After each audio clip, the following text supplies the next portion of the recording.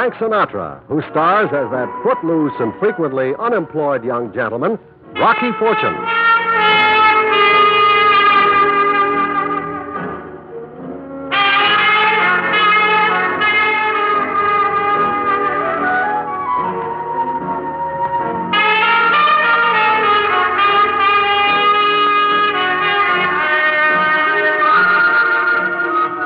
Hi. I don't know what it is about me and employment. We start out together, but sooner or later we reach the fork in the road. Usually sooner. You take last week. The employment agency sent me out on a job as an oyster shucker. But somebody tried to serve me up on a half shell with a real crazy cocktail sauce. Blood.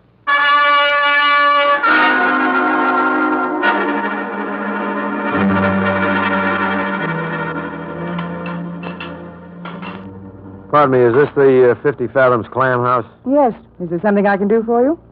That's the best offer I've had all day. We'll have a table in a minute. Would you care to look at the menu? What's the menu got that you haven't got, baby? A price list. If you'll excuse me, I'm busy. Now, wait a minute. Don't get sore. I work here. I'm the new oyster shucker. I'm Rocky Fortune. You'd better go around to the kitchen, Mr. Fortune. Just call me Rocky, huh? And I'll call you 2 or 3 times a day. Don't bother. Why not? For one thing, I've got a boyfriend. Now, why would we let a little thing like that come between us? Maybe because he's standing right behind you. Oops.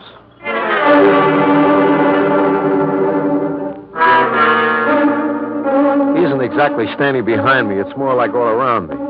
This joker's 6'4", 200 pounds on the hoof, and broad enough to go through the middle of a revolving door. And I can't figure a gorilla like this with this girl. She's a real sweet little girl, like somebody's kid sister. Only she's wearing a knit dress, and she's got a figure that's giving the warp and the woof a hard time. I get a glimmer when she introduces me to the bruiser. Mr. Fortune, this is Mr. Barney. He's the manager. All right, Fortune, get back to the kitchen. I'll give you a personal introduction to a barrel of oysters. This way. Hey, Fortune, Yeah. stay away from Iris. Who says so? I say so. Now, here's your counter. Shell's in a garbage can. And this is the oyster knife. Right. And just so as we don't misunderstand each other, I'm very serious about Iris. Very serious. Hey, look out with that knife. You understand, Fortune? I got an inkling. Now get to work and shuck them oysters.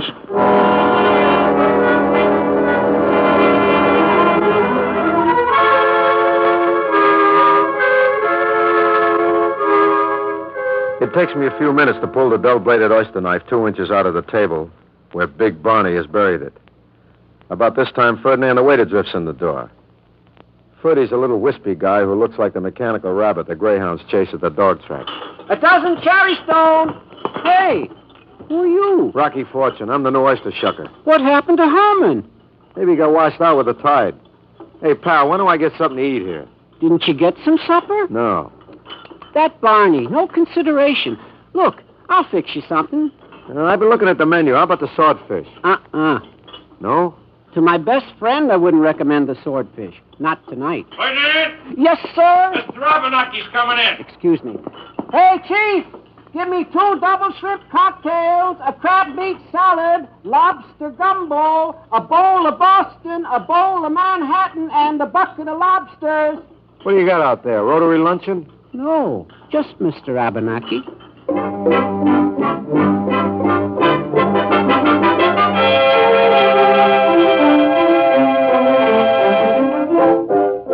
I take a peek through the kitchen door, and Mr. Abernathy is sitting on 2 chairs at once and is still lapping over on all sides.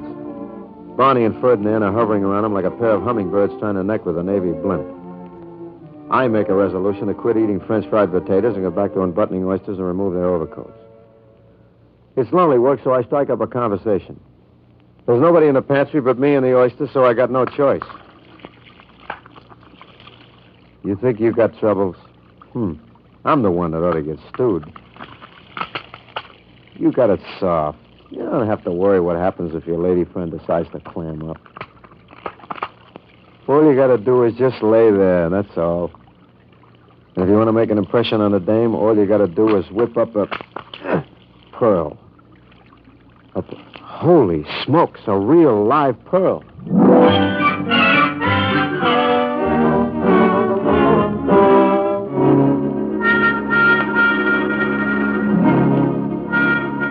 It's a real live pearl sitting in the middle of that oyster staring up at me with its one beautiful beady eye. I'm figuring on calling little Arthur the Book to place a fin on the nose of Pearl Diver in the Fifth at Belmont when I open the next oyster. So help me, another pearl. I haven't had a run of luck like this since I busted up the floating crap game in Doherty's garage. So I leave the stake out and shoot it all. Another oyster. Another pearl. Come on, baby. Papa needs a new necklace. One after another, and every little darling loaded. I'm trembling as I hit number 10, 11, and 12.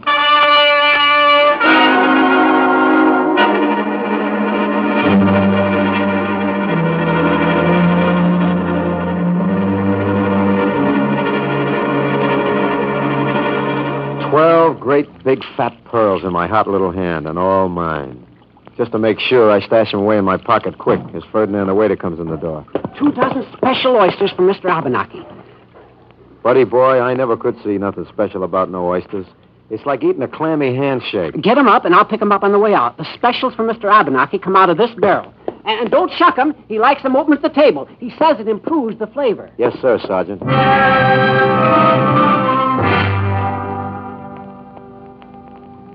Unfortunately, Barney has forgotten to tell me this, and I've already separated Mr. Abenaki's special oysters from their shells. Now, to me, the difference between a couple of oysters is something that can only interest another oyster. So I fill up a plate from the regular barrel. This, it turns out, is a mistake. Through the doors, I hear Mr. Abenaki sounding off like the bullhorn on a big moat. Barney! And Ferdinand comes flying back like a scared pigeon. What happened? What happened to the special oysters? Who is responsible for this? Please, Mr. I paid Abenaki. for special oysters, shipped in just for me, and what do I get? Call these oysters? These miserable, scrawny blobs. What happened to Mr. Abenaki's oysters? You, Fortune. Me? What happened to the specials? It was just a little mistake. A mistake! A mistake with my oysters. Please, Mr. Abenaki. Fortune, what happened? I opened them first. Nobody told me any different. You hear that? He opened my oysters. All that flavor gone.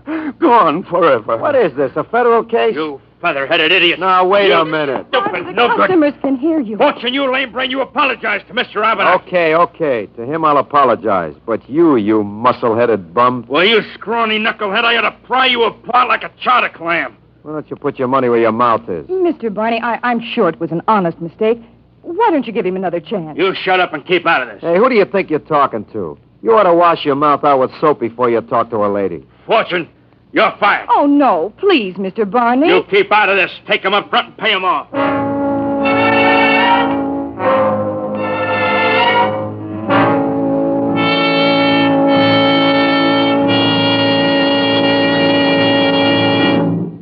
Iris fishes me a couple of bucks out of the register, and I can see she's a little sorry for me, which makes me feel very pleasant indeed. Here you are, Mr. Fortune. I wish it was more. Oh, well, easy come, easy go. I just wish I was staying on, though, so I could see you again. It took a lot of courage to stand up to Barney like that. I still have the oyster knife. I wish there was something that I could do. How about splitting a steak with me tonight, huh? After all, I just got fired, and I shouldn't be left alone with a knife. Well, I suppose it's all right. Meet you when you get off. Is it a date? All right, Rocky. I'm off at 9.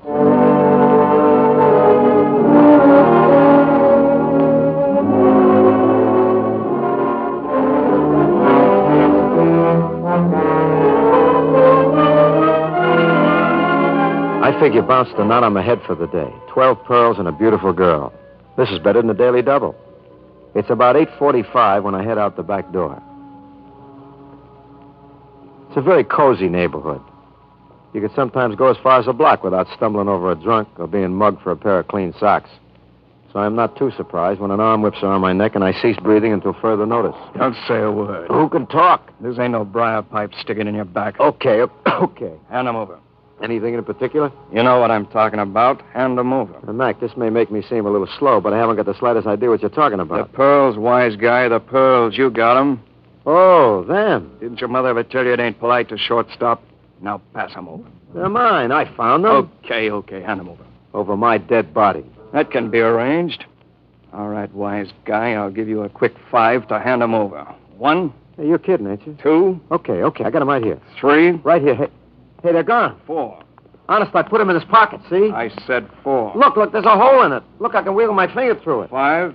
If you don't believe me, look for yourself. Yeah. Okay, hold still. I'm ticklish. You're clean, all right.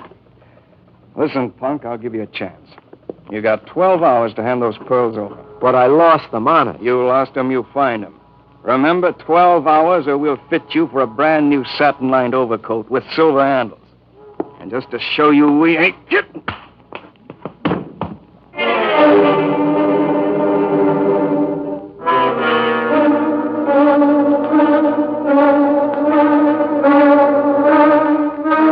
About 20 minutes later, the world slows down to a gentle spiral. Some other bum has rolled me for 38 cents in change, a subway token, and my shoes. I paddle around to the avenue with my bare feet, and I find Iris waiting in front of a drugstore looking like Hurricane Barbara, about to hit the Atlantic coast from Block Island to Cape Hatteras. Rocky, this is not the kind of a neighborhood where a girl likes to wait for... What's the matter? You're limping. I stepped on a live cigar butt. Well, you're barefoot. Where are we going? To a square dance? Look, honey, I'm afraid our date's off. Why? I got to attend a funeral. Whose? Mine. What are you talking There about? seems to be a difference of opinion about some pearls. I told the guy I found them, but he couldn't see it my way. You found some pearls? Yes. Where? Where else? In an oyster. 12 of them. You found 12 pearls in one oyster? No. One each in a dozen. How's that for luck? Nobody's that lucky. But now I can't find them. I got a hole in my pocket. I must have dropped them. Oh, that's terrible. You don't know the half of it. The guy who just slugged me gave me 12 hours to cough up the pearls or else. A particularly nasty else. Oh, well, then we've got to start looking for them right now. Right now, I'd rather look for some shoes. A guy can get athlete's foot this way.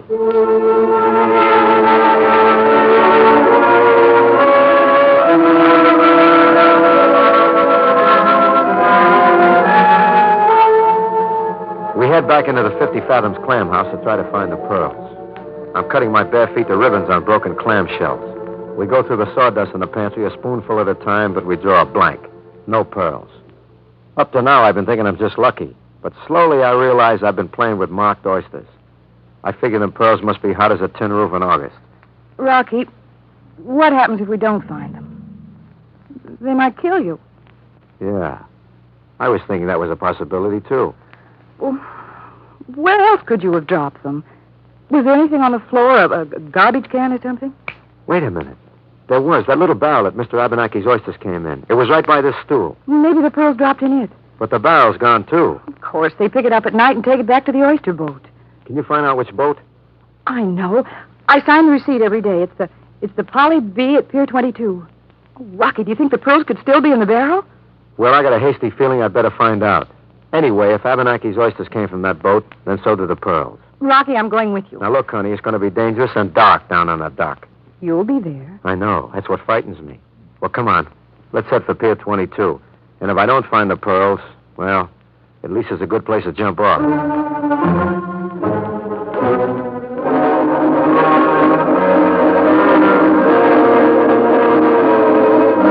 I'm still barefoot as we head up the waterfront to Pier 22, but I keep going. I figure it's like a horse. If I pull up lame now, I'm a cinch to get shot.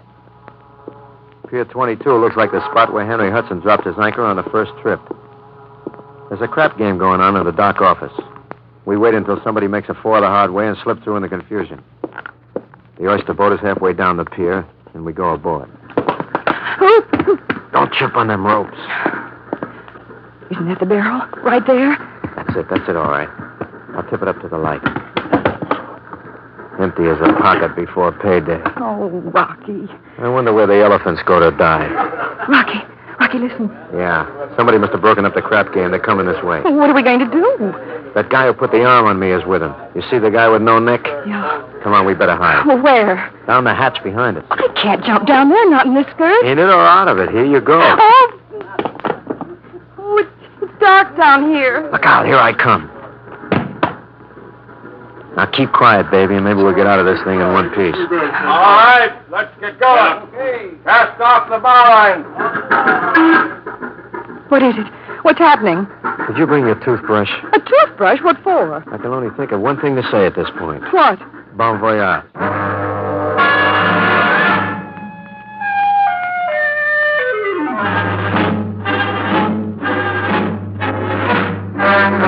is definitely not in the Queen Mary class.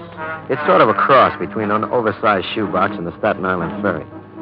It would probably rock like crazy in a bathtub, and by the time we're through the Narrows and into the lower bay, Iris has turned a tasteful tone of green, which unfortunately clashes with her purple dress. Oh, Rocky, I'm afraid I'm going to die. No, you're not. Okay, I'm afraid I'm not going to die. Ugh. Somebody will hear you. I don't care. There's the boy. Loran, the boy. What happened? We're stopping. Maybe we hit a red light. Will you men get the net on the side? Come on, hurry up. What is it? Oysters?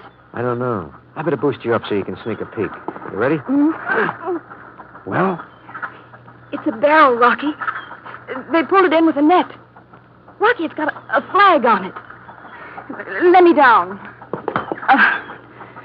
I got it now. Just like Prohibition. Someone on an incoming liner dumps the stuff over. And this boat picks it up. Yeah, and delivers it to the 50 Fathoms clam house. What a way to sneak in pearls inside an oyster. And if some jerk opens one by mistake, he just thinks he's lucky. Can you imagine a guy stupid enough to think he'd really find a pearl in an... You read any good books lately? Rocky, it's a smuggling racket. All right. Maybe you're even Back smart. off. That's Okay. right. I could kiss you.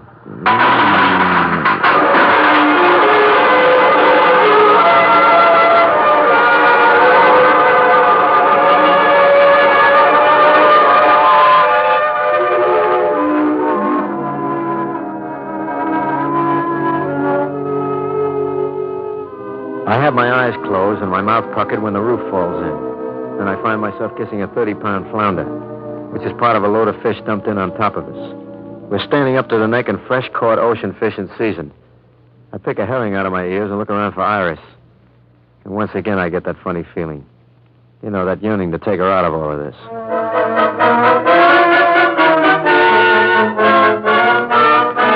The Polly B makes it back to the pier in blue ribbon time. And when the coast is clear, Iris and I climb out of the fish and shake off the scales. I've got a smelt in my pocket and a certain air about me. Ooh, I can't even stand myself. I think it's invigorating. Rocky, you know it's clear. You got the pearls by mistake. Yeah, those oysters were meant for Mr. Abenaki. They're delivered specially for him. It must be Rocky. So, what do we do now? Well, honey, as much as I hate disturbing a man at his meal, Mr. Abenaki leaves me no choice. He eats all day.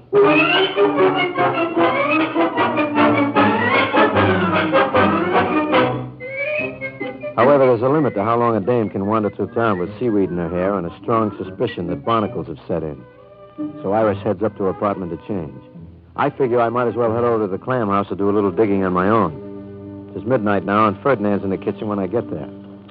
Say, what happened? You jump off the ferry? Never mind. Listen, has Abenaki still got his nose in a feed bag? He's on his Demitas. Demitas? Yes, he has to watch his weight. Look, Ferdinand, about those special oysters. Mr. Abenaki never has them open in the kitchen, right? Right. He's a very particular man. He wants to make sure all the flavors locked in. I'll bet he does. Ferdinand, this may come as a shock to you, but something tells me Mr. Abenaki is playing puss in the corner with the United States Custom. Not to mention the cops from the country where the stuff was originally heisted. The stuff? The pearls. I found a dozen of them in his oysters. I can't figure out where they went to, though. You lost them? Yeah, through a hole in my pocket. I was leaning over the counter right here. Now, they could have rolled along, but I didn't find them on the floor. They should have dropped right down here like... Who put that bowl of soup on the stool? I did. That's Mr. Abenaki's oyster stew. I always leave it there till he's ready for it. You do? Yes. Did Mr. Abenaki have oyster stew tonight? Sure. He has a couple of bowls with each meal. Ferdinand, I got to make some phone calls to the cops for a squad car and the Bellevue Hospital for a stomach pump. You mean Mr. Abenaki is a smuggler? Somebody around here is, and he looks like it. I'll let the cops nail it down. Well, that's too bad, isn't it? About Abenaki, why? He deserves what he's got coming to him. Yes, but I'm afraid you don't. Now, please put up your hands, Mr. Fortune. You see, we wouldn't want the police around. The clam house has to think of its reputation. But your gun is loaded. Barney, Sure, boss. take this gun and keep him covered. With pleasure. then it's you. I suppose it is. Barney, could Captain Duran arrange a special trip on the Polly B? Easy. Well, we'll have to be careful where we drop you. It wouldn't do to spoil the oyster bed. Mr. Abenaki wouldn't like it. Couldn't you just maroon me on a desert island? Please, Mr. Fortune, be practical. Now, we're going out through the kitchen door. Barney, you go first. Sure thing, boss. Coast is clear. Barney, what happened? Probably this. Rocky? Rocky, you all right? Sure, how's Barney? Oh, he's out cold. What did you hit him with? A frozen flounder. You know it was Ferdinand all the time? The waiter? Sure, he got to the oysters before Abenaki. That reminds me. Where are you going? To call the cops. I got to tend to something.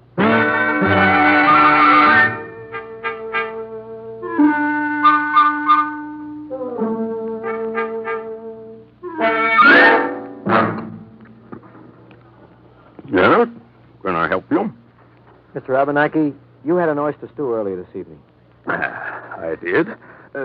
Please pass the ketchup. Look, I don't want to disturb you, but there were a dozen pearls in that stew. Oh? I thought the oysters were somewhat gritty. Now, we've got to get those pearls back wherever they are. Is that all? You've got them. I suppose I have. In the midsection. More or less. I'm going to send for a stomach pump right away. Oh, that won't be necessary. I have them in my vest pocket. Here. Are these the pearls? You mean you didn't eat them? Goodness, no. I almost lost a filling on the first one, though. I thought I was just lucky. You're sure these pearls belong to you? I'm positive, Mr. Abenaki. Well, if they're yours, take them by all means. Oh, and young man. Yeah? Ask somebody to bring me another piece of pie.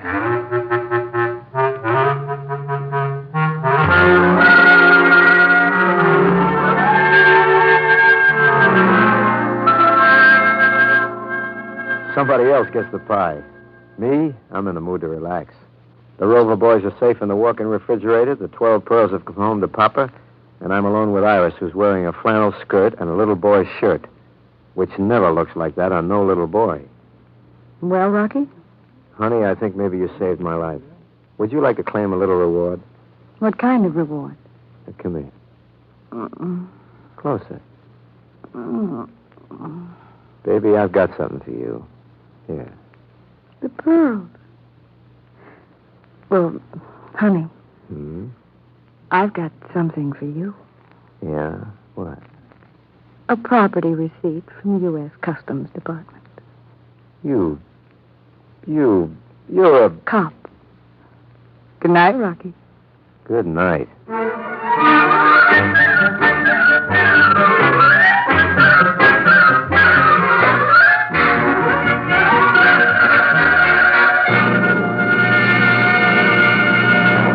Frank Sinatra as that footloose and fancy-free young man known as Rocky Fortune. Others in the cast included Lynn Allen, Jack Crucian, Jack Nestle, Lou Merrill, and William Euler. Andrew C. Love directed. Eddie King speaking. Now here's Frank Sinatra to tell you about next week's transcribed adventure.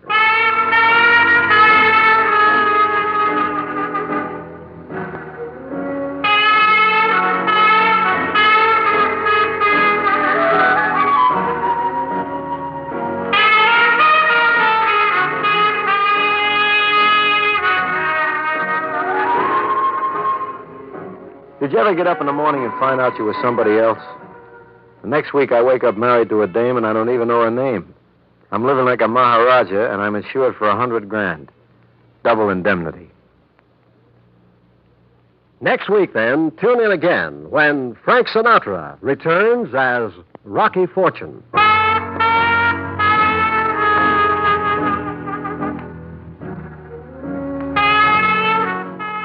This is the United States Armed Forces Radio and Television Service.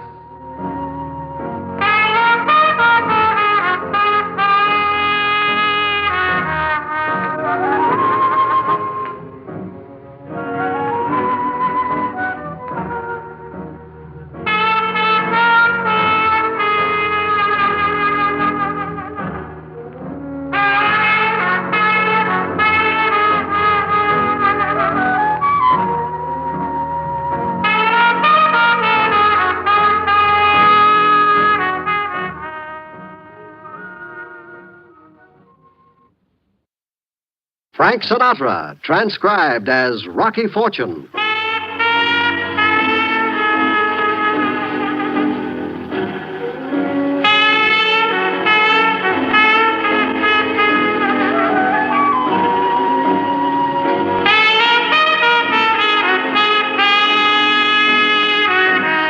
NBC presents Frank Sinatra, starring as that footloose and frequently unemployed young gentleman, Rocky Fortune.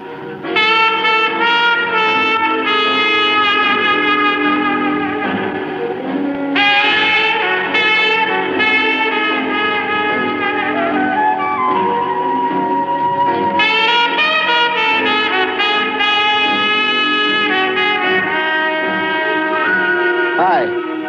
I don't know about you, but I'm the kind of guy who can't stay put. I get restless. Give me a nice soft job, a buck in my pocket, and a meal ticket, and one will get you 10. I'll quit the job, lose the buck on the GGs, and exchange the meal ticket for a train ticket. Hey, you take last week, for instance. The employment agency sends me down to Houston Street for a job as a chauffeur. Hey, Mac, this 159 Houston? And what do you want? Somebody wants to hire a chauffeur. A chauffeur? I made a joke? You take a look around this neighborhood, mister. Who you think got money for a chauffeur? Not even for food they got money.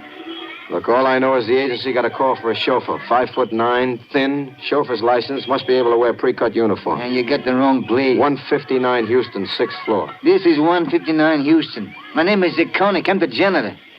You take a look how many floors we got, eh? Maybe they meant 5th floor. I better go up. Yeah, you go ahead. Let me know if you get the job, eh?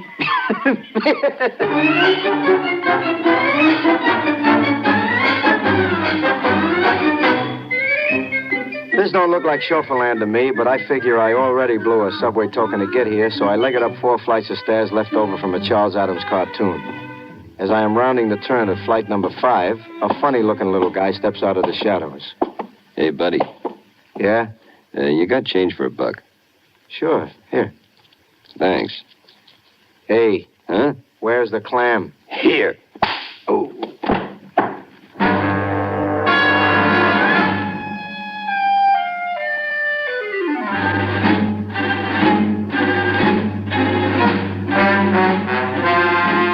Now, I've been rolled before, but this guy works on my skull like he's a Sherman tank in the Aberdeen Proving Grounds. When I come to, I'm in a white room with iron grillwork in the windows.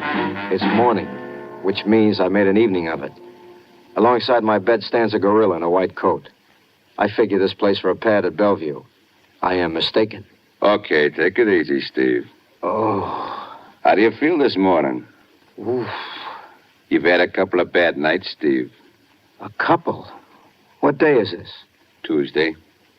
Holy smokes. I've been out since Saturday. Last week you were pretty good. Only a couple of lapses.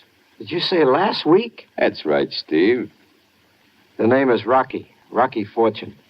You're not going to start that again, are you, Steve? Start what? That Rocky Fortune bit. Dr. Harris wouldn't like it. Listen. Oh, what a hangover. Take it easy. Look, where am I, Buster?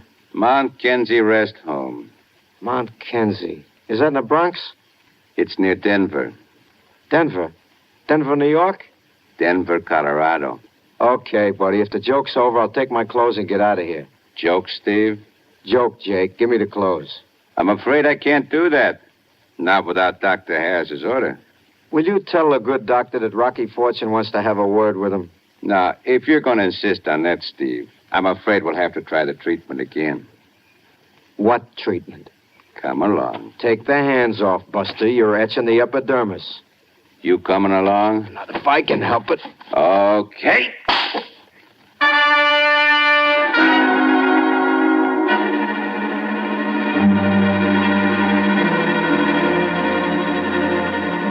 Johan's a big guy in the judo department, besides which they got me drugged like a hypochondriac with a 3rd-degree hangnail. He drags me into a white tile room and starts to massage my head with a fist like a sledgehammer. Only this bum's got a new wrinkle. First he puts a pail on my head, and then he hits the pail.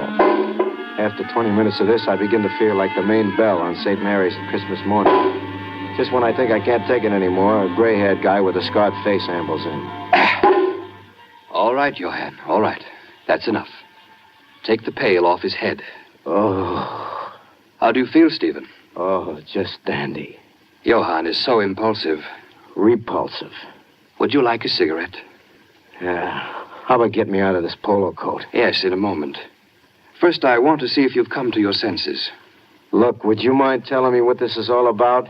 1 minute I'm being rolled in a hallway in New York City, and the next minute I wake up in Denver, Colorado. Stephen, you've been here at Mount Kenzie for 8 years. My name is Rocky, born Rocco Fortunato. Your name is Stephen Crandall III. 8 years ago, you were thrown from a polo pony and sustained a head injury. You suffered from delusions. You've been under treatment here. Come on, Doc. What's the ransom? Ransom? How much do I have to raise to get out of here? You see, Johann, he's still very sick. Poor fella. Yes. I'm afraid we'll just have to continue the treatment. All right, Johann, put the pail on his head.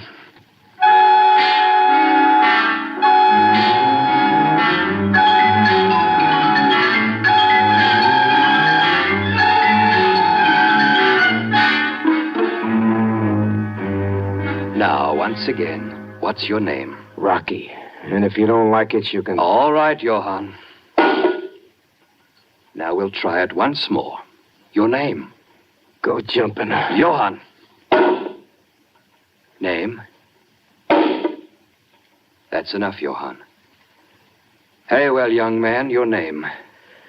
Stephen. Stephen what, please? Stephen Crandall, III. Your age? 32. How long have you been here? 8 years. Why did you come here? Polo accident. Good, good. And now, once again, your name? Crandall. Stephen Crandall.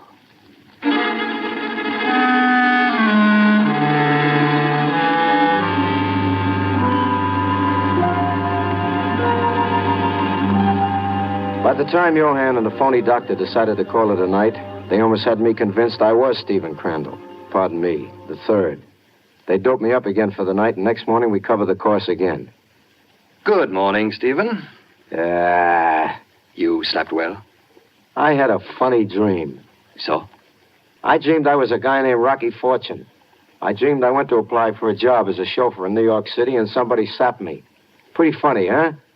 But you understand it was only a dream. Oh, sure. I'm happy to hear that.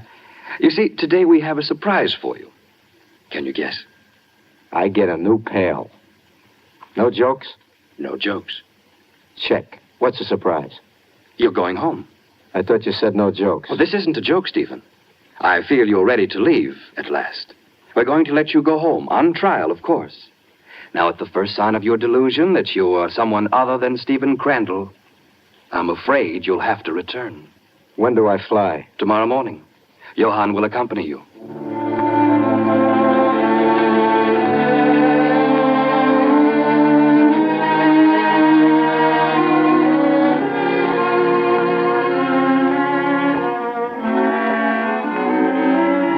I get another shot of essence of vampire and wake up next morning feeling as strong as a mouse. Before I know what happens, they hustle me into a black Duesenberg and drive toward Denver. About 2 miles out of town, we cut up a winding private road and stop in front of a 28-room bungalow. The doc and Johann walk me to the door, close enough so I can feel the muzzle of Johann's .45 caressing my spine.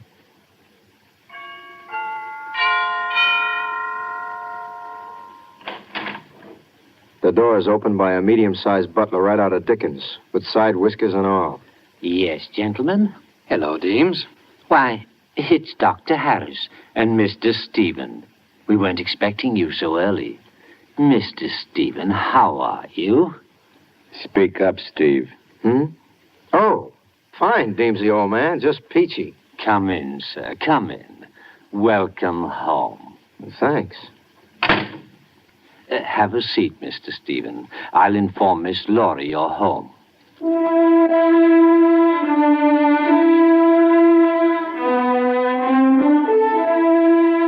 I lower myself into a chunk of Chippendale and wait. My head aches and everything looks like a 3D movie without glasses. After a couple of minutes through the blur, I see a dame come floating down the staircase. Even in my weak condition, I can appreciate that she's got more curves than the Jersey Turnpike. She takes one look and comes on like gangbusters. Steve, darling. Oh, darling, darling. Sis? This is your wife, Steve. He's still a bit confused, Laura. Oh, I understand, Doctor. Oh, it's good to have you home, Steve. Kiss me again, darling. You know something, baby? It's good to be home.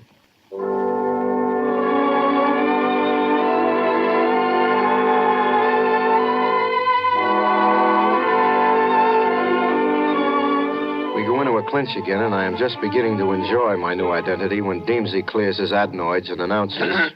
Excuse me, Miss Laura. Judge Harley is calling.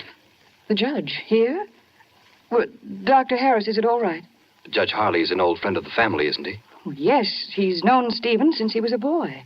Well, I think it'll be all right. Just behave yourself, Stephen. Oh, sure. Very well, Deems. Show him in. Yes, ma'am. Remember, Stephen. How can I forget? This way, Your Honor. Laura, well, and Stephen. I heard you were coming home, but I didn't expect I'd actually find you here. How are you, my boy? Great. Just great. Let me look at you. Oh, he's changed, Laura. Thin. Ought to eat more. Well, I expect 8 years in a way. It can change a man. Even 8 hours can do it. Very thin indeed. You know, I hate to see a thin man or a woman. This is Dr. Harris from the rest home and his assistant, Mr. Fiddler. Judge Harley, gentlemen. How do you do, Judge? I won't intrude. I just dropped by to see how you were progressing with your personal bankruptcy. My attorney will file in a week or so, Judge. Yes, well, it mustn't delay too long, you know. As a friend, I'll hold back the flood as long as I can, but creditors will be creditors. Yes. Well, I'll be running along. Stephen, it's been wonderful to see you back in the bosom of your family. You fatten him up now, Laura. Hate to see a thin man or woman. Good day.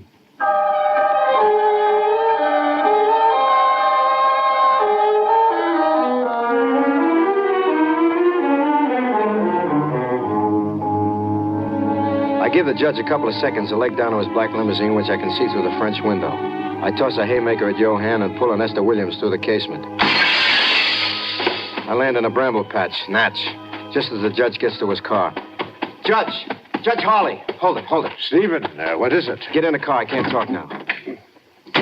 Come on, let's get going. But Stephen, Look, I'm not Stephen. My name is Rocky Fortune. This whole thing's a big hoax. Now step on it before they get here. Of course, Stephen. Rocky. Strange, it won't start. The ignition's not on. Okay, hold it. Don't try to get away, Steve. Fat chance. You okay, Judge? What happened? Steve here tried to do away with himself. Right out of the window. Lucky it was the first floor. What was he telling me about being Rocky something or other? Oh, he's Rocky, all right. Judge, listen. Call the Gridley Employment Agency in New York, will you? Steve, you know what I got in my pocket. Now, be a good boy, and I'll give you some candy. Okay, Ape Man. You win. This time. Sorry to have troubled you, Judge. Come on, Steve. I'm glad I was of service. Take good care of Steve now. Don't worry about that, Judge. It's thin. Very thin.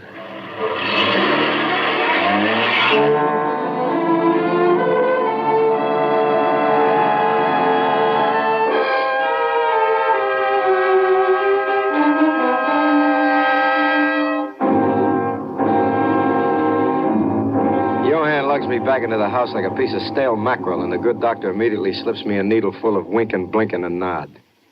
Yeah, there we are. Oh, the poor darling, he's all scratched up.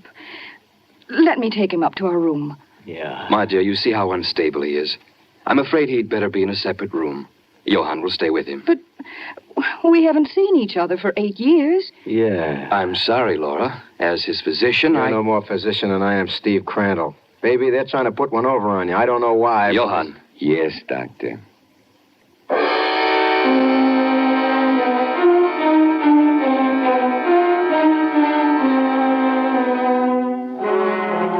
Johann puts the muscle on me, and I'm locked into the guest room on the second floor. By the time we reach the door, my head feels like the steam room at an all-night Turkish bath. I get my ear on the pillow and pass out. Rocky. It's me, Laura.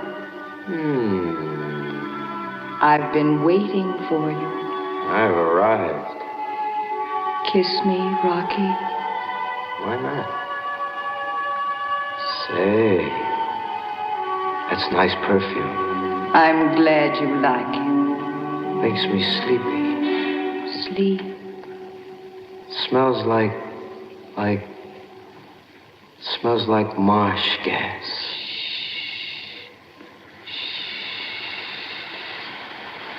Gas. Gotta wake up. Gotta open the window. Come on, Rocky. Come on, boy. That's a boy. Crawl. Crawl, boy. That's it. Now the chair. Window. Come on, boy. Steve, what is it? I was in my room and I heard a crash. Nothing much, baby. Let me get some air. Well, you're sick. I ain't healthy. Whew. Turn off that gas heater, will you? Where's Johan? He's downstairs with Dr. Harris. Well, Steve, what happened? Nothing. Your friend Johan tried to fit me for a casket, that's all. Steve. I am not Steve. Let's get it straight, honey. Whew. Before Muscles gets back. My name is Rocky Fortune. I'm a ringer. The doc and Johan are trying to pass me off as your husband. You ought to know better. I do. It's a nice time to say so. Well, I didn't dare. They threatened to murder me. Okay, let's have it. My husband committed suicide in their sanatorium some months ago. He carried very heavy life insurance. Naturally, we couldn't collect on a suicide. Johan and the doctor decided that they wouldn't report the death. They got you to take Steve's place. I begin to get it. I have an accident, you collect double indemnity, and they pry you loose from the money. They forced me into it. Okay, we got to get out of here, baby. But they'll kill us. Not if they want me to look like an accident, they won't. I'm worth a lot of loot, kid. Well, how can we do it? Is there anybody in the house you can trust? Deems. Fine. Get to him, tell him to have a car ready in front of the house in exactly 5 minutes. Where's Johan and the doc? Downstairs. Probably give me plenty of time to soak up the ether. Okay, look, go down, tell them I'm lying here dead. When they come up, you get out to the car. Got it? Yes. Wish me luck. Good luck, Steve. Rocky. Good luck, Rocky.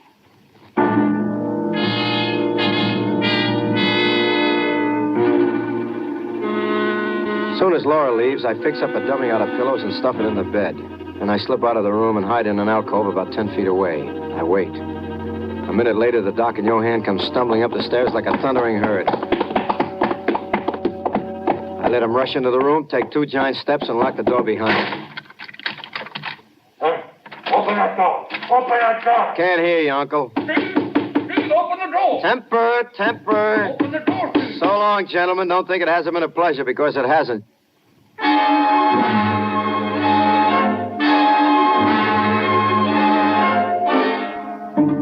I am down the steps like a grasshopper in a granary and on my way out when I see the telephone and get a sudden inspiration. Operator, Operator, I want the municipal courthouse. Judge Harley, it's an emergency. I'll connect you with information. I said emergency, baby. If it's an emergency, baby, I'll give you the hospital. I'll settle for information. Make it fast.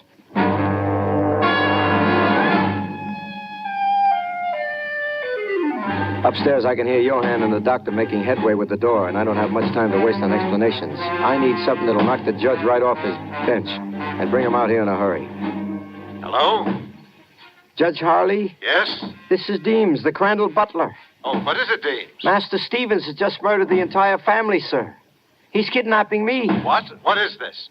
What's that banging noise? It, dynamite, sir. He's blowing up the house, room by room. I think you'd better get out here, sir. Here they come. Deems? Bye.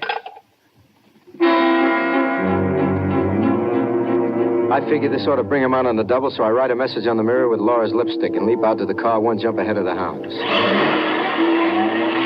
Are you all right, Rocky? Fine. What took so long? Had to call my bookmaker to insure a bet. What about the doc and Johan? On the inside, looking out. Head for the local constabulary, Deems, the old sock. Yes, sir.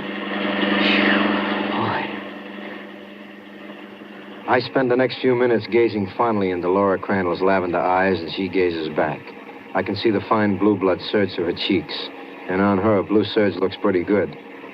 I'm ready to surrender to the beast in me when Deemsy makes a screaming turn off the main highway and pulls to a stop 10 feet from the edge of a cliff. Hey, what gives? There's been a car following us, sir. I didn't see any car. If I may say so, sir, you weren't paying much attention. All right. Let's get going. I'm afraid not, sir. Listen, egghead, I said let's get... You were saying? Put down the gun, Deemsy. I'll give the orders, Mr. Fortune. Get out. Wait a minute. What is this? Just step over to the edge of the cliff, if you please. What if I don't please? You take on weight all of a sudden. He means it, Rocky. Okay. Mind if I ask what happens next, or am I being naive? Next, Mr. Fortune, you accidentally fall off the cliff. The car follows you.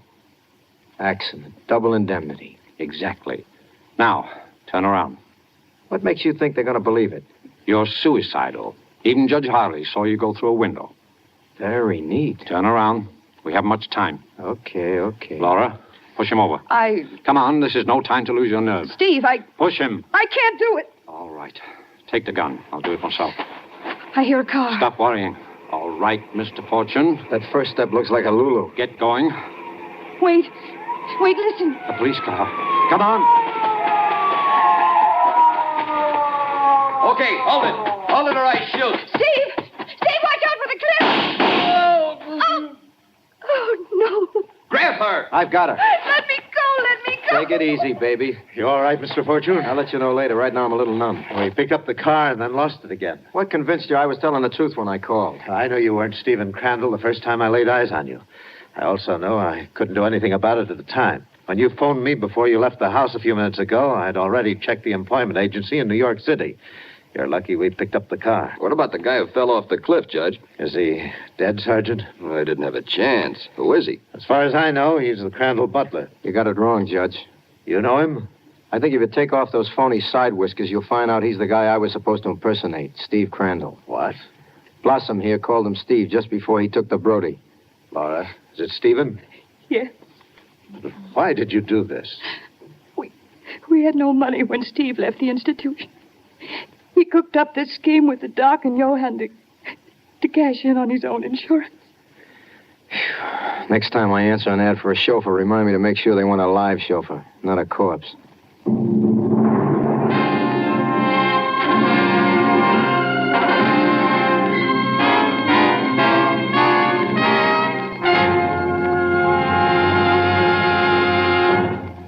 Tonight, NBC Radio has presented, transcribed, Frank Sinatra as that footloose and fancy-free young man known as Rocky Fortune. Others in the cast included Francis Urie, Maurice Hart, Jack Mather, Herb Ellis, Stanley Fraser, Lynn Allen, and Stephen Chase. Andrew C. Love directed. Eddie King speaking. Now, to tell you about next week's adventure, here's Frank Sinatra as Rocky Fortune.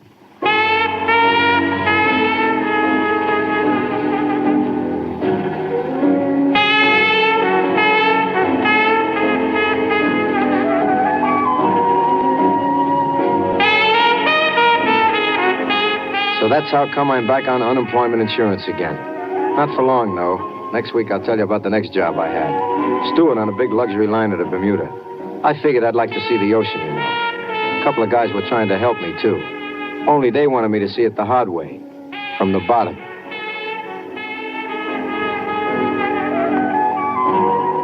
Next week, then, tune in again when Frank Sinatra returns as Rocky Fortune. We join American business and industry in saluting the National Safety Council and the thousands of safety-minded men and women who are, this week, attending the 41st Annual Safety Council Congress and Exposition in Chicago. With the cooperation of business and industry, the National Safety Council is making life in America safer for everyone. Enjoy Fibber McGee and Molly tonight on the NBC Radio Network. Frank Sinatra, transcribed as Rocky Fortune.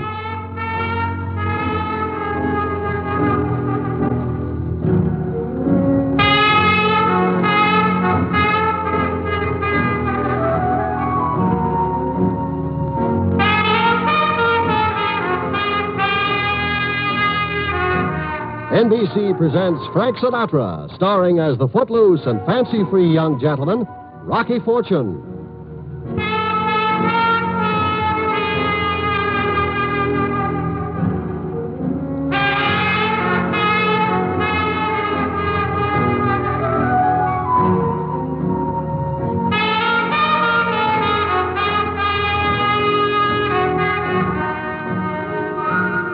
Hi. You know, sometimes my friends ask me, Rocky, why can't you hold a job? That's a good question. And I don't know the answer.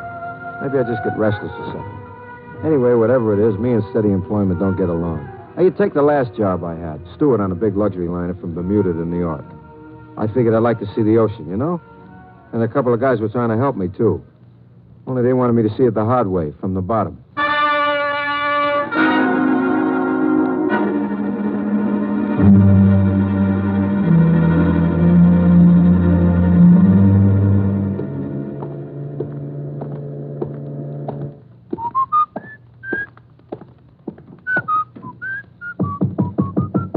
Come in. Pardon me, Miss Nightingale. This is sick bay, isn't it? Yes. Something wrong? My heart is going pitter-pat. I beg your pardon. Nothing, Blue Eyes. I'm the steward from A-Deck. I came for the pills. Pills? The Dramamine for Lady Droop Snoot. You know, the Duchess in A7. Oh, you mean Lady Harkness. Yeah, anything you say. Oh, you'll have to wait a moment for Dr. Harper. He'll be back. That's too bad. Is something wrong, Mr. Fortune. Rocky Fortune. No, why? Oh, you keep staring and winking. Oh, I just got something in my eye. I'm just trying to wink it out. Oh, you better let me take a look. Yeah. Oh, just sit down there in the light. How's this? Now, lean closer. Like this? A little closer. Does this make it? That's too close. Now, which eye is bothering you? Right now, both. Try the left one. Open wide. Ah. Your eyes, I mean. Oh. Ah. Don't be fresh. Don't be so beautiful. I don't see a thing. I do. Please, Mr. Fortune, you're not cooperating. I don't even know your name. My name is Helen Travers, R.N. For real nice? For registered nurse. Yeah. Now, about the eye, do you mind if I wash it out? Honey, you can do anything you want. Would you like to take out my tonsils or saw me in half? Anything, just name it. You're impossible. Hold still. There. Ow! That's for being so fresh. Something wrong, Miss Travers? Oh, hello, Doctor. The steward would like some Dramamine. Oh, seasick? You don't look well. I haven't looked well since I was 9. It's for a passenger in A7. A7? That's Lady Harkness, isn't it? That's right. I'm afraid I can't give you any more. What's wrong, Doc? The chief steward was up less than an hour ago to get some Dramamine for Lady Harkness. Stuff isn't candy, you know. The chief? He just sent me up. There must be some confusion here. I think you'd better check. All right, Doc. Sorry. Not at all. It was a pleasure. I hope your eye improves. Yeah, the wash seemed to help it a little bit. Say, maybe I could come back later on for another eyeful, I'm afraid my boyfriend wouldn't approve. Anybody I know? Yes. Yes, the chief steward. Goodbye, Mr. Fortune.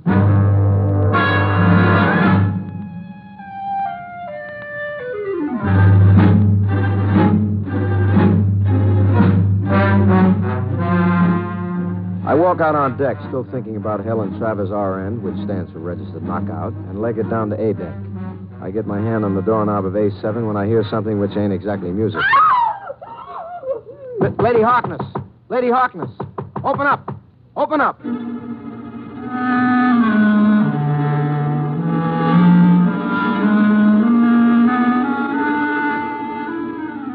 When nothing happens, I put my shoulder against the door and heave. When nothing happens, I try the knob, and it opens.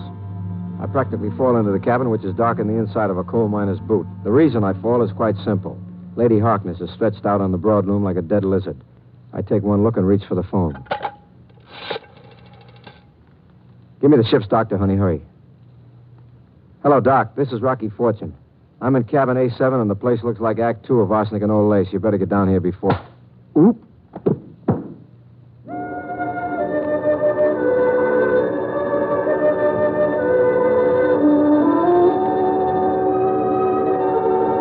Whoever it is has been hiding behind the door when I come in. I never know what hits me. The top of my head exploded, and the floor kept coming up to meet me. Only it took a long time to fall, and I must have had some crazy dreams on the way down. Rocky! Huh? What? Up here, on this cloud. Well, Helen, how'd you get away up there? I flew. Come on up. How? Fly. Are you kidding? Try it. You can fly. Spread your wings. Holy mackerel, I got wings. Flap harder. I can't make it. Maybe I've been grounded. Try again. That's it. Flap harder. I'm off the ground. Hey, I'm falling. Helen, I'm falling. Helen, I'm falling. Helen. Take it easy, Rocky. My wing, I can't fly. Who can? Come on, snap out of it. Hey, where am I? In sick bay. What happened? My arm? Your arm is in a cast. How come? You must have fallen and sprained it. Dr. Harper told me to put a temporary cast on it, just in case it's badly hurt. Gee, it feels like lead. What hit me? I don't know. We found you stretched out on the floor of Lady Harkness' cabin. Well, how's the patient? Oh, say, you look awful. We've been through that already. Oh. How do you feel? Arm hurt? Not bad. Yeah, let's have a look, huh? Well, it's a nice job, Miss Travers. Thank you, Doctor. Oh, Fortune, if you can make it, the captain would like to see you. What's on his mind? Well, I don't know for sure, Mr. Fortune, but I guess it's the $50,000 worth of jewelry that was stolen from Lady Harkness. I staggered down to the old man's cabin, feeling like somebody left me in one of those fancy washing machines with the dial set on rinse dry. When I get there, the reception committee included Lady Harkness, who is about 60, wears a tweed suit, and talks like an English Tallulah. The chief steward, who looks like a clothing dummy, and the old man. 350 pounds of human meanness. Close the door, steward. Aye. I believe you know Lady Harkness. Aye. And the chief steward. We've had the pleasure. Sit down. Thank you. Thank you, sir. Thank you. Is this the man you saw, Lady Harkness? Young man, would you mind bending over? Me? You, up to it. Okay, but what for? Well, you see, it was dark and I'd been asleep. When I opened my eyes, I only saw this strange man leaning over me. I screamed, and he put a pillow or something over my face before I could get a good look at him. Is this the man? Well, it might be, Captain. All right, Fulton. Straighten up. Do you mind if I sit down, Captain? I've had a hard tap on the skull. You will remain standing in the presence of a ship's officer. Thanks. No insolence. Excuse it. Now, would you mind telling me what this is all about? Fortune, there is $50,000 worth of jewelry missing from this cabin. I don't suppose you'd like to confess. Confess? Sure. I've been waiting all night to confess. You see, it was like this. Get this, Mr. Waters. Yes, sir. I crept in through the porthole, see? And Lady Harkness here was asleep. I scragged the ice. I beg your pardon. Heisted the jewels. She started to wake up, so I smothered her with kisses. Then she screamed. I saw I couldn't escape, so I called the doc on the phone. Then I carefully swallowed the jewels, hit myself on the head with a piece of stale salami, broke my own arm, and passed out. And I'd be very happy to sign a statement. That's screamingly funny, old boy. How'd you like a punch in the jaw? Just try it, Hercules. That's enough from both of you. Mr. Waters. Sir? I want Mr. Fortune's belongings searched. If you don't turn up those jewels, you have my permission to comb the entire ship from stem to stern. Yes, sir. Mr. Fortune, you may consider yourself discharged. You are confined to crew's quarters. Just a minute, Captain Bly. Well? Don't you think this amateur gumshoe work ought to be left to the law? Mr. Fortune, in case you are not familiar with the maritime code, on this vessel, I am the law.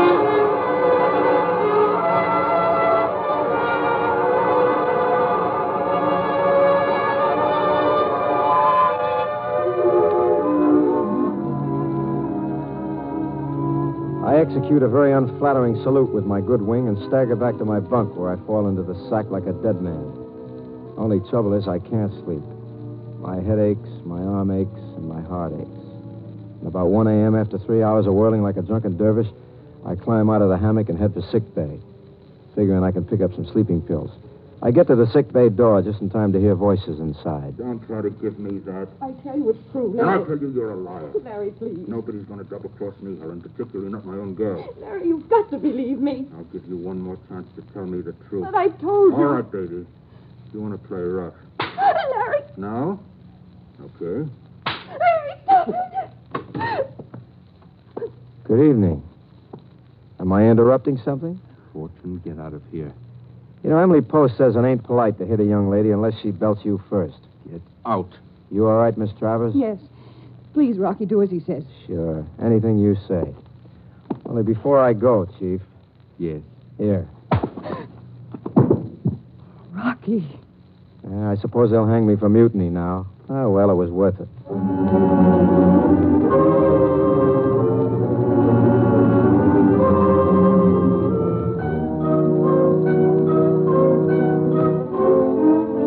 I go back to my pad and spend a few more restless hours trying to figure out what goes between Larry the steward and Helen Travers. In the morning, I wake up and head back to sick bay for a checkup on the arm. Ah, how's it feel? Hurts. I think I'd better x-ray in case it's a green twig fracture instead of a sprain. Does that mean you take the cast off? No. We can x-ray right through the cast. I'd hate to spoil Miss Travers' beautiful work. Her beautiful work weighs about a ton. How long do I wear it, Doc? I'll let you know after the x-rays. Just step over here, please. Huh? Now, place your arm right here. That's fine. You just hold that, huh? Now. Just hold steady. Ah, good, that's fine. Now, you wait here. I'll go into the dark room and develop it. Huh? Say, Doc, is Miss Travers in this morning? No. She said you didn't feel well. Had a bad night, I expect. I expect she did. This'll only take a minute or two. Just make yourself comfortable, huh?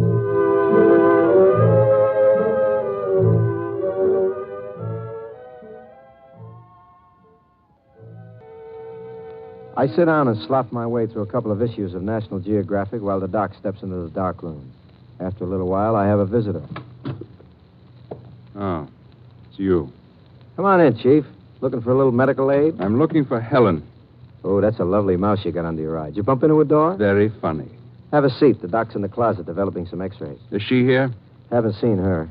Say, they find the missing jewels yet? You know darn well they haven't found them. Did you look in the captain's cabin? You know, I don't trust him. He's a sneaky character. Fortune, when we get into New York tomorrow, the police are going to have a little talk with you, and frankly, I wouldn't want to be in your shoes. Chief, I'm going to level with you. If you were in my shoes, I'd throw them away. What's that? It came from the dark room. Try that door there. Locked.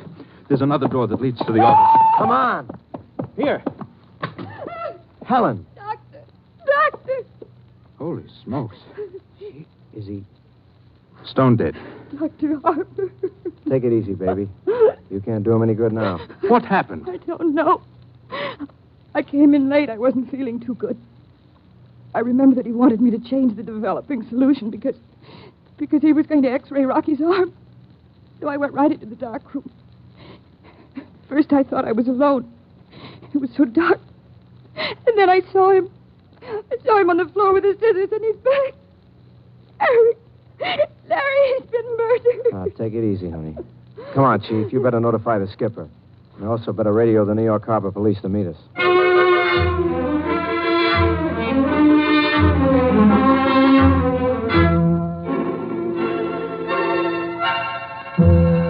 While the chief steward goes over to phone the old man, it suddenly occurs to me that I'd better have a couple of ready answers. So I go back in the little dark room to take another look at Dr. Harper and snoop a little. Just when I think I've struck oil, the skipper barges in. Fortune! Yeah? I don't want anything touched. Just window shopping, Skipper. You are under arrest. What's the charge? Or don't you need one? The charge is murder. Now look, Captain. You will be placed under guard in the forward lazarette until the police board ship. Just what makes you think I slipped it to Dr. Harper? You were alone with him when the chief steward arrived. He was in the dark room. You had plenty of time to kill him and go back to the examining room. And you'll have plenty of time to pay for it, too. The rest of your life, I predict, Mr. Fortune. I got news for you, Skipper. As a fortune teller, you got a crack in your crystal ball.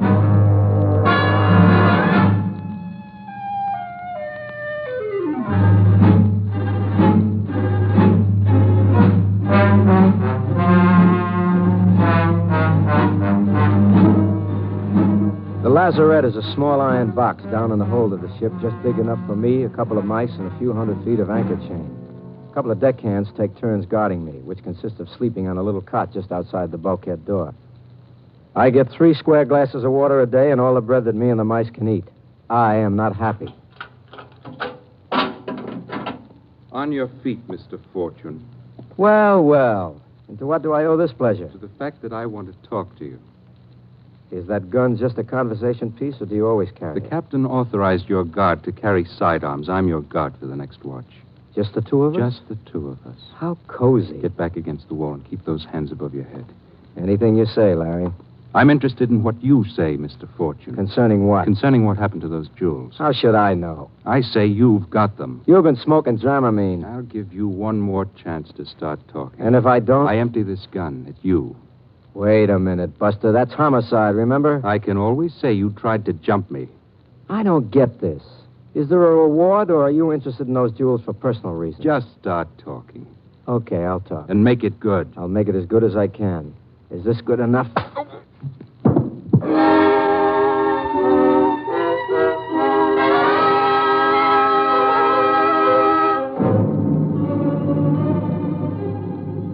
I had my hands up in the air, and I brought the arm with the cast down on the top of his skull as hard as I could. He went out like a wet candle, and I cracked the plaster cast right down the middle. I was still trying to figure out my next move when I discovered we were not alone. Put up your hand. Sure, it's getting to be a permanent position. Hand me that gun. Help yourself. Robbery, murder, assaulting a ship's officer. You know, Fortune, we can make trouble for you. I suspected as much. You could save yourself some heartache by confessing where you hid the jewels. Why don't you ask the guy who heisted them? I suppose you can identify him. Your chief steward, sir. That's an interesting bit of information. Can you prove it? No. All right, Mr. Fortune. Back in the lazarette. Will you listen to what I have to say, at least? Save it for the homicide boys. They'll be coming aboard when we reach quarantine in the morning.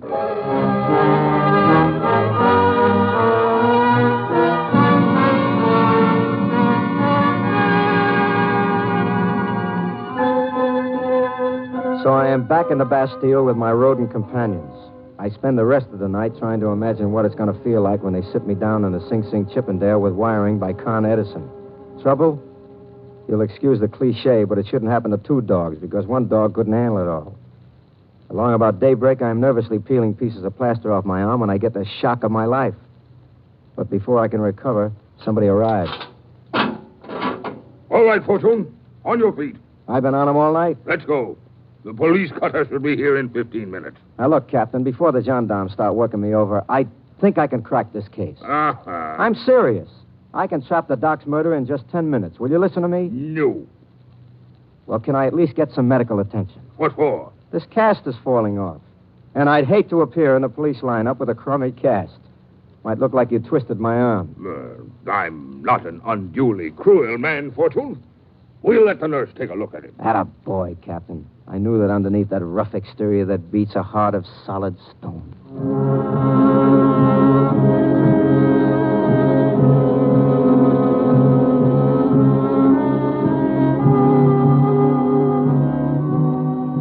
10 minutes later, I am in the sick bay, feeling like an oyster which has just escaped from 6 months in an undersized shell and is about to be eaten alive. Rocky, I was so worried about you. Hi, baby. When the captain told me you'd broken the cast on Larry's head, How is he? He's sleeping it off in the captain's cabin. Let's get that new cast on your arm.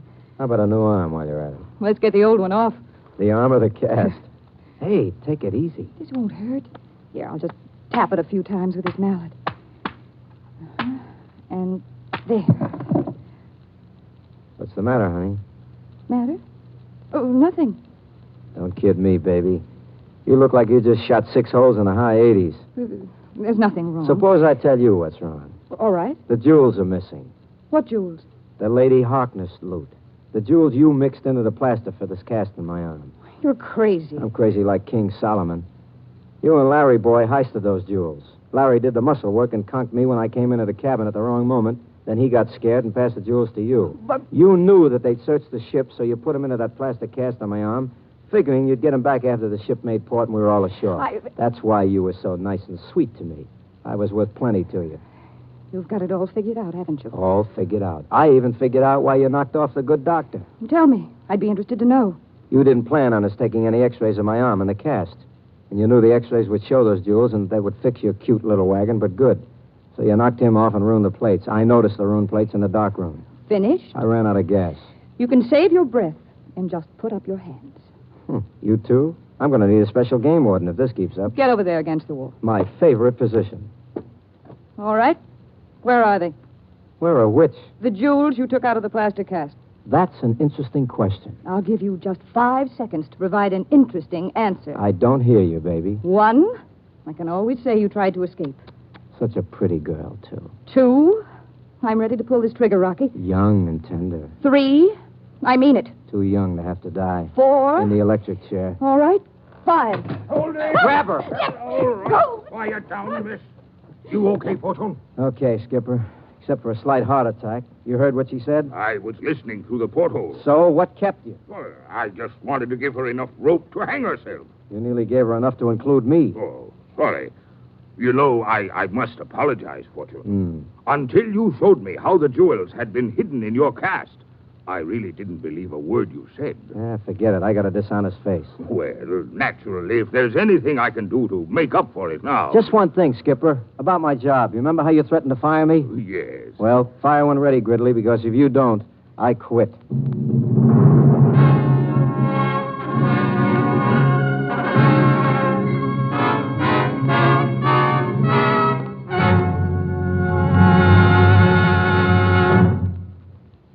Tonight, NBC Radio has presented transcribed Frank Sinatra as that footloose and fancy-free young man known as Rocky Fortune. Others in the cast included Tony Barrett, Lynn Allen, Marvin Miller, Norma Varden, and Shep Menken. Tonight's script was written by George Lefferts and Andrew C. Love directed. Eddie King speaking. Now, to tell you about next week's adventure, here's Frank Sinatra as Rocky Fortune.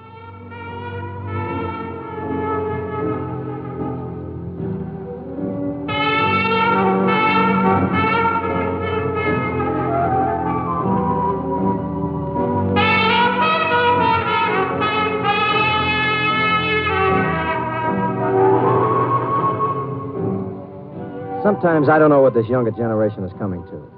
Did I ever tell you about the 10-year-old cowboy who held up the stagecoach with a water pistol and got away with 50 grand? Of course, I thought the kid was only kidding. But as the man in the hot seat said, brother, was I in for a shock. I'll tell you about it next week. See you around. Next week, then, tune in again when Frank Sinatra returns as Rocky Fortune.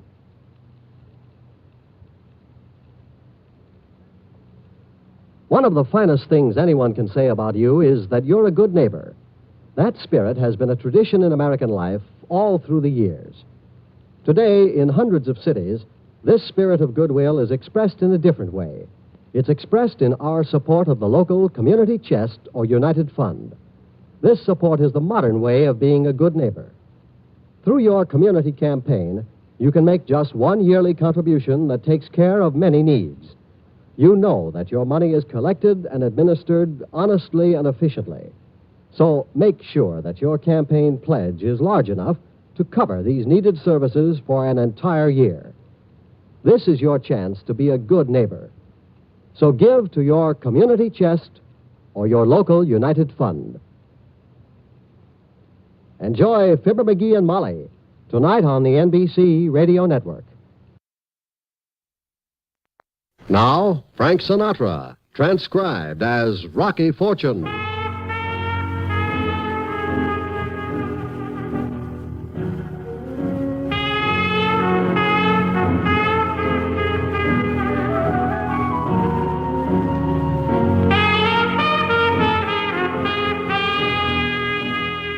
NBC presents Frank Sinatra, starring as that footloose and fancy-free young gentleman, Rocky Fortune.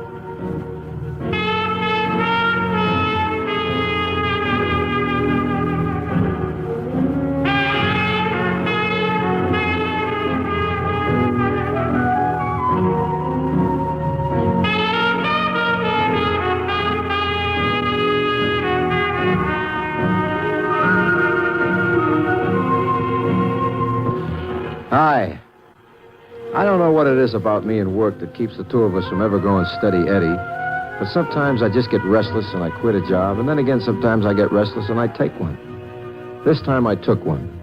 Night counterman at an all-night Hamburg diner. The diner was located on the Lower West Side, right between a saloon and a dance hall.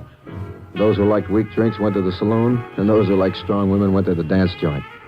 Nobody came to the diner. Nobody but Trouble. Trouble was a 9-year-old cowboy with freckles and a shoebox under his arm, and it was around midnight on a miserable night when the door popped open and he popped in. How do you do? What'll it be, partner? One wimpy, drown it. How's that? One wimpy, drown it. A hamburger with ketchup. Oh, excuse me, kid. I'm still new at this job. I sling the hash, but not the lingo. Okay, one wimpy coming up. And drown it. Righto, we'll drown it. What's a kid like you doing out this late on a rainy night? I'm just coming back from a friend's house. What was it, an all-night pinochle game? How old are you anyway, son? 8? I'm 9. 9? Well, going on 9. Oh, pardon me. How about a glass of milk while you're waiting? Okay. You, got any money? See this shoebox? Yep. Know what's in it? Shoes? Money. $50,000. Yeah? Well, that's a nice, safe place to hide it, kid. Only you go around walking with that much dough in your shoes, and you're going to be 10 feet tall. Hey, here's your hamburger. Oh, thanks. You forgot to drown it. What? Ketchup. Oh, yeah, the ketchup here. Yeah, slow down. Take it. When did you eat last, anyway? This morning. Oh, I guess you'll be wanting another burger, then. Mm-hmm. Coming up. Where do you live, kid? No place? You, wouldn't be on the lam, would you? Uh-uh. Running away from home? I guess I guessed it. Things tough at school? Maybe your mom just doesn't understand you, huh? I got no mom. Oh. You got a pop? Yeah, I got a pop. What's his name? None of your business. Okay. You're a citizen. You don't have to answer. How about another milk? Where you headed? Boat. Any, special boat? One that's going far away. Your boats cost a lot of money. I got a whole shoebox full of money. Oh, sure, I forgot. That's right. You're loaded with loot. How much do I owe you? Forget it. I can pay you. Now, look, kid, it's a cold, wet night. This is a bad neighborhood. Why don't you go home and run away some other time? I can't go home. You just think you can. It don't help to run away, kid. I'm an expert. I've been running all my life. I can't go home. I'll call a friend of mine who's a cop, and he'll take you... Get away from that telephone, mister. I got a gun in my pocket, and I'll shoot you. Oh. I didn't know you were a desperado. Who is it, Billy the Kid or Jesse James? Just tell me how much, and I'll get out of here. Hamburger, 2 glasses at 40 cents. Okay. Here's $1. Keep the change. Thanks, Well, what do you know? What's the matter? Nothing, not a thing, kid. I was just admiring the lifelike engraving here of President Howdy Doody.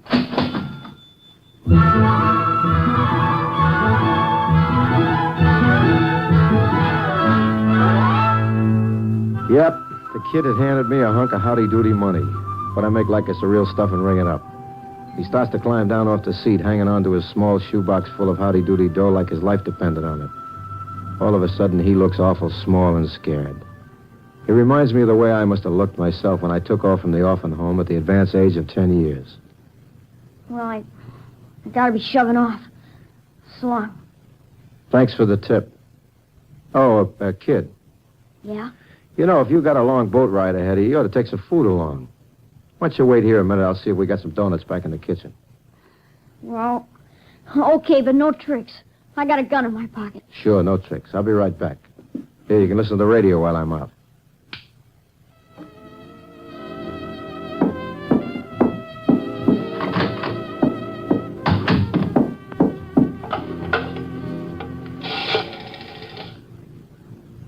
Hello, operator.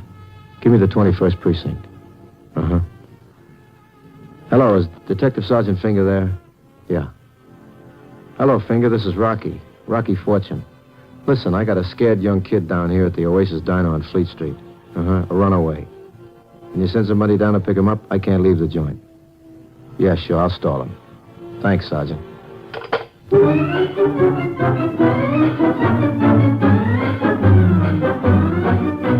I hang up and go out front again. When I get there, Junior's disappeared. And in this place is a young dame about 22 with a figure like the before and after ads. Only she's after, if you know what I mean. When I get around to it, I see she's got a nice face, too. Pardon me. Pardon me? Oh, you haven't done anything. I'd love to. What'll it be? Well, I'd like to ask you a question. I'd like to ask you one, too. Have you seen a little boy about 9? That isn't the question I had in mind, but it still goes. Have you seen one, honey? Please, I'm serious. So am I. There was a kid here a few minutes ago. Did you see him? No. Was he a little boy with freckles and reddish hair? That's the boy. A pocket-sized Arthur Godfrey. You a relative? I'm his aunt. Please, where did he go? I told you. He disappeared. Well, did he say where he was going? Out of Mongolia, I think. What's the story on him? Well, he ran away from his boarding school. He stopped at his father's house early this evening to get some things, and then he just disappeared. How did you track him down here? Well, I located a taxi driver who dropped him off at the corner.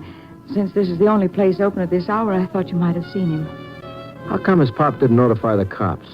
Well, I thought he had. Uh-uh. Don't you have some idea which way he went? Oh, you might try the waterfront. He mentioned hopping a boat. Oh, thank you. Say, it's no neighborhood for a pretty girl alone. I can take care of myself, Mr. Fortune. Call me Rocky. Mr. Fortune. If you wait till I close up, I'll... Good night. I'll nothing. Concerning the holdup of the shoe company payroll last night, police still have no clue as to the identity of the 4 men who stole the money. They wore Halloween masks. The smallest seemed to be the leader, and an all-points bulletin has been broadcast by the police in an effort to prevent the men from getting beyond... I heard. Step over here. What is this? You hide. Okay.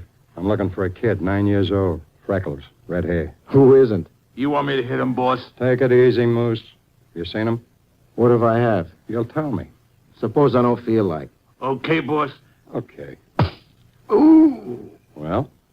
Okay, he was here and he left. Did he have anything with him? Just an old shoebox. Which way did he go? How should I know? Maybe you saw. I didn't. Now, how about taking your gorilla and getting out of here? Can I hit him, boss? Take it easy. Did he say anything? Anything happened while he was here? He said he was running away from home. A dame comes in and she says she's his aunt. I told her I didn't know where he was. That's all. That's all. You sure? I said that's all. Moose. Boss? Make sure. Okay. Oh. Still sure? I'm sure. Well? I told you. He's sure. Come on, Moose. Thanks, Punk.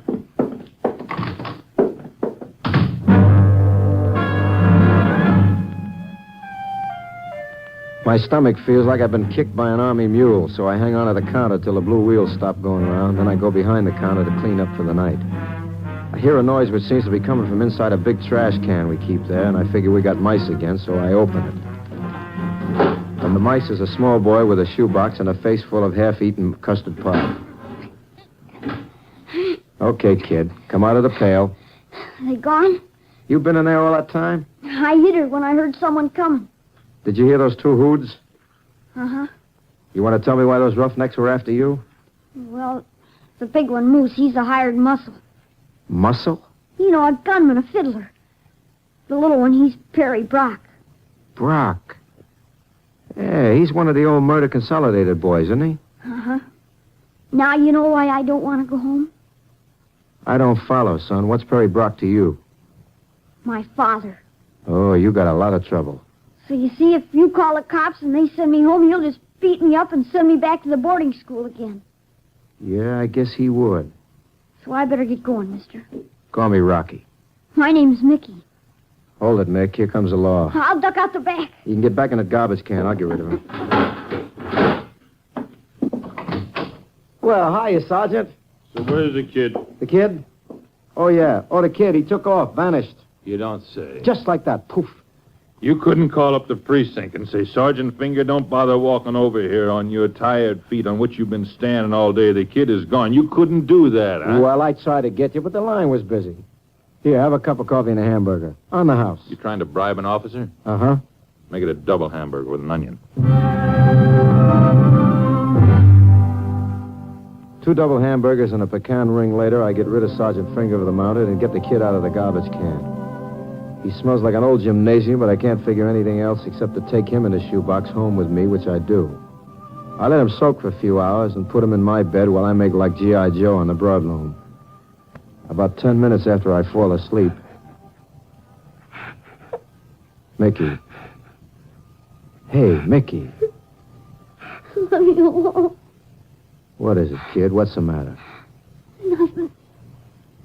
Just crying to irrigate the freckles, huh? Let me alone. I know how you must feel, Mick. Nobody knows how I feel. That's not true, kid. Lots of people get a raw deal from life. You take me. I was an orphan. I didn't even have a father to run away from. Maybe you're lucky. You don't get much love from a paid matron who has to divide it up among 150 lonely kids. Sounds like a boarding school. Yeah. Sometimes I used to lay in bed wanting to cry so bad I thought I'd bust wide open. That's how I feel sometimes. So I ran away, too, just like you. Only it didn't help. I was twice as lonely and there was nobody to cry to. I've been running all my life. Get restless, quit a job. Get restless, take a job. It adds up to a big fat goose egg. I don't care. I'm going to be tough.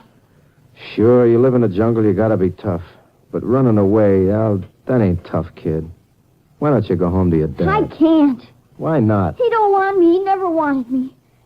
He never even lived with me and Mom. Never? Uh-uh. After Mom died, I lived with my Aunt Annie, Mom's sister. But then she and Dad had a big fight, and he sent me away to boarding school. You like your aunt? Yeah, she's okay. Yeah, that's how she looked to me. Well, suppose we call her. No, Dad would just come and get me again. He ain't much good, Rocky. I hate to hear you say that, but I guess maybe you're right, kid. Let's get some sleep and we'll talk about it in the morning. Here, blow. Atta boy. Yeah, pull the cover over you. Good night, kid. Rocky, Mm-hmm. could I stay with you, maybe? We could both be orphans together, huh? No, I'm afraid not, kid. I could get a job. I'm strong, honest. And I got plenty of money, enough for both of us. More than $50,000. I wouldn't be much trouble, Rocky, honest. We'll talk about it in the morning, huh? Let's get some sleep. Good night, Mickey. Good night, Rocky.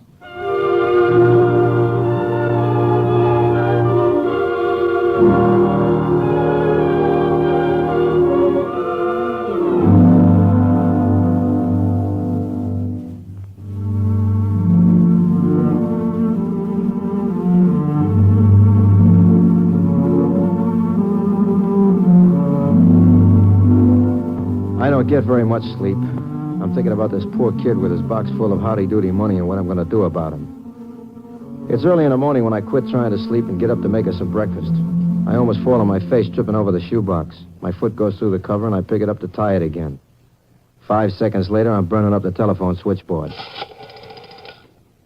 Operator, give me the 21st precinct. Yeah. Hello. Sergeant Finger still on duty? Uh-huh. Sarge, this is Rocky. Now, listen to me. I got that kid again. He's asleep in my room. Yeah. Not only that, but he's got a shoebox with enough government folding money in it to choke a dinosaur. I'm not dreaming, Sarge. Get over here, will you? 25 Bleakman. Okay. Okay, put your hands up. Hey, wait a minute. This is a real gun, Rocky, and it's loaded, so get 'em up. Now, be careful with that thing. You're some pal. All that stuff you told me last night, how you knew what it was like. Now you're calling the cops to send me home. Mickey, listen to me. It's wrong what you're doing. You said you gotta be tough. Well, I'm gonna be tough. I didn't mean tough that way. If you took that money from someplace, give it back. Give it to the cops. And give them that gun before you get hurt. Not me. I'm gonna be tough. You're going to wind up like your old man, Mickey. He's tough, too. The wrong kind of tough. Now, come on now. Wait here for this detective friend of mine. I ain't going to no police station. Look, in case you don't know it, kid, there's nobody lives it up like a lost kid in a police station. Honest, they put you up on a desk, they buy you ice cream cones, double dips, they read your comic books, take your picture, wearing a copper's hat. And then my pop comes and takes me home and beats me up. Rocky, I'm getting out. Okay, Mick. Good luck. You said when you live in a jungle, you gotta be tough. Well, I'm gonna be tough. I'm gonna be tougher than anybody.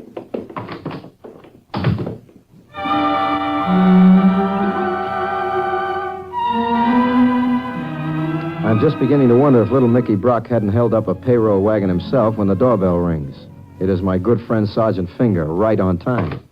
Okay, Fortune, where is he? Yeah, well, I'll tell you, Sarge, it's like this. I found the money inside the shoebox, see, and I turn around and the kid's got a real tough-looking automatic pointed right at my breadbasket. Now, hold it, and you just let me figure it out real slow-like. The kid ain't here, right? Right. And the box with the money in it, that's disappeared too, right? Right. Now, how about the laughing gas? Is that gone too, or you just have these hallucinations on soda pop? Now, look, Sarge. Now, you look, Fortune. This is the second time you got me out on a wild goose chase. You ever read the story of the boy who cried wolf? Well, you're him, see? And the next time you want a cop, don't bother to call. I ain't coming. You understand that, Fortune? Don't call us. We'll call you. I am still standing there like a boy with egg on his face when the telephone rings. Yeah? Mr. Fortune, Yeah? this is Ann Prentice, Mickey's aunt. Good morning. I thought perhaps you might have seen Mickey again last night. How did you get my phone number? I called the diner. The day cook gave it to me. Well, as a matter of fact, lady, I did see him. He slept here last night. What? Oh, where is he now? Search me. He took off again. We've got to find him. Look, he don't want to be found. He wants to be lost. His father thought he might have come to my place for some reason. He's half frantic. I'll bet he is. Since you know what he looks like, could you help me look for him? This is my day off, lady. Please, Mr. Fortune. Yeah. Where do you live? 15 South Place, apartment 5B. Powder your nose, baby. I'll be right over.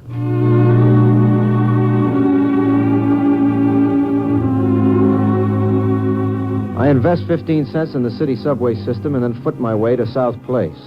Number 15 is a quiet apartment with a self-service elevator. I lean on the buzzer on 5B. No answer. I try the knob and the door swings open. I walk into a nicely furnished apartment smelling faintly of perfume. I'm about to call for Annie Pie when I hear a faint noise behind me and what feels like the muzzle of an .88 comes crashing down on my skull. Ooh!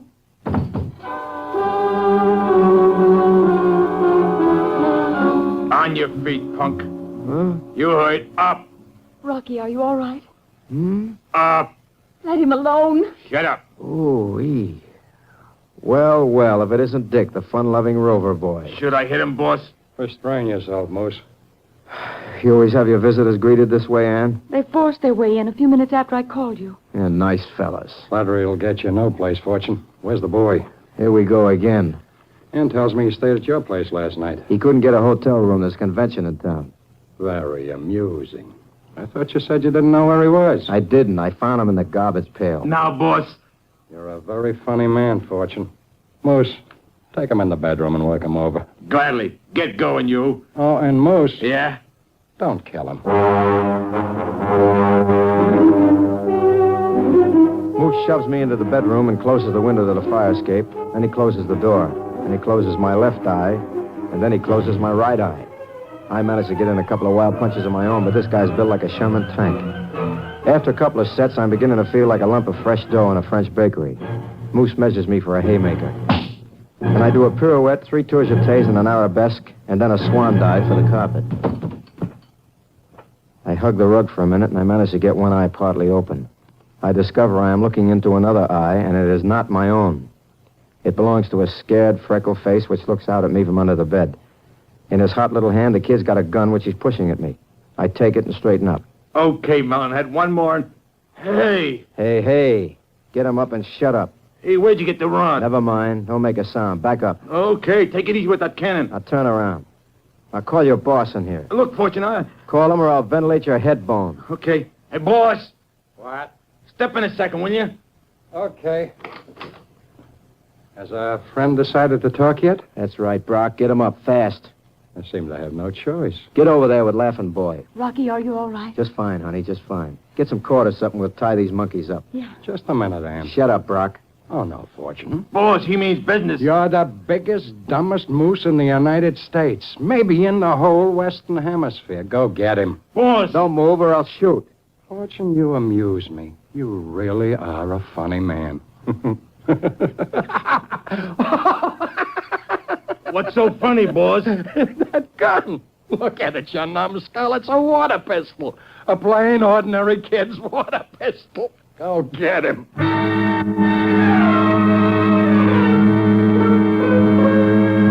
Harry reaches into his pocket for his own artillery, and Moose starts after me. I pull the trigger, and sure enough, a stream of water shoots out. The kid has handed me a water pistol, and I'm too groggy to realize it. By the time the thing really sinks in, Moose has knocked it out of my hand, and Brock's got me covered. All right, Fortune. We fooled around long enough. I'm going to give you just about 1 second to tell me where the kid is. Turn blue. If you don't answer, I pull this trigger. And this is no water pistol. You're wasting your breath, pal. Okay, start praying. Rocky, tell him. No. Okay, meathead, you asked for it. Okay, hold it. Drop the rod. I saw your ugly puss on a fire escape finger, but for a couple of seconds I thought you were going to let him do it. I ought to, Fortune. Do you mind if I ask what brings you? Some kid walks into the precinct this morning right after I saw you. He drops a shoebox on the sergeant's desk and walks out. Shoebox has got 50 grand in marked money from the payroll robbery. Took us a while to catch up, but we finally trailed the kid here and spotted him on the fire escape. Now, don't tell me he's disappeared again. Nah, he's just hiding. Get these hoods out of the room and I'll find him. Okay, you two, move. Will you show me the phone, lady? I gotta call the wagon to haul these punks away. With pleasure. Go on. You lead the way, Perry. Mickey, come on out, son. Is it okay? Yeah, it's okay. Your troubles are all over, kid. Your father's gone and he ain't coming back. I won't have to go home? Nope, from now on, this is your home. You're going to stay right here with your Aunt Anne. You mean I can't live with you? Look, kid, you don't know what a lucky stiff you are, getting to live with a lovely dish with an aunt like her. And don't worry, Bub, I'll be around. You will? Sure, every night, twice on Sundays. That is, if you think your aunt wouldn't mind. Oh, no, she'd like it. And so would Uncle Bill. Who? Uncle Bill. You mean she's married? Yeah, you heard. Uh-huh. I heard. Good night.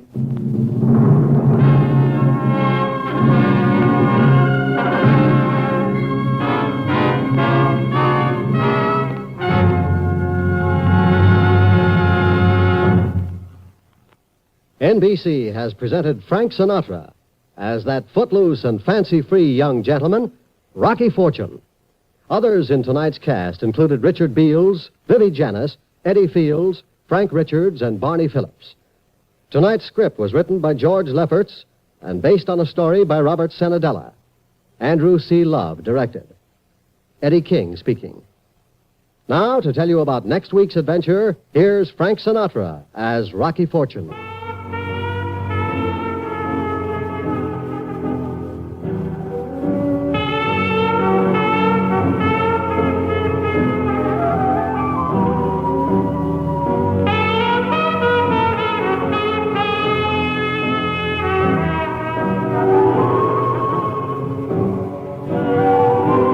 Next week, I get a job that pays $100 an hour, which is pretty good pay if you live so long.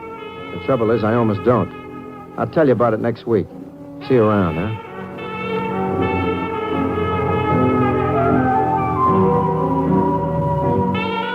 Now, enjoy Fibber, McGee, and Molly on the NBC Radio Network.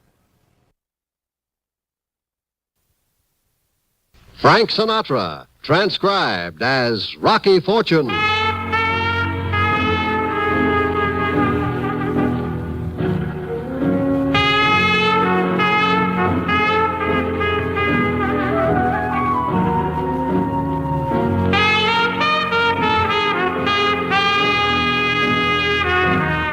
NBC presents Frank Sinatra, starring as that footloose and fancy-free young gentleman, Rocky Fortune.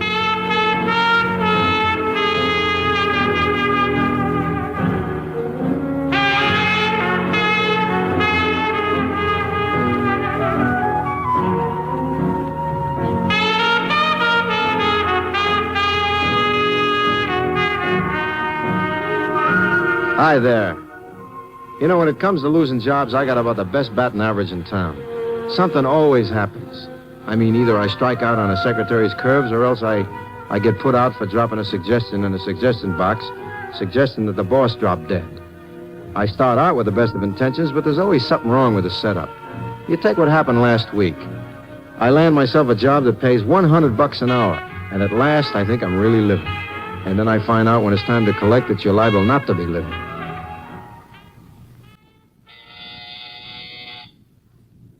One moment, please.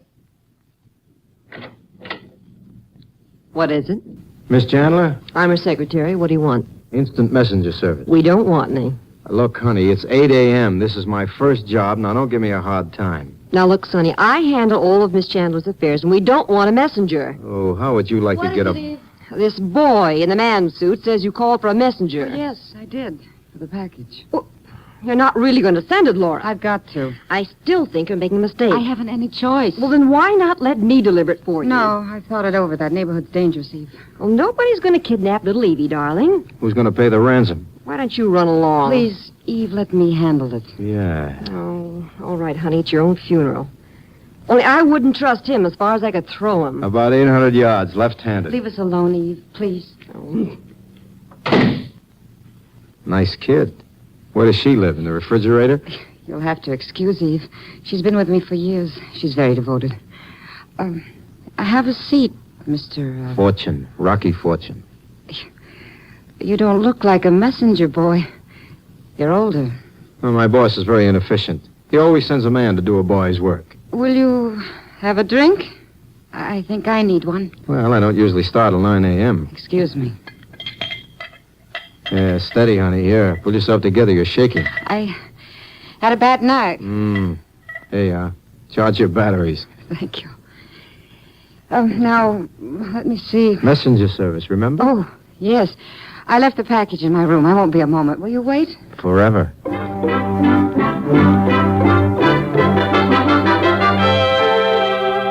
Laura Chandler is a blonde with a figure like Swedish stemware. Tall and slender and curved in the right places. She walks out and I look around. The place is a plush two-story studio apartment, and from the drawing equipment, I figure her for one of these high-class fashion designers. I begin to wonder if she'll make it back before the nervous breakdown sets in. Here's the package. Where to? 14 Barbary Street. Oh, that's a pretty rough neighborhood. Room 2B. Here's the key. Go in and leave this package on the table. You'll find another package. Pick it up and bring it to me. This doesn't sound like fashion proofs. That's my business. Pardon me. And one thing. I don't want you snooping in the packages. Well, it's been grand meeting you, Miss Chandler. Where are you going? I insult very easily. Just a minute. Well? I'm sorry. Please, I'm terribly upset. Hungover, they call it. No, I haven't been well. Please forgive me.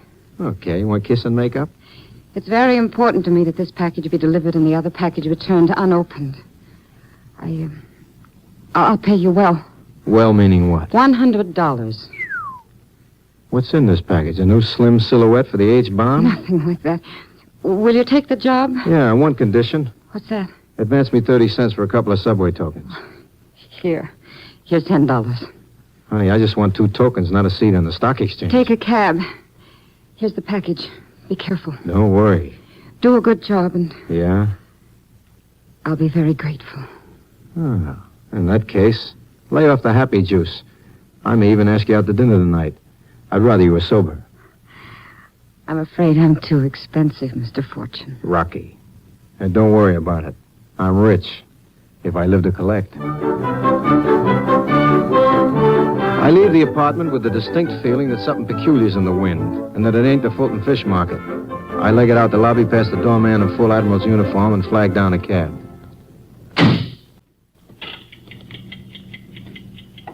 Whither to? 14 Barbary Street. And pal, don't ever put the flag down before the cab starts next time. I can see this is going to be a fat tip. Don't give me a hard time, Max. Yes, sir.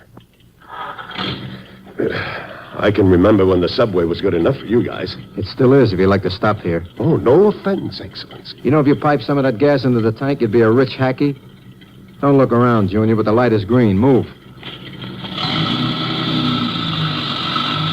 I feel refreshed after this little exchange of pleasantries and settle back to untie the wrapping on Laura Chandler's package. Not that I'm the suspicious type, understand, but when somebody offers me $100 to deliver a package, I like to make sure I'm not playing patsy with a pumpkin full of microfilm. And just as I get the wrapping undone, Max tromps the brake pedal. And I find myself up to the knees in nice, crisp $100 certificates. Hey, mister, you dropped your money. Why don't you give out safety belts in these things if you're going to stop this way? What are you, a messenger for the United States Mint? Just turn around, pal, and keep going. I'll gather up the cabbage. What do you think this is, an armored truck? Next time you rob a bank, hire a van. If you really want to know, this is Halloween money. I got it playing trick-or-treat. Where? The First National Bank? You're clever. Yeah, stop soaping me, bud. I know real money when I see it. And I seen it. Max guns the cab while I collect the spilled lettuce. I figured there must be 4,000 or 5,000, and I've just wrapped it up again when Max goes in another one of his famous quick stops. What now? Out. New Summer Eve, Lafayette. Which means we're here, 14 and Bartlett. I never thought we'd make it. What's the wrap? 65 cents. Here's a 10. Thanks. Hey. Huh? You'll excuse the expression. The change. $9.35. Here. Here's a buck. Get yourself a B-29. I already got one.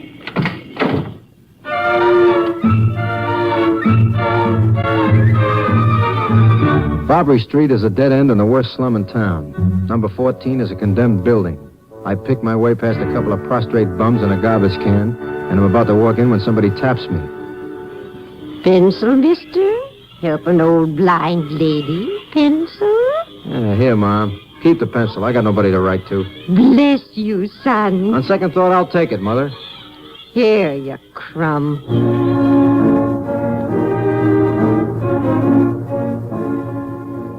The hallway is decrepit pink plaster that is crumbling crumb by crumb. I let myself into room 2B, which resembles a sanctuary for unemployed mice. There's no package, so I deposit my bundle of government greenery and wait. After a couple of minutes, I hear something coming. It's the old blind lady's stick tapping down the hall. She comes in and goes to the moolah on the table like a St. Bernard goes to a fallen traveler. Pays better than selling pencils, huh, Mom? Keep your trap shut. The stuff here? The stuff is there, and it's so green it's mellow. How about the package I was supposed to collect? In my bag. Here. Fair exchange. What's in it? None of your business. Thanks. Can I help you down the stairs, Mother dear? I can find my way. Don't try to follow me. Me follow a lady? Perish the thought. I give her a head start and pick up the package and head for the door. And I am just in time for lowering of the 9 o'clock boom, which descends on the back of my skull as I step into the hallway.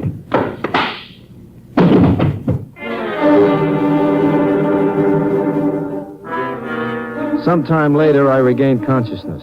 The first thing I notice is a clammy hand inside my pocket. The second thing I notice is that it ain't mine. I keep my eyes closed and then mousetrap the guy. Okay. Ow. You're breaking my arm, brother. I ought to break your... Well, if it ain't Sam Socrates, the philosophical pickpocket. How is the biggest thief in town? Rocky. My old companion from Gramercy Park. As Schopenhauer said, it's a small world. Is that what he said? Huh? How are things in the pickpocket union? Oh, haven't you heard, my boy? I've been elected international representative. Oh, goody for you. Congratulations. A hipster like you should know better than to lay in the dust in a creep joint like this. Why, if I hadn't come along, you might have been rolled. Somebody laid one on my skull bone. Hey, you know the old blind woman? Rosie? I think she hit me with a pogo stick. Rosie's new around here. But I don't think she goes for mugging. It was probably the other one, the blonde. Blonde? The one who came out after Rosie. You don't say. How was she dressed? Oh, very glad. About $2,000 worth of mink, present market value, figuring a 10% kickback to the fence. Figures. You notice anything else? She was carrying a package about this big. Go on. I assumed you had been mugged. Naturally, I don't like to interrupt a colleague while she's working, so I waited. Naturally. A professional courtesy. I come in to cop a quick snoop, as they say, and find you laying here like a dead lox. Thanks, Socrates. Here's a fin for your trouble. Oh, Rocky, I couldn't accept a gratuity from an old pal. The Beggars Guild would have me up on charges. Sorry, I didn't mean to offend. Yeah, however, if you'll just turn around and permit me to sop it out of your pocket, I think we avoid a jurisdictional dispute. Have it your way, Sam. Brush the creases out of the cashmere while you're at it. I leave the house and walk about 3 steps when a hand falls on my shoulder like it was Judgment Day. I turn around to look into the bloodshot eyes of my good friend, Sergeant Hamilton J. Finger of Homicide. Halt. I'm halted. Unclasped, Finger. You're bruising the bottom. This the guy? That's him. He had a roll like he was Bubba Rockefeller. What's the problem, Finger? The high cure says you were flashing a lot of letters. He's dreaming. He smokes old socks. I tell you, I seen it. What about it? I don't know what you're talking about. He knows all right. Let's have a quick frisk. Well, it's clean. Then he hit it. You better take him in, Sarge. Oh, back off. Just a minute. What's the charge? Remember, Sarge, you gotta have a charge, Sarge, to arrest a taxpayer. You got a charge to bring? He was carrying like $5,000 in real money. That's a crime, ain't it? He's a suspicious character. You got a charge or just suspicious? I ain't got a charge. You got a charge, Max? Me? I ain't got no charge. I just told you what I saw, that's all. If you two gentlemen will excuse me, I'll be on my way. Just a minute. Yes, Sergeant. Nothing. Beat it.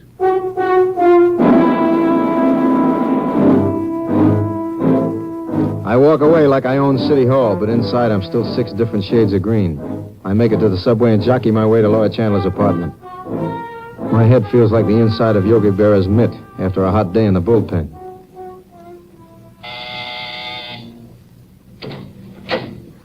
Oh, it's you. It's me.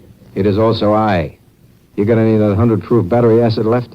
There's some bourbon on the table. Thanks. Did you get the package? Well, it's a long story, but I'll boil it down. No. Oh, I'm sorry. well, it doesn't really matter. No? You were pretty upset this morning. Did you see a psychiatrist or something? I decided to calm down. Uh-huh. If you don't mind, Mr. Fortune, I'll pay you the $100 and get it over with. I don't mind, only I don't get it. Don't get what? Why a dame pays $5,000 for a package she doesn't get and then brushes it off like it was dead flies? I see you opened my package. Uh-huh. That isn't polite. It isn't polite to hire a guy to get a package and then hit him over the head and steal the package. I don't know what you mean. You know what I mean, baby. You followed me down there and pulled me in the noggin. You're insane. You left your mink coat on the table over there. And one'll get your tent is covered with pink plaster from 14 Barbary Street. Here's your money. Now get out. I said get out. Let's have the package. That package is none of your business. I got a lump in my head that says it is. Get back. I've got a gun. I can see that. And I can also see that you don't know how to use it. I warn you. It's a funny thing about those automatics. You can't pull the trigger with the safety catch on. Now, let's have it. Now, come on, give me the... Go. There. Now, sit down. Take your hands off me. I said sit down. That's better. Now, fess up. Well, I went to a party last night at my editor's. I met a couple. A young man, he said he was an artist, and a woman, a redhead. We'd been drinking. I gathered as much. He invited us up to his apartment to see his work. Oh, brother. Where was the apartment? On Barbary Street? Yeah. Somehow I got in a quarrel with the other woman. I don't even remember what it was about. So? I said I was leaving. He said have one more drink first, and then he'd call a cab. I took the drink, and then suddenly I felt funny. After that, it felt so horrible. Give, baby. I don't know what happened, really. I came to sitting on the sofa. The red-haired woman was lying on the floor. There was blood. In my hands, I had a gun. Whose gun? Mine. Naturally, no nice girl is ever without one. Well, there have been so many muggings and robberies in the neighborhood lately. My secretary thought I'd better carry one in my purse.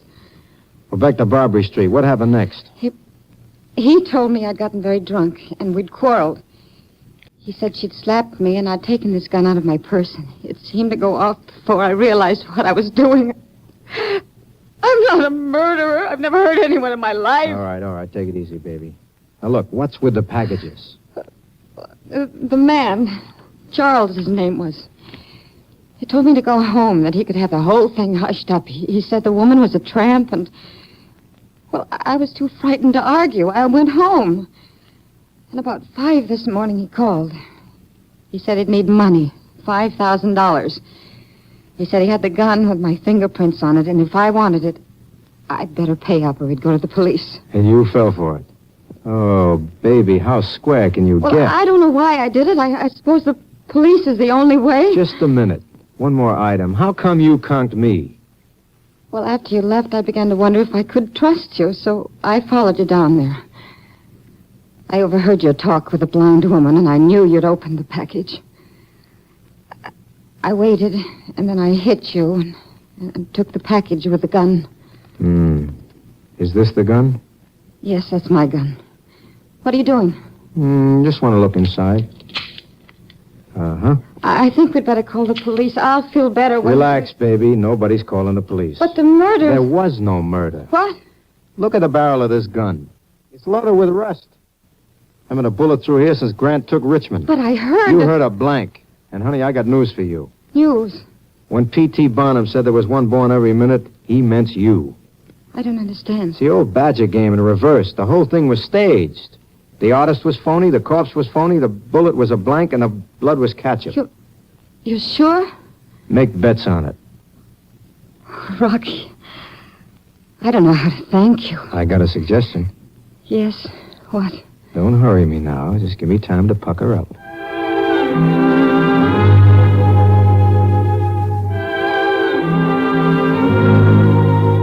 I exit later feeling like a Beaver Scout with a year's backlog of good deeds. I can still taste Laura Chandler's lipstick, and I got $100 burning a hole in my jeans. I got back to the messenger service and put in a phone call to the precinct station. I figure if the crooks aren't in Argentina by this time, my friend Sergeant Finger can start trying to recover the 5 Gs. Finger ain't in, so I finish out the day, then hit my flat for a change of drapery. There is a reception committee from the city of New York, and it ain't Grover Whalen. Good evening.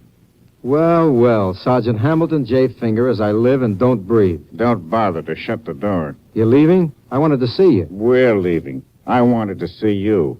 Hello. To the Place Gendarme? The same. You mind if I ask you why? Not at all. You read? Not fluently. You look at pictures? Fluently. You seen the newspapers? I seen the green sheet in the Morning Telegraph. According to the evening papers, a woman named Gloria Verne was found murdered.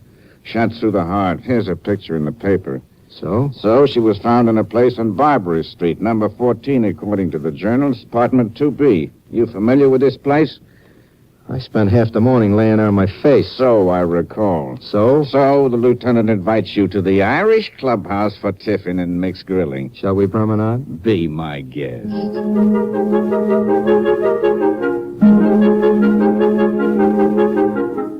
I spend the next few hours being pounded on the eardrum by the Inquisition Squad. I tell them everything I know, including about the gun which Laura Chandler has at home. You say she thought she killed this woman, but the gun wasn't fired. The barrel was stuffed with rust. She has this cannon? She had it when I left her this morning. And she dropped $5,000 to an old blind woman without even feeling sorry? I told you, Sarge, this is a nice girl. She didn't kill Gloria Verne. Nice girls don't go on drunks with Greenwich Village con artists. So she made a mistake. Maybe you made the mistake, Rocky. Come on. Where now? Laura Chandler's apartment. I want to gaze into her cold blue eyes. Also her cold blue automatic. We prowl up to Park Avenue and press the buzzer of Laura Chandler's apartment.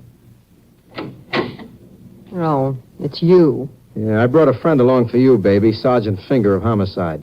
This is Eve Hobson, Miss Chandler's secretary. Pleased, I'm sure. Is your employer home? She's asleep. She wasn't feeling well, so she took some sleeping pills. She been asleep all day? As far as I know, I went out on business for about an hour. Wake her up. Not without a pretty good reason. Murder is a pretty good reason.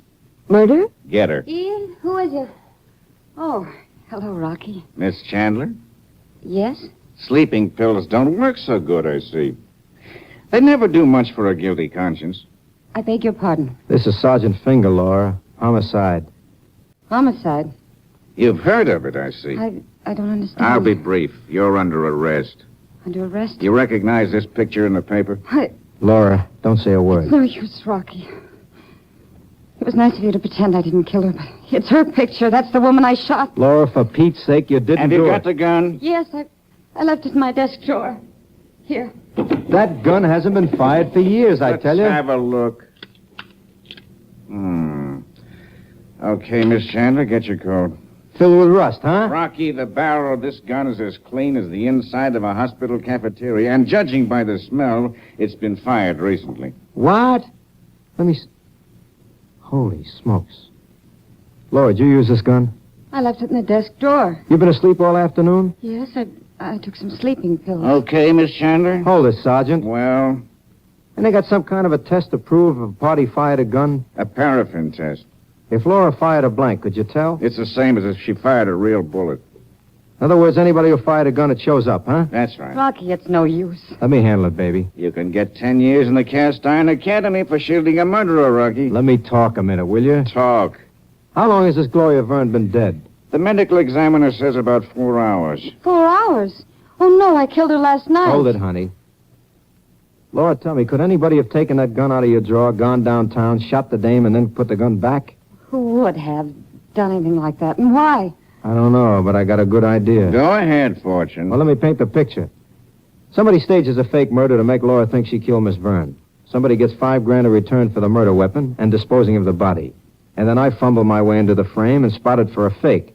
Maybe I call the police. So somebody takes the gun and kills Miss Verne for real. Okay. Who done it? Eve Hobson. What? Sergeant, the boy is delirious. You're the only one who could have taken that gun. Gone out, shot Miss Verne, and replaced it, baby. Rocky, it's a little preposterous. Eve has been with me for years. If it's so preposterous, then how about little Eve here taking a paraffin test to see if she's fired a gun recently? Don't be ridiculous. And while we're at it, honey, how's the pencil-selling business? Pencil-selling business? No, I know he's mad. You do a pretty convincing old blind woman, except for one thing. You were selling artist pencils with a special soft lead, the kind your boss uses for making her fashion sketches. Here's the one she sold me, Sarge. Miss Hobson, do you object to a paraffin test? Not in the slightest. I'll get my coat. Okay. If that dame didn't do it, then my name is... Look out! She's got the window open! Grab her, Sarge! Okay, miss. Take it easy. Take it easy. Maybe you won't. Oh, is that enough for you, Sergeant? Yeah, that's enough. Let's go, miss. Do you want me? Just stay where we can reach you. You too, Rocky. Let's go, Miss Hobson. Well? Well, You got any more messages to be delivered, lady? only one. What's that? This.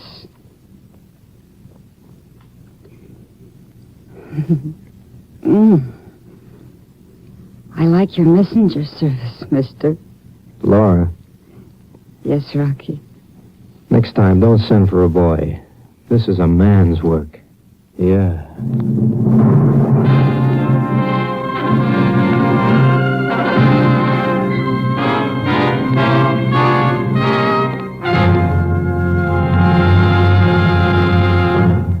NBC has presented Frank Sinatra as that footloose, fancy-free, and frequently unemployed young gentleman, Rocky Fortune.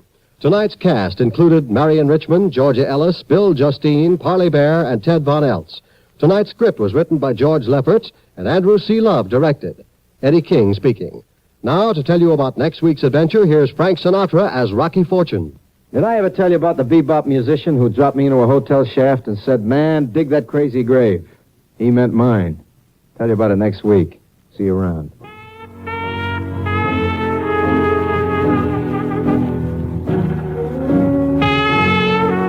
Let's visit with Fibber McGee and Molly tonight on the NBC Radio Network.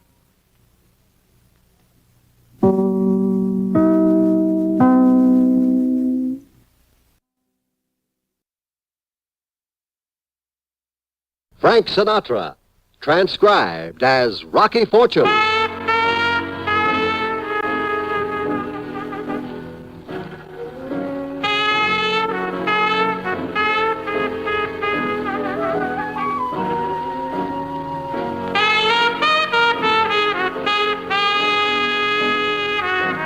NBC presents Frank Sinatra as that footloose and fancy-free young gentleman, Rocky Fortune.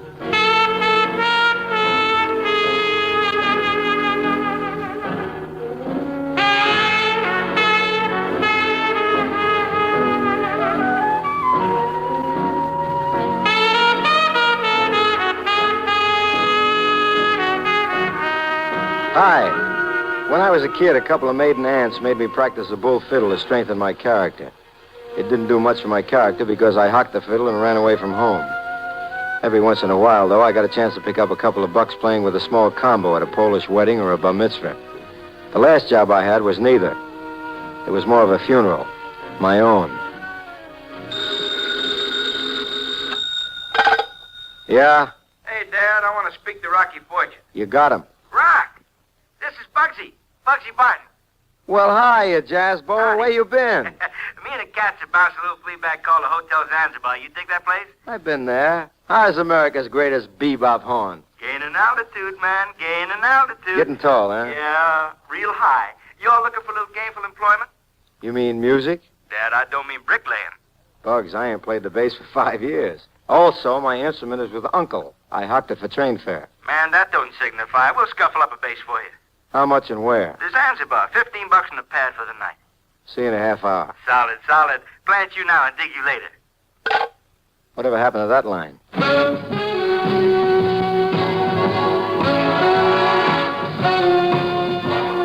I invest a subway token, and 20 minutes later, I am in the jungle room of the Hotel Zanzibar, which is a cheap 3-story flea bag on Bleakman Street. On the bandstand is Bugsy Barton. There's 5 barrels of bop. Bugsy is a musician's musician, and the boys are playing strictly from Memphis. After the set, Bugsy comes over and sits down with me. This boy's 5 feet wide across the chest, and he doesn't know from his own strength. Rock, boy. Give me some skin, man. Easy, Bugs. You're breaking up the metacarpals. What's up? My bass player's on the sauce. I need somebody to take his place tonight. Well, I ain't much of a bass player, Bugs. Well, that don't matter, man. All you got to do is stand up there and wallop the Wurlitzer. I just want to cover the boy to keep the hotel manager from blowing his top. Yeah, I see what you mean. Where's the fiddle? You go up to Johnny's room, 212. Get his fiddle and come on down. Johnny? Johnny Lament, man. The best double bass you ever laid an eardrum on. Yeah, of course. He used to play with Goodman, didn't he? Oh, this Johnny's been all over town, Rock.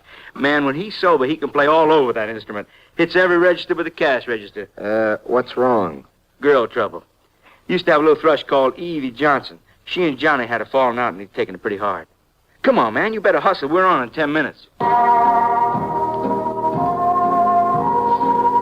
I hopped the self-service elevator up to 2 and looked for room 212.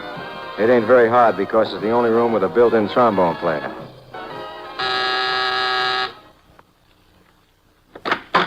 Yes? This Johnny Lament's room, baby? What do you want? I'm Rocky Fortune. I'm sitting in for Johnny till he comes in for a landing, which won't be soon by the looks of him. You still haven't said what you want. Oh, pardon me. I need the fiddle. Don't you have your own instrument? Honey, don't give me a bad time. I need the fiddle. Come in. Thanks. Hello, Sonny? Who's that? Take it easy, Johnny. Evie. Evie, you come back, huh? Is that you, Evie? Oh, this kid's for Bellevue. Evie. Johnny, go back to sleep. Put some more music on, baby. Play me something sad. If you see my baby, you send her home to me. If you see my baby, you send her home to me. Tell my baby I'm sad as I can be. Who's that cat? Name's Rocky Fortune, Johnny. I'm sitting in with Bugsy and the boys tonight, and I need your fiddle. Sure, man. Anything you say, man. You want a drink, man? Dolores, honey, give this righteous cat a little drink. Thanks. I don't touch it, John. Say, man, you see my Evie any place around? See the little chick about so high with the softest blonde hair? You seen her, man? Afraid not, Johnny. The fiddle's in the closet, Rocky. Thanks, baby. I didn't catch your name. I didn't throw it. It's Dolores Kane. I'm Bugsy's new singer. Pleased to meet you. Hey, Yes? what's the gun on the shelf for? Oh, it's Johnny's. Don't worry. I already threw the bullets out the window. Clever girl. Thank you. And pretty, too. Thank you. And don't forget the bass fiddle. Yeah. Oh, sure. Come in. It's 11:10, Miss Kane. Oh, write down, Mr. Quaid. In case no one has informed you, Miss Kane, I pay you and Mr. Barton to put on a show in my club at 10:30. It is now 11:10. I'm sorry, Mr. Quaid. We were just... I can see what you were just. Is this drunken Paganini going to perform tonight? Well, Johnny isn't feeling so good, Mr. Quaid, but Mr. Fortune here is going to take his place. Fortune? I don't believe I've ever heard of him. Rocky Fortune? Why, he's one of the greatest bass players in the business. I'm paying for the greatest. Rocky, tell Mr. Quaid how you and Dixie had him screaming for mercy at Lija's Hot in Paris last year. Well, yeah, I don't want to brag, baby. Oh, go on. Well, you see, we was playing the dog watch from 12 to 4. And sudden like Dixie gets off on Japanese Sandman. Everybody said Dix was losing his lip, but that night he was blowing up a storm. I'm just playing along when up he comes, boogity-boogity, open horn, and every note looked like it was greased and stuffed. Pretty soon the cats were jumping and pandemonium breaks loose. French bankers were tearing their clothes off. You know, it took 150 gendarmes to calm the joint down. That's very interesting, Mr. Fortune, but the next show is due to start in 3 minutes, if you don't mind. Me? I don't mind. See you later, Johnny. Anything you say, man. You see my Evie down there, you tell her Johnny says come back here. You tell her I heard Johnny's been to Weep City for her and he wants her back.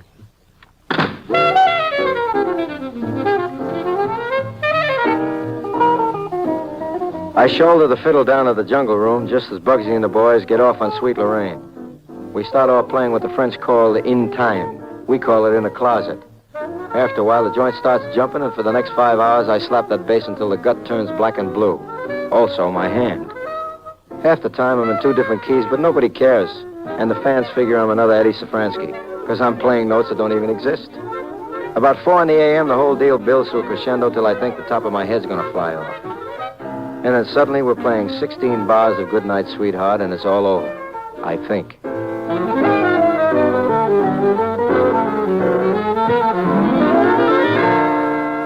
Okay, cut. That does it. Thanks, Rock. Well, how did it go, pal? Oh, I tell you, sweet and groovy like a 90-cent movie, man. Yeah, what happens now? You want to play again tomorrow? We got a room for you on the 3rd floor if you need a pad for the night. $15? 15. You got it. Solid. Here's a key. Say, how's Johnny Lament? Oh, still on his hip. He's taking this thing kind of hard, isn't he? What happened to him? Him and Evie had a big thing. Tonight she walked out, bag and baggage. Oh, that's rough. Yeah, that's dames for you. Invest heavy and come out light. See you in the a.m. You'll pardon the expression, but what time? The boys stop seeing double about 11. We rehearse at 12.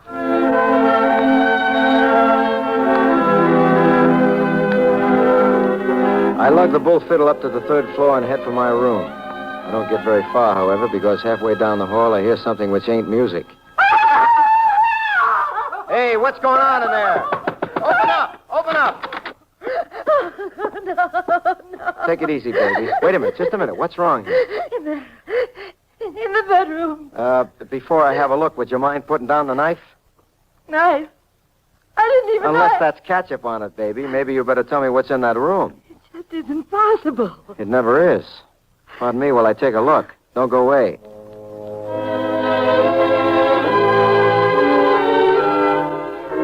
I sprint for the bedroom, get the door halfway open, and I stop.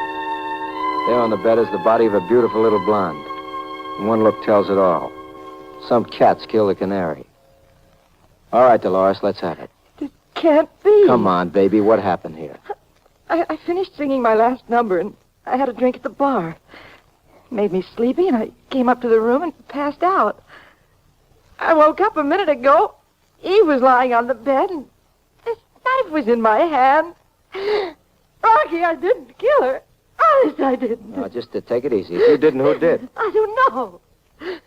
I swear to you, it happened just the way I said. When I saw her, I screamed and then... Take it easy. Look, open your eyes. What? I said open your eyes. Look at me. Okay. Well, what was that for? Just checking, honey. Somebody slipped you a Mickey. Your pupils are contracted. It was the drink. I know it. You know why anybody would want to frame you for Eve Johnson's murder? Well, why should anyone? Somebody did, baby. Now, come on, we got to work fast. Whoever did this has probably phoned the gendarmes already. What can we do? I don't know. At 4 a.m., you... Wait a minute, listen. You go out and press the elevator button. What are you going to do? Get rid of the body. Now, get moving.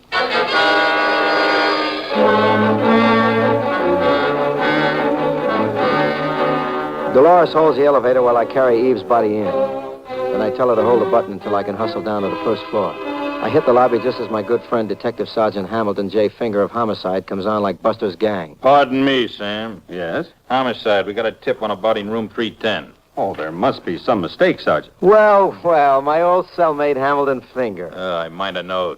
Is this one of your practical jokes, Fortune? I don't know from what you're talking, Sarge. Step over the elevator with me. We'll go upstairs, Rocky. Anything you say.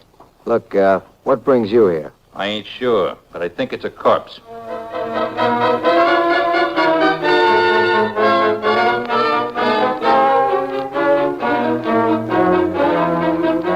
I jab the elevator button and we wait for the car. My pumper is playing footsie with my Adam's apple as the car comes down. And the door is open. And I nearly drop dead. The car is as empty as Ebbets Field in December. We ride up to room 310, which belongs to Dolores Kane. Hey, Sarge, what's it all about? You'll find out. Yes? Open up, baby. Homicide. Sergeant Finger, Miss Kane. You've met. Dolores sings for Bugsy. I've been sitting in. That's musicians' talk. You mind if I look around? Help yourself. You mind if I ask you what you're looking for? We got a phone call, said there was a dead woman in this room. That isn't very flattering. What's in there? Take a look. Empty. I think somebody's been pulling your legs, Sergeant. Both of them. Where's the bedspread? In the hamper. Excuse me. I suppose this is nail polish. How did you know? Yogi. Mind if I take it down to the lab for analysis? If you'll have it laundered. Okay, what's in the closet? Oh, that's a small dragon named Lancelot. Careful he doesn't bite you. Funny. Boo. Okay, I'll have the bedspread analyzed for bloodstains. Now, don't go away, either one of you. We wouldn't think of it. Nighty-night, Sarge. And no more practical jokes, you understand?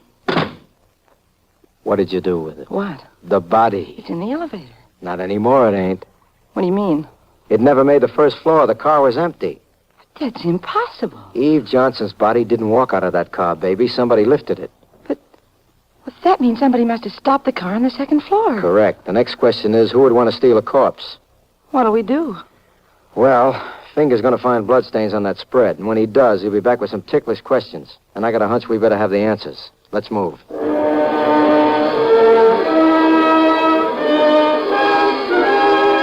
We start a room-to-room canvass of the second floor. Dolores takes one card and I take the other. Result? A big fat goose egg.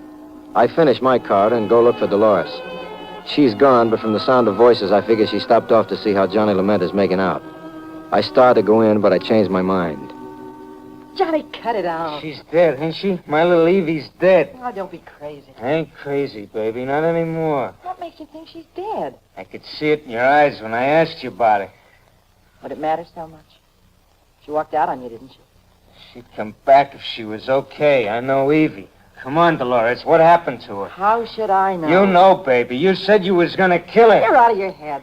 She told me. She says, Johnny boy, Dolores is jealous of you, and she says if I don't stop seeing you, she'll kill me. It's not true. Come on, baby. I know you. We were married once, you and me, remember? Now, let's have it. What'd you do to Eve? Nothing. That don't wash, baby. That just don't wash. Johnny, stay away. You're gonna tell me, honey. Where's Evie? What'd you do to her? Johnny, you're crazy drunk. Now get away. You're gonna talk? Johnny! No! Johnny! Talk! No! All right, hold it, John. Get out of here. Knock it off. You all right, baby? Not that I really care. I'm all right. Sit down, Jazzbo. This your new boyfriend, baby? 'Cause I don't like his face, and I think I changed him. Sit down. Johnny! He's all right. I had to belt him, and I ought to clip you, too. I don't understand. I heard it, baby. I got big ears. You didn't bother to tell me you were married to Johnny Lament, and you didn't bother to tell me you and Eve had a slight falling out. I wanted you to help me. I was afraid. You wanted a patsy, baby, and you got one. Only you're about to lose him, because Rocky Boy's going to walk away from all this right down the nearest police station. Rocky, no. All that bilge about how you were framed and me with my open mind. I got a hole in my head. Rocky, it's not true. Yeah, well, tell Dick, the fun-loving rover boy, when he comes to, I'll leave his fiddle in the band room. So long, baby. And the next time you want a corpse moved, call the Seven Santini brothers. I don't belong to the right union.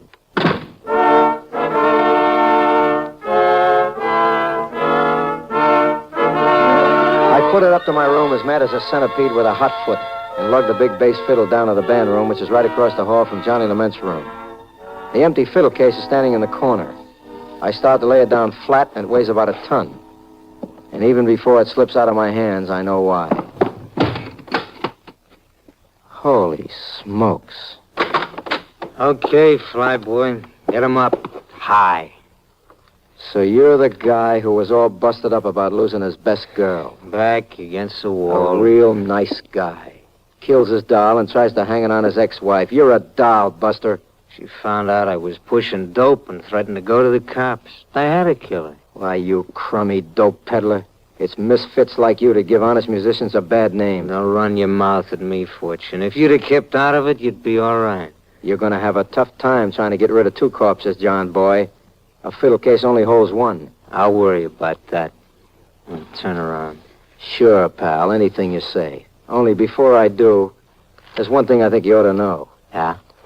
Dolores took the bullets out of your gun.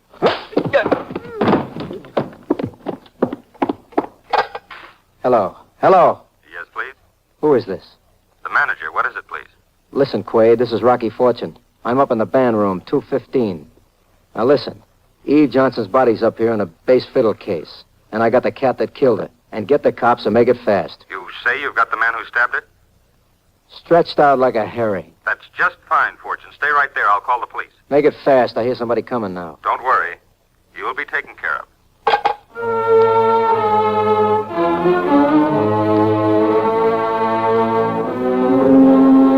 It takes about 2 seconds before lightning strikes.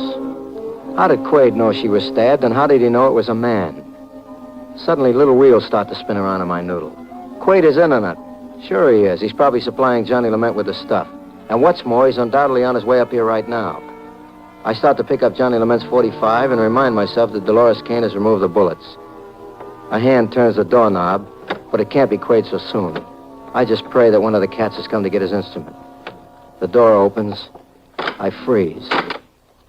Hey, Dad. Put the thing down. You gone goony? Bugsy. Brother, am I glad to see you. Put down the heater, man. What's going on in here? Take a look in that fiddle case. Holy smokes. Eve.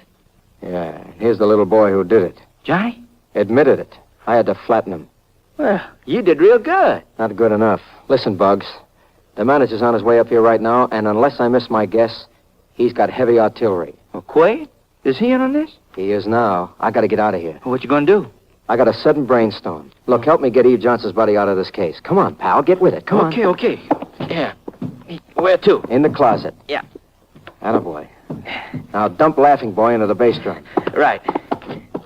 Now, open the door. Yeah.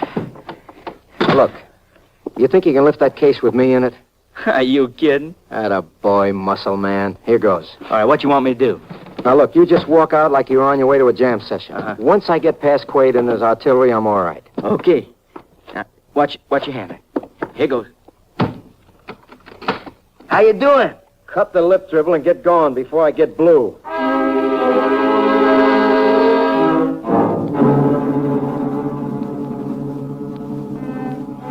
The fiddle case fits me like a fatal disease, but I squinch down and hold my breath, and I figure maybe we'll make it.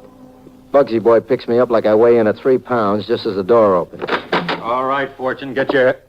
Hi, Mr. Quaid. Oh, it's you. You was expecting somebody else? I was expecting Fortune. Did he get away? Fortune?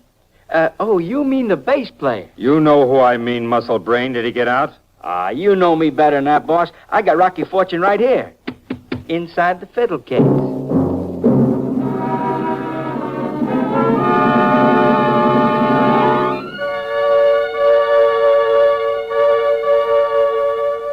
So there I am. Smart? Ha! They don't come any smarter than old Rocco Fortunato, Jack. It never occurred to me that this hotel might be operating a narcotics dodge and that my pal Bugsy might be in on it. But I'm real tricky, I am. Yes, sirree. I outwit the crook by crawling into a bass fiddle case and letting him snap the catch on me. And there I hang like a cured ham, waiting to be boiled in hot fat. What do we do with him, boss? Let me out of here, you punk! Get him out of here. Why don't we just drop him down the air shaft? It'll look like an accident. Don't be a jerk. Take him down to the river. Anything you say, boss. Hey, Fortune, shut up. My, what a temper this cat has got. Come on, Bugsy. Don't waste any... Who's that? Search me. Open up. Who is it? Police. Just a moment. Drop him out the window. Right. Open up. So long, sucker. Okay, open the door. What's going on here? I'd like to know, officer. We came in and found this musician knocked out on the floor. Where's Fortune? Fortune? I haven't seen him. Have you, Bugsy? Fortune? Oh, not a hide. Nor a hair either. Well, I know he came in here to return the fiddle. He must have left then. Maybe he's in his room. Yeah. He might have been here, but he left. Come on, miss. We'll go up to his room. Something wrong, officer? Yeah. Fortune's wanted as an accessory to murder. Hold it. Oh, no. Rocky, what are you doing out there? You won't believe this, Sergeant, but I just climbed out of a fiddle case. These hoodlums dropped me out of the window onto a fire escape 1 flight down. What? He's obviously crazy, probably drunk. If I'm crazy, brother, then how about opening that closet door? Because I've had a hallucination that Eve Johnson's body's inside. I'd like to oblige, Fortune, but you see, I've got other plans. Grab him. Hold it, buddy. All right, don't move, either one of you. I'm standing still. Open the closet, Rocky. That enough for you, Sergeant? Yeah. It'll do for the time being. All right, let's go, you two. Keep an eye on Dreamboat there. Sure will. If he comes to, I'll belt him with a fiddle. Let's go. Boy, Are you all right, Rocky? if I can ever straighten up, I'll be fine. What happened up here? Well, the sergeant came back when he found out those were bloodstains, and I told him the whole story. We came down to look for you, and, well, I guess you know the rest. Uh-huh. You sure you're all right, Rocky? I'm fine, baby, but I was just thinking. What? What they would have said if that fire escape hadn't have been there. What would they have said? Man, dig that crazy bass fiddle.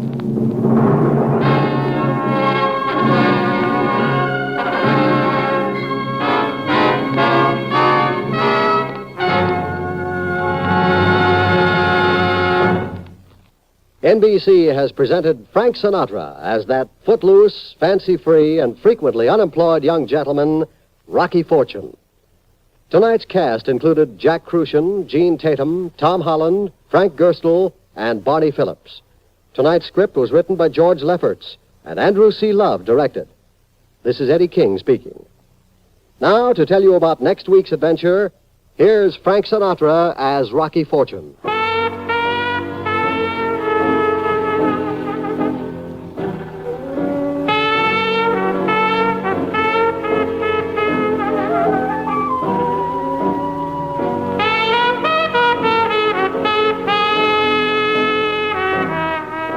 Did I ever tell you about the Broadway actress who was involved in the murder of a drama critic?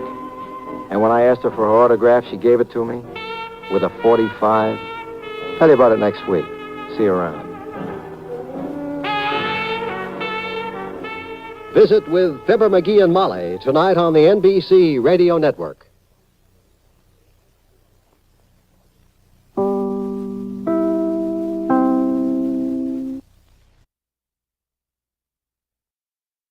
Now, Frank Sinatra, transcribed as Rocky Fortune.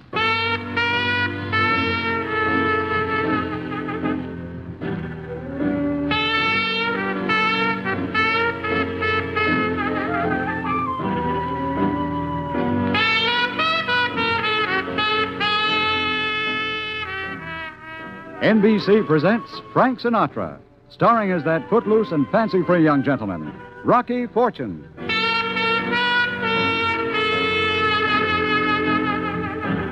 I hear it said on good authority that a rolling stone gathers no moss. In my case, it is not only moss that I don't gather, but something else which is green, namely loot, with which to buy the little things that make life worth living, like food.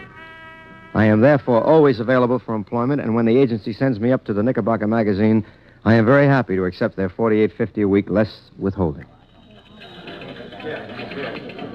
Excuse me, lady, in which of these glass brick kennels do I find Mr. Walter Partridge? Just open your ears and head for the biggest noise. That's our Walter. I'm telling you, Burke, I want those reviews on time. See what I mean? Thanks. For 2 weeks in a row, I've had the business office after me for missing deadlines. I'm not in business for my health, which is lousy. What do you want? Mr. Partridge? It says Partridge on the door. My cufflinks are initial WP, and I've got Dear Walter tattooed on my right bicep. Yes, I am Mr. Partridge. Okay. Who are you? Rocky Fortune. The agency sent me over. Oh, yes. Well, what do I do? Do you see this sad, broken-down, pseudo-intellectual here? Now, Walter, you're taking unfair advantage of This me. miserable object is Burke Whittemore, the drama critic of the Knickerbocker magazine. His reviews are followed with bated breath by middle-aged women from Hohokus to Great Neck. There's only one trouble. He has not seen a play in the last 3 years. But if he doesn't go to plays, how does he review him? Oh, he goes. He occupies an aisle seat in the 5th row. He's there in body, but unfortunately, the spirit has been applied internally. Ah, come on, Walter. Isn't it fitting to pour libations to Dionysius before attending his temple? I'm not worried about Dionysius. I am concerned about the libations being poured into Burke Whittemore. You get the picture, Mr. Fortune? He's on the sauce. That's the general idea. My dear man, paralyzed drunk, I can type a better column with my elbow than any other drama critic in the metropolitan area. Just once. I'd like to see what you can do while sober. All right, now, Fortune, you understand your job. Look, Mr. Partridge, I am a great connoisseur of the theater arts. I have sat under the runway of Old Howard in Boston and similar high-tone resorts in Union City, New Jersey. But if you're looking for a drama critic, I think you better get yourself a new boy. Don't be ridiculous, Fortune. I've got a drama critic. What I want is someone who can keep him from falling on his face. Oh. All right, now, here's your job. There's a new play opening tonight, Trolley in the Sky by St. John Maloney. Now, you're to stick with Whittemore from now until curtain time. Just keep him sober and don't let him fall asleep in the show. Your seat will be directly behind his on the aisle. And if he starts to show any signs of drooping, give him a good stiff poke in the back of the neck. Now, see here, Warner. You think you can manage that, Fortune? Don't worry, Mr. Partridge. He won't even wink. I got a real dandy rabbit punch. I developed it punching rabbits.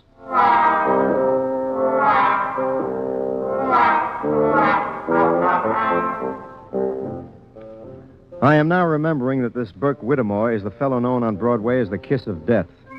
He has not written a review with a kind word in it since Helen Hayes was playing kid parts with bloomers showing. But now he's a rum-dum, senior grade, and I'm hired to make an honest man of him. We head back to Whittemore's office where the job of protecting him from his various follies starts even sooner than I think. But you can't go in there. Get away from that door. Won't you come in, Maloney? I knew I'd find you hiding in here, Whittemore. Be careful how you swing that cane. All right, Maloney, what's the idea of breaking the glass in my door? Your glass isn't the only thing I'm going to break. Are you planning to cover my opening tonight? With a shroud. Whittemore, I'm warning you. I will not create a sensitive, important, searching drama and have a warped Nibelung tear it to shreds with his pointed teeth. After you reviewed my last play, it ran exactly 2 performances. A long run for that play. How did it do on the road? Listen, you snake. If you vent your malevolent spleen on my new one tonight, so help me, I'll kill you. In fact, I don't think I'll even Hey, wait. put down that cane.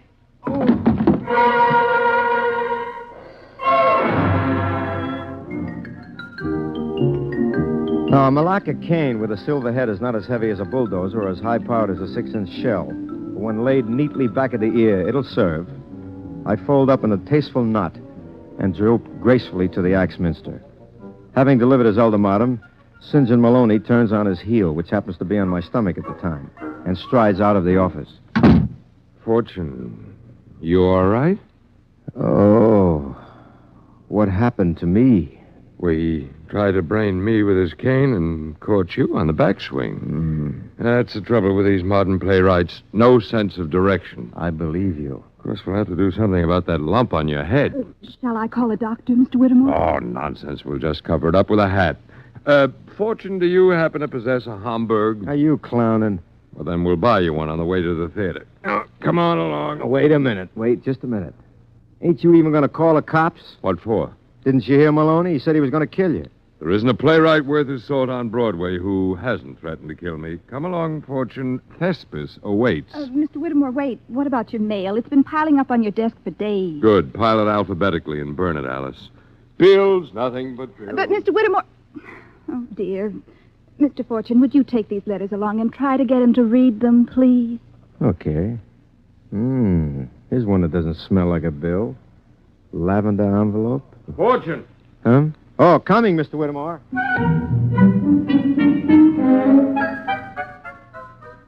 So I slip the letters in my pocket, and away we go. First, he insists on buying me a Hamburg hat, and then we head toward the theater. We get there about 40 minutes late. Burke Whittemore collapses in an aisle seat in the first row, while I am right behind him in the second. A pint-sized blonde named Valerie Carter is emoting all over the stage, but I'm too busy to pay much attention. Already, Burke Whittemore is beginning to slide down in his seat. Were I yet another, yet were I another's other, yet were I yet Hey, your other. Mr. Whittemore, wake up. Take me, for I am no other than your own, else were I another. Okay, pal, I warned you. Oh, hey, Fortune. Did you have to do that? Cheer up, Mr. Whittemore. Something might happen. Who knows? Her dress might slip.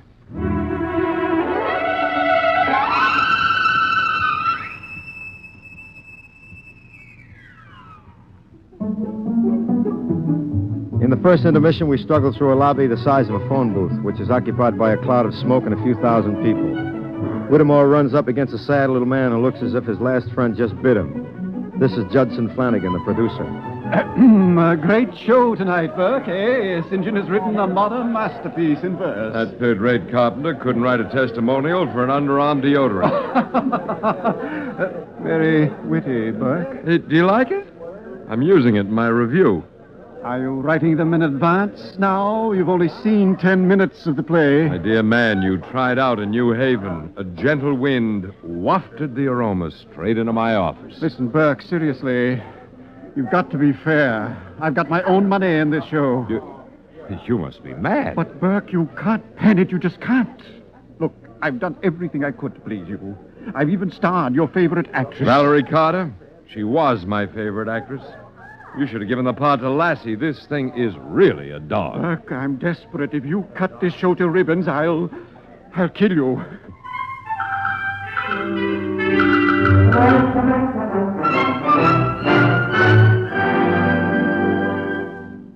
We leave Flanagan and fight our way down the aisle. Just as we reach our seats, the house lights go down and the stage is dark, too, and as nobody is seated yet, we all kick each other around for a while. Just as I get myself firmly planted, somebody falls in my lap. Oh, excuse me, monsieur, but you are in my seat. Excuse me, lady, but you're in my lap. Oh, no, this is seat D1. This is B1, lady. Oh. Stick around. It's a great seat. Oh, no, I could not. Pardon me for...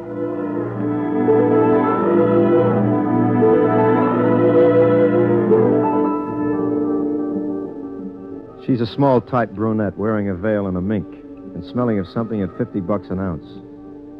All in all, she appears to be some dish from where I'm sitting, which at the time is right under her. However, cherchez la femme, I always say. At this point, I notice Burke Whittemore is starting to slide again. I reach over and give him the old rigid digit in the back of the neck. Hey, Mr. Whittemore. Hey, wake up. Come on. Stella, where art thou? You whose else becomes more present than absent. Mr. Whittemore, wake up, pal. Would that you were not another's other, so that I could seek and find you where you are. I'm telling you, Mr. Whittemore, you gotta wake up.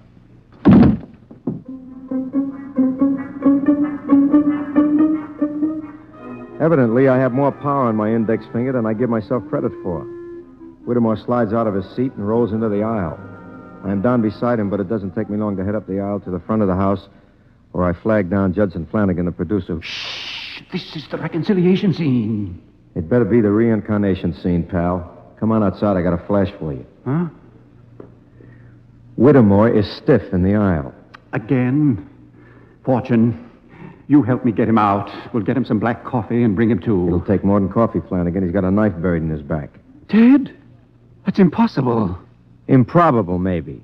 But nothing's impossible these days, so you better call the cops. We can't call the police now. It's only the second act. Look, Mr. Flanagan, I know it may seem like bad theater, coming so early in the play, I mean, but there's a corpse in the center aisle. Aren't you even interested? Of course. We'll have to get him out of there before intermission.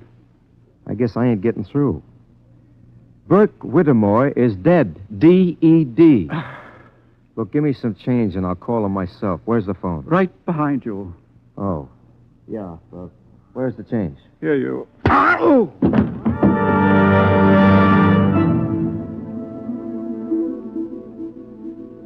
Turning my back on Flanagan was like playing Potsy in the Holland Tunnel. He let me have it right on the cowlick with about 2.5 tons of small change in a bag. I figure if I stay on this job much longer, they'll refer to me as Melonhead Fortune, because I'm beginning to feel distinctly squashy behind the ears. When I come to, I'm on the floor of a small closet with my head sharing a bucket with a slightly damp mop. I stagger to my feet and commence banging on the door. Let me out of here. Let me out of here. I got a right to make one telephone. I want my lawyer. Well, Rocky Fortune, what are you doing in there? Sergeant Finger of Homicide as I live and breathe. What are you doing in this closet? Look, Sarge, a guy got croaked tonight. A drama critic by the name of Burke Whittemore. How come you know? Because I was sitting in the seat right behind him. Huh? What were you doing there? I was acting as his bodyguard. Oh, that's a hot one. I knew that'd break you up. Look, the guy was a lush. His magazine hired me to keep him on the wagon. He's on the wagon, all right, only now it's a hearse. So you were sitting right behind him when it happened, huh? Yeah, I was. And he got the knife right in the back. It's very interesting. Now, wait a minute. Why'd you then. do it, Fortune? You know something, Sarge? You are a pilgrim in the path of least resistance. What do you mean by that? You always pin the rap on the nearest suspect. It saves you so much time. Why not? You had the perfect opportunity, Rocky. Sure, but why would I want to do it? You need a motive, Sarge, a motive. You're right. Why did you do it? Oh, nuts. Look, why you pick on me? You got any better suspects, Rocco? How about the guy who wrote this turkey tonight? How about it, Maloney? Didn't you threaten to kill Whittemore if he panned your play? Certainly I did. I'm only sorry that someone beat me to it. How do we know that someone did? I wasn't even in the theater when it happened. I can't stand the strain of opening nights. I was in the little bar across the street. We'll check on that. Okay, Rocky, who else? The producer, Flanagan.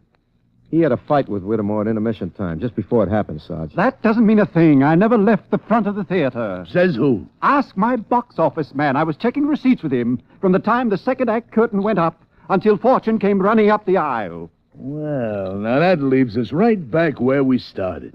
Only one suspect, and Rocky, guess who? Now, take it easy, Finger. Not so fast. Almost anybody in the theater could have done it. The lights were down. All they had to do was walk down the aisle in the dark and...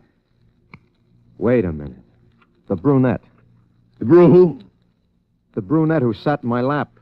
What are you doing, dreaming again? No, honest, Sarge. She thought I was sitting in her seat. We had a friendly tussle about it, and then it turned out she was looking for D1 instead of B. When did all this happen? Right after the start of Act 2, just before Whittemore rolled out in the aisle. Maybe you better chercher la femme. Where did you say she was sitting? D1. Oh, that's impossible. D1 is a house seat, reserved for critics on opening night. But I'm positive she... Look, we had an argument about the seat. Anybody hear the argument? How about you, Miss Carter? Any of the actors notice a commotion down front? Well, no. But, of course, we were all concentrating on our performances. Fortune, why don't you quit trying to feed me all these wild stories? Look, I could prove I was hired as Whittemore's bodyguard. Let me call the magazine, will you? Walter Partridge, the publisher. He'll back me up on it. Okay, then, Fortune, get Partridge over and tell him to fly. Because if he don't, you're going to be my pigeon. On toast.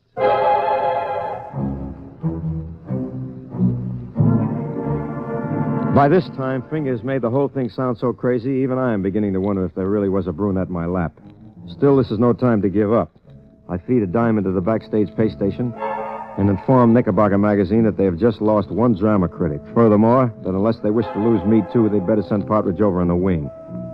As I hang up the phone, I find Valerie Carter waiting in a dressing gown that is made of old butterfly wings.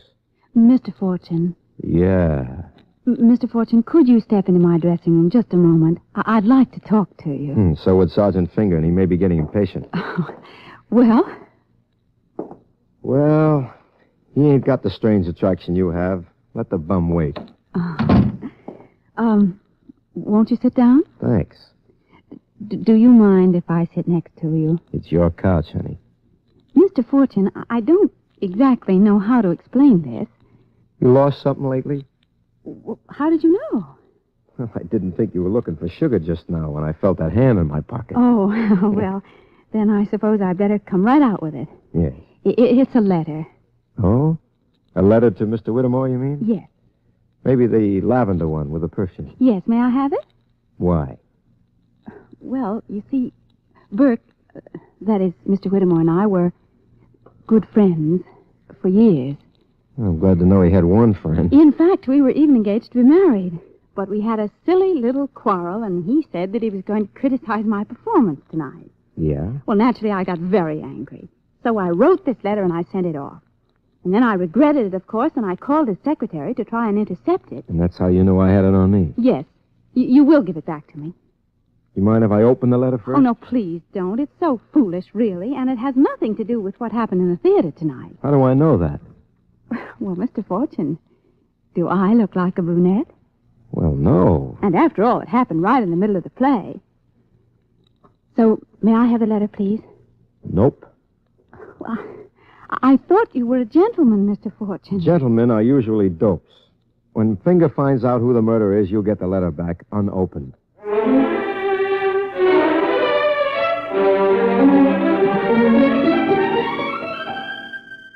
Took you long enough to make that phone call, Fortune. Take it easy, Sarge. Mr. Partridge is on his way over now, and he'll put me in the clear. Yeah? It's going to take more than that. What do you mean? Fortune, you're in this up to your flapping ears. I've been checking out alibis, and both Flanagan and Maloney are clean. I guess who that leaves. Name somebody. What about the brunette? You know, it's strange. Nobody seems to have saw her but you. And a man was sitting in seat D1. Rocky, why don't you save the state the cost of a trial and confess, huh? Maybe I can get you off light with the electric chair. I tell you, Finger, Mold you it. are out of your... Hello. Mr. Partridge, I am so glad to see you, my boy. Will you tell this guy who I am? I don't know who you are. What? Now, wait a minute. Didn't you hire me today to look after Burke Whittemore? Yes, I did. And what do you mean by that crack? I don't know who you are. Apparently, I should have asked for character references first. I hired you to protect Mr. Whittemore, not to let him get stabbed in the back. All right, Rocky boy, let's go down to the station. Before you go, Fortune, I'll take Whittemore's mail. How did you know I had it? Why, hand it over, Fortune. Not so fast. Funny thing, you're the second person to ask about that. Why is everybody so anxious to get their mitts on Whittemore's mail? Wouldn't be the lavender letter, would it? Mr. Fortune. What lavender letter? This one, Sarge. Valerie Carter sent it to Whittemore today. Who knows? We might even find a motive inside. Mr. Fortune, that is not your letter. You have no right. Sarge, listen to this. Dear Burke, it's no use you're trying to hold me with threats. It's all over between us, and nothing you can say will change my mind. I'm in love with another man, and I advise you not to cross him, Burke. He isn't the kind to let anything stand in his way. Who's the other man? Let me read it, will you? No, you don't. I'll take that. Here, give me that letter. Hey, Partridge, what's the big idea? Grab him, Finger. He's our boy.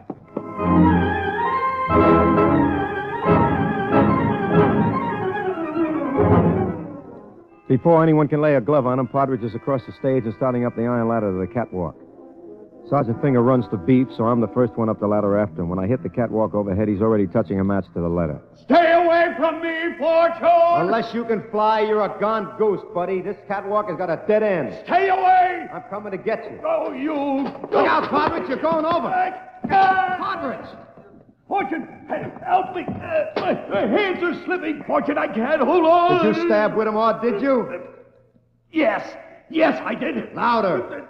I did it. I killed him. Now help me. You hear that, Finger? I heard it. My hands, I'm slipping. All right, Partridge, catch. Alley-oop.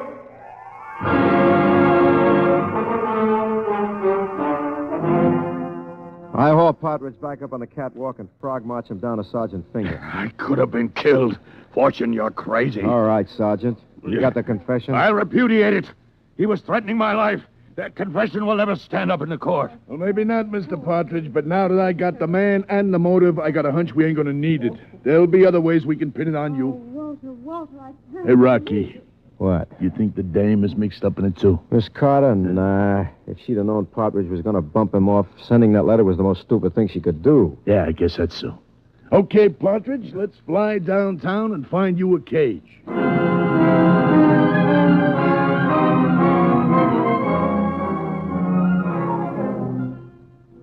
So, once again, I am a free man, meaning a man without a job. And all I have to show for it is a new pearl gray Homburg. Miss Carter. Yes? About that letter, I'm really sorry. You see, I was on the spot. If only I hadn't written that awful letter, that's all. Look, it's been a kind of rough evening, and you look a little beat. Would you like me to see you home? Oh, no. I don't want to put you to any trouble. Oh, it's no trouble. Just wait till I grab my hat here. B1, B... It's funny, no hat. It must have fallen under the seat. Oh, well, do you see it now? Yeah, Ow! What's the matter? Something stuck me. A bobby pin. Now, how did that get under my seat? Well, what's so remarkable about that? Yeah, nothing but bald-headed critics sitting in this row. No dames, except maybe the brunette who sat in my lap. Only why would a brunette be dropping blonde bobby pins around? She wouldn't. I think you just made that brunette up. I think maybe she made herself up with a brunette wig. But who'd want to do a thing like that? Well, it couldn't have been you. You were on stage. That's right. Come to think of it, though, were you there all the time? What about the start of the second act? No, I wasn't. Any other questions? Miss Carter, you don't happen to smoke a pipe. No, I don't. Then that's a gun in my ribs. It is? You did it, not Partridge. You sneaked around If and... you mean that I killed Burke Whittemore, yes, And why did Partridge take the rap? because he's in love with me. He must be. Don't worry. He'll come out all right. He can prove he was somewhere else tonight. I wish I could say the same. All right, now. Start walking. Where? The stage door, Mr. Fortune. Yeah, that was pretty clever. Only don't you think you did this thing the hard way? Why didn't you just marry Partridge and tell Whittemore to go whistle up a tree? I couldn't. Burke threatened me With what? Bad review? with deportation. I'm in this country illegally, Mr. Fortune. Burke threatened to turn me in if I tried to leave him. Oh, I see. Well, here's the stage door. What now? Open it. You got something definite in mind? I have. They'll find you lying in the alley. Won't be the first time. Well, it'll be the last. Open that door. Okay, here goes. Miss Carter, I'm glad I caught you. I got a question. Finger, I watch wanna- out. Hey, what goes? Finger, I could kiss your lovely, stupid mug. What for? I'd be a dead duck if you hadn't figured this thing out. Figure what out? That you had the wrong man, of course. This dame was about to knock me over. Miss Carter? You mean she committed the murder? What else? Ain't that why you came back? No, I came back to get her autograph. Autograph? Yeah, my kids are nuts about the theater. Oh, brother.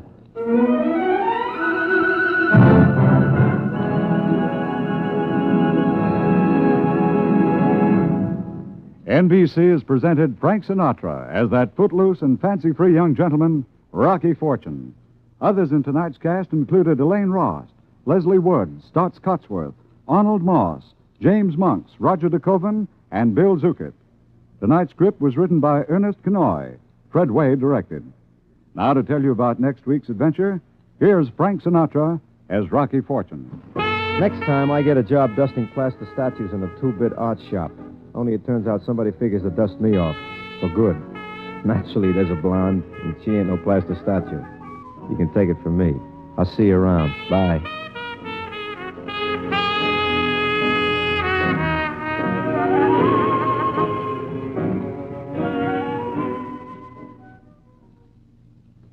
This is the NBC Radio Network.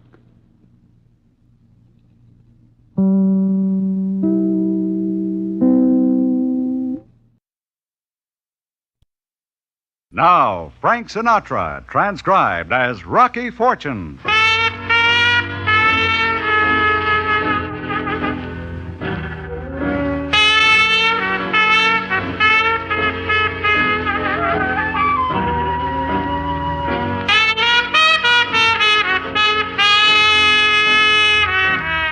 NBC presents Frank Sinatra, starring as that footloose and fancy-free young gentleman, Rocky Fortune.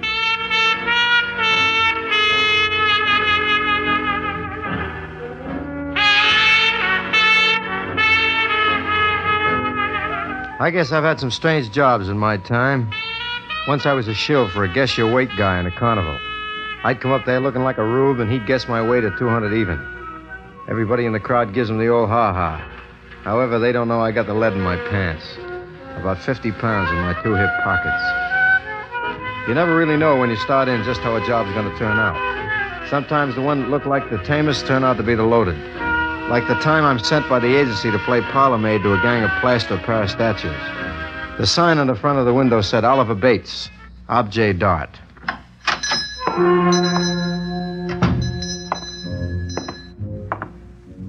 It looks like I've intruded on ladies' night in an uninhibited Turkish bath. Most of the plaster statues are dames, and most of the dames would be arrested on the spot if they ever set foot on Jones Beach at daylight. Pretty soon, an oily little guy slides out under the door from the back room and oozes up to me. Yes, sir. Yes, sir. What can I do for you? A reproduction for your library? A nymph? A satyr? Some pawn? Sure, anytime. What do you got in mind? I beg your pardon? Oh, it's all right. You Oliver Bates? Yes. Well, the agency sent me over. They said you needed a handyman. Oh, of course. Do you know anything about dusting statuary? What is there to know about dusting it? Well, the statues aren't intrinsically valuable, of course, but still we must be careful. Aren't they beautiful? What happened to this one? She bite her nails? That is the Venus de Milo. Oh. Well, when do I start? Right away. I'll expect you to keep all the statues dusted, the floor swept, and the windows cleaned. Tell me, Mr. Bates, what is all this stuff? Looks like Dream Night in a DT ward. My dear fellow, these are some of the finest statuary reproductions available. For example, this is a gargoyle from Notre Dame. Oh, I remember this cat. He used to play fullback. Sam Gargoyle. And this is the Aztec god Paleo Chilia. Gesundheit. Of course, you know you spend the nights here. They told me, but I didn't bargain for this collection of gremlins. Is this stuff the genuine McCoy? Of course not. They're plaster reproductions. Take this one, the Hag at Bay. The original stands in the Palazzo del Marco in Florence. Isn't she lovely? Yeah, she reminds me of the old broad that sells the pretzels on 48th Street. She's got cobwebs on her nose. Look out. Be careful. Just dusting her off a little bit. Ticklish, honey? Look out, you fool. It's falling. I got it. You fool, you idiot. Look what you've done. Her arm comes off, that's all. Get away from there. Don't touch it. Maybe I could glue it back on. No. Go away. Get out of here. How much does it cost? You can take it out of my salary. Don't touch it. Look, Mr. Bates, what's it worth? What's it worth? Oh, well, I suppose it really can be mended. I'll just carry it back to the shelf after this. Be careful. Okay. Hey, Gargoyle, how do you think you'll do against Southern Cal?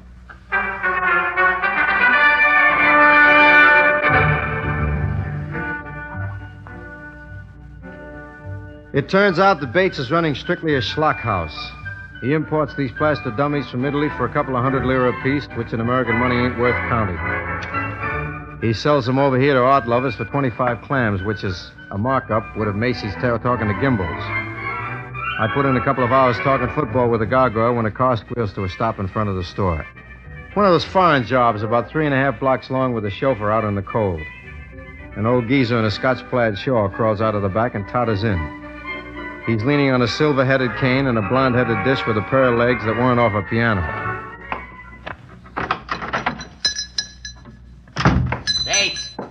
Bates! Where is he? Bates! Now, don't excite yourself, Mr. Sproul. Remember the doctor. Oh, that doctor's an idiot. Bates! You! Yeah? Oh, you're not Bates. I'm Rocky Fortune. Rocky, I don't want you. Bates! Yes, Sproul. I was in the back. I didn't hear you. Fortune, get Mr. Sproul a chair. I don't want a chair. I want to talk about... Mr. Sproul, perhaps we'd better go inside. Now, here. I drove all the way from Westchester to this miserable little shop, and I won't be put off. Of course, Mr. Sproul. We can talk in my private office this way. Oh, yes, of course. Sharon, wait here for me. Yes, Mr. Sproul. He's a peppery old buzzard, ain't he? That old buzzard is Jonathan J. Sproul. Oh, you mean he's the old nut with the copper money, huh? He has $8 million invested in copper, yes. That's a lot of copper. You work for him? I'm his secretary. Must be nice to have $8 million in copper. You work for Mr. Bates? Yeah. Must be very interesting work. It's a living. Can you tell me about the statues? Sure, what do you want to know? Well, are they all plastered? All except Gargoyle, he's in training. Oh, very funny. You really know about them? Sure. Bates couldn't get along without me. Look, when you've tucked the old man in for his afternoon nap, why don't you come on back and I'll tell you all about him? I'm sorry. I'll be busy with Mr. Sproul's collection all day. What's he collect? Bottle caps? Mr. Sproul is probably the world's foremost private collector of antique artifacts. Is that a fact? He has the only complete set of early Greek amphorae with lids. What's amphorae? Vases. Delicate ceramic vases. And he's got the lids? That's right. Sweetie, you can call them amphorae, Liz. I call them bottle caps.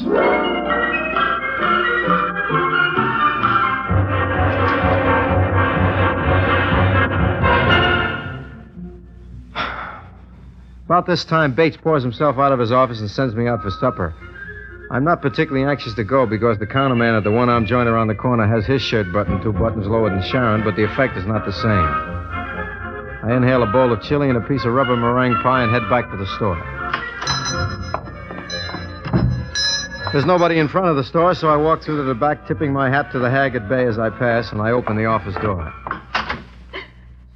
Good, you're still here. I was afraid you'd... Hey, what's Bates doing on the floor? Mr. Bates! Mr. Bates! He's dead. You ain't kidding, lady. Somebody blew out the back of his head, and it took a big gun to do that.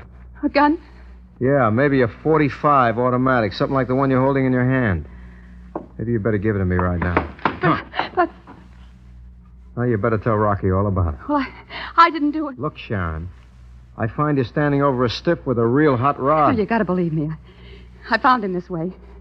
Mr. Sproul left his shawl. He sent me back for it, and I walked in, and I... Don't tell me that you picked the gun up off the floor. I don't know why. Hey, you're real scared, aren't you? It was awful. I touched him. My hand. All right. Slow down. Did you see anybody when you came in? No. Yes, wait a minute. There's a black car halfway down the block, and it drove off just as I came in. Maybe it was a heist. Let's see. Bates kept his roll in his pocket. It's gone, all right. He must have had a couple of $100 in there. Hey. What is it? An insurance policy on his last shipment. Well, the shipment is safe. Bates should have made the policy straight life, I guess. What's that? Snow White and the two dopes. What? A patrol car. Somebody must have heard the shot. What'll I do? They won't believe me. Look, we're both in a spot. Camping out over a corpse is not popular with the lads in blue. Sharon, this whole deal is fishy in the Fulton Street market on Friday morning. Come on. Where are you going? Out the back. But the police will think that I... If we stay here, they won't have to think. They'll pin it on you like a gardenia. Come on.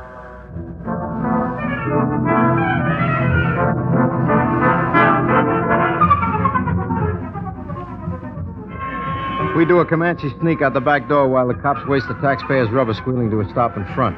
We beat it down an alley and around the corner onto the street. By the time we slow down to a walk, Sharon's out of air, breathing heavy, which on her looks good. What do we do now? That's a good question. There are a couple of leads I got in mind. Leads?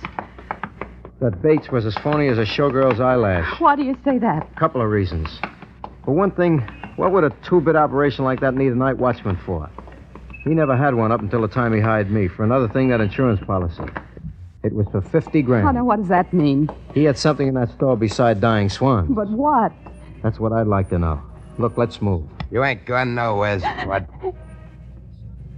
If that's your finger, pal, you got stuck in my back, your nails need cutting. This ain't no finger buster. That's a 6-inch knife. You can cut a hair with it, lengthwise. Okay, Mr. Bunting, I got him. Good work, Butler. What's the idea of this? Shut up. Look out for the knife. You'll damage the herringbone. One move out of you, I'll damage the backbone. All right, Butler. I'm sure they'll cooperate. In a pig's eye. What do you want? Well, you see, I have my car, and I thought I might drop you somewhere. No, thanks. It's a nice night. I'll walk. Enter the car, wise guy. All right. Would you prefer the back or the jump seat, miss? Doesn't make any difference. Well, I'd like Get to in sit there, up... Joe. All right. Don't push. Everybody comfy? Great. Your gorilla's sitting on my head. Really, Butler, you should be polite to our passengers. Well, Mr. Bunsinger, you don't want him to know where we're going, do you? Certainly not. Let him up. Okay. But if you don't want him to say... Don't be crude about it. The civilized way is like this.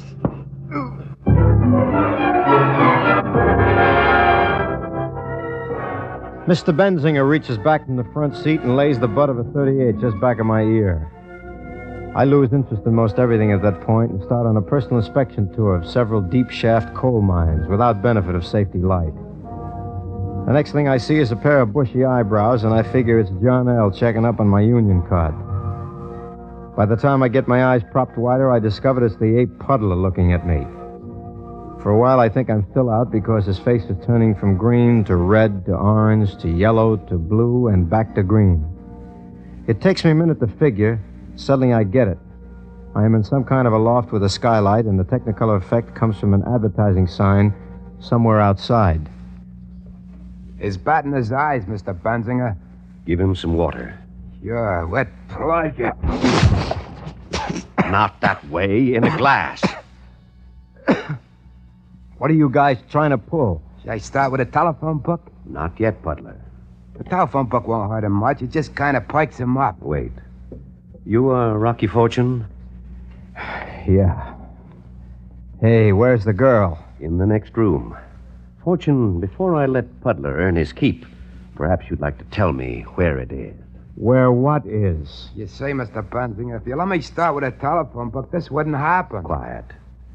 Your employer saw fit to resist our simple questions. You knocked him off. Unfortunately, Puddler's reflexes are quicker than his intellect. Yeah. Therefore, it's up to you to tell us where it is. I don't know what you guys are talking about. I can start with a Staten Island book, Mr. Benzinger. That's real pen. Please.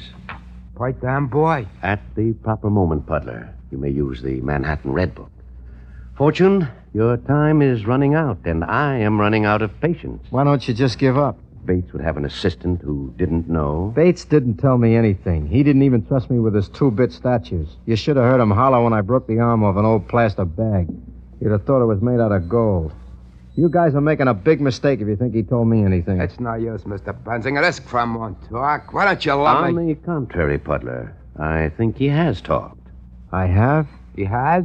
Puddler, you will escort Mr. Fortune somewhere into the country and lose him permanently. A pleasure. Unfortunately, I will not be able to accompany you in the car. I'm sure Mr. Fortune would give his word of honor not to make any trouble. Oh, yeah, sure. Cross my heart and hope to die. Yes, I wouldn't be at all surprised, but just to make sure, Puddler. Yes, Mr. Benzinger? The Brooklyn book? Right. Ooh!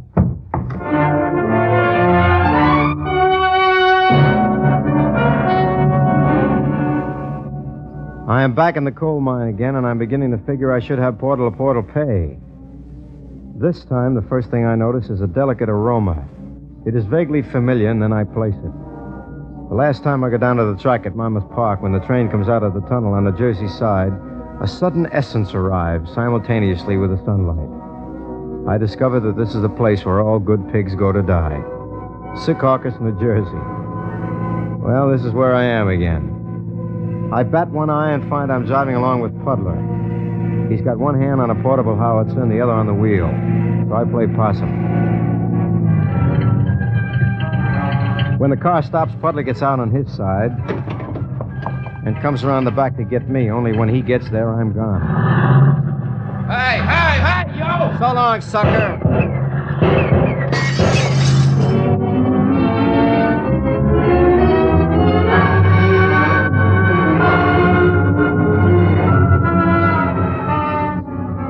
He pumps a couple of quick shots after me, but outside of one lucky hit on the rear window, I'm home free. I head into town and stop on this side of the George Washington Bridge to put in the call to my old friend Sergeant Finger of Homicide. Fortune, where are you? Never mind, listen.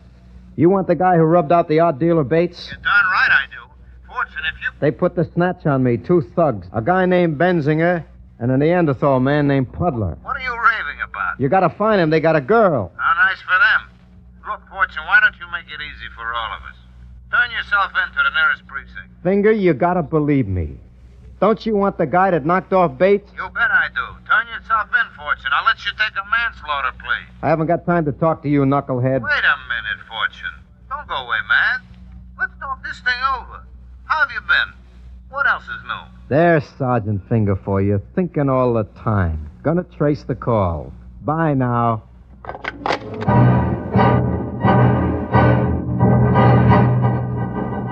I drive into town and get stuck in a traffic jam at 10th Avenue. While I'm sitting between 2 20-ton trucks, both of them dumping carbon monoxide down my throat, I keep thinking of that blonde, kind of fragile, like she was made of spun glass, but real spun. And then I remember Puddler with his face changing colors like a chameleon. A bell rings and a little electric light bulb lights up upon my head. I head down 10th Avenue to the offices and workshop of the Monmouth Spectacular Company. Down in the shop working with a blowtorch, I find old Charlie Svoboda. Rocky, I ain't seen you since you was fired for misspelling a word in that beer sign on 42nd Street. How's the old glass blower? They still call you on every sign north of Trenton? Sure. Who could make a spectacular without old Charlie? And Mama still makes all the big signs, huh? Well, we got a little competition, but they don't make nothing more than signs on powder room doors. That's what I figured. Charlie, I gotta find a special sign. What sign? All I know is the colors. Green, red, orange, yellow, blue, green. Uh-huh. Which is longest? The yellow. The green was the shortest. Yeah. I'll check it in the records for you, but I think I know the one. Yeah? What one? It's a beautiful sign. 6-cycle animation. I worked on it only last year. Where is it? Bensonhurst in Brooklyn. Arf dog food. Let arf suit your food.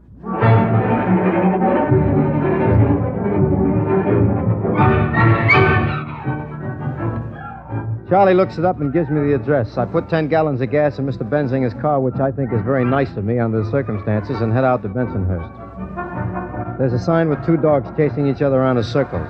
I take a line of sight from the sign to find 2 possible skylight windows. I climb up the stairs to the first loft and boil in.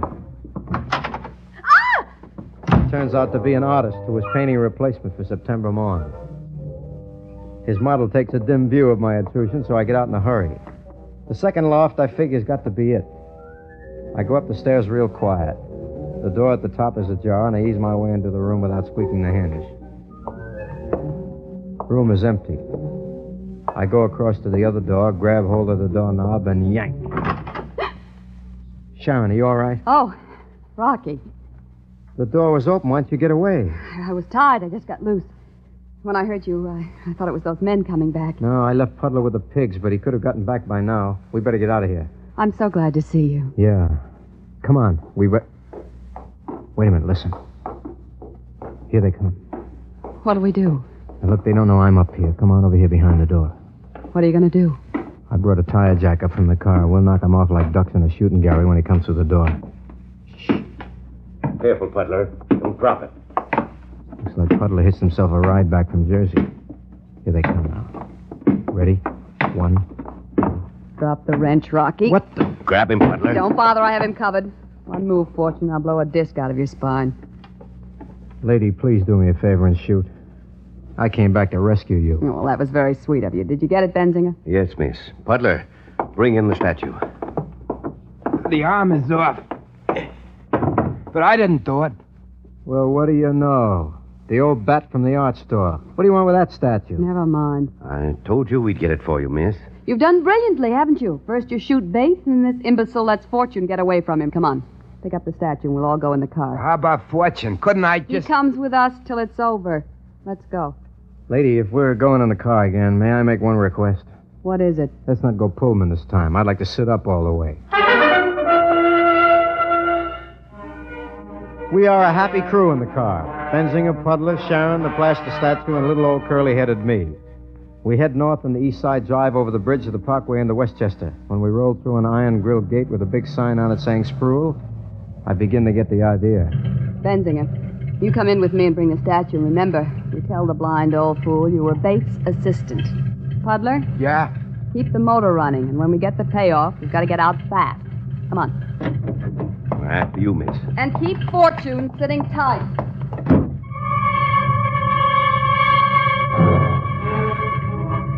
The light, as they say, begins to dawn. Whatever it was that Bates was trying to sell to Sproul, Sharon hijacked and cut herself in. Sit still a minute. They should have let me use the phone book. You know that some people use the phone book to look up numbers? They do? Never thought of that. You never thought of a lot of things. Like, for instance, this car's got an automatic shift. Yeah, so what? Well, you ought to have it neutral, not in drive like you got it. Listen, wise guy, you trying to tell me how to drive a getaway car? You got to be ready to start on an instant's notice. Like this? Hey, get your foot off. Give me that gun. Look out, the car. You got my foot jammed on. Yeah, it's a great pickup this model's got, huh? Going right into that house. Look out.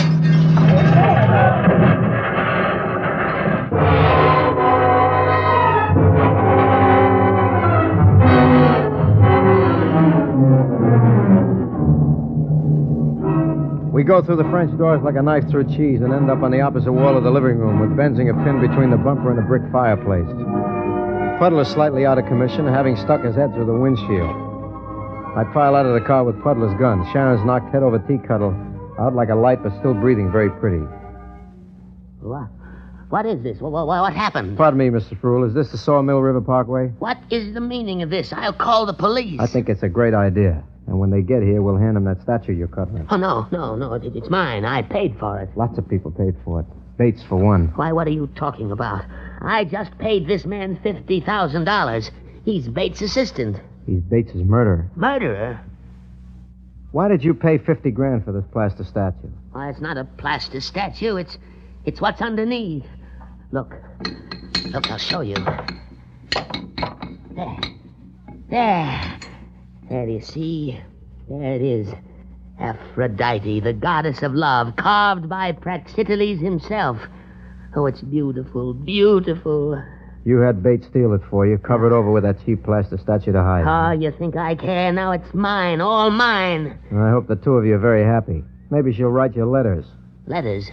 What are you talking about? You're going to the can, old-timer. You're an accessory before, after, and during a murder. She's beautiful, beautiful. And that reminds me, Sharon. Sharon, baby. Huh? Can you hear me, honey? What? What is it? I got something important to ask you. What?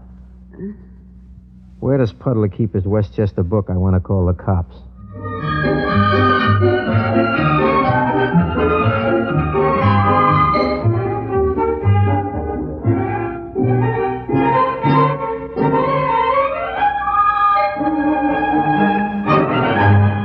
NBC has presented Frank Sinatra as that footloose and fancy-free young gentleman, Rocky Fortune. Others in tonight's cast were Jan Miner, Ted Osborne, Leon Janney, Joseph Julian, Ed Begley, and Mandel Kramer. Tonight's script was written by Ernest Kenoy. Fred Wade directed. Now, to tell you about next week's adventure, here's Frank Sinatra as Rocky Fortune. Ever see a magician pull the disappearing act on somebody? I always wondered how they did it, and then finally I found out. A carnival guy pulled the disappearing act on me. The only trouble was he was trying to make me disappear for keeps. I'll tell you about it next week. See you around.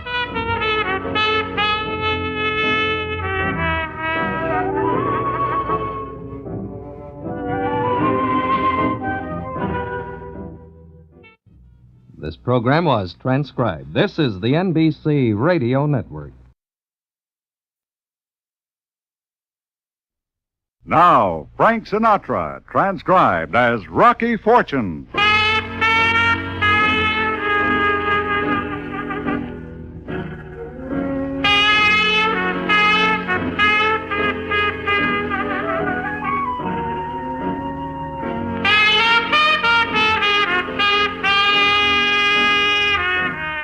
NBC presents Frank Sinatra, starring as that footloose and fancy-free young gentleman, Rocky Fortune. Hi. You ever see a magician pull the disappearing act on somebody? Well, a guy tried to pull it on me at a carnival once. The only trouble was he was trying to make me disappear for keeps. All right, get your red hot Texas wieners right here. Red hot, they tickle and tantalize your tummy like a $10 tenderloin. Red hot. How many, Jack? One pop and hold of nitroglycerin. One without sauce, 15 cents. Let's have some black coffee, too. One ink, right, 25. Say, Maitre D. Yep. How's chances for a guy picking up some steady employment around this county? You been with it? I used to work at mid-camp with Benchley Brothers. The original 40 thieves, huh? Well, talk to the boss. He's down in the big tent. Thanks, I will. Mister? Yeah, what is it? Come on, I'm busy. I'd like to buy a hot dog, please. How much is one? 15 cents. Oh, I guess I can. Well, could I buy a half a hot dog? I've only got 7 cents. Look, kid, go ask your mom for the rest of the dough and come back, huh? I can't. I don't have any more. Oh. Fill him up, Oscar. I'll pay for it. Forget it. On the house. Here you are, kid. Compliments of Bussy Brothers Traveling Show.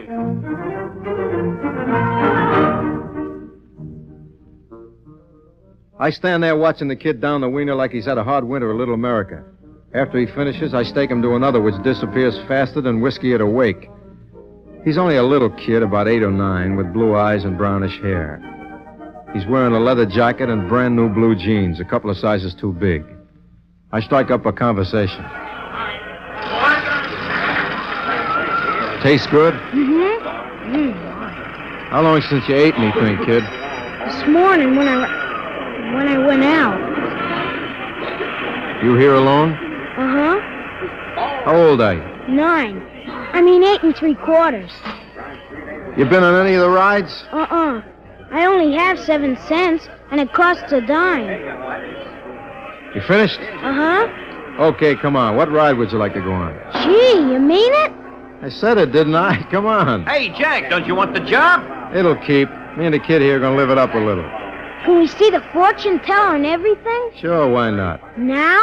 Be my guest, son.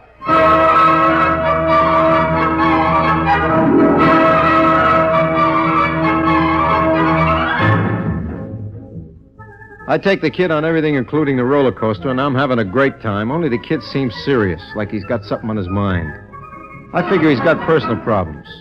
Finally, we pass the fortune teller's tent, and his eyes open up like saucers. That's where I want to go, Rocky. The fortune teller? You sure? Uh-huh. Please. Okay, let's go. Who am I to argue? I remember when I was 9 years old, things were so bad I went to a gypsy to find out if I'd live to be 10.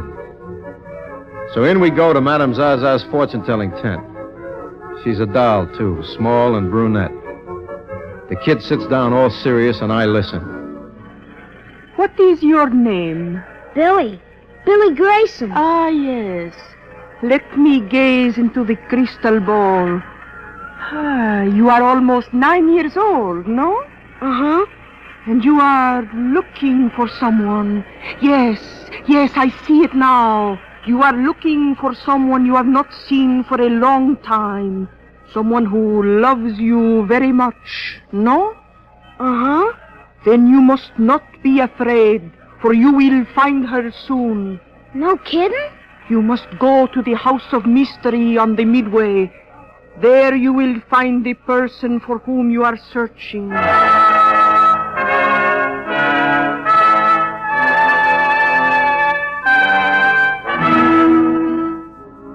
2 minutes later, I'm footing after the kid on the way to the House of Mystery.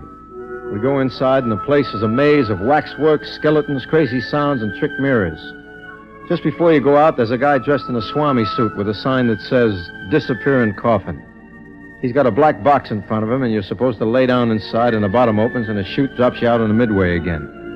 I get in first and slide down the chute into the sunshine. Then I wait for the kid to come down the chute. I wait, and I wait, and I still wait. That must be the man, officer. Okay, mister, take it easy. Now, what have you done with him? Who, me? What is this? What's your name, bud? Who wants to know, officer? Me, that's who. Oh. In that case, it's Fortune, Rocky Fortune. You know anything about a kid? What kid? What's his name? William Grayson, Jr. Who's this guy? I'm his guardian, Howard Grimm. I'm waiting for an answer, Fortune. Yeah, he was with me. You see, officer, the man at the hot dog stand was right. Where's the kid now? In the House of Mystery here. At least I think he is. He better be, Fortune. Hey, what's going on here? I meet the kid, I buy him a hot dog and a few rides, and you act like I put the snatch on him or something. The boy has been missing from my home since last night, Mr. Fortune. We traced him to this carnival. If he's unharmed, you've nothing to worry about. Come on, let's go in and get him. I'd better wait here in case he comes down to shoot. You better come with us, Fortune. Let's go.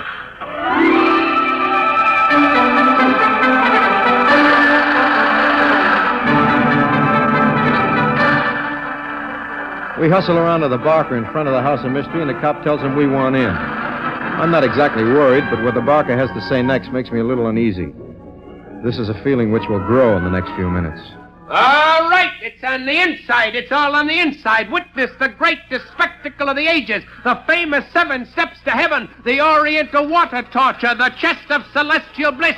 See the living skeleton and experience the disappearing coffin on the inside. Hey, Mac. Just a minute, Chester. On the inside, 25 cents. Now. All right, officer. What's the beef? Everything is clean. We've been inspected by the Legion of Cleanliness, and also the fixers in with the chief of police. Now go away. You're blocking up the entrance. We're looking for a little boy about 9. Went in with this fella here about a few minutes ago. Sorry, officer. We don't admit children, and this egg face I never saw before in my life. Hold it up, Mac. You sold us a ticket yourself. Buster, you're dreaming. You've been smoking bath salts. Look, I went in with a little boy. You talked to him. Get him off of my back, will you, officer? I got work to do. Officer, he don't remember. The kid is inside. You mind if we look around? Help yourself. Just don't finger the finery. Let's go, Fortune. Mr. Grimm, you wait out here in case he comes out. On the inside, folks, the greatest of medieval torture chambers and criminal reenactments ever assembled under one roof, and you can see it for only a quarter, the fourth part of an hour. We enter the House of Mystery, and I can feel the hot breath of a fat cop on the hot nape of my neck. Billy! Billy, it's me! Rocky, where are you, kid? Billy! He must be hiding here somewhere. Uh-huh. Let's ask the guy in the Swami suit. Yeah. Hey, Baghdad! You were addressing me, sire? Yeah, I was addressing thee. Where's the little kid with the light hair? Sire? The kid who came in with me, remember? I got into the coffin and the kid was right behind me, only he never came out. Sire, I know not whereof you speak. You're gonna know whereof I socked thee if this rat race doesn't end pretty soon. Now, where is he? Please, sire, you're creasing up the cashmere. Talk, big boy. Hey, let him go, Fortune. Listen, Uncle, did you see a kid in here a little while ago with this chimpanzee? I ain't ever laid an eyeball on this character. What is he, crazy or something? Listen, Houdini, I'm gonna bust you right in the mouth. Okay, now come off it. Let's go, Fortune. Officer, this is some kind of frame-up. That's what Mr. Grimm thinks. You see, Fortune, the kid disappeared from his house, which is in Jersey. This is New York, understand? So if the kid ain't found, Grimm is going to charge a kidnapping under the Lindbergh law. You follow me? I'd like to follow you, pal, but right now I got more important things to do, like finding that kid. Look out. Grab it! He's going down the chute!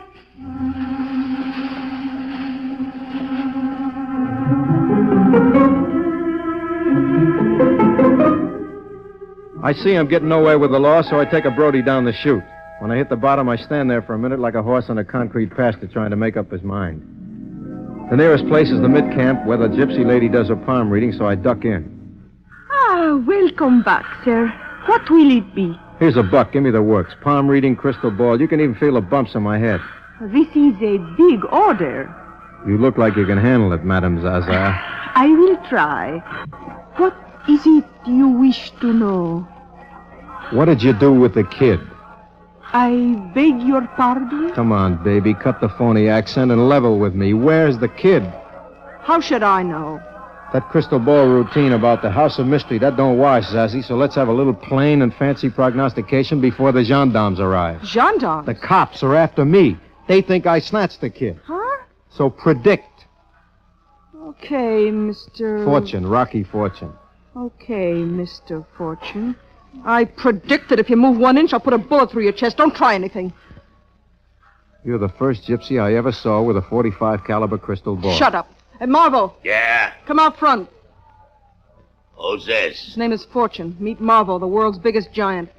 I eat guys like him for breakfast. He working for Grimm? I don't know. He gave me a song and dance about the law being after him. Yeah? Maybe we should give him back. Are you crazy? If they think he's got the kid, let them think so. Yeah, I guess you're right. Look, can you keep him under wraps until the show moves out? I guess so. They'll be looking for him. Leave it to me. I got just the spot for him. I got a spot for you, too, Buster. Well, what'll you do with him? Leave him to me. Okay, Fortune. Let's go. A pleasure. Before we leave, would you like to try this crystal ball for size? This guy don't even budge.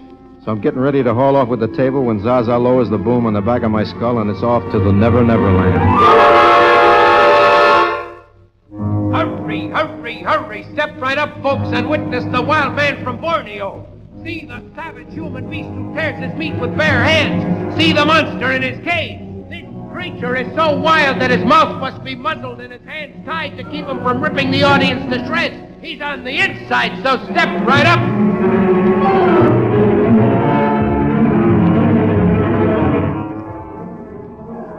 I figure I'm dreaming until I open my eyes. I am in a cage about the size of a telephone booth. My mouth is muzzled and my hands are chained to the bars of the cage. When I get both eyes open, I can see that Marvo has got me rigged up in a leopard skin with fake hair and war paint. When a kid throws me a peanut, it suddenly dawns. The wild man from Borneo is me. Boy, I want to hit him with a penis. We toss his Hey, kid, bother the animals. Say, buddy. Yeah? We're looking for a kind of medium-sized, dark-haired guy named Fortune. You seen anybody like that around? I seen 1,000 guys like that. He may have a small boy with him. Seen 1,000 guys like that, too. No, it's no use, officer. He's gotten away and taken the boy. Yeah, maybe. We'll notify headquarters and have an alarm broadcast. Hey, what's bothering the wild man? He must see a dame or something. Every time he sees a dame, he goes crazy. Right, Tarzan? I see more ferocious-looking wild men at the YMCA. He's been sick. Oh. How come you got a muzzle on him? That's no muzzle, Sergeant. That's him.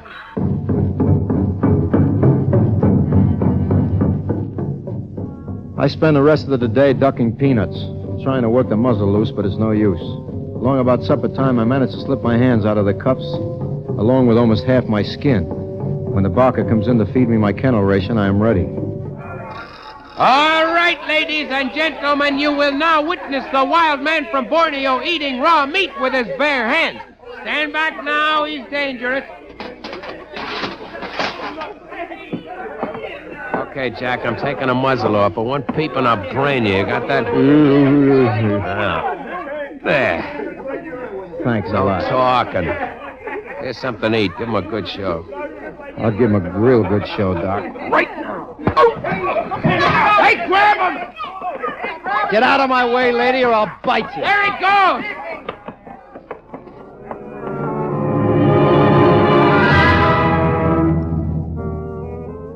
I'm off down the midway in my leopard skin like Seabiscuit running the Preakness. I duck into the first tent I can find, and I run out the other end. The next tent looks like a pretty good bet, so I duck inside that one. Nobody home, I think. On the second look, I see I'm not alone. Sleeping on a little bed in one corner of the tent is a midget wearing a full-dress suit and a high hat. Before I can move out, I hear somebody coming. I duck into an open steamer trunk and make like a wee mouse. He ran down this way. Don't make any noise. Come on in. Well, everything looks okay in here. Yeah, he's asleep. We better not disturb him. I still think you ought to get out of here. Both of you. Well, the show is moving out tonight. We'll be okay once we leave town. Not with this Fortune character running around loose. You're not afraid of him, are you? Don't be ridiculous. Unless he knows what's going on. No, the boy didn't tell him anything. I'm more worried about Grim and the law than I am about anything else. I'll take care of Grim if he tries anything, too. We better get back to the Midway for the evening show. Oh, you go ahead. I want to make sure everything's all right. Yell if you need me. Thanks, Mom. You've been wonderful. All of you. Oh, forget it. We do the same for anybody in the show, you know that. I'll see you later.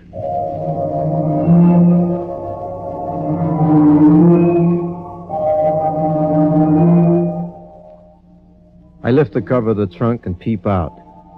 Zaza, the gypsy lady from Brooklyn, goes over to the bed where the midget's sleeping. I see her pull the cover up over him, and then she leans over and kisses him on the forehead. As she straightens up, I suddenly get wise to what's going on. Hold it, baby. Who's that? It's me, honey, Rocky. Don't move and don't yell, or I'll give you a reason. What do you want? First of all, I want to know what's going on here. It's none of your business. Lady, I got a lump in my skull. The cops are after me. I've been pelted by peanuts, locked in a cage, and fed raw horse meat. Now, don't tell me it's none of my business. You start talking right now, I'm going to yell for the law. You wouldn't dare. No? Oh, please. Oh, don't.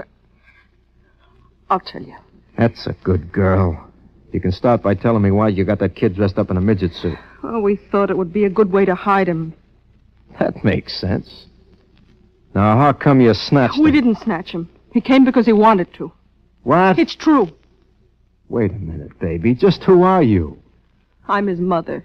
His mother? Billy's father died when he was 4. I was with the carnival. His father came from a good family, and they didn't approve of the marriage. See, Billy's grandparents went to court and persuaded the judge I wasn't fit to raise the boy, that carnival life would ruin him. So Mr. Grimm was appointed his guardian, and I was denied the right to see him. I begin to get the picture. Go on. We'd been writing to each other, and I managed to see him a few times when the show was around here. He wasn't very happy with his grandparents. So you decided to take him away? But when I found we were playing New York, I telephoned Billy and arranged for him to run away and meet me at the carnival. And the Connie folks are all in on it, huh? Yeah. You know, baby, if you'd bothered to tell me this sooner, we could have saved a lot of trouble. At first, I thought you were working for Grimm. Don't insult me. You know, I'm really sorry about what happened. The big question is, what are you going to do now? Grimm and the cops are still looking for the kid, also for me. I'll take full responsibility for what happened. That means surrendering Billy to the law. Yeah, I know. With a good lawyer, you might even be able to get custody. I've got to get him, Mr. Fortune. He needs somebody to love him and take care of him. Carney life may not be the best thing in the world, but at least we'll be together. You want me to get the cops? I You won't get away with it anyway, honey. No, I suppose it was crazy. All right. Get the police. Before I go, Yeah. you think maybe I could get a pair of pants? This leopard skin's a little drafty.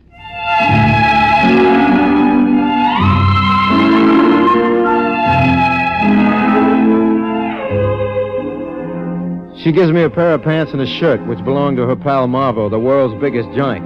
And I hit the midway looking like my tailor is Omar the tent maker. Pardon me, officer. Yeah? I think you gentlemen are looking for me. Listen, Bud, we're busy. Now go away. Fortune! Grab him. Okay, we got you. Take it easy. I gave up, remember? If you still want the kid, I know where he is. Where might that be? In the dressing tent with his mother. His mother? That's what I said, Mr. Grimm. Come on, officer. Let's go, Fortune. Wait till I roll up my cuffs. The surge is getting underfoot.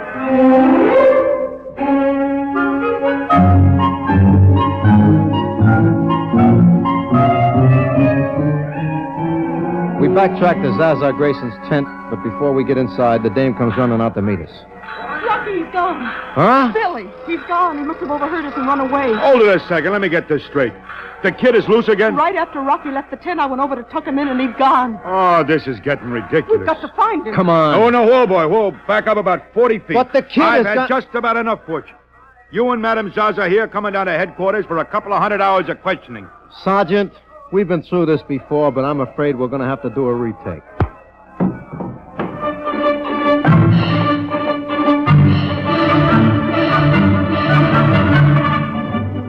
Once again, they're off and running at Hialeah. This time it's Rocky Fortune in the lead, stumbling along inside a pair of oversized pants like Dopey the Seventh Dwarf.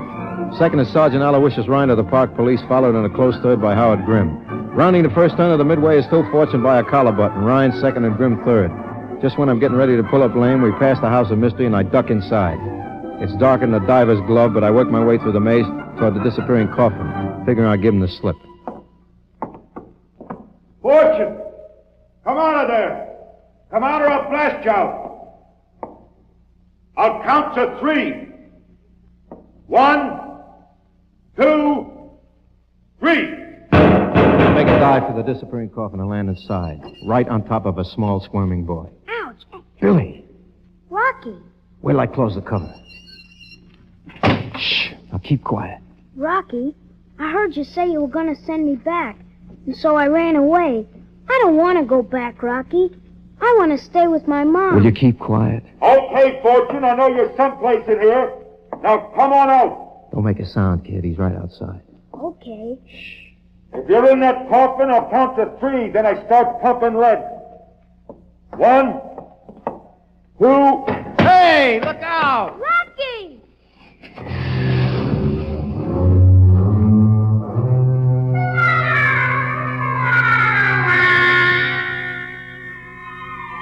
The graceful sergeant had managed to step right on the lever that opened the trap, and down we go. 2 seconds later, the kid and me are dumped right in the midway, followed by Sergeant Ryan, who lands right on top of me with his 200 pounds of solid blubber. And I am down for the count. Okay, on your feet. You too, kid. Don't try to run away. There they are. Billy, are you all right? Oh, Billy. He's okay. Are you, Rocky?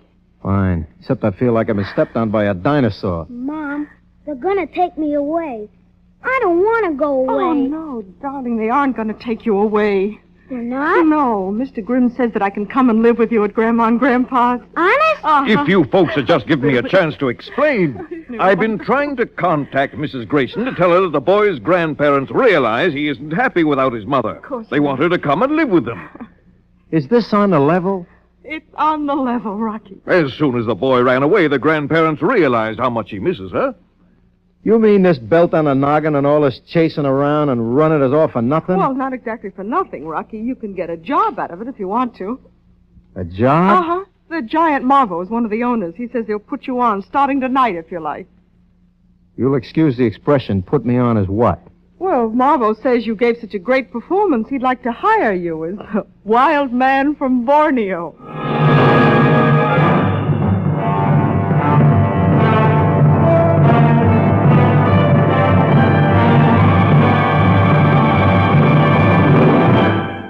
NBC has presented Frank Sinatra as that footloose and fancy-free young gentleman, Rocky Fortune. Others in tonight's cast were Bryna Rayburn, David Pfeffer, Bill Griffiths, Ken Williams, Leon Janney, and Mason Adams. Tonight's script was written by George Lefferts. Fred Way directed.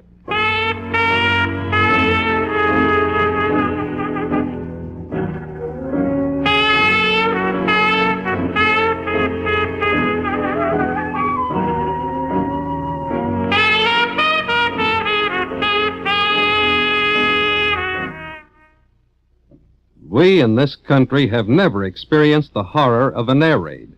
And yet, during these perilous times in which we live, such an air raid on our homes and cities is possible. Modern war makers strike without warning, hoping to cause the greatest damage in a single surprise blow.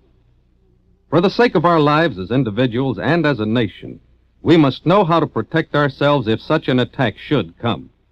Attack from the air, even atomic attack, can be survived.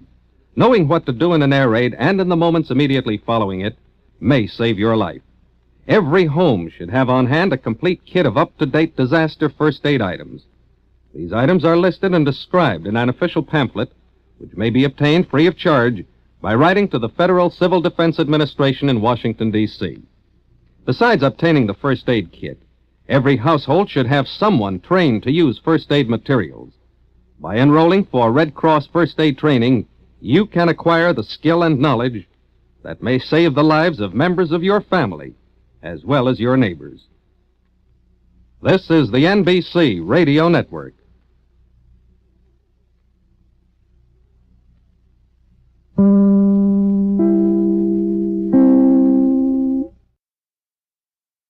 Frank Sinatra, transcribed as Rocky Fortune.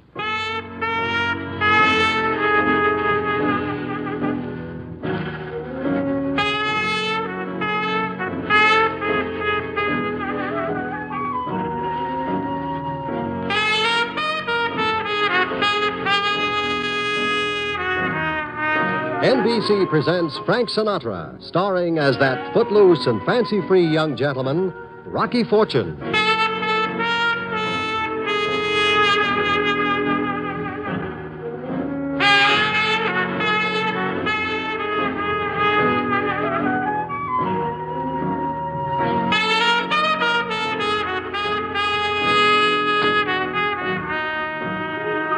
Hi.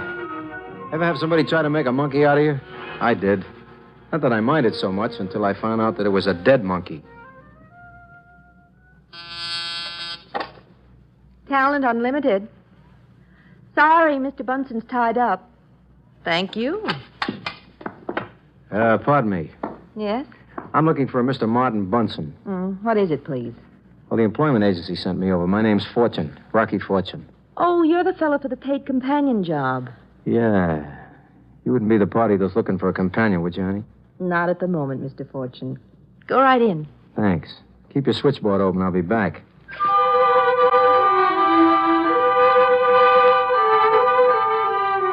I elbow my way into Marty Bunson's office, which is a cheap, smoke-filled bin with furnishings by the Collier brothers.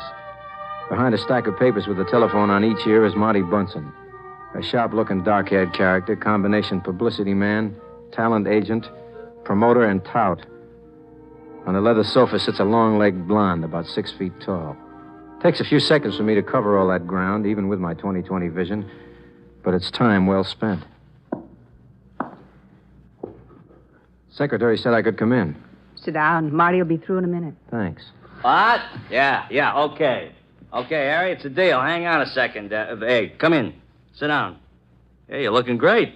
Hold on, Harry. Mindy Lane, this is Mr. Fortune, Rocky Fortune. Nice to meet you. Likewise. Excuse me a second. Harry, now listen, about the publicity on the Guy from Mars picture, I'm working on the Chamber of Commerce for a full-dress Martian day in Central Park. We stage an invasion with midgets, see? Maybe we can get Orson to MC. Okay, Harry, if the price is right, you go ahead with that other matter. Yeah, that's right. Yeah, so long. Well, you're looking great, Fortune. Put on a little weight, huh? Now, let me see. You're here about... A job. A what? A job. Yeah, well, it's been nice meeting you. Keep in touch with the office, huh? First thing it breaks, I give you my solemn pledge... I'm not a performer, Mr. Bunson. The employment agency sent me. Oh, that job. Well, why didn't you say so? What do you think, Mindy? He's cute. You got eyes. Okay, Fortune, you're hired. $60 a week, less 10% to me for getting you the job. Uh-huh. Who's my employer? Me. Take it or leave it. I'd like to leave it, but I'll take it. Okay, report to the television studio tonight at 6:30. What studio? Well, Miss Lane's, of course. Oh, I get it. You're the Mindy Lane who's got the TV show every night. Star of TV, video, and television. You ever watch the show? Well, my set ain't working. In fact, I don't have a set. Now, be on time. Do you mind if I ask you what my job is? Didn't the agency explain you're a paid companion? To Miss Lane? To the senator. Which one? Oh, this boy's pretty square. He's almost a cube. He hasn't seen the show, Marty. Just a minute. I'll get the senator. Where is he? He's asleep in the closet. Oh, excuse me. Senator? Hey, Godfrey, come on out. Now, Mr. Fortune, this is Senator G. Godfrey Jiggs. Senator, meet Rocky Fortune.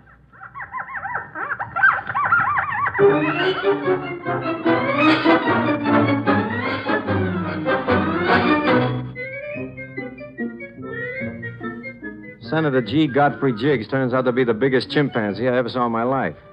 Suddenly, I remember that this oversized anthropoid is the star of Mindy Lane's daily TV show, and I have signed on as his valet. Godfrey removes his miniature Hamburg and comes over to me for a quick sniff. Before I know it, he's greeting me like a long-lost relative. All right, down, son. Here, down. Oh.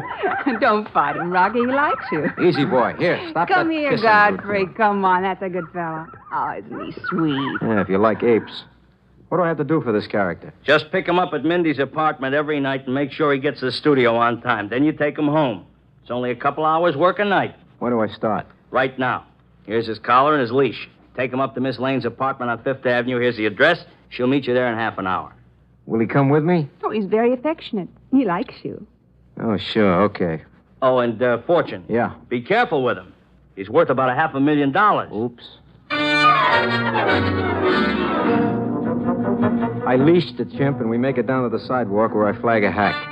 There's something definitely crazy about this job, but the hours are good and the pay's okay, so who am I to complain?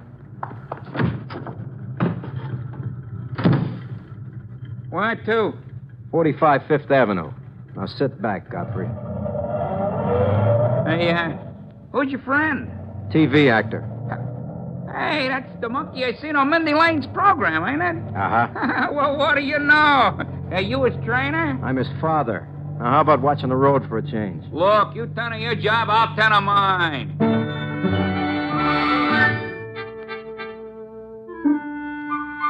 The hack drops me off at Mindy's apartment, and the doorman shows me which way to go. I get the key in the door and open it. Mindy's got guests, and they ain't very polite. Okay, shut the door. Sure, anything you say.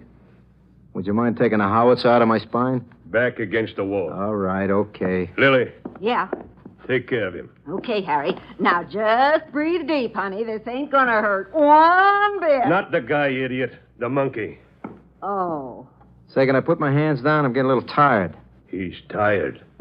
You're tired? Yeah. Okay, take a rest.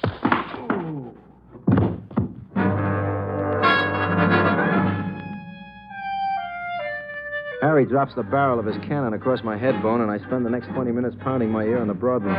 When I come to, there's the sweetest smell in the room, like a hospital. And through the haze, I can make out the puss of my very good friend Hamilton J. Finger, sergeant of the gendarmerie. Take it easy, Fortune. Take it easy. Oh, they forgot to lower the gates. What gates? At the railroad crossing. What hit me, a local or an express? You was sapped. Where's Godfrey? Godfrey. The monkey. Wait a minute now. I'm beginning to remember. I walk in as a mug with a 45 and a tough-looking babe. They clout me, and that's all I remember. Marty? What? Look on my dresser. It's a note. Here, let's have a look at that. Here, officer. If you want the chimp, it'll cost you $5,000. Don't call us, we'll call you. Hey, looks like the ape has had the snatch put on him. What do you know? Did you get a good look at the guy who slugged you, Fortune? The guy was about 8 feet high with hands like mauls. The woman was a little on the tired side, if you know what I mean. A lot of mileage. Yeah. Well, we'll send out an alarm. Oh, you've got to get him back, officer. He's the star of my program. We'll do our best, lady. Hey, you know, something just occurred to me. Yeah? How did those people get in here? Miss Lane had a new lock put on that door only yesterday. Who has the key? Just Miss Lane and Mr. Fortune here. Just a second, Uncle. Back up. Whoa. Well, it is peculiar, you must admit. Hey, what about that, Rock? Sure, I arranged the whole thing. I snatched the ape, and then with a quick twist of the wrist, I slugged myself in the back of the head. And while I was unconscious... Okay, knock off. Oh, it could be an inside job. Mr. Fortune here might have arranged with the crook. You want to get belted? Now, listen, Now, hold it. Shut up, the both of you. I'll send out an alarm. Meanwhile, nobody leave town. You understand? Before you go, I'd like to say a word to Mr. Fortune. This'll be clever. You're fired. Thanks. I stagger back to my flat and fall into the sack with the radio playing soft music. Just as I'm starting to dream about Mindy Lane, something brings me out of the clouds. And now for 5 minutes of news. Well, every TV set in the nation will be focused on Mindy Lane's cocktail hour tonight when the glamorous mistress of ceremonies makes a nationwide appeal to the kidnappers of her co-star, Senator G. Godfrey Jiggs, to return the simian snatch victim to Mama. What could have been a disaster for the show has been turned into a terrific publicity stunt by ace tub thumper Marty Bunson. Says Mr. Bunson, quote, "The evil, scar-faced man and the strange woman who overpowered her keeper and kidnapped G. Godfrey Jiggs will be brought to justice. Miss Lane appeals to them to treat the animal decently. He must be fed only special foods, and he will not eat from the hands of someone he doesn't like. We appeal in the name of..." Keeper, he calls me. I shut off the radio, and it suddenly dawns on me that my former employer, Mr. Bunson, was talking to a guy named Harry when I first walked into his office. And a guy named Harry slugged me in Mindy Lane's apartment. Also, Mr. Bunson is making too much hay out of this monkey snatch. I decide to pay him a visit in his apartment. The phone book is a name in bold-faced type, an inch high.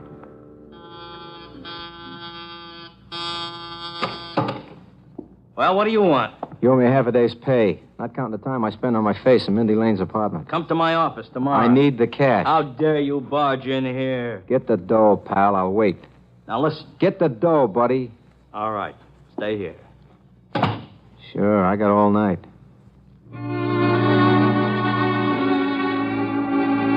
While he goes into the back of the apartment, I take a quick look around. The living room shows nothing, and I decide to follow Mr. Bunson into the bedroom at the rear of the setup.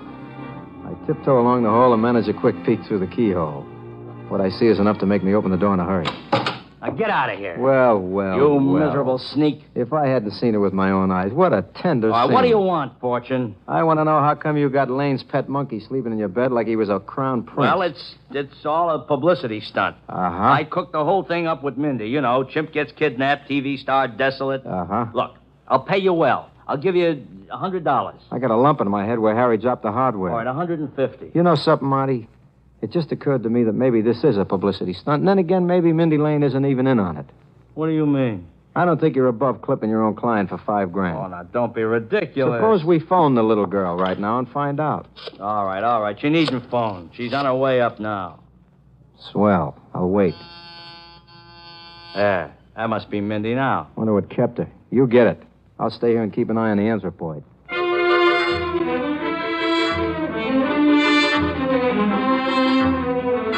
Marty Bunson goes to the other end of the apartment to answer the door, and I wait inside the bedroom. I hear the door open, but nobody comes in. I wait a couple of minutes longer and decide to take a look. I exit from the bedroom just in time to get it again. Same spot. Ooh.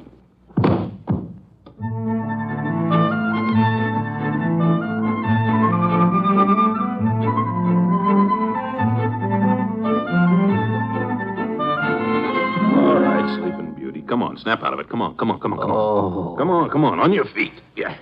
Did you get the license number? Very funny. Whew. You know, the top of my head is beginning to feel like the Anzio Beach at H+1. Suppose you got a good alibi cooked up this time? Same as before. I reached around and hit myself with a crooked sledgehammer. Hey, the monkey's gone. Uh-huh. Bunson did it. He waited behind the door and socked me. He's the one snatched the ape for the show, Sarge. Now, that's almost as good as your alibi, Rock, only it won't wash. Why not? Because Marty Bunson is laying on his back in the living room with a knife in his throat.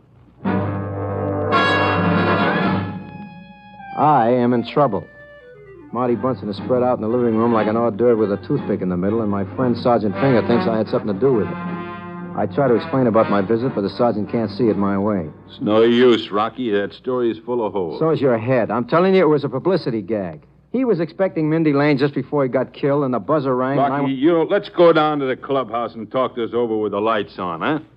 Sergeant, you ain't gonna pin this on me. I didn't do it. Maybe I ain't gonna pin it on you, Rock. But it won't be because I didn't try. Now, come on. Okay. But before you go... Yeah? You're leading with your chin. I'll see you later.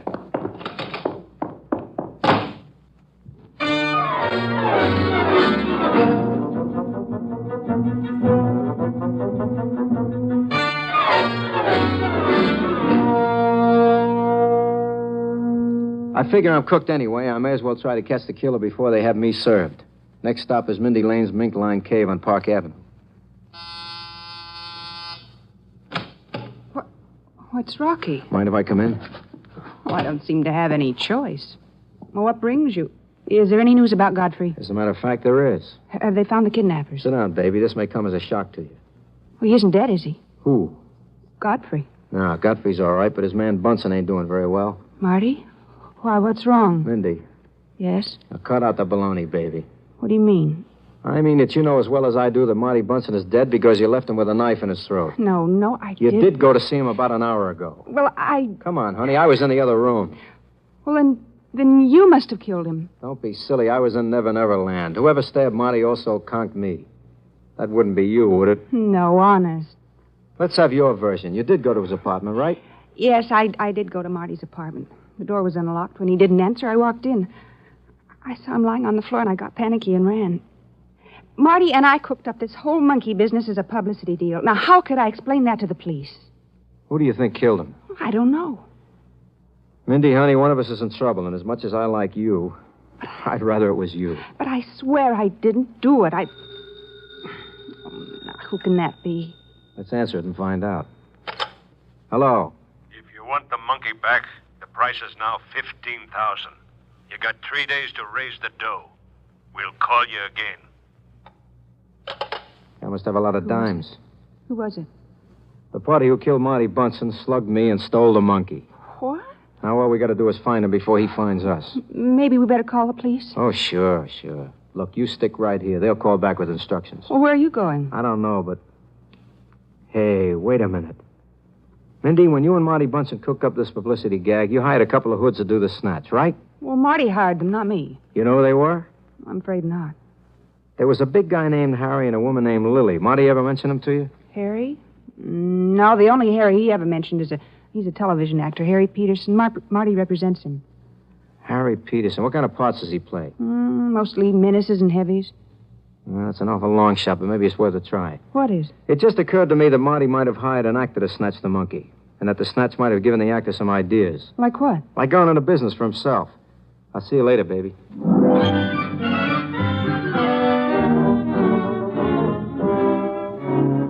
I make a fast call to the talent registry and find out that I can reach Harry Peterson at his flat in Greenwich Village. I subway down and find the number. It's after midnight, and the house is a 5-story movie set from a Humphrey Bogart picture. The mailbox says 5th floor, and I start up.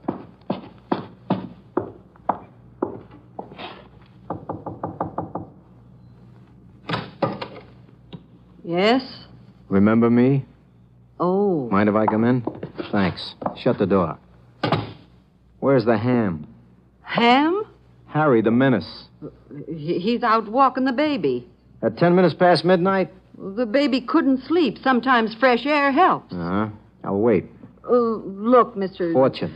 What we did wasn't very nice, but we needed the money. Nice? Lady, I've been sapped until my hair hurts. Well, Harry hasn't been working much, and when Marty Bunsen offered him $100 to stage that monkey business, he took it. He overacts, doesn't he? Look at his lump on my head. Well, he got scared you'd yell for the police. That doesn't explain why he stuck a knife in Marty Bunsen and took the chimp away again. What? You heard me good. Mr. Fortune, you're mistaken. We left the monkey with Marty. Why, I didn't even know he was hurt. Not hurt, lady. Dead. Oh, I swear we don't know anything about that, Mr. Fortune. I give you my word. I don't know if you're acting or not, honey, but I'll buy your story until the morning. You're going? For the moment. Give my regards to Barrymore. Tell him I owe him a knock on the head.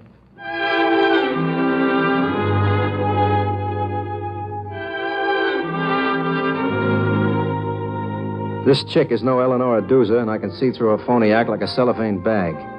I make like I'm leaving the premises, but I turn up my collar and dip into a dark alley to wait for Harry Boy. After a couple of minutes, he comes wheeling along with the baby carriage in front of him, and I don't need a crystal ball to guess what's inside. Hey, Jackson. Huh? Hold it a minute, will you? What do you want in there? In case you ever want to rock your baby to sleep, here's a rock.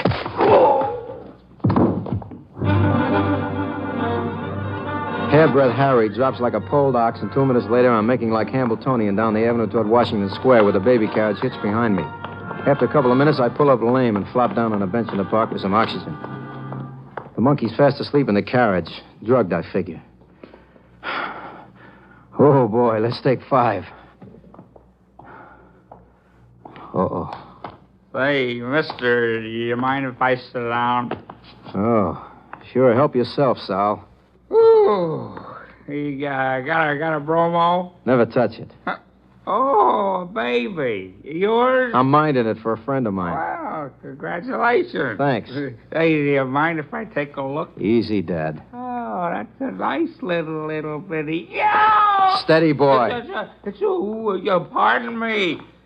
Hey, Pop, you forgot your bottle of Tiger Sweat. Keep it. I think I've had enough. You could chalk one up for the Temperance League. Come on, Junior, we better get out of here before Harry the horse shows up. Woke up, huh? Let's go, kid. Hold it, Fortune. Well, speak of the devil. Get him up. Anything you say. Let's walk. Any place in particular? Home, James. And one peep and I'll ventilate your spine. You're driving. Move. You can't get away with it, Harry. Even if you get the 15 grand for the monkey, they'll catch you for Marty Benson's murder sooner or later. Not me, Jack. You. I don't dig it. You're going to be found on your face with a handkerchief that wiped the knife in your pocket. It still has Marty's blood on it. That ought to be very convincing. Keep walking. My feet hurt. In a couple of minutes, you can get off of them. For good. I never figured myself for a guy who'll die pushing a baby carriage with a monkey in it, but here I am. I slogged down the avenue with Harry's .45, caressing my sacroiliac, trying to figure a way out. The street's deserted. We reached the alleyway alongside the house. Okay, punk. Leave the baby carriage here. Okay. Turn around. All right. Walk down the alley. You won't feel a thing. I'll give it to you on the 5th step. Move. My legs won't work. Walk. Another step. 3 more steps. Giant steps or baby steps? Go on. Look, couldn't we talk this over? Okay, punk. That's far enough. So long. Oh, my arm. You killed me. I'm bleeding. You'll be bleeding worse if you try to get away. Rocky, are you all right? Let me get out in the light and I'll check for the leaks. Phew. For a minute, I was afraid that... Lady, I've been afraid for 30 years, but this tops it all. What brought you? The lady here called the cops. We traced you to Peterson's apartment, and his wife broke down and talked. I figured we'd lay for Peterson downstairs. You know he killed Marty Bunsen so he could get the monkey? Yes, Mrs. spilled the whole thing. If you two are okay, I'll take this boiled ham down to headquarters. Let's go, Harry. Rocky, Uh-huh. where's Godfrey? Probably strapped in a baby carriage. I think they drugged him. The carriage is empty. What? Let me look. Holy smokes, a chimp was in there a minute ago. Where could he be? Oh, here comes a man. Let's ask him if he's seen Godfrey. Okay. Hey, Mac.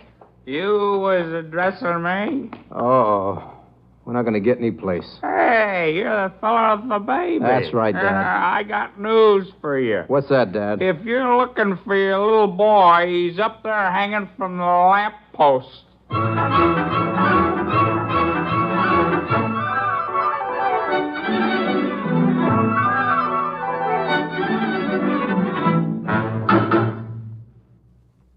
NBC has presented Frank Sinatra as that footloose and fancy-free young gentleman, Rocky Fortune. Others in the cast included Gene Bates, Alice Backus, Jerry Hausner, Herb Vigran, Nestor Paiva, Gloria Ann Simpson, and Barney Phillips. Tonight's script was written by George Lefferts. Andrew C. Love directed. Eddie King speaking. Now, to tell you about next week's adventure, here's Frank Sinatra as Rocky Fortune.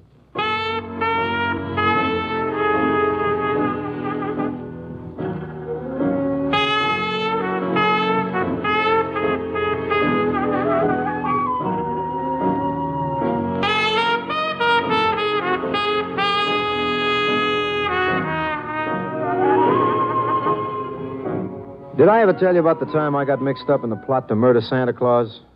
Well, sir, there I was, just hanging my Christmas stocking when the police decided they'd like to hang me. I'll tell you about it next week. Yeah, see you around.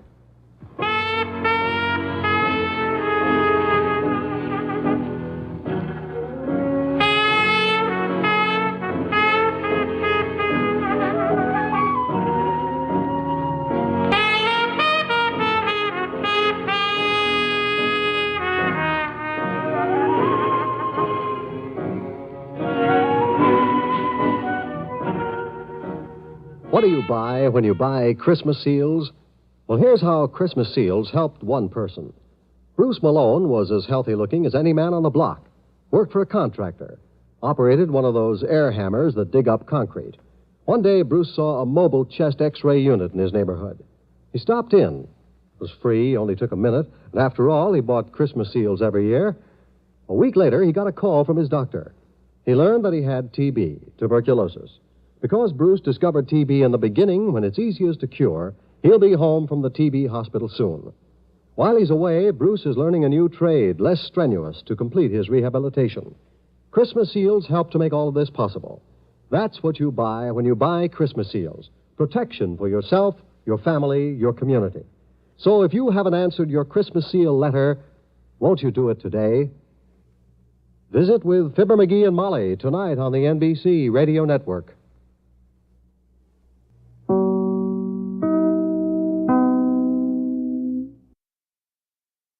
Now, Frank Sinatra, transcribed as Rocky Fortune.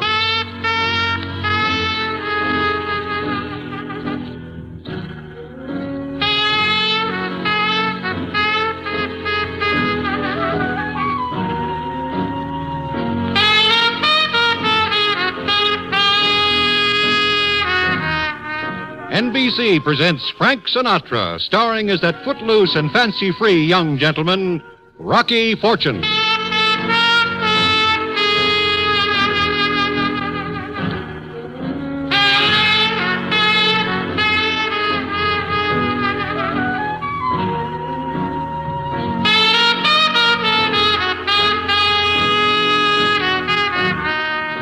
Did I ever tell you about the time I got mixed up in a plot to murder Santa Claus?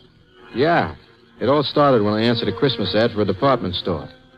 The ad said, young man of good character as auxiliary store detective and other duties, 2-week employment. So, next day I am an auxiliary shamus for Quackenbaum's department store. Kind of a high-class Fifth Avenue dispensary where for only $50 you can buy your girl a mink toothbrush. And for an extra $5,000 you can get her a coat to match. This way, Mr. Fortune, Rocky Fortune, Mr. Prim. Yes. This is 5th floor, children's toys. Note, please, Santa's workshop and the enchanted igloo. This will be your post. What do I do? Just keep an eye on the merchandise. Quackenbaum's has had a good deal of shoplifting recently. Yeah, especially in the jewelry department, eh? We don't like to talk about that, Mr. Fortune. Mister, it's been on the front page of all the newspapers for a week. $8,000 worth of pearls. Wow. The thief will be apprehended in good time, have no fear. Well, I must get back to my office. Just a minute, Mr. Prim. Yes? What happens if I see a gunner? A what? A lifter, a thief.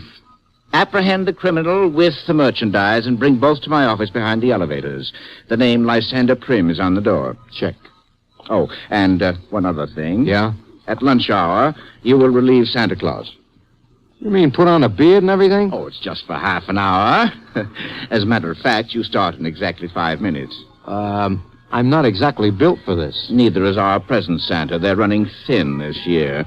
Just ask Big Elf to help stuff you. Big Elf?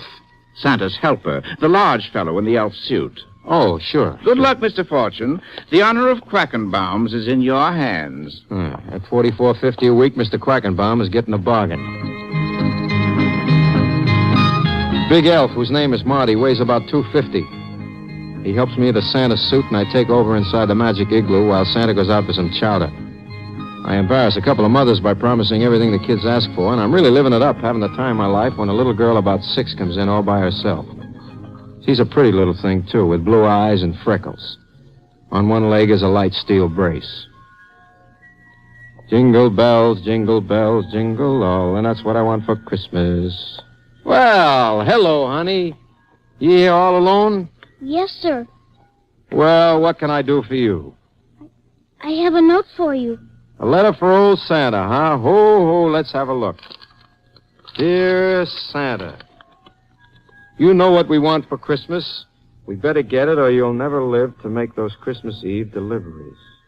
Signed, you know who. Well, did you write this letter yourself, honey? No, sir. A man gave it to me. What did he look like? A big man with a black mustache. He gave me a nickel, too. Heavy spender, huh? Honey, what's your name? Gail. Gail Grayson. And what would you like Santa to bring you for Christmas, Gail? I'd like your elf. You mean Big Bonehead out there? Oh, no. Not the man in the elf suit. I mean the elf doll. The one with the red silk suit and the green hat. Oh, well, that's pretty expensive, honey. Maybe your mommy and daddy can't afford it. I don't have any mommy and daddy. Oh. Well, you leave your name and address with Santa, and I'll see if we can't arrange for something. It might not be that same doll, but... That's the one I want. Yeah, I can see that. Well, look, Gail. Gail? Gail, there you are. I told you to wait outside the man's office. I wanted to talk to Santa about getting that elf doll. Honey, I told you that doll cost too much. Santa says maybe he can arrange something. Santa's wrong. Look, mister, I just been seeing a man about trying to get a job in this place so we can afford to eat. I don't have money for expensive dolls. Well, I'm sorry, miss. Well, you've no business building up false hopes in children. They put so much faith in this. Well, if you just let me explain... Come around and explain Christmas Eve if you can.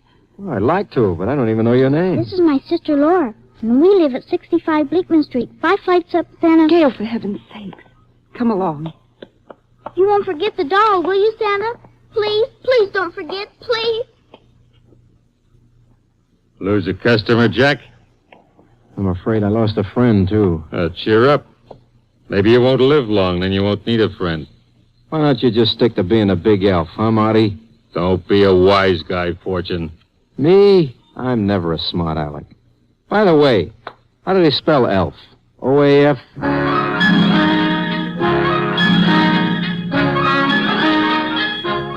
After lunch, the real make-believe Santa Claus comes back, and I turn over the suit, beard, and stuffing. I'm glad to get back to being a store detective. That big elf is no pleasure to work with. I keep thinking of little Gail. Well, let's face it, I keep thinking of her big sister, who's got eyes like Dresden china and a figure like a Lamar's teapot. I wonder if I'm ever going to see her again. I don't have to wonder long, because right away things begin to happen. Help! Stop these! Catcher! Catcher! All right, hold it. Oh, let me go. Take it easy. Well, Laura Grayson. Who are you? Santa Claus, remember? My name is Rocky Fortune. I'm also the store dick in this Oh, department. Mr. Fortune, please. I don't know why I took it. Well, let's see what we've got here. It's the elf doll, the one Gail wanted. Oh, baby, if you're going to shoplift a doll, they got better ways worked out than just pick it up and run with it. I had to take it. I couldn't disappoint her. I couldn't. Yeah, I guess it was partly my fault. Well, I suppose you'll turn me over to the police now. Well, hold it. Lady, this ain't for general publication, but between you and me, I'm the world's worst toy store detective. Too much larceny in my blood. So I'll just turn around for 20 or 30 minutes, and if you're not gone when I turn back, I'm going to put the pinch on you. You're letting me go? Please, let's not be vulgar. Well, thank you, Rocky. Hey. What? You forgot the doll. But... I was going to buy it for her anyway. Besides, I get it for only $3 because it's the display model. Now beat it. Oh, Rocky, I could kiss you. Go ahead. I will. Merry Christmas. And a Happy New Year to you. Wow.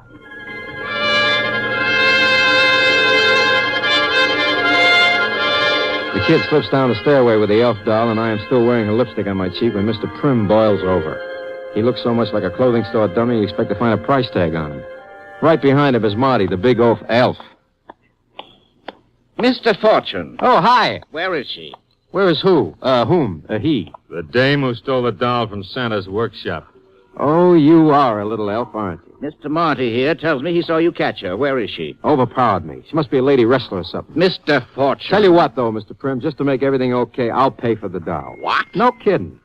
You see, I know the young lady, and I was going to buy it for her anyway, so I... Well, this is highly irregular. Oh, come on, Mr. Prim. Think of how proud Mr. Quackenbaum will be when you tell him you unloaded that shop-worn display model. Huh? Well, it's highly irregular, but go ahead. The sales clerk will make out the proper form. Well, thanks, Mr. Prim. I'll do that. Hey, Fortune. Yeah. What was the dame's name? What's it to you? Just curious, you know. I know. Stay just as you are.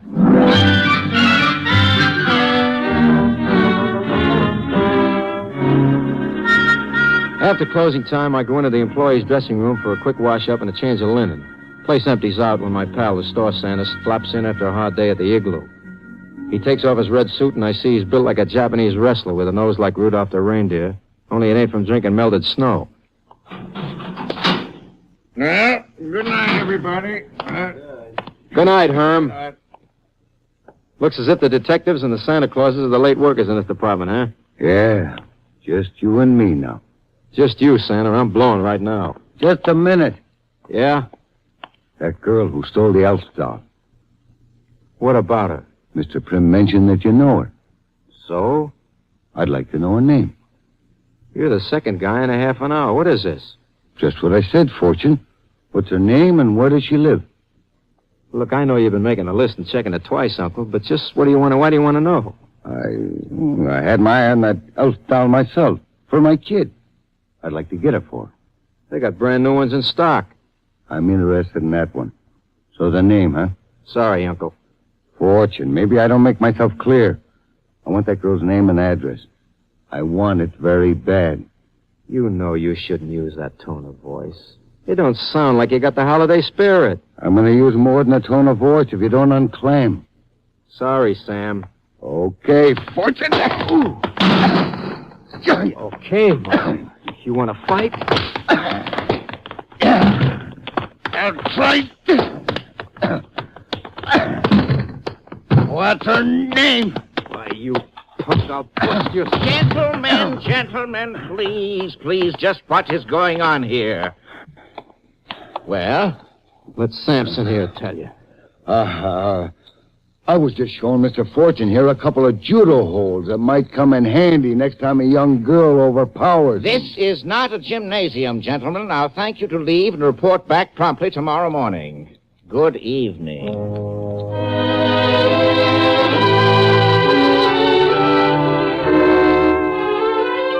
I managed to stagger out of my own power and head back to my flat. I figure I'll have some supper and then locate Laura Grayson for another look at that elf doll that everybody wants to get his hands on. Also, for another look at Laura Grayson. Yeah. I stopped to line my flu at a local cafeteria and go up to the flat. I walk in like I live there, which I do, and discover I have guests. Hello, Rocky. Well, Sergeant Hamilton J. Finger. If I knew you were coming, I'd have baked a cake with poison in it. A cake with a file in it would be more useful where you're going, Rocky, my old pal. You are referring to the House of Detention? The same. Well, sir, if my days as a process server serve me correctly, they make mention of a thing titled due process, which means you don't arrest a guy without you can make some kind of charge, right? Right. So? So we would like to revolve the wheel of our conversation around the axle of your understanding down at the Irish clubhouse. Concerning? Concerning a murder. You said a murder? Yeah. Who? Rocky, this is going to come as a shock to a naive young boy like yourself. But there ain't no Santa Claus. How come? How come? Because somebody stuck a knife in him. He's laying on his face over in Quackenbaum's department store. Let's go.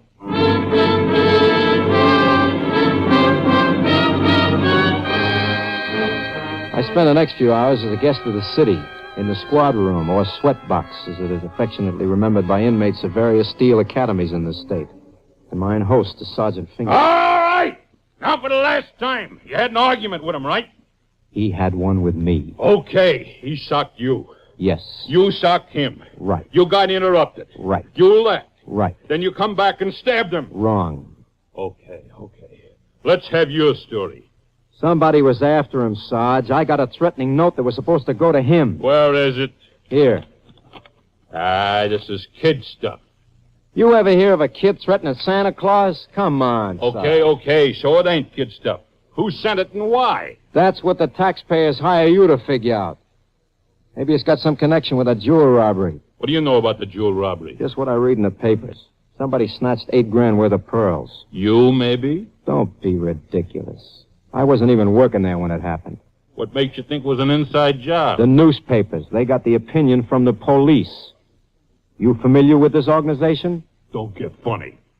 Did it ever occur to you that maybe Santa Claus was in on that jewel job? As a matter of fact, Rocky, the guy in that Santa Claus suit has a record as long as your arm. Only one thing is wrong. Yeah? We can't arrest him for his own murder. So why pin it on me? You're available. Also, whoever stabbed him was in on the inside. It happened after the store closed. Also, there's $8,000 worth of pearls floating around someplace and a reward for 1,000 to whoever finds them. No kidding. Yeah, you want to claim it? All you have to do is confess you killed a guy, turn in the pearls, collect the reward. And go to the chair. I'll tell you what, Sarge. You do me a favor and I'll confess to the murder. The jewel robbery and all of the other old crimes you're too stupid to solve. What's the favor? Drop dead. Rocky, someday, pow! Right in the toy department. Come on, Finger. You know as well as I do I couldn't have done it. What makes you think so? That note the lieutenant handed you a few minutes ago. You checked my alibi, and I was feeding my face in the cafeteria when he got stabbed. So stop giving me the needle and let me go home. Fortune, someday. I know. Pow! Can I go now? Don't you like it here? It's great, but I got a date with a doll.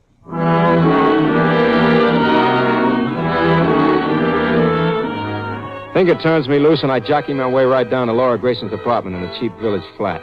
It's about 9 p.m. when I get my finger in the doorbell. Just a moment. Rocky. Hi. Can I come in a minute? Of course. Where's Gail? Sleep. I hope so, anyway. Listen, honey, I have to ask you something. Well? Have you got the doll? Of course. Gail's so happy about it, she's ready to fly. Look, I'll have to ask you for it back. You what? Well, I'll get another one to replace it, a brand new one, really. But right now, I gotta have that one. Sure, Rocky. Sure. It sounds kind of funny, and I can't explain it now, but you tell the kid I'll get her another one, huh? It isn't necessary, Rocky. Wait a minute, I'll get it for you. Here. Well, thanks. I have to get back to the store. I'll call you tomorrow, maybe for dinner, huh? Uh-huh. Good night, Laura. Good night, Rocky.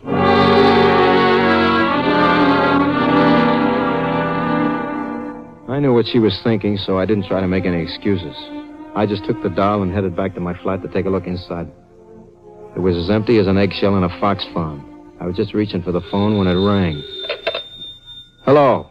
Rocky? Yeah. Well, this is Laura.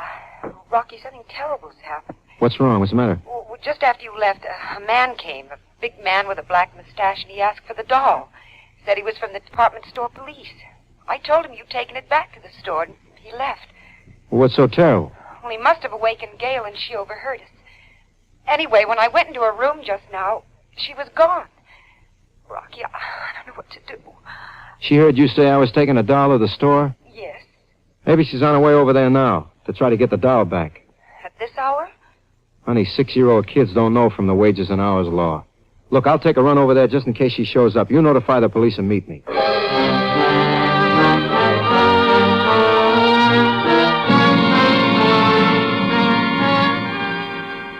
I stuffed the kid's doll in my overcoat pocket and flag a cab over to Quackenbaum's department store. There's no sign of the kid out front, so I leg it around to the delivery entrance. No sign. I decide to check inside and show my pass to the night watchman at the entrance. Hold it, mister. Hiya, Pop. I work here. Let's see your card. Here, right here. Yeah, store dick, huh? That's right, Pop. Now, listen, I'm looking for a little girl about 7 years old. Wears a brace on one foot. You seen her? What would a kid like that be doing here after hours? Her mother thinks she got lost in the store. Oh. Well, I only been on a couple of minutes. I ain't seen her. I'm going up to check the toy department on 5. You keep an eye out, will you? If she comes along, send her up to 5. I'll be waiting. Okay. I'll keep watch, Fair. Thanks. I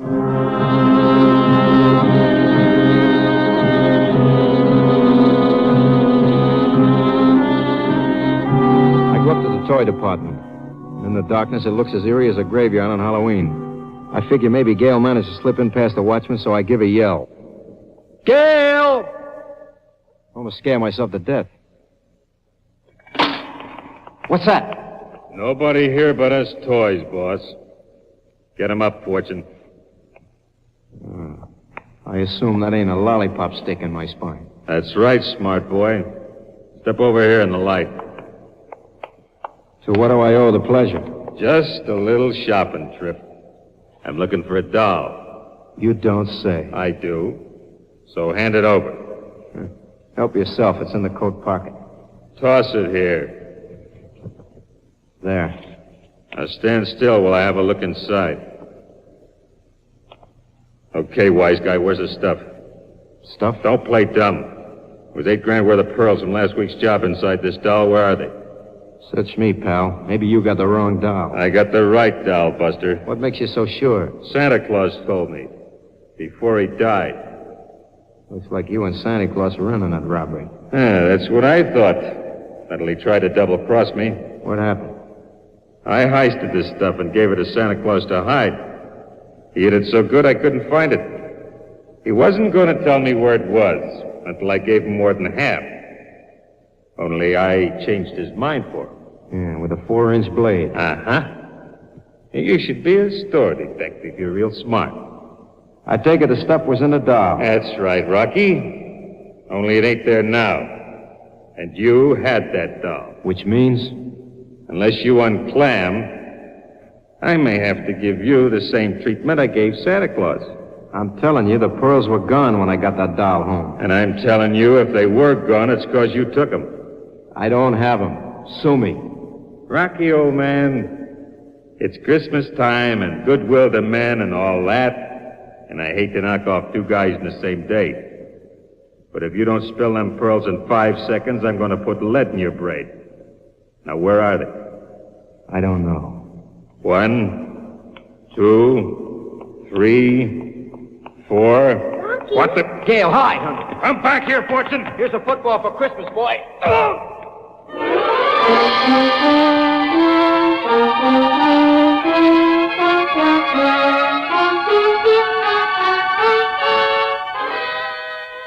I let Big Elf have it in the puss with a football from the toy counter and grab the kid. We duck into the maze of counters and crawl along until we get behind some packing crates. Marty's cursing and looking for us, and he's still got a gun, too. Rocky, I had to find you. I wanted to... Shh! Don't let him hear us.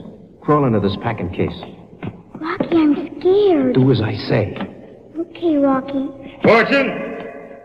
It's no use, Fortune. I'm going to find you, and when I do... Shh.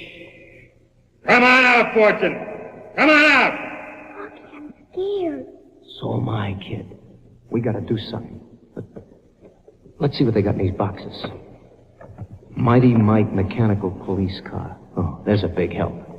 Hey! What? Let me have one of those. Here. What are you gonna do, Rocky? You'll see. I'm coming, Fortune. Look out, Marty! What's that? That's 2 shots. He's got a revolver that holds 6. 4 to go. Let's see now. Here's something, Rocky. Super rocket ship. Fine. Let's try this on. Ready? Go! Fortune, are you crazy? I'm gonna get you. 3 and 2 are 5. One more. What's in that box? There's an atomic blaster, junior space cadet size. Why not? Let's try it. I hear you, Fortune. I hear you now. Try this, Crumb. You missed, Marty. That's pretty bad shooting. Maybe, punk, but this ain't gonna be. What the... Those things gotta be loaded before you can shoot them, Marty, remember? You dirty... Here's something else for Christmas.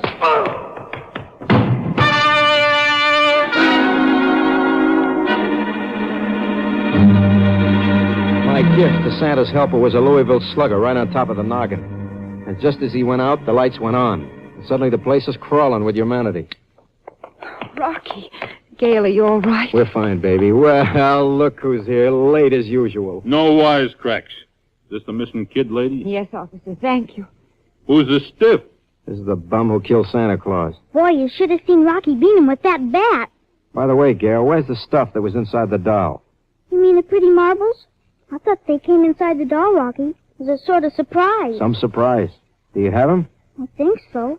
In my pocket someplace. Oh, here they are. Sergeant? Here you are, sir. Just in case you ain't got all your marbles. Marbles? Hey, those are the pearls that were heisted last week. He's got a magnificent mind, this Sergeant Finger, doesn't he? Gail, I'm sorry about the doll, honey, but unless I'm mistaken, you got about $1,000 reward coming for this stuff. $1,000? Rocky, it's too good to be true. I must be dreaming. Want me to pinch you?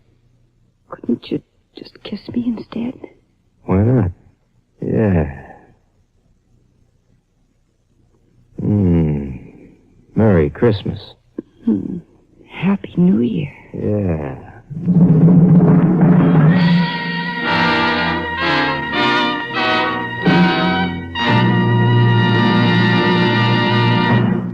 NBC has presented Frank Sinatra as that footloose and fancy-free young gentleman, Rocky Fortune. Others in tonight's cast included Ted Von Eltz, Mary McGovern, Kay Stewart, Frank Gerstle, Jim Nusser, Barney Phillips, Bill Justine. Tonight's script was written by George Lefferts. Andrew C. Love directed. And now, to tell you about next week's adventure, here's Frank Sinatra as Rocky Fortune. Next week, I managed to get involved in a fixed fight. Some gamblers want me to stay down for the long count, from here to eternity. Tune in and I'll tell you all about it. Till then, I'll see you around.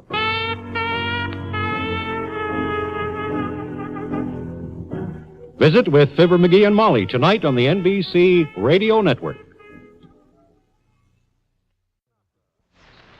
Frank Sinatra, transcribed as Rocky Fortune.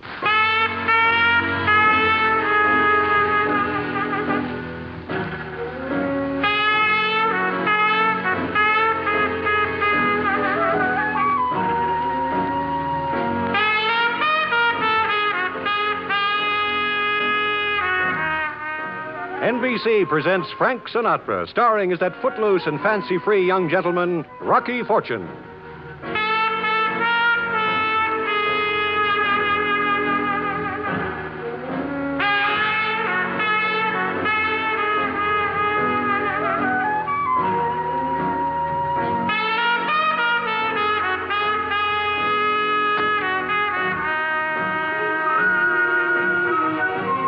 Hi.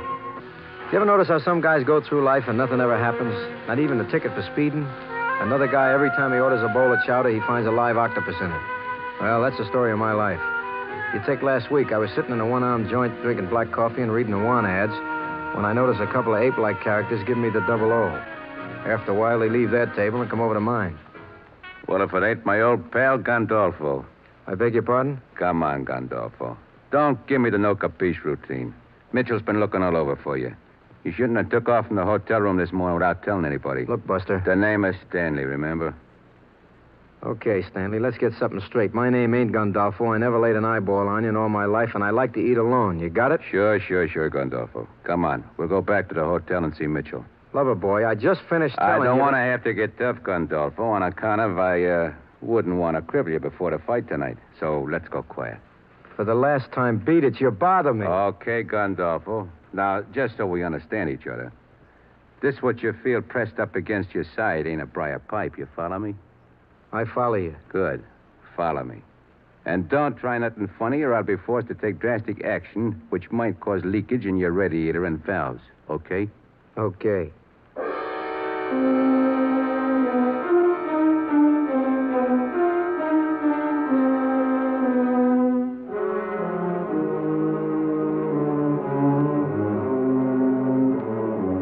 Stanley is about 8 feet tall with hands like dredges. Also, he's carrying a small-sized railway gun in his hip, which is right next to my head. So I go. We take a taxi to a cheap downtown hotel, and Stanley escorts me to a room on the second floor. Okay, this is it. Look, if you're going to roll me, pal, you're in for a big disappointment. Shake me upside down, all you find's a key. Candle lip dribble. Come in. Hello, Stanley. Boss, look who. I found him. Come in. Shut the door. I'm sitting in a restaurant, see, and I look up, and bingo. Right at the next table is our wandering boy, the great Gandolfo. Sit down. Look, mister. I said sit down. Thanks. I can see how you made the mistake, Stanley. What mistake? Thinking this punk was Gandolfo. What do you mean? What's your name, punk? Rocky Fortune, punk. What's yours? Don't get fresh. Should I hit him? Take it easy, Stanley. Boss, he's lying. This is Gandolfo, I tell you. Shut up, Stanley. You have to forgive Stanley. He used to be a wrestler. He got dropped in his head a couple of times too often. Would you mind telling me what this is all about as long as I'm here? Not at all. You ever heard of Luis Gandolfo? Yeah, he's a fighter, ain't he? Some bum from Argentina or Brazil? He's a fighter, and he's also a bum, but he happens to be from Bolivia. Yeah, I read about him. I'm his manager, Mike Mitchell. I can't say it's a pleasure. Stanley here helps handle him. Who handles Stanley, a zookeeper? Boss, could I hit him like once, maybe? Luis Gandolfo is scheduled to meet Kid Cool in the garden tonight. The winner gets a crack at the bantamweight champ. According to the sports hawks, your boy has about as much chance as a snowball in Havana. Less than that, Rocky. The odds are 6-1 that Kid Cool knocks him out, and we're betting against him. Yeah, sounds like you got the tank all rigged up. We had it all rigged up, but Gandolfo got cold feet and skipped, which leaves us holding the bag. What's in the bag, Mr. Mitchell? $600,000. Oh, wow. We invest 600 G's and we make 100 G's profit. No fighter, no fight. No fight, all bets off, right? Exactly. Only we got a fighter. Yeah, who?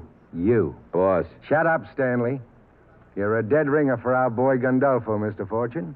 All you have to do is step in the ring for 2 rounds, let Kid Cool paste you, and down you go. Well, it's been nice talking to you fellas. Any other time that you need somebody to stand up under a falling blackjack or lay down in front of a freight train, get in touch with me. Tonight I'm busy. Hold it. I gotta go, really. He said hold it. You're not going anyplace, Mr. Fortune.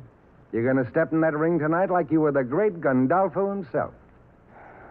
If I don't? If you don't, Stanley here's going to fillet you. 1 bone at a time. You understand? I begin to get the picture.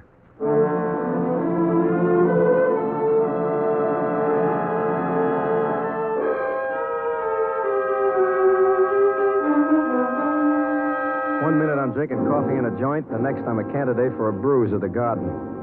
I settle down in a hotel room to wait for developments, which begin to develop rapidly.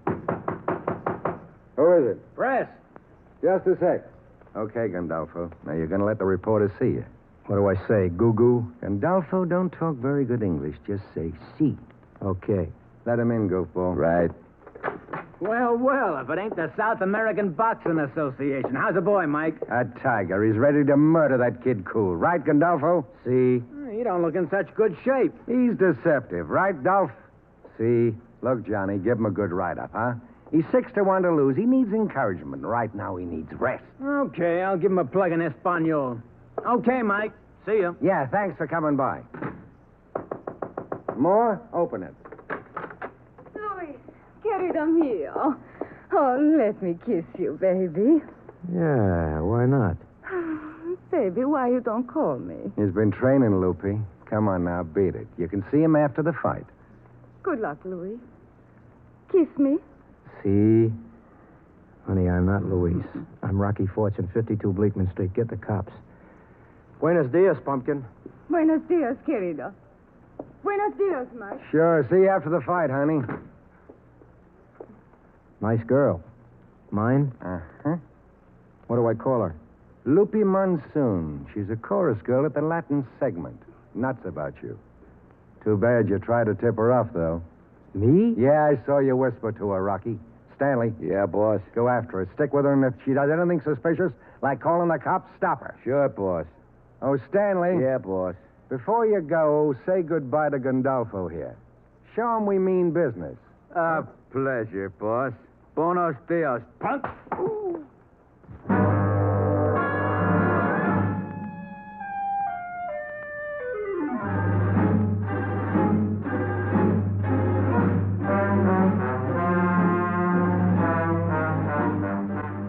That night, I am hustled over to the garden with Mike Mitchell's automatic nuzzling my ribs. I dress, weigh in, and have the gloves put on by Stanley, who was returned from tailing Loopy Monsoon. Finally, the warning buzzer sounds, and I am escorted into the ring. Ladies and gentlemen, now the main event of the evening. In this corner, the spectacular bantamweight from Brooklyn, USA, the fighting gamecock, Kid Cool.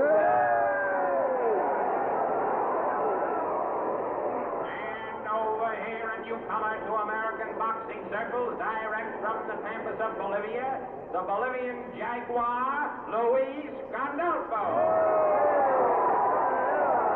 Okay, now remember, Rocky.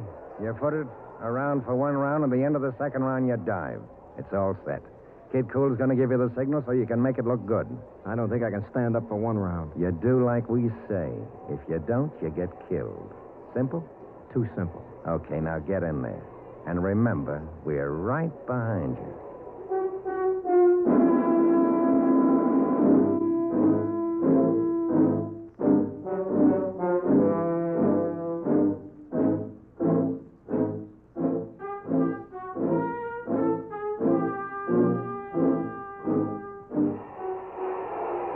The bell rings, and I'm on my bicycle trying to keep away from Kid Cool, who's after me like I was the mechanical rabbit at the dog races. I managed to outleg him for the first couple of minutes, but as the bell rings, he tags me with a right that makes me see double. I stagger into my corner and flop. Nice footwork, Rocky. You're practicing for the Olympic sprints or something? The fans are screaming for blood. Yeah, mine. Let him tag you a couple of times to make it look good. He'll tell you when to flop. He won't need to tell me. I'm ready to flop now.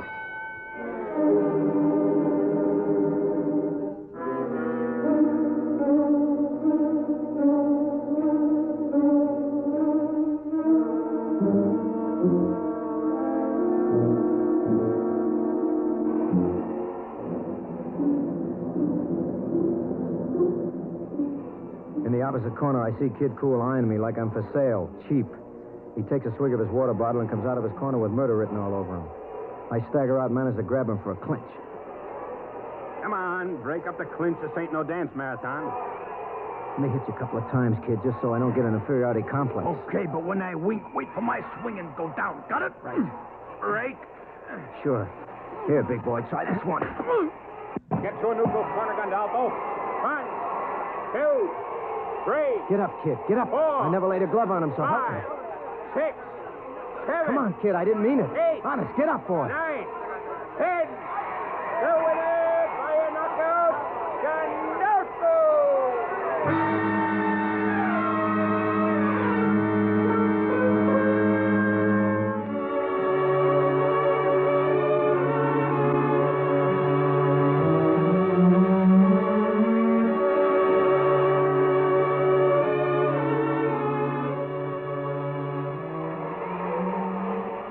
Kid Cool is still laid out like a dress suit when I stagger back to my corner. Stanley helps me into my bathrobe while he's murmuring plans for my total destruction in the one ear. I decided it's time for me to vacate the premises. Let's go, punk. Take him to the locker room, Stanley, and finish him off. Now, listen, I never touched that guy, honest. He just folded up on me. $600,000 down the drain. You're gonna sweat for this fortune. Yeah, before I sweat, Mitchell, you gotta catch me. Grab him!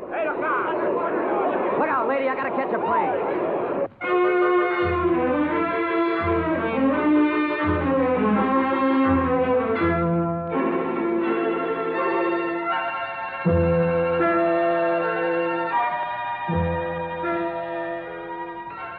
I bust away from Stanley's hot little paws and squirm through the crowd to the exit.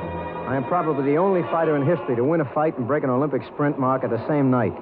Luckily, there's a cab outside the garden. I jump in and give him the go-go. Step on it, Uncle. 52 Bleakman Street. Gee, must have been giving you an awful beating to make you run out of the garden like that. And the commentary. Let's move. Okay, hang on.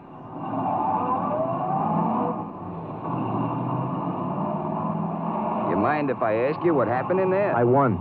If you won, I'd hate to see the other guy. That's clever. Hi, Becky. Judy. Just had lunch with Heather. She took me to the Kabuki restaurant. Heather recommended the sukiyaki, and she taught me how to pronounce it so I could order it myself. Step 1 in learning the host country's language, you might say. The waiter smiled, and he didn't treat me as if I had just stepped off the plane. I told Heather, it makes me want to learn more of the language, to make a good impression, you know? She even told me what to say when the waiter brought the check. When he said, "Oso kugi wa ikagadishitaka," which means, "How was your meal?" I replied, "Taihen oshi deshita," which means, "It was excellent." Imagine, even lunch in a restaurant can go a long way to improve relations between our two countries. Say, let's go to that same restaurant tomorrow. I'd ask Heather to join us, but you know how she dominates the conversation. Gotta run. Oh, I mean, sayonara. Learning the language of your host country is important. And as Judy has discovered, it can also be fun. Oh, thank heavens that's over. What's over? Our vacation. Really? Why's that? Well, 12 countries in 7 days. Oh. By the 4th day, my husband and I didn't know if we were in Sweden or Switzerland. And by the 5th, I didn't even care. That's too bad. There's so much to enjoy. So I've heard. How many countries did you do? We didn't do any. Oh. We've been living there. We're just moving back to the States. How wonderful. Where did you live? Well, my husband's in the Army, and we were stationed in Germany. We've been there 3 years. So you've really gotten a chance to know Germany. Yes, and Japan, too. Japan? Well, we lived there for a few years, too, and really loved the countryside and the people. You know you're very lucky to have had this experience. I know. It's good for our children, too. They've already seen and done 10 times as much as I had at their age.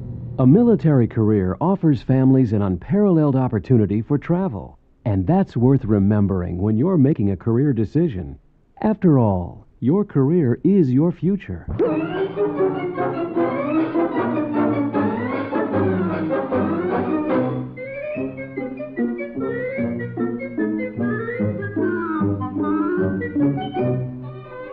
tell the hacky to wait outside my flat while I go up for some money and a change of clothes. The place is dark when I get there, and even before I turn the light on, I can smell the perfume. Good evening. Buenas noches. Yeah. Buenas noches yourself and a happy besame mucho. I was so worried about you. Didn't you understand the message I whispered in your ear? Of course, but this Stanley, he followed me all day until it is too late. I remember your address, and I come up here to tell you. Is that all? No. I want to know if you know where Luis is. Oh. Mitchell told me he flew the coop. That's all I know. I have not seen him for 3 days now. He's probably on a fast plane to Bolivia, which is where I should be if I want to live to be 34. The gamblers have taken a big beating, no? They have taken a big beating. See. It's too bad they all pay off before they find out Kid Cool was poisoned. Who cares if they didn't... What? You have not heard? Kid Cool was poisoned. They find the stuff in his water bottle. Is he dead? No, just very sick. Meanwhile, the gamblers have paid off many bets. I thought there was something phony about that nosedive he took. Any ideas about who did it? No. Whoever it was must have collected a nice hunk of change, as you say. Yeah, it was somebody who knew Luis was slated to take a dive and figured to pull a fast one on the gambling boys. Maybe Mike Mitchell do this himself. Maybe anybody. You, Gandolfo, Stanley, even me. Look, baby, it won't take Mitchell long to locate this place. I got to get dressed and blow. I'll see you some other time. I give you goodbye, kiss. Yeah. Baby. Yes. One favor? Yes. Help me get the boxing gloves off, huh?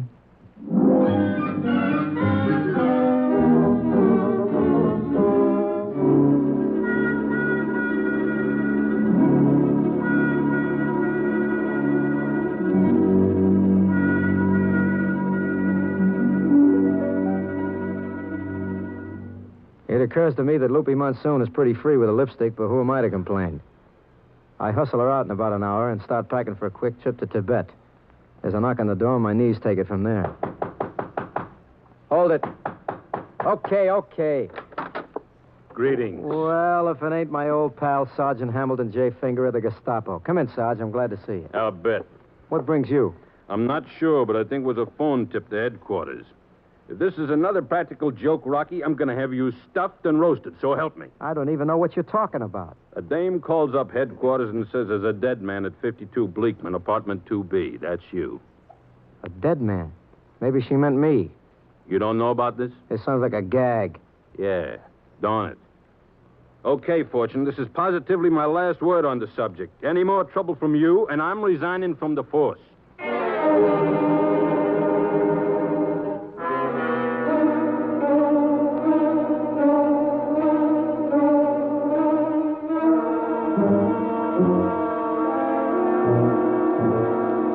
Finger walks out, and I open the closet door to put on my other suit, the one with 2 sleeves.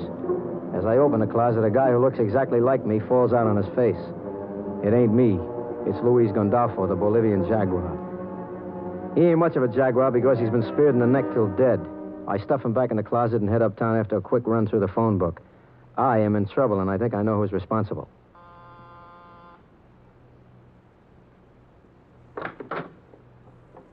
Rocky, darling. Whoa, down, girl. Whoa, no more mush. Back up. You don't like me no more? All I want right now is information. What about? About Luis Gandolfo. You have seen him? No, baby, but you have. What? Listen, honey, there was a fresh corpse in my closet when you left the apartment, and I didn't put it there. A corpse of whom? Of Luis Gandolfo. Madre de Dio. Don't pretend you didn't know anything about it. You went right down and phoned the cops, figuring the whole thing would be pinned on me. You're crazy. Well, why should I do such a thing? You want to know? Because you were the one who cleaned out the bookmakers on the fight tonight. You poisoned Kid Cool's bottle and bet everything you had on me. And you collected, too. But love boy Gandolfo showed up and wanted his cut. So you lured him up to my apartment and slipped a hat pin into his jugular. And you called the gendarmes figuring I'd take the rap. Is that right? Or am I dreaming? Signor Rocky, you're crazy. Maybe I am. You ain't the first one to tell me. But just to prove how crazy I am, do you mind if I take a look around this place? Help yourself. Maybe if you tell me what you're looking for, I can save you the time. I'm not sure, baby. It's either roll of bills 600 grand deep or some poison. If you look for money, I cannot help you. Poison I will be most happy to furnish. Very funny. By the way, that big picture hat you were carrying in your hand in my apartment. I don't suppose you wear that with a hat pin, do you? A hat pin? Uh-huh. Let's see. This should be the hat closet. And this is the hat. And these are the holes for the hat pin. Where's the pin? Pin? I think perhaps I've lost it. Sure. You lost it in Gandolfo's throat, maybe. I will not stand for this. Get out. Where's the money, Loopy? There is no money. You want me to call the cops now, or are you going to level? Oh, very well. How much do you want? And you did slip the hat pin to Gandolfo. He threatened me. Do you want the whole share? That's what I thought. How much do you want? Let's see the stuff. In the drawer of the desk over there. Here? No. The bottom drawer. Uh-huh. This one's empty, baby. So is your head, Senor Fortune. Built on a solid foundation. Built for strength, using the best resources available. The United States Atlantic Command. Built on the strength of the men and women of the Army, Navy, Marines, and Air Force, the Atlantic Command works with Allied forces to provide a strong defensive force throughout the Atlantic region, protecting peace and defending democracy. The U.S. Atlantic Command, part of our unified command system under the Department of Defense. My father always used to tell me, Bobby, I want you to have all the advantages I never had, and I want you to do all the things I never did. The problem was, one of the things he never did was to take care of his high blood pressure. That's why I'm taking care of mine. Maybe that's why I'm around to enjoy my beautiful grandchildren. Do what your doctor says. Treat your high blood pressure and live to do all the things they never did. A message from the National High Blood Pressure Education Program. I'm an expert on rugs. You see, I'm a cat, and my favorite place to sleep is on a scatter rug. That's why they call me Ruggy. Now, one place you don't want to put a scatter rug is at the top or bottom of the stairs.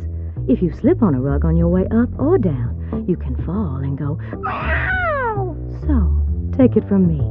Keep those rugs away from the stairs in your quarters, and put them where cats like me can sleep in perfect peace. In peacetime and in wartime, the U.S. Army Reserve is dedicated to maintaining America's freedom. During the Vietnam conflict, reservists from the 312th Evacuation Hospital treated thousands of wounded in July. They were awarded a Medal of Commendation. When Hurricane Agnes flooded parts of the East Coast, 4,400 reservists helped clear debris, repair bridges, and provide medical care. They received the gratitude of thousands. Army reservists, the dedicated and professional, helping to preserve our freedom in war and in peace.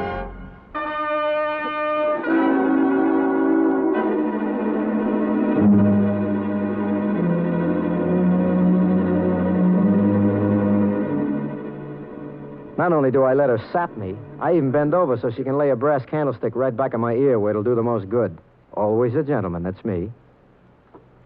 Sometime later, the purple merry-go-round comes to a halt, and I see a familiar ugly puss bending over me. Oh. Take it easy, dream boy. Oh, my head. Ain't he sweet, Loopy? Just like a sleeping baby. Oh. How did you get here, knucklehead? Now, I might have just dropped in by chance, or then again, Loopy might have called me on the electric telephone to help her get rid of what's left of you. I begin to get the picture now. You two are in this together. You're very clever, Senor Fortune. So clever, you nosed yourself right into a coffin. Get her with the New York accent. What do we do, baby? Get rid of him. He knows too much. He guesses the rest. How about I should drop him out the window, huh? Don't be an idiot, Stanley. We got to get him away from the apartment. Okay. I'll bump him here and we'll drop him off the Palisade. Okay, but just make it snappy. Turn around, Fortune. Can we talk this over? I said turn around. He says turn around, so I turned. Hey, want it make a noise? Yeah, this cannon's got a silencer. Okay, get it over with. So long, Fortune. Don't move, either of you. Mike. I said don't move or you'll get what Stanley got. Thanks for the rescue, Mitchell. Don't thank me, Fortune. You may be next. So you and the numbskull thought you could double-cross me and get away with it, huh, Loopy? You should know better than that.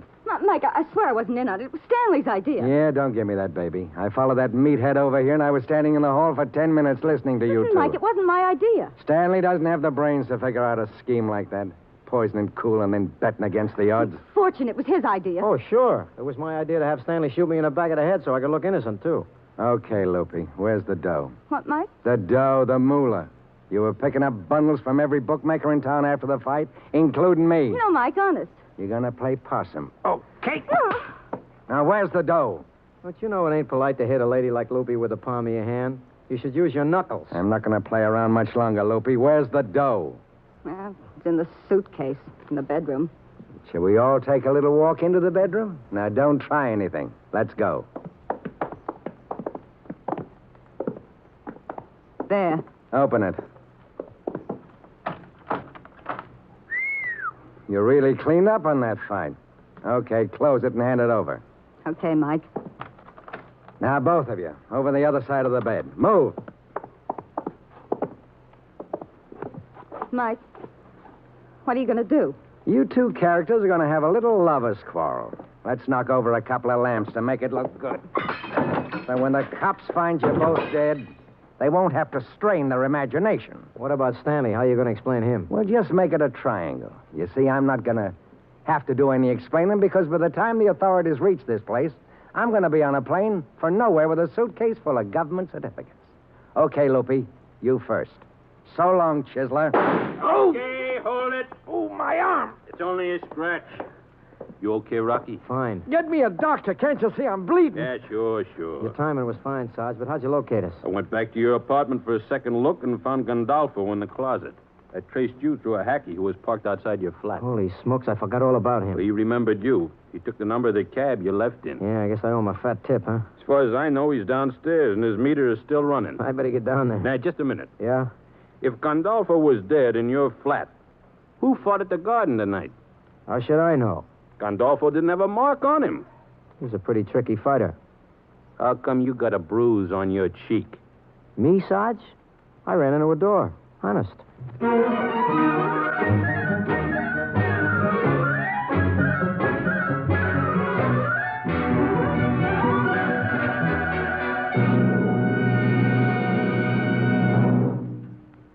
NBC has presented Frank Sinatra as that footloose and fancy-free young gentleman, Rocky Fortune. Others in tonight's cast included Jack Mather, Joe Forte, Jack Carroll, Maya Gregory, Maurice Hart, Barney Phillips. Tonight's script was written by George Lefferts. Andrew C. Love directed.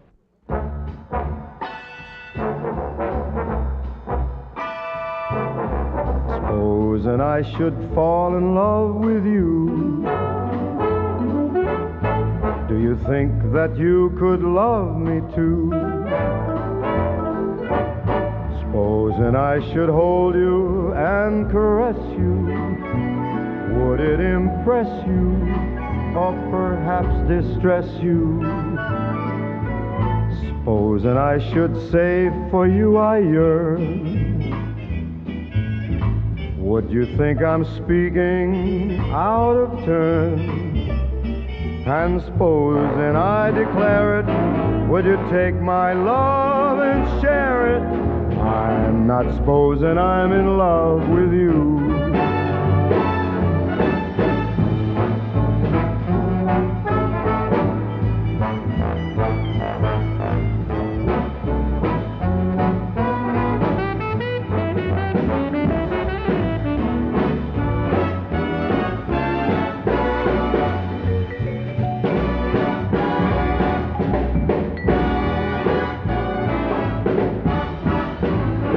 Supposing I should say for you I yearn, would you think that I'm speaking out of turn? And supposing I declare it, would you take my love and share it? I'm not supposing 'cause I'm in love with you.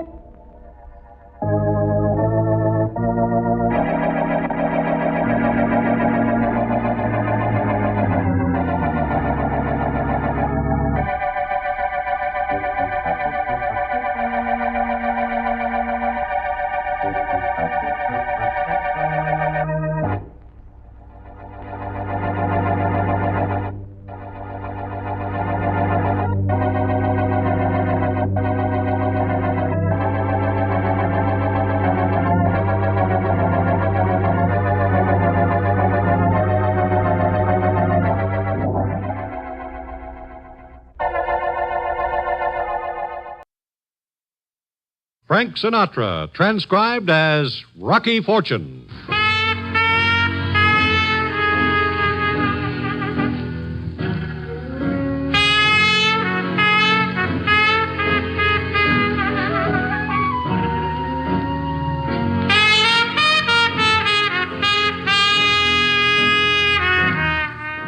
NBC presents Frank Sinatra, starring as that footloose and fancy-free young gentleman, Rocky Fortune.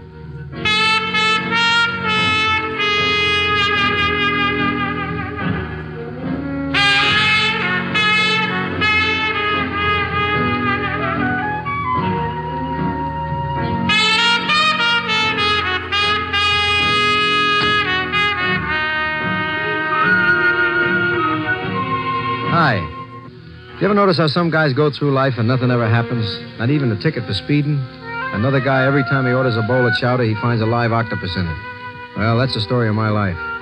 You take last week, I was sitting in a one-armed joint drinking black coffee and reading the Awana ads when I noticed a couple of ape-like characters giving me the double O. After a while, they leave their table and come over to mine. Well, if it ain't my old pal, Gandolfo. I beg your pardon? Come on, Gandolfo.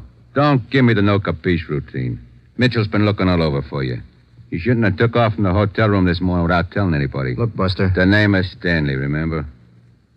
Okay, Stanley, let's get something straight. My name ain't Gandolfo. I never laid an eyeball on you in all my life, and I like to eat alone. You got it? Sure, Gandolfo. Come on. We'll go back to the hotel and see Mitchell. Lover boy, I just finished telling you... I don't want to have to get tough, Gandolfo, on account of I wouldn't want to cripple you before the fight tonight. So let's go quiet. For the last time, beat it. You bother me. Okay, Gandolfo. Now, just so we understand each other, this what you feel pressed up against your side ain't a briar pipe. You follow me? I follow you. Good. Follow me. And don't try nothing funny or I'll be forced to take drastic action which might cause leakage in your radiator and valves. Okay? Okay.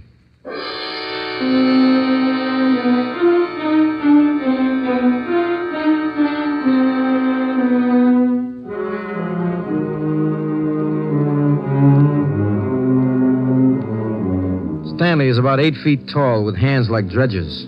Also, he's carrying a small-sized railway gun in his hip, which is right next to my head. So I go.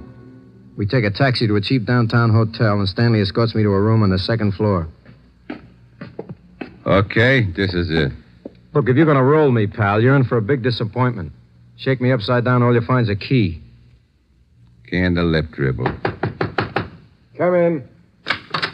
Hello, Stanley. Boss, look who. I found him. Come in. Shut the door.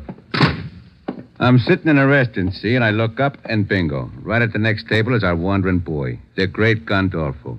Sit down. Look, mister. I said sit down. Thanks. I can see how you made the mistake, Stanley. What mistake? Thinking this punk was Gandolfo. What do you mean? What's your name, punk?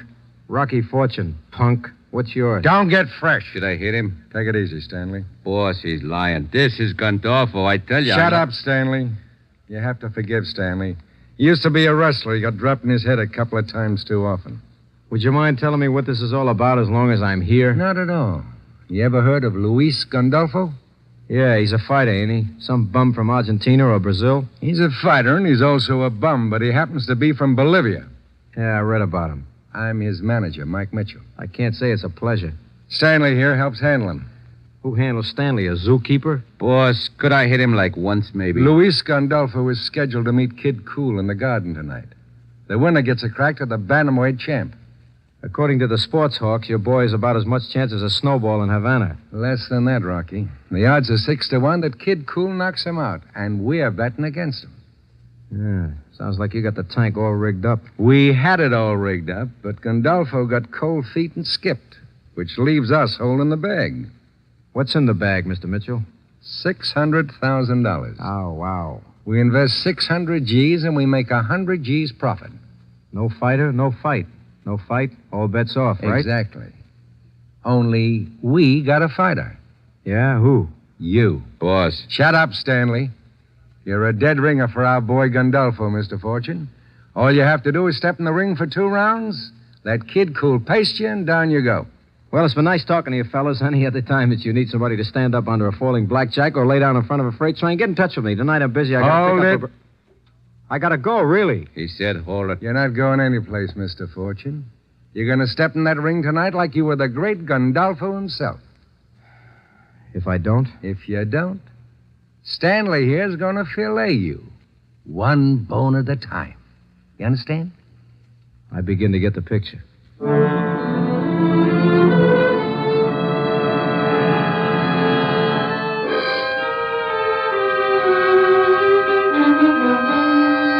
One minute I'm drinking coffee in a joint, the next I'm a candidate for a bruise at the Garden. I settle down in the hotel room to wait for developments, which begin to develop rapidly. Who is it? Press! Just a sec. Okay, Gandolfo. Now you're going to let the reporters see you. What do I say, goo-goo? Gandolfo, don't talk very good English. Just say si. Okay. Let him in, goofball. Right. Well, if it ain't the South American Boxing Association. How's the boy, Mike? A tiger. He's ready to murder that kid Cool. Right, Gandolfo? See? You don't look in such good shape. He's deceptive. Right, Dolph? See? Look, Johnny, give him a good write-up, huh? He's 6-1 to lose. He needs encouragement. Right now, he needs rest. Okay, I'll give him a plug in Espanol. Okay, Mike. See you. Yeah, thanks for coming by. More? Open it. Luis, querido mío. Oh, let me kiss you, baby. Yeah, why not? Baby, why you don't call me? He's been training, Loopy. Come on now, beat it. You can see him after the fight. Good luck, Louis. Kiss me. See? Honey, I'm not Luis. I'm Rocky Fortune, 52 Bleakman Street. Get the cops. Buenos dias, pumpkin. Buenos dias, querido. Buenos dias, Mike. Sure. See you after the fight, honey. Nice girl. Mine? Uh-huh. What do I call her? Lupe Monsoon. She's a chorus girl at the Latin segment. Nuts about you. Too bad you tried to tip her off, though. Me? Yeah, I saw you whisper to her, Rocky. Stanley. Yeah, boss. Go after her. Stick with her, and if she does anything suspicious, like calling the cops, stop her. Sure, boss. Oh, Stanley. Yeah, boss. Before you go, say goodbye to Gandolfo here. Show him we mean business. A pleasure, boss. Buenos dias, punk.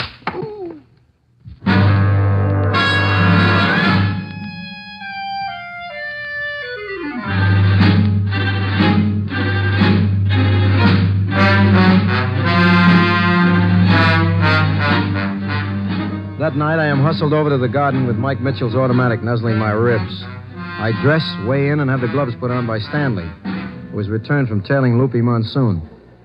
Finally, the warning buzzer sounds, and I am escorted into the ring.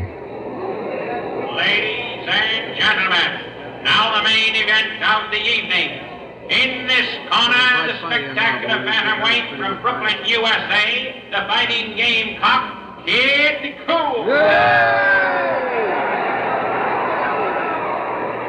And over here, a newcomer to American boxing circles, direct from the pampas of Bolivia, the Bolivian Jaguar, Luis Gandolfo.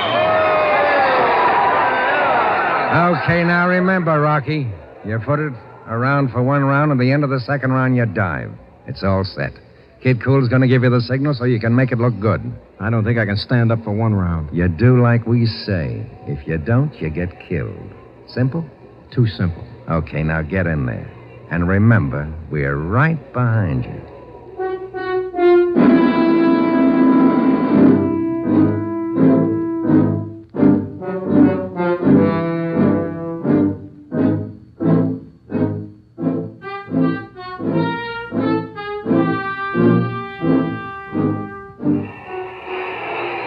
The bell rings, and I'm on my bicycle trying to keep away from Kid Cool, who's after me like I was the mechanical rabbit at the dog races. I managed to outleg him for the first couple of minutes, but as the bell rings, he tags me with a right that makes me see double. I stagger into my corner and flop. Nice footwork, Rocky. You're practicing for the Olympic sprints or something? The fans are screaming for blood. Yeah, mine. Let him tag you a couple of times to make it look good. He'll tell you when to flop. He won't need to tell me. I'm ready to flop now.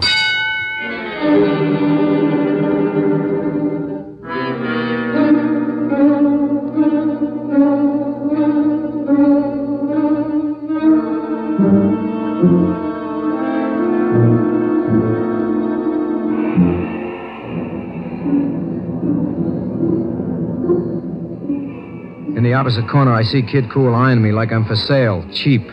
He takes a swig of his water bottle and comes out of his corner with murder written all over him. I stagger out and manage to grab him for a clinch. Come on, break up the clinch. This ain't no dance marathon. Let me hit you a couple of times, kid, just so I don't get an inferiority complex. Okay, but when I wink, wait for my swing and go down. Got it? Right. Break. Sure. Here, big boy, try this one. Get to a neutral corner, Gandolfo. 1, 2, 3. Get up, kid. Get up. 4. I never laid a glove on him, so help me. 5, 6, 7. Come on, kid. I didn't mean it. 8. Honest, get up, boy. 9, 10. The winner by a knockout, Gandolfo.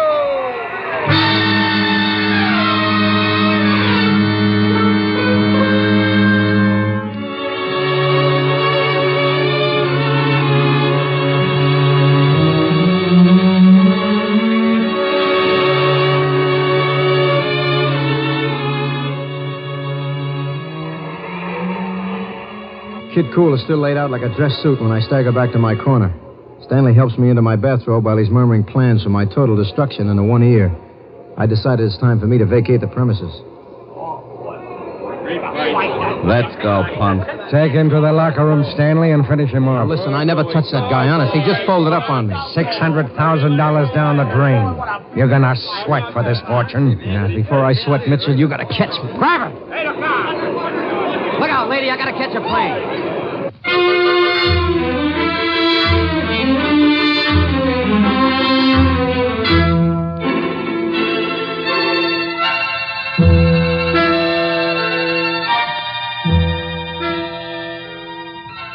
I bust away from Stanley's hot little paws and squirm through the crowd to the exit. I am probably the only fighter in history to win a fight and break an Olympic sprint mark at the same night. Luckily, there's a cab outside the garden. I jump in and give him the go-go. Step on it, Uncle. 52 Bleakman Street. Gee, must have been giving you an awful beating to make you run out of the garden like that. And the commentary. Let's move. Okay, hang on.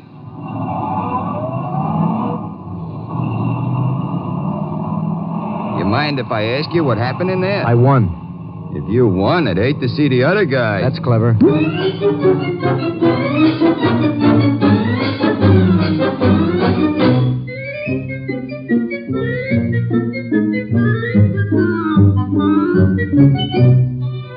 I tell the hacky to wait outside my flat while I go up for some money and a change of clothes.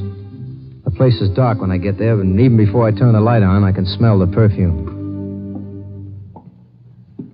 Good evening. Buenas noches. Yeah. Buenas noches yourself, and a happy besame mucho. I was so worried about you. Didn't you understand the message I whispered in your ear? Of course, but it's Stanley. He followed me all day until it is too late. I remember your address, and I come up here to tell you. Is that all? No. I want to know if you know where Luis is. Oh. Mitchell told me he flew the coop. That's all I know. I have not seen him for 3 days now. He's probably on a fast plane to Bolivia, which is where I should be if I want to live to be 34. The gamblers have taken a big beating, no? They have taken a big beating, see. It's too bad they all pay off before they find out Kid Cool was poisoned. Who cares if they didn't... What? You have not heard? Kid Cool was poisoned. They find the stuff in his water bottles. Is he dead? No, just very sick. Meanwhile, the gamblers have paid off many bets. I thought there was something phony about that nosedive he took. Any ideas about who did it? No. Whoever it was must have collected a nice hunk of change, as you say. Yeah, it was somebody who knew Luis was slated to take a dive and figured to pull a fast one on the gambling boys. Maybe Mike Mitchell do this himself. Maybe anybody. You, Gandolfo, Stanley, even me. Look, baby, it won't take Mitchell long to locate this place. I got to get dressed and blow. I'll see you some other time. I give you goodbye, kiss. Yeah. Baby. Yes. One favor? Yes. Help me get the boxing gloves off, huh?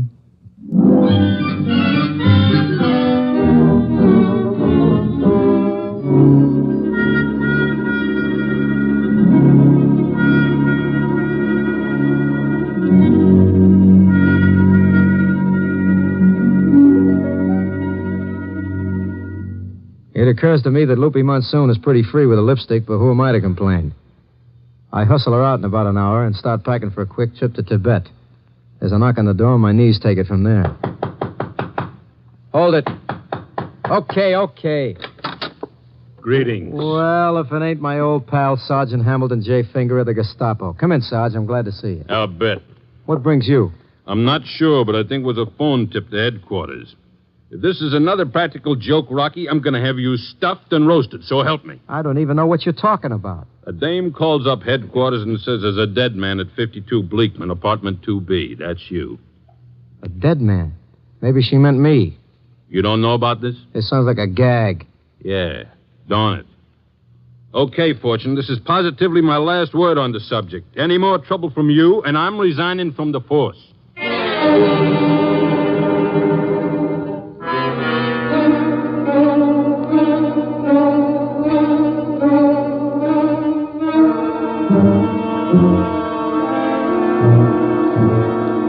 Finger walks out, and I open the closet door to put on my other suit, the one with 2 sleeves. As I open the closet, a guy who looks exactly like me falls out on his face. It ain't me. It's Luis Gandolfo, the Bolivian jaguar. He ain't much of a jaguar because he's been speared in the neck till dead. I stuff him back in the closet and head uptown after a quick run through the phone book. I am in trouble, and I think I know who's responsible.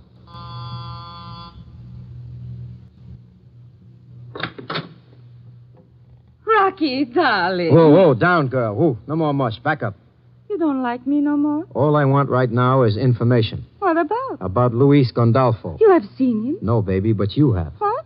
Listen, honey, there was a fresh corpse in my closet when you left the apartment, and I didn't put it there. A corpse of whom? Of Luis Gandolfo. Madre de Dio. Don't pretend you didn't know anything about it. You went right down and phoned the cops, figuring the whole thing would be pinned on me. You're crazy. Well, why should I do such a thing? You want to know? Because you were the one who cleaned out the bookmakers on the fight tonight.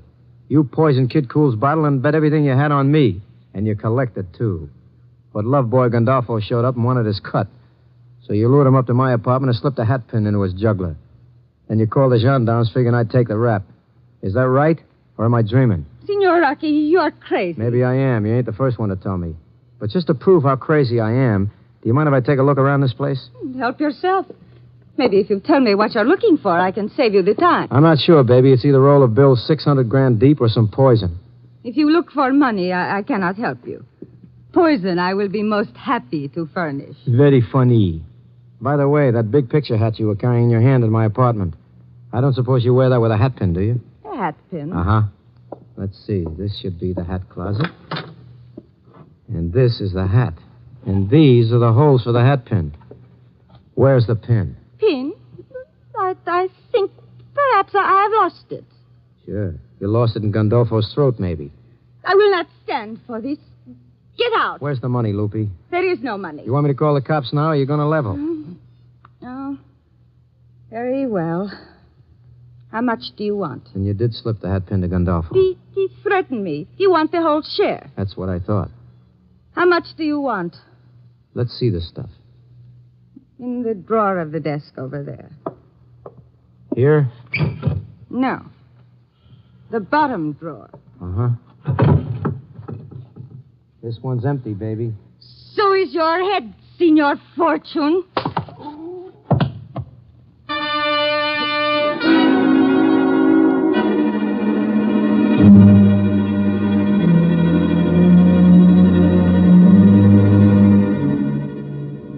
Not only do I let her sap me, I even bend over so she can lay a brass candlestick right back in my ear where it'll do the most good.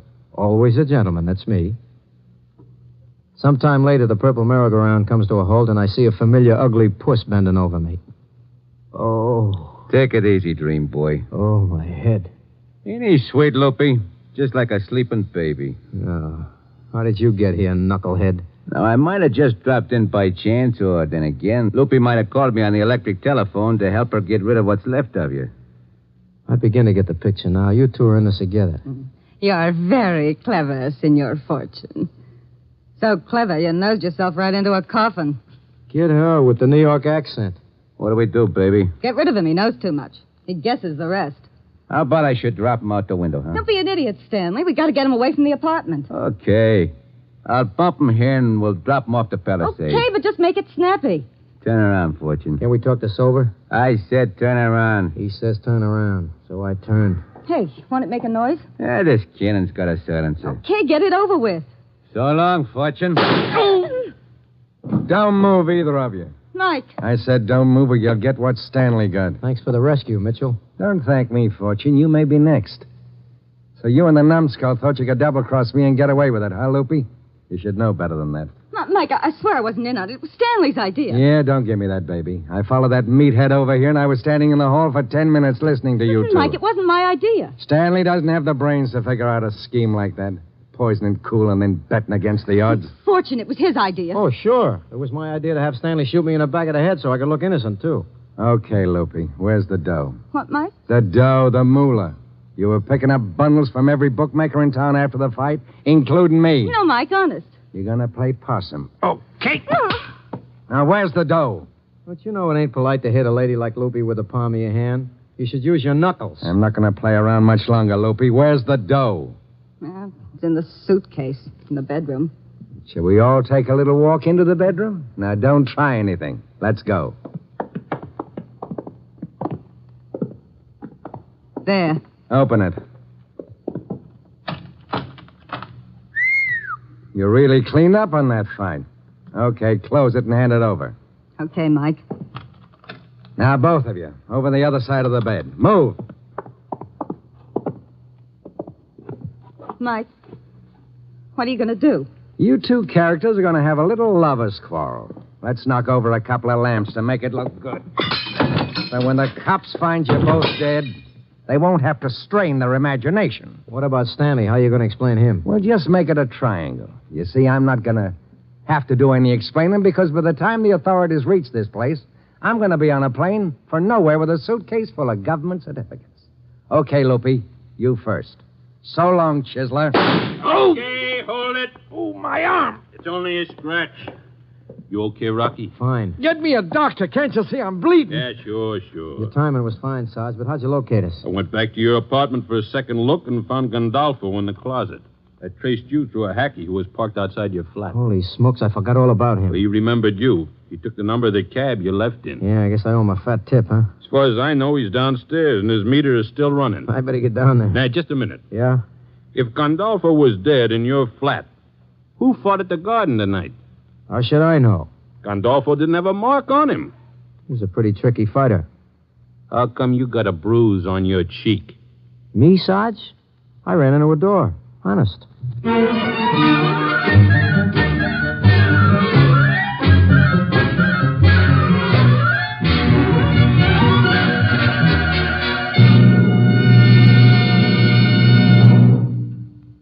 NBC has presented Frank Sinatra as that footloose and fancy-free young gentleman, Rocky Fortune. Others in tonight's cast included Jack Mather, Joe Forte, Jack Carroll, Maya Gregory, Maurice Hart, Barney Phillips. Tonight's script was written by George Lefferts. Andrew C. Love directed. And now, to tell you about next week's adventure, here's Frank Sinatra as Rocky Fortune.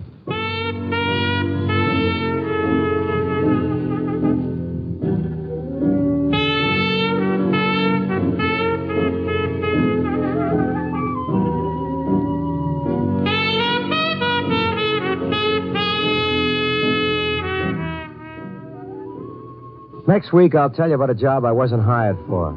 I asked for this one because I wanted it. It took me from one end of the country to the other. Only I almost didn't make the other end. Rough? Brother, it was killing.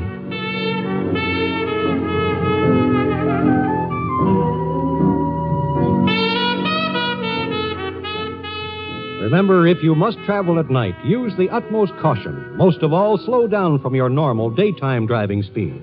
You may have the vision of an owl after dark, but your number may be up if you drive too fast. At all times, drive as though your life depends on it. It does. Visit with Fibber McGee and Molly tonight on the NBC Radio Network. Frank Sinatra, transcribed as Rocky Fortune.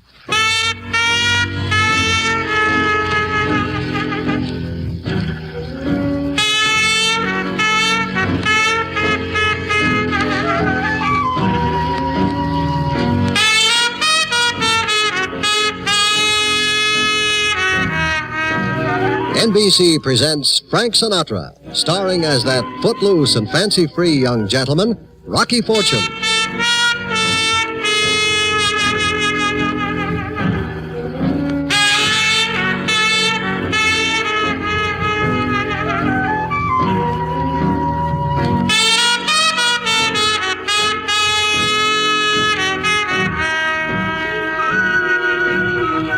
Hi. You know, it takes a real artist to get real involved. And, brother, when it comes to that art, I'm the original Michelangelo. But I gotta admit, I ask for it sometimes. This was one of those times. I was mad. Mad enough to dream this rack of mine up to 7 feet of steel. Maybe I was just a lox looking for a bagel blanket, but some smooth creep put a permanent curl in my lip. It's not tough to understand when circumstances puts a guy on the wrong road. Slums make monsters out of a lot of good citizens, but when a creep uses education, money, and a decent background to give him a background of crime, this is real slime. This guy wasn't even domestic. We imported him.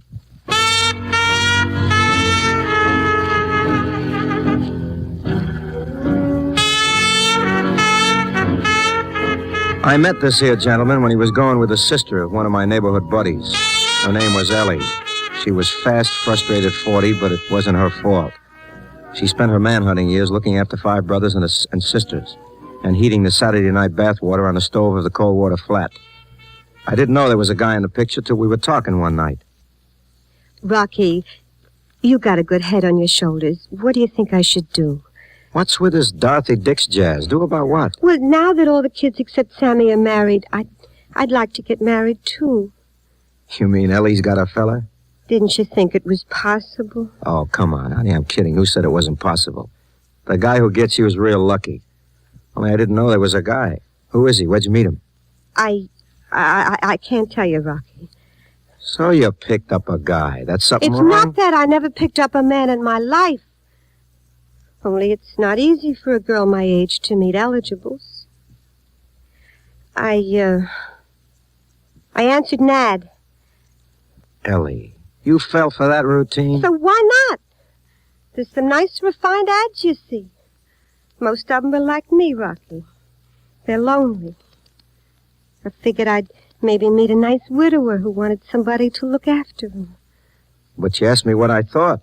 Does that mean you met somebody? That's right, Rocky. Rocky wants to marry me. Well, how come your brother Sammy never mentioned this? Doesn't he know about it? No, Rocky, and don't tell him. I know already what he'll say about Elmer. About who? Oh, now don't you laugh, Rocky. His name is Elmer Broff. Ouch. I met him through an exceptionally well-worded ad. And I consider myself very fortunate. And if you're going to make fun of me, I'm sorry I ever burdened you with my problems. Oh, now, honey, take it easy. Ellie, you know I love you like you were one of my own. Only you should talk this over with Sammy and let him meet this guy. Sammy has nothing in common with Elmer. They speak different languages. What does this guy talk? Hindustan or something? He happens to be a very cultured and refined gentleman. So what's a cultured, refined gentleman with so much on the ball doing advertising for company? What's the matter with him? He's lonely, Rocky. But like I'm lonely. You make people laugh. You got charm. You got lots of friends. You don't know what it's like to sit and have a conversation all by yourself. You sit and you talk to yourself, and then you realize that no words are coming out. It's only your mind can hear you. And then you start thinking maybe you're losing your mind. It's a horrible thing to be lonely, Rocky. It's like having a hole in your heart. Sure, I guess maybe I got a hole in my head, not my heart. I'm sure he's a wonderful guy, Ellie. Sure. I guess you ought to marry him at that. Thanks, Rocky. Thanks for telling me that.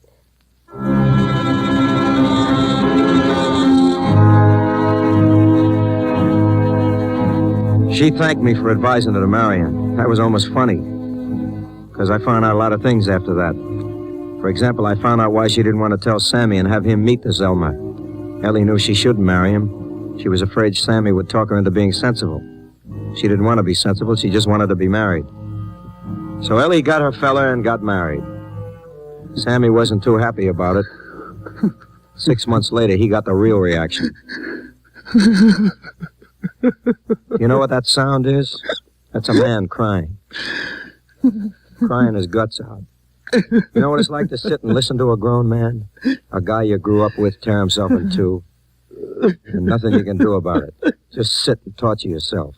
Bleed. And cry inside with him till finally you can't stand it any longer. Stop it, kid. Come on, stop it. I can't. Rocky, I can't. I can't help it, Rocky. What's in you, kid? What is it? It's Ellie, Rocky. Ellie's dead.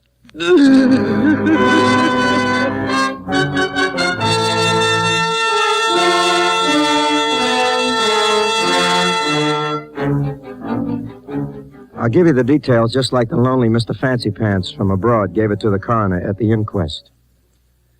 We had been out visiting some friends. My wife had been kind of quiet all evening. Usually she only takes a single drink. This night she had 4 or 5, and they seemed to depress her. When we arrived home, she said she had something on her mind and wanted to drive and think it out alone. Since it had already been a most unusual evening, I didn't question her. I was tired and had a few myself, so I fell asleep immediately and slept quite soundly. I found her in the morning. Evidently she had driven into the garage and fallen asleep at the wheel with the engine running. It must have been an accident. It was no accident. Ellie didn't drink.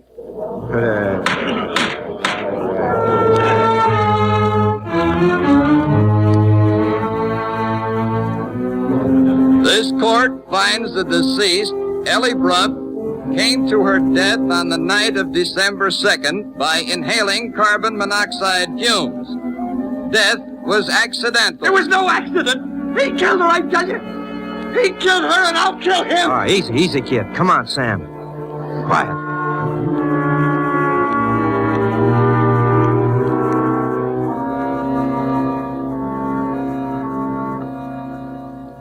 I finally got the kid sat down, but the damage was already in.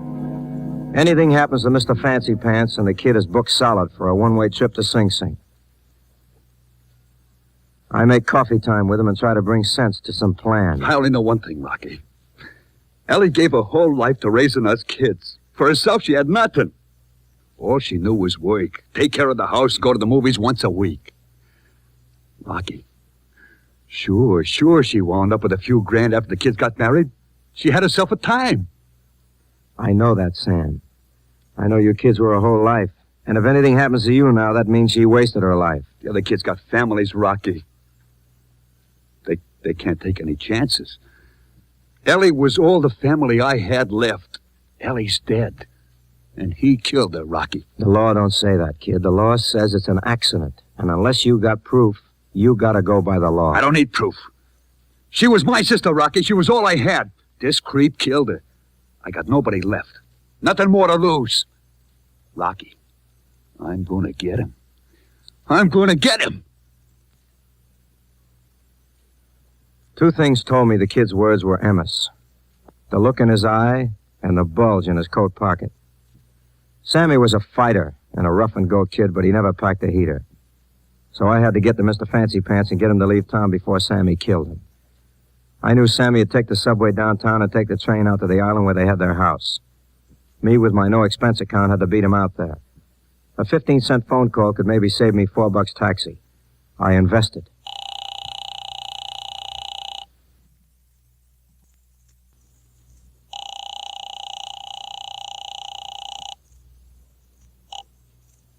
Hello? Elmer, this is Rocky Fortune. Well, I'm glad you called, Rocky. I feel very badly about Sammy. It's horrible enough that Ellie is gone, but can't you possibly convince Sammy that it was an accident? That's why I'm calling you, pal. I can't convince Sammy. We better do some talking right away. Well, that's fine. Can you come out here? Wouldn't do any good. You're having company, and you better not be home when the company gets there. What you mean? I mean, Sammy's on his way out, and he's liable to want some target practice for the heater in his pocket. You could be the target. That's all I had to say. 20 minutes and 1 speeding ducat later. It's open. I got here as quickly as I could. I noticed. Sit down and listen to some news, Mr. Broff. Tune in real close because there ain't going to be a second time. I'm awfully sorry to do it, Rocky, but if Sammy actually has a gun, I shall be forced to go to the police for protection until I leave town. Where you going? Well, I don't know yet. There are too many memories around the house and around the town. You know how it is. You know, Elmer, somehow I got no tears for you. I think you're a rotten liar. You got Ellie's insurance, you're selling the house, and you're blowing town. A nice, pretty convenient package. So you think as Sammy does? Don't put words in my mouth, Mr. Brough. I'm liable to spit 'em back at you. And I'm getting mad. I'm getting real mad, just looking at you. You just gave me the whole bit. I think Sammy's right. What would a fancy pants like you want with a 40-year-old sweetheart like Ellie? Why would you marry her? I married her because I loved her. Nice try, but no cigar, Mac. You married her for the 10 or 11,000 bucks you're in line for. I won't bother denying anything to you. There's no reason why I should. Ellie's case is closed by the police. And aren't you real lucky? So Ellie's case is closed, and off you go with the loot. Let's just get a repeat performance on what happened, huh? I've already told you the entire story to the police, and the case is closed. I just now opened it, Mr. Brough, and I just might open your head. Take your hands off me. Stop making with the Shakespearean drama. I'm only making sure you're sitting in that chair, not running to the cops. Not till you satisfy one question that bothers me. There's no reason for me to have to satisfy you. It hurts that I should have to disagree with such a distinguished man, but sit still or I'll beat your brains in. Oh, what do you want to know? Now you're getting smart. In my head, I've been running over the details. Now, in the first place, like Sammy says, Ellie never went much on the liquor kick. And even if she did get loaded and did fall asleep in the garage with the motor running, who closed the garage door? Why, I don't remember that it was closed. You told the coroner at the beginning of the inquest that it was closed. Yes, I suppose I did.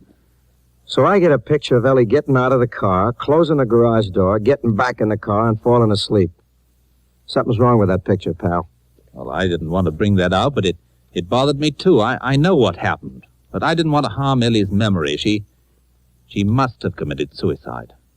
Why didn't the cops say that at the inquest? I have no idea. There's no use digging that up, Rocky. You can only harm Ellie's memory.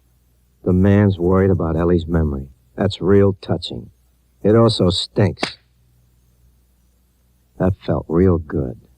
That felt right. Get something straight, Rocky. I can defend myself. You better get something straight, buddy. If I'm right, you're going to have to. I'm not going to sit here and have myself set up either as a punching bag for you or a clay pigeon for Sammy. I'm getting police protection while I'm in town. If you go near the cops, I go to the insurance company and tell them you told me Ellie committed suicide. There was a double indemnity on that policy, and I'll bet you collect double because it was ruled an accidental death. What do you want me to do? That's better. I'm calling the shots now, Mr. Fancy Pants, and I'll level with you. I tell Sammy nothing because if I do, he's sure to kill you. That helps nothing. You're going to remove yourself from the local scene as of right now. And I'm going to get you, mister, and I'm going to do it nice and legal. I want you in one piece and very healthy. I'm going to see to it that you get an extra special crew cut in a drape shape with a slip pants leg. We got no case now, but one day you're going to be happy to turn yourself into the cops. Because that's the only way you'll ever get away from me. Make your plans, mister. Play your traveling music because you're traveling fast, and I'm walking behind you.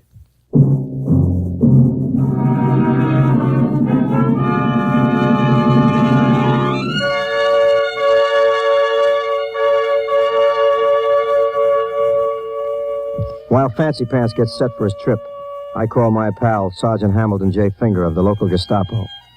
He verifies what I already know. You need fact to hold a guy for murder. The cops don't play hunches. He gets one bright idea, and he figures the pattern is pretty set. Could be Brough worked the same gimmick back in the old country. He'd run a make through Scotland Yard.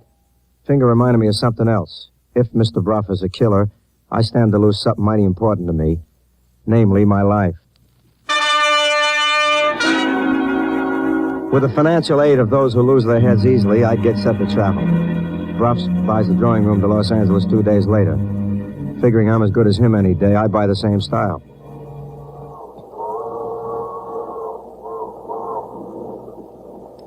Two days later finds us leaving Chicago. I keep low at first, and then accidentally on purpose, just as he's ordering dessert in the diner.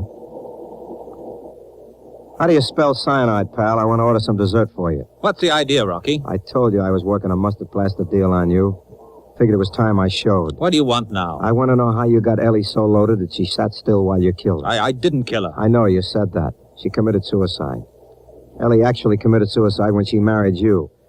Only you helped to get to the burying stage. Now, look, Rocky, I'll make a deal with you. You're a young chap. You never had too much money. If you call off this insane chase, I'll give you $5,000. $5,000. I'm flattered. So you're that afraid of me? Get something through your head, Rocky. Physically, I'm not afraid of you. This much I'll admit. I married Ellie because I needed the money, her money. I may even have made her slightly unhappy. Unhappy enough to commit suicide. I may even have made her suicide look accidental so I could collect on the double indemnity. But you have proof of nothing. Now be clever. Take the $5,000. Do you know what Sammy would do to you if I ever repeated this conversation to Well, him? you won't do that. You protected me against Sammy simply because you knew he'd kill me and would have to pay for it. In the eyes of the law, he would have killed an innocent man. I wonder what would stop me from killing you. I hate you enough to carve your guts. You better be careful, Rocky. I may just grow to hate you that much, too. That's when I was sure I was looking into the eyes of a cold-blooded murderer. And he was looking into the eyes of the guy he wanted most to kill. Hey, that's me.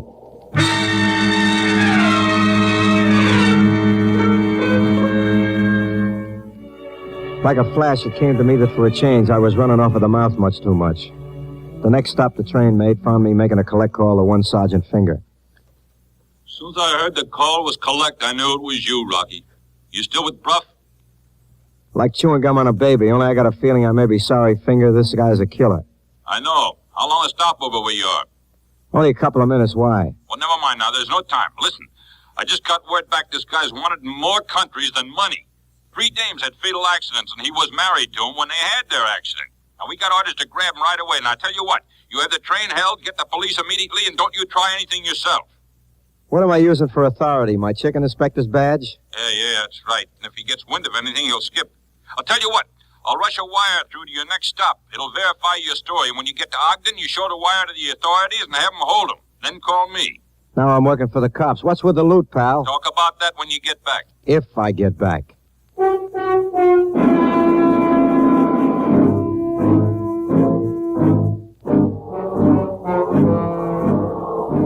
I was one nervous Joe when I got back on the train. Here I was back to back with a killer, and I set myself up as a kingpin in his bowling alley.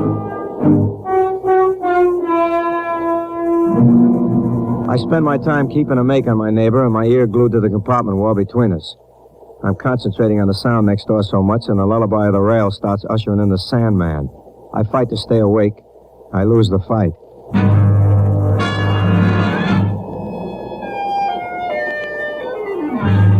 A little later, I shake myself awake, happy that I still can. A telegram from Finger. This I need quickly. I could have slept through the delivery, so I ring to find out. Yes, sir, Mr. Fortune. There was a telegram for you. Where is it, son? Well, I started to knock at your door, but the man in the next compartment said you were asleep and didn't want to be disturbed. My neighbor told you that? That's right. He said I had a telegram in my hand and... And you gave him the telegram for me? Well, I always see you both together, so I figured it would be okay. By now he knows the whole story. Did I do wrong? Man, you just gave me a one-way ticket to paradise, only who wants to be an angel? I'll go get the telegram from him. By now it's in pieces. Where are we? How soon do we get into Ogden? Almost there, sir. About 10 minutes. Happy to see you up and about, Rocky. Yeah. I'm tickled to death myself. Let's get some air. Who needs it? Excuse me, sir. I got some things to take care of. We both need it. For a smart laddie, you make some stupid mistakes. Do you realize you've actually prodded me into killing you? Nice of me, wasn't it? Look, Broff, use that gun and you'll have the whole train on your back in a minute. Oh, I realize that. I also realize that if I get rid of you before we hit Ogden, there'll be no one to call the police. Most of the passengers are asleep, and there'll be no one in the observation car. I don't need a diagram, Mr. Accident Specialist. I didn't need a diagram. I was scheduled for a fall, and this time there wasn't even a dame involved.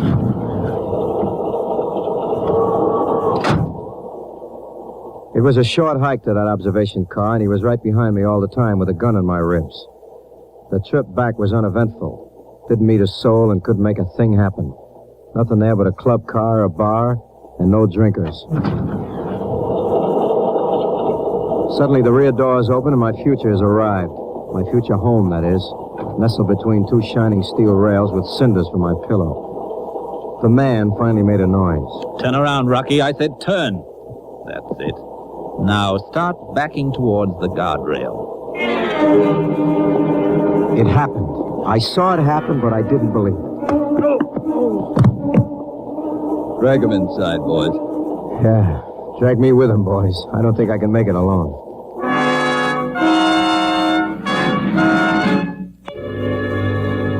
I don't know where you guys came from, but I'm sure happy to see you. Oh, we've had the front, middle, and rear of the train covered since you left your last stop. We were hiding behind the bar when you walked through the club car. How did you know about it? Got a call from Sergeant Finger. He was afraid Bruff would try to kill you before you reached Ogden. We couldn't tackle Bruff while he had the gun in your ribs. When he got you outside, the noise made it possible to sneak up on him without being heard or seen. Why didn't that idiot Finger tell me he was having a train boarded? I just lost 10 years of my life. Don't be rough on that idiot Finger, Mr. Fortune. His call saved your life. Yeah, get your antenna set to receive some news, pal. I love idiots. From here to eternity.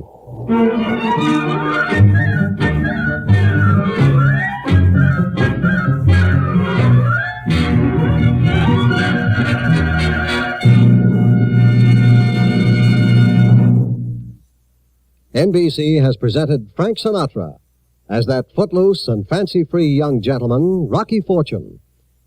Others in tonight's cast included Paula Victor, Tom McKee, John Sutton, Barney Phillips, J. Loft Lynn, and Maurice Hart. Tonight's script was written by Norm Sickle. Andrew C. Love directed.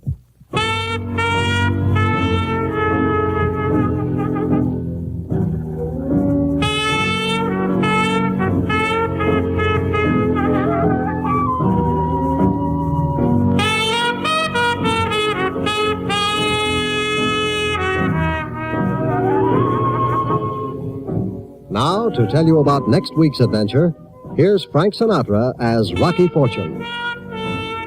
Next week, I'll tell you about the time I got hired by the rodeo just before someone shot the boss and rustled the gate receipts. I ended up with a six-shooter in my back and an invitation to be guest of honor at a Western fashion show, modeling an 18-foot necktie made of rope.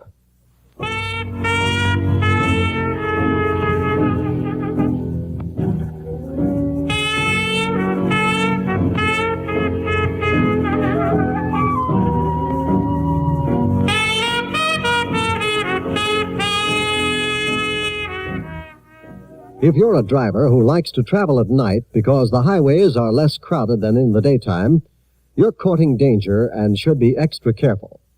Although fewer cars travel the roads at night, the death rate per vehicle is 4 times greater at night than in the daytime in proportion to traffic volume.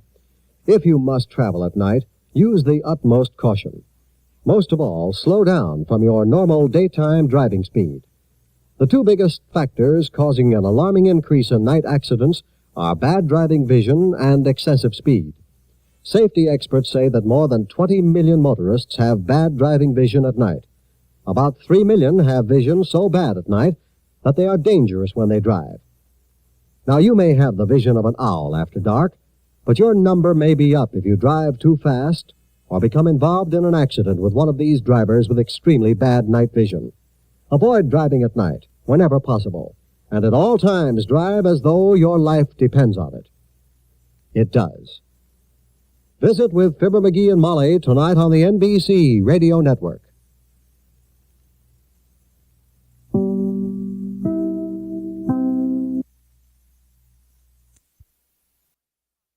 Now, Frank Sinatra, transcribed as Rocky Fortune.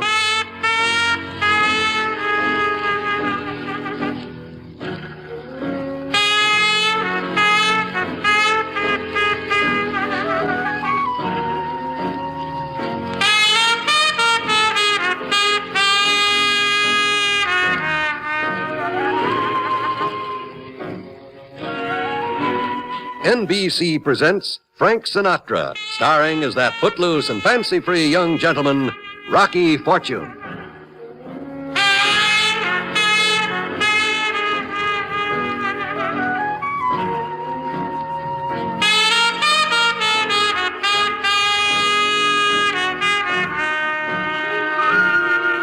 When it comes to employment, I am what you might call a connoisseur. I have jobs which are strictly out of this world. The last one I had nearly put me there permanently. I am instructed to report to the 9th Avenue Arena. When I get there, I find the horse follies of 1954s all over the place. The legit title is Grand National Rodeo. And I find the boss, an old guy with a hat you could stew tomatoes in, hanging over the rail, watching a cowboy ride on a bull, which must have just sat down on a hornet. You Colonel Larrabee? Ride him! Ride him! Look at that boy, stuck to that critter's back like he had a pot of glue in his hip pocket. Excuse me, I'm looking for Colonel Larrabee. That boy's the best Brahma bull rider I've seen in 20 years. Hey, get that critter away from him! Doggone it, how many times have I told those broken-down tramps to get him away from... Look out! He's clear, Pop. He's up over the fence rail. I gotta tell them hands to move in quicker. Don't look good when a rider gets gored by the bull. It's bad publicity. Gets the Humane Society down on you. I don't mean to interrupt, but are you Colonel Larrabee? I am. Who are you? Rocky Fortune. The agency said that you needed an administrative assistant. Administrative assistant?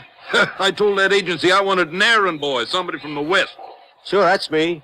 You from the West? Yeah, 11th Avenue. You get any further west than that, you're on the Hudson River. Oh, come on, Pop.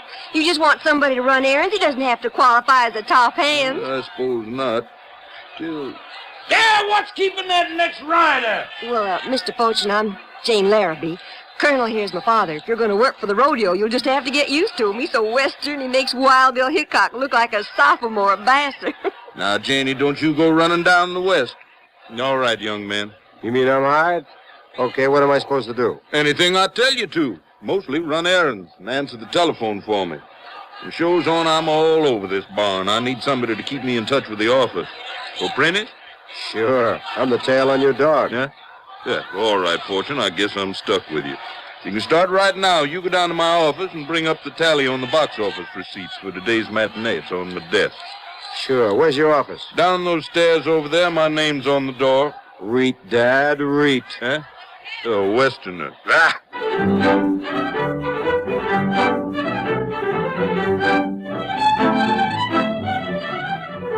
I have to pull myself away from the fence rail, and I hear the snap as my eyes peel off Jane Larrabee. She's one of them tall dames, dressed like the rest of the cowboys in Levi's and fancy shirt. But somehow the shirt turns out fancier than it was originally intended, and she manages to look somewhat different from Gary Cooper in similar circumstances. The Colonel's office is down a long hall which looks like the Canal Street station of the Broadway subway. I open the door and walk in. Ooh.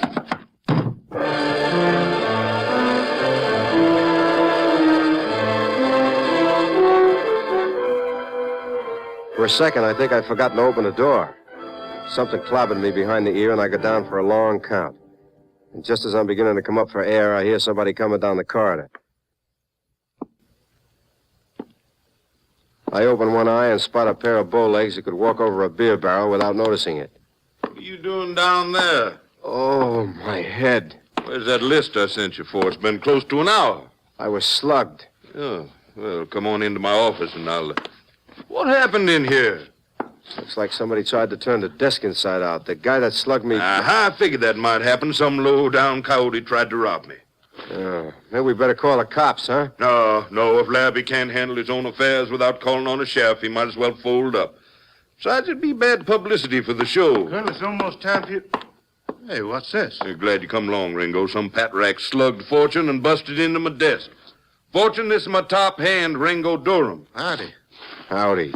Colonel, I told you not to leave all that money around if you'd only put it in the bank. I don't hold with no banks. I want my money where I can lay my hands on it. Did you have much dough stashed in the roll top? Well, they had the receipts for the matinee, $25,000. That ain't hay. Pop, they're holding up the entrance queue. What's the matter? Somebody broken in the Colonel's desk. Pop, did they get the money for the note? Now, don't you worry, Janie. There's the evening show yet. But it's due at midnight. If you don't have $45,000, ACA takes over the show. Who's ACA? Amusement Corporation Associates. They got a lien on the show. Pop, why couldn't you put the money in the bank? I begged him, Jane. Oh, I know you did, Rango. Pop, ACA's been trying to take over your show for 10 years now. Now, don't you worry, honey. I ain't gonna let them pies and prairie dogs get a hold of my show. I built it up from a Wheel of Fortune booth at the county fair, and I ain't gonna lose it now. But the money... You won't be able to make the payment.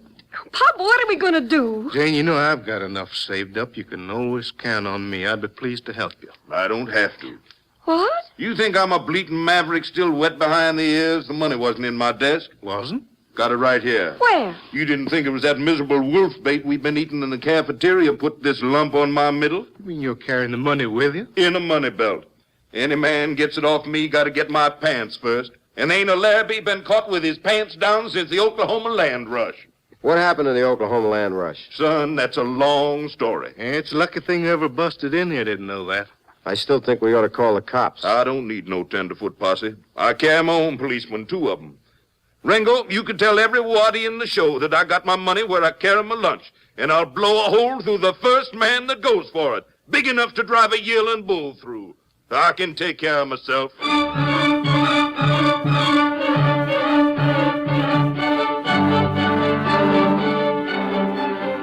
I hang around the rodeo all day.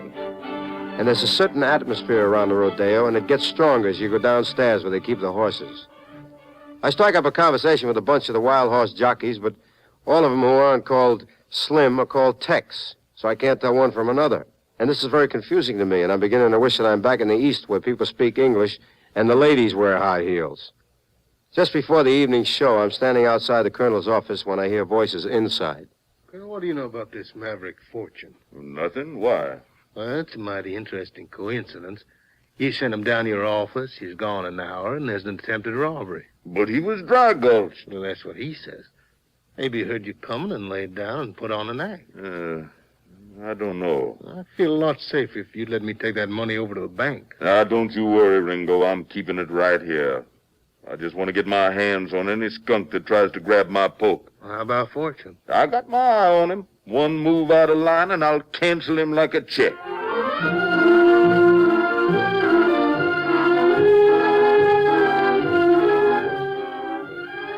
I figure I better keep my nose clean, so I spend the evening sitting alongside of Jane Larrabee where I can get a good look at her profile, which is very rewarding, all the way down to her spurs.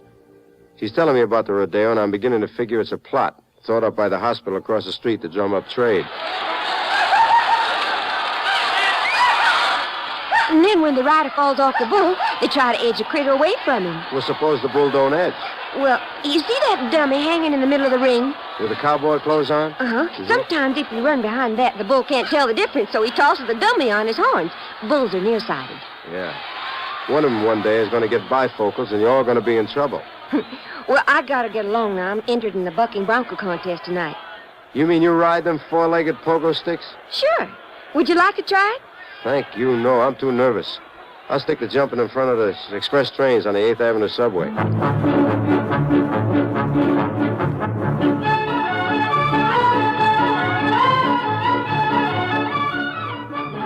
Later on, I watched Jane Larrabee wrestle an 800-pound steer down to his knees in 12 seconds, and I make a mental note not to try anything in a taxicab with this doll. In that case, I figured the odds would be that she'd have me down, roped, branded, with a notch cut out of my ear before the cab meter could run up 35 cents. I head down below the main arena to the old man's office to find out if he had any messages for me to run. I open the door and walk in. Colonel, I came down to... Holy smokes. Colonel. Dead as a mackerel. Put up your hands, stranger. What? Oh, it's you. Listen, Ringo, the old man... I can see. He's been shot. Yeah, you used his own gun, didn't you? What are you talking about? Now, don't you step this way, mister. Now, wait a minute. Just a minute. I walked into the office, and there he was. Well, that's your story. Looks like I caught you just in time. Now, hand over the money. I haven't got any money. I didn't do it. Listen, while you're standing there making like the Lone Ranger, the real killer's probably halfway to the Bronx. Oh, no, he ain't. He's right here. Ringo, what's the matter? They're calling for you down, but... What is it? What's happened? Jane, it's your pa. What do you mean? What... Pop, what is it? He's dead. Oh, Pop. No. He was shot with his own gun. No. You're going to pay for this, Fortune. But I didn't do it. Why should I? $45,000. I didn't take the money. You can search me. Well, maybe you didn't have time. I'll look in his money belt and don't move. I can shoot out a candle from horseback. Oh, Pop. The money belt's still full. That's what I tried to tell you. You just didn't get a chance to take it. Hey, What is it? this isn't money in here. It's newspaper. Newspapers. Well, the old man must have been trying to fool the killer. He must have hid the money somewhere else. I guess he did fool the killer, didn't he, Fortune? Listen, you bow-legged lunkhead, I didn't shoot him. Jane, do you want me to take it? Please, Wrangler. I'd better go upstairs. The show. I can't stay here. I don't want to think. You do whatever you think is best. All right, Jane, don't worry. I'll take care of it. Look, I hate to repeat myself, but you better call the cops. Don't need no cops. We'll take care of this our own way. You can't do that. After the show, me and the boys will give you a nice, fair trial before we string you up. You can't do this. This is New York City. I want a habeas corpus. Well, there'll be a corpus, all right. Colonel Larrabee was the finest old man you'd ever want to know. There isn't a hand in this show that wouldn't take a chance of swinging to make sure his killer got what was coming to him. Now, right after the show, we're going to fit you for a nice, long necktie. Now, get moving.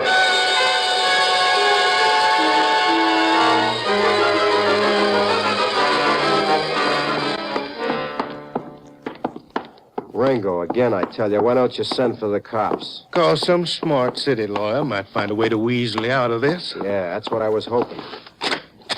Get in here. What is this? A box stall. We'll keep you in here nice and cozy till I round up the boys and go on. Hey, there's something in there. A horse. Oh, that's Sam, the educated mule. He won't mind. Go on. All right, quit pushing. And don't tickle Sam on the side. That's what makes him kick. Thanks a lot. We want you in one piece till we can get a hold of you. Now, if I was you, I'd start practicing. Practicing what? How to sing Bury Me Not on the Lone Prairie.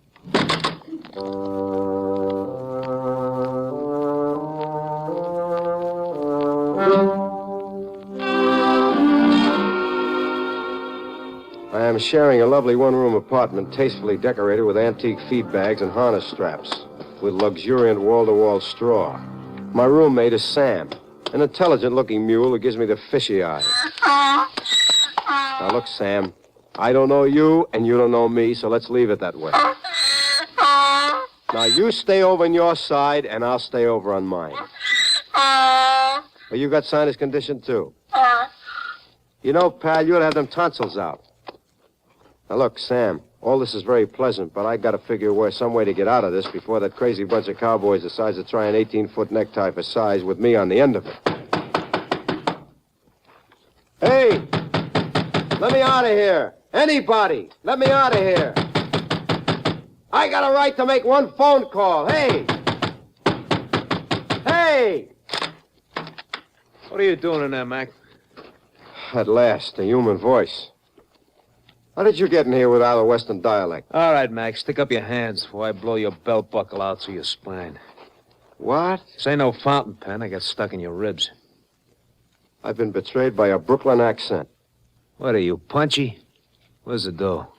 What dough? The old man's dough, the 25 G's. How should I know? You've been with him all day. Come on now, bright boy. Talk. Where'd he stash the dough when he stuffed that money belt with newspaper? How did you know he had newspaper? Never mind, I can guess. Hey, you're real bright. You knocked him off.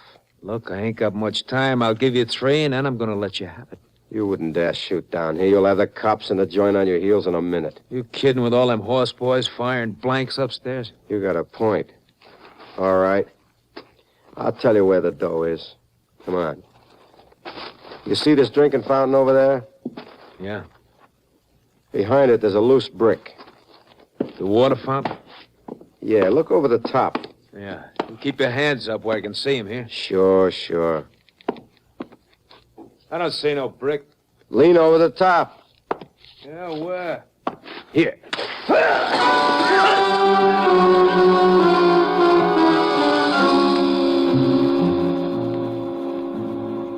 I slam my foot down on the fountain pedal and let him have a shot of ice water and a kisser, and then I'm off running with a clear track. Hey! Hey, you! Hey! Come on back here, you!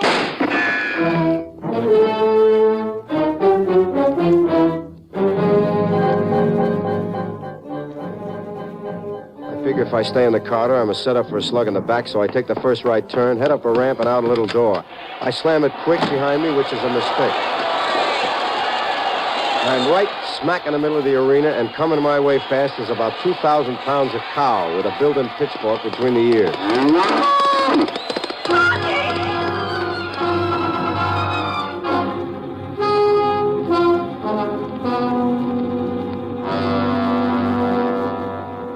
I give him a quick sidestep, and the bull puts on the brakes and skids to a stop 10 feet away. Hey, Ferdinand. Ferdy, come on, Ferdinand. You want to smell a nice carnation? Attaboy, you go down the other end, and I'll meet you there in 20 minutes. Nice, Ferdinand. Don't get sore, baby. Don't get sore. Rocky! Rocky, don't move! Who's moving? Stay still. A bull won't charge if you stay still. That's your story. How does he feel about it? Don't move. The riders will edge him away. I ain't got time to wait, honey.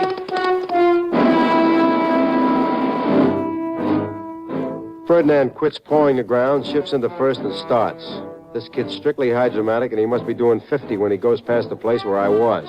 He pulls up short and looks around a little confused. He can't find me, which is not surprising, because I'm swinging back and forth across the arena on the dummy, which hangs in the middle of the ring. On one end of the swing is the bull, and on the other end is Rango, which is no improvement. Rocky, hold on. Hold on. We'll get you out. Whatever you do, don't let go. Get me off this dummy. Bull doesn't get your fortune now, will you? Ain't getting away this way. Somebody get me off this dummy. I'm getting seasick. May I have this next waltz, Max? Drop off over here. They got the ball the other end. Go ahead, drop. Rocky, let's go. Okay, here I go. So long, Max. It's been grand.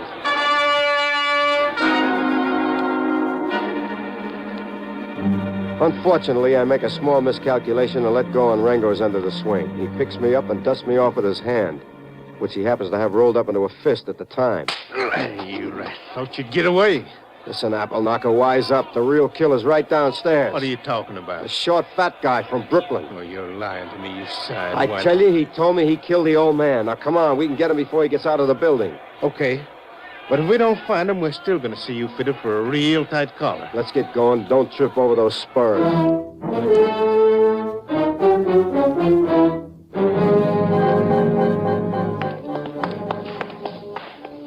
I don't see no unfortune. He might have gotten away. Wait a minute. What? There he is, down the hall. Come on. That's where you shoved me into that box store, riding around this corner. He's gone. Couldn't be. I saw him. Wait a minute. Look, the door of the box store. It's moving. You say that polecat's got a shooting iron? Yeah, it ain't as big as that slide trombone you carry, but it's for real. You better let me handle this one. Now, stand back. Be my guest. I'll kick open the door. Ready? Now! Drop that gun! All right, Fortune, I got him. Yeah, that's him, all right. Hey, he's still moving. We better get an ambulance for him. Why bother? Well, it just doesn't seem friendly this way. Help me. All right, Mac. Take it easy. We'll get a doctor. No, it's no use. Dirty rat. You go get a doctor, Fortune. Wait a minute. He's saying something. Dirty rat. Hired me to get money. Then he... Who did? Who hired you? Then he shoots me down. Then he means that Fortune, you just ain't a lucky hombre. If he died like you should have, you wouldn't be in trouble now. Don't move. You hired the killer. Didn't tell him to kill the old man, just wanted the money so he couldn't meet that note. And he would have had to come to me for the money. You were going to take over the show, huh? I'm going to. Not if I can get to the cops, you ain't. Well, that's why you ain't going to. I figure I killed one man here in self-defense. I might as well make it two. You were afraid this hood would talk, huh? Out west, we like hombres like you, strong, silent, and dead. Okay, Fortune, here it comes. Oh, Rocky, are you all right? Janie. Rocky, what's going on in here? Who is that man? The one on the floor is the guy who killed your dad, and the guy with the can under my ribs is the man who hired him to do it. Ringo? Fortune, I'll kill you for that. Guess again. If you do, you'll have to kill her, too. And something tells me you ain't got the courage, pal. You're through, Rango. Why don't you give it up? Not yet. I'm getting out of here, and Janie, you'll come with me. No! Rango, you ain't got a chance. Janie's my chance. Anybody comes after me, and she gets it, Fortune. Now, remember that before you go calling the cops.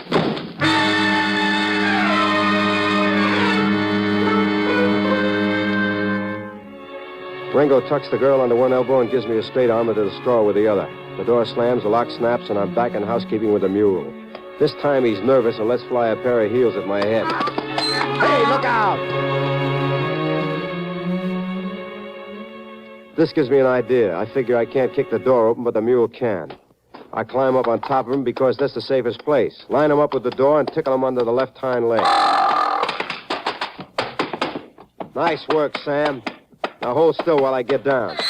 I said, let me get off now. Let me get... Cut it out, Sam. Let me off, Sam. Where are you taking me?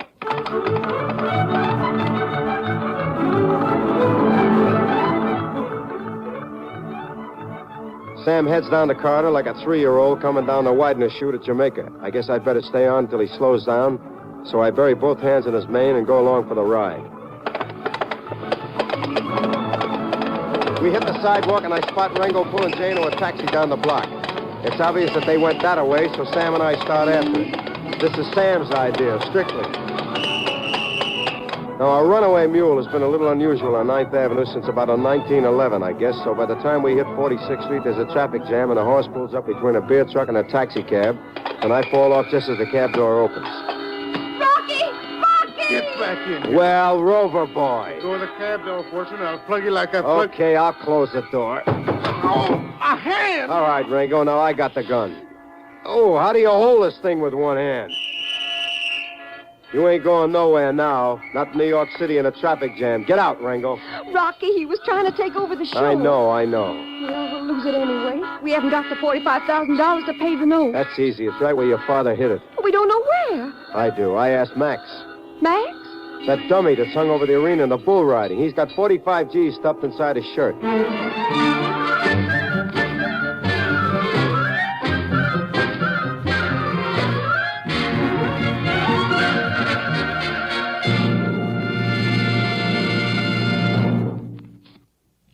NBC has presented Frank Sinatra as that footloose and fancy-free young gentleman, Rocky Fortune.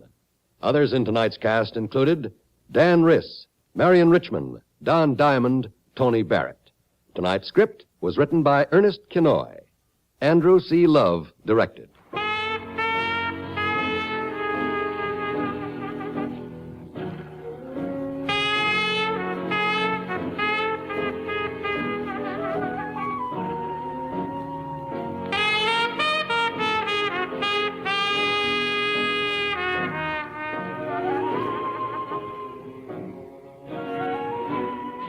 Now, to tell you about next week's adventure, here's Frank Sinatra as Rocky Fortune. Did I ever tell you about the time I conducted a sightseeing tour at the museum? Man, they got dead people and sarcophagi lying all over that place. Not that I'm squeamish about a bunch of old mummies, believe me, but when they tried to embalm me, that's where I drew the line. I'll tell you about it next week. See you around.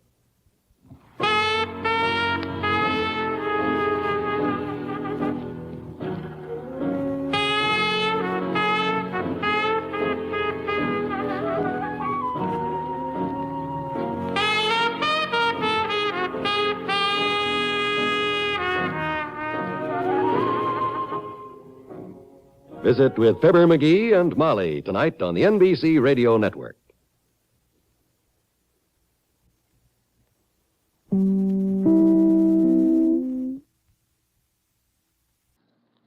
Frank Sinatra, transcribed as Rocky Fortune.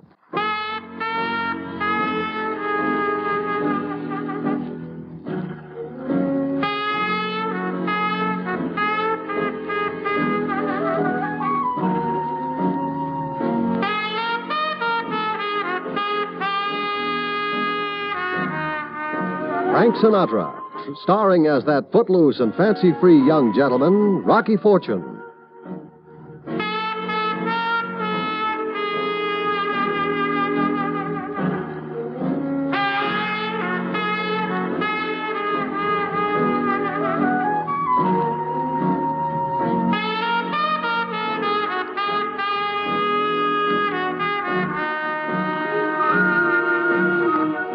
Hi. Well, I landed myself a new job last week, again. Inside talker on a Manhattan sightseeing tour. Grant's Tomb, Chinatown, the Empire State Building. Brother, I've been. The place that really gets me, though, is the Museum of Ancient History. Man, they got dead people laying all over that joint. Some of them in mummy cases 5,000 years old. Now, I don't object to a few old corpses, but they tried to embalm a fresh one named Rocky Fortune. All right, ladies and gentlemen, as you will note, we are progressing up Central Park West, and on your right is the largest civic park to be found inside a city the size of New York.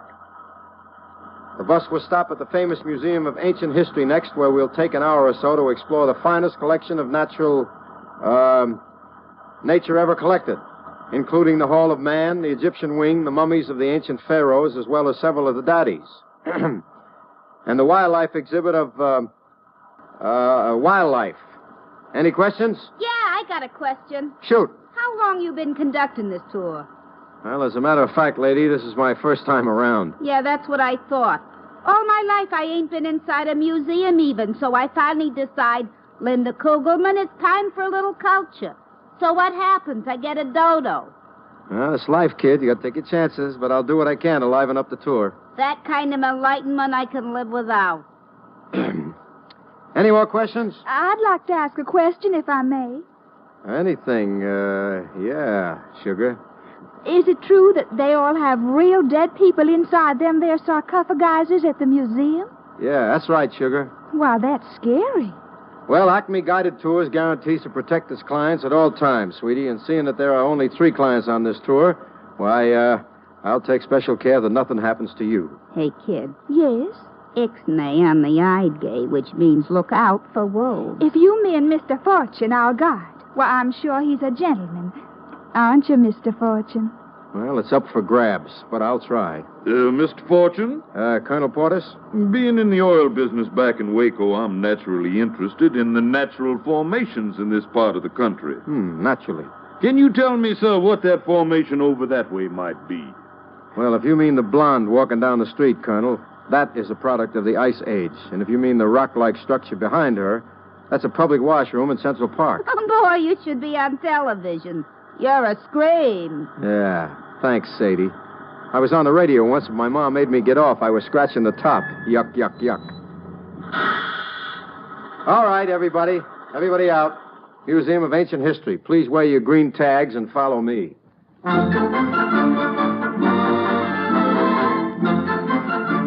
We all pile out of the bus, and I lead the way into the museum, wondering how I'm going to fumble my way through the next hour. Right behind me is the cute little blonde from the land of cotton. Behind her is the redhead from Brooklyn, and bringing up the rear is Colonel Porteous. Handlebar mustaches trailing like banners. The first place we breeze through is the Egyptian Wing. Now, if you folks will all step over this way, we have a genuine example of a rock job brought over from Egypt, which is called, according to the guide pamphlet, a monolith from the Temple of Osiris.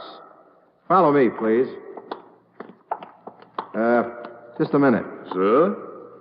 Where's Linda, the redhead from Brooklyn? Why, she was with us when we went inside that scary old King Pharaoh's tomb back there. Well, I haven't seen her since we came in here, come to think of it. I'll give her a blast. Hey, redhead! Perhaps we'd better conduct a searching party. Look, I'll go back to the tomb. Colonel, will you take a look in the Hall of Man? And, honey, Yes? you better stay right here in case she comes along. We'll all meet back here in 5 minutes. Let's go.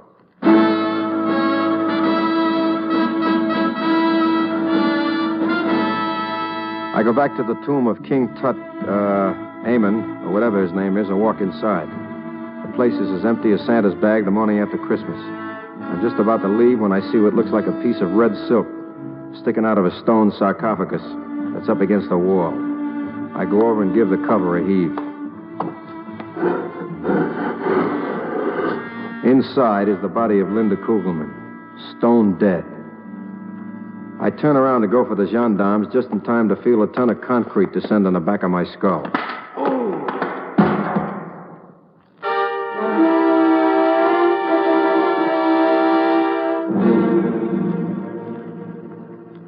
Isn't he cute laying there? Just like Moses in the bulrushes. Oh. He seems to be reviving. I'll get some ice for his head. Who dropped that pyramid on me? Easy, boy. You'll excuse the expression, but where am I? The office of the curator. This young lady is Miss Fabian, the curator's secretary. How you all feeling, boy? Like I've been sanforized. I like to thought you all was dead when I came bunking in that there tomb. Speaking of dead, did you see the body? You all was stretched out like a wet corn pone. Not my body, Colonel. Linda Kugelman's. The redhead? She was inside that that trunk in there, dead. The poor man was hurt worse than we thought. I'd better call the doctor. Hold it, miss. This is no dream. I saw that body inside the sarcophagus. We'd better open it and have a look. We'd better not disturb anything. I think we ought to send for the law, son. Good. Let's have the phone.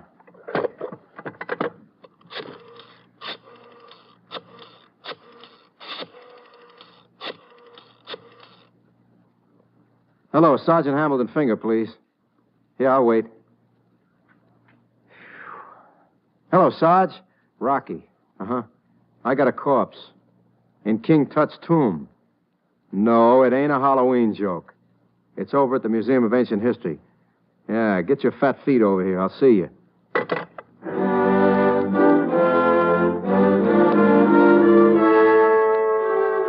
I spend the next few minutes nursing my noggin until Sergeant Finger flippers in the curator's office. We all head for the tomb of King Tut. You sure this dame is in there? I saw with my own eyes, Sarge. Okay. Who was she? The name on her tour ticket said Linda Kugelman. What'd she look like? Like she'd been around more than once. This the spot? Right in here. You all don't mind if we don't go in, Sergeant? It's scary. You wait here. Let's go, Rocky. That's it, Sarge. Inside that stone coffin there. Open the lid. Right. Holy smokes. Linda Kugelman. Girl mummy, huh? I swear she was in that coffin not more than 15 minutes ago. This guy has been in there 15,000 years by the looks of him. Somebody moved her. Rocky, old man, this may come as something of a blow to you. But one more crazy trick like this, and I'm going to put you in the closet. It's no joke, Sarge. You bumped your head on the stone and thought you saw a body. Now forget it. Come on. Is she, I mean... There's nothing there but a mummy. Go home, all of you. You mean Miss Linda just vanished? But where? Maybe she's hiding in your mustache, Uncle. Okay, Rocky, now you remember what I said. One more false alarm, and I'll throw the book.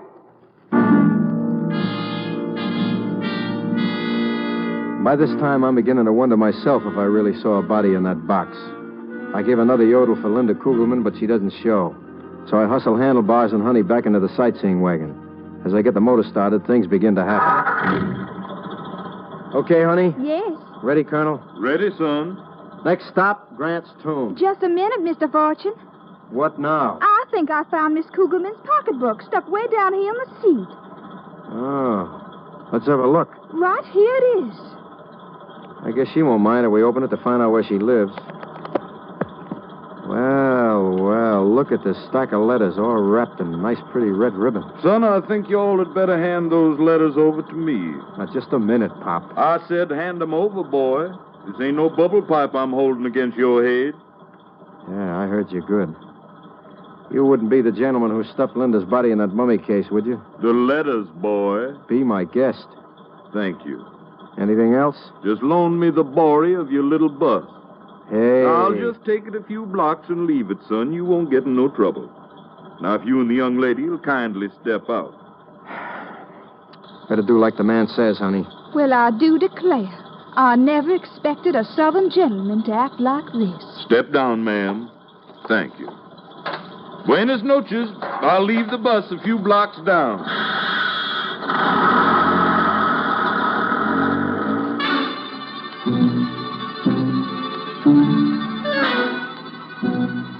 Honey and I stand there like a couple of outfielders watching one sail over the fence while Colonel Lucius Porteous drives away in Acme's dinky little sightseeing bus. What now, Mr. Fortune? That's a good question, and I wish I had an answer. As long as we're here at the museum, supposing we finish our tour. As a matter of fact, baby, that's not a bad idea. Something tells me our friend Colonel Porteous had something to do with Linda Kugelman's recent demise. And the removal of her body, too. We hustle back into the museum, and I start looking around for one fresh corpse, which is not an easy thing to locate in a place the size of a museum. But, Mr. Fortune, we've already been in the Pharaoh's tomb. I know, baby, but if that body was moved, it was moved from here. So let's have a look around. It just doesn't seem possible that somebody carried a dead lady through the holes without somebody remarking about it. Yeah, you're right there. Unless there's another entrance to this little old tomb. Uh-huh. My goodness, they must have a place for air so a party can breathe. Air conditioning. Baby, don't ever let anybody tell you you're dumb. What are you doing? Just gonna have a look behind the vent in this air conditioning pipe. Oh. Yeah, that's all right. Whoever killed her came back, conked me, and stuffed the body in that air vent. Come on. Where to? The curator's office. I want to make a phone call to my pal, Sergeant Finger.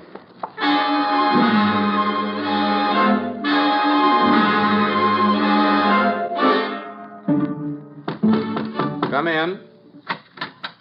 Yes? Pardon me, my name's Fortune, Rocky Fortune. Oh, yes. My secretary told me. You're the young man with hallucinations. That's right. My name's Deems, curator of ancient art. What can I do for you? Call the cops. My hallucination is laying in the air vent with a broken head bone. Are you serious? Take a look for yourself if you don't believe me. I certainly intend to. You mind if I use the phone while you're gone? Help yourself. Operator, give me the police headquarters. Make it fast. Finger is there in less time than it takes to say Pithecanthropus erectus, and we head for the tomb of King Tut once again. You say she's in the air vent, huh? So help me, Sarge. Ask Honey here. Well? There she was, as big as life. I was never so scared in my whole life. The curator's in there now. Okay, let's go on in. Oh, I see. The police have arrived. Sergeant Finger, Mr. Deems. Sergeant, I regret all the confusion this unfortunate man here has caused. Skip the apologies. Let's see the corpus delicti. Of course, that's just the point, Sergeant. There is no corpus delicti. What? Hey, are you You can see for yourself. This airway is perfectly empty. Fortune. Sarge, I tell you, Fortune, you're coming with me. Now, look, maybe if we call somebody in for a search. Nobody gets called, Fortune. You're mine. Sarge, Hamilton, control yourself I'm now. going to lock you up, Fortune. You need a charge. Not in jail, Fortune. In the booby hatch. I'm telling you. You're telling me nothing. Now, come on. Sure. Anything you say, Sarge. Only before we go. Yeah? You ever been locked in the tomb? Not recently. Well, I got news for you. You're locked in one now. Hey, grab him! The door! Let it go! Open up! Come on! Open up the door! Bye now!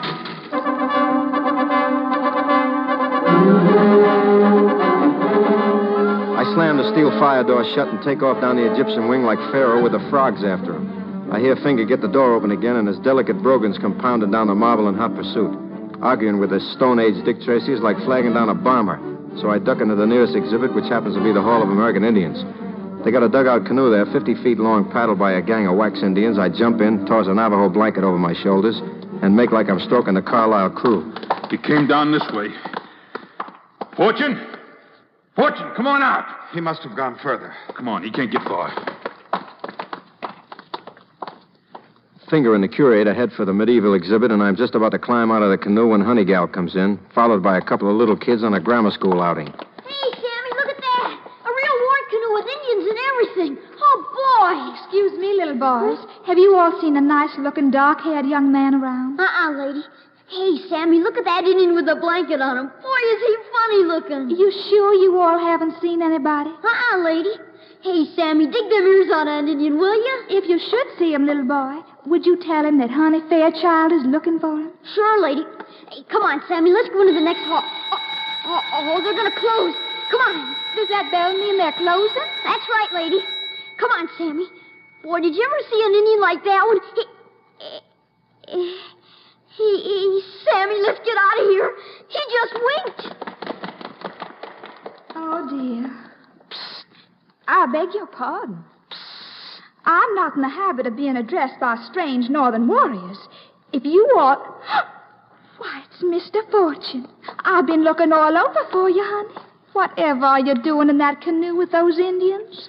Well, if you give me a hand, I'll try to... Uh-oh, here comes Finger and Deems. Play dumb. That shouldn't be hard. He must have got out. I don't see how. There are guards at the exits. Oh, here's Blossom Child. You seen your friend Fortune, honey? Why, come to think of it, Sergeant, I did see him. Where? Well, he went through that door there, and then, Well, why don't you two gentlemen come with me, and I'll show you just where he all went. Let's go.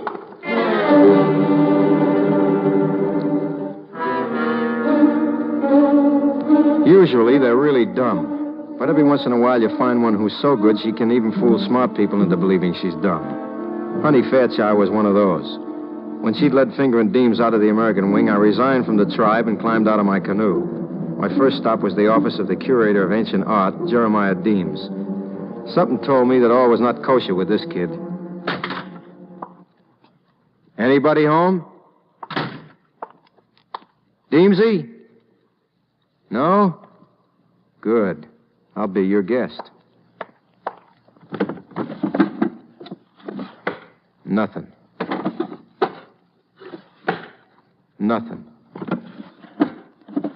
More nothing. Now, why would you keep this drawer locked, Deemsy, old boy? Let's just force it open. And have a look inside. Nothing. Nothing. Something. Seems to me I've seen this stuff before. My darling, it's been so long since...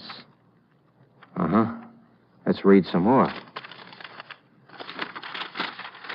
I know it is wrong for us to see each other, but...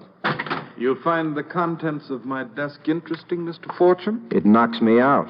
Anything in particular? Now, don't move. This gun is loaded, and I'm well within my rights to shoot you. It's all very interesting, especially your tour tag with Colonel Porteous on it. Not to mention these letters that Linda Kugelman was using to blackmail you with. Yes, I see you recognize them. I took the liberty of reading a couple. You know, it's a pretty foolish man who writes love letters to a gal like Linda, especially when he's married. Hand them over. Help yourself. You know, it's a pity I had to kill her, but then she wouldn't listen to reason. She bled me white. You really had me fooled with that fake mustache and the phony Texas accent, Colonel. Yes, I thought it was rather convincing myself, Mr. Fortune. How did you manage to get Linda to take this tour? Oh, quite easily. I suggested that if she took the tour and brought the letters to the museum, we could meet surreptitiously inside the Egyptian wing, and I'd give her the final payment. Yeah, you gave her the final payment, all right. She wanted $10,000. I thought I was getting off quite cheaply with only a few cents worth of lead pipe. Okay, Deems, you're a big success. You pulled off the Colonel Porteous act, you knocked off Linda, shuffled her body around so not even the cops can find it, and you got your letters. The only thing you seem to have overlooked is little old me. Oh, not for long, Mr. Fortune. You see, I have plans for you. I can imagine. Yes, Mr. Fortune. You're going to become a mummy. At my age, Doctor? After I've killed you, you'll be wrapped in mummy dressing and placed inside a sealed stone sarcophagus. Just think, you may not be found for another 10,000 years. Well, at least until next Christmas, anyway. Well, you don't seem particularly worried, Mr. Fortune. I'm not. You see, I've got other plans. Such as? Such as putting out the light and leaving.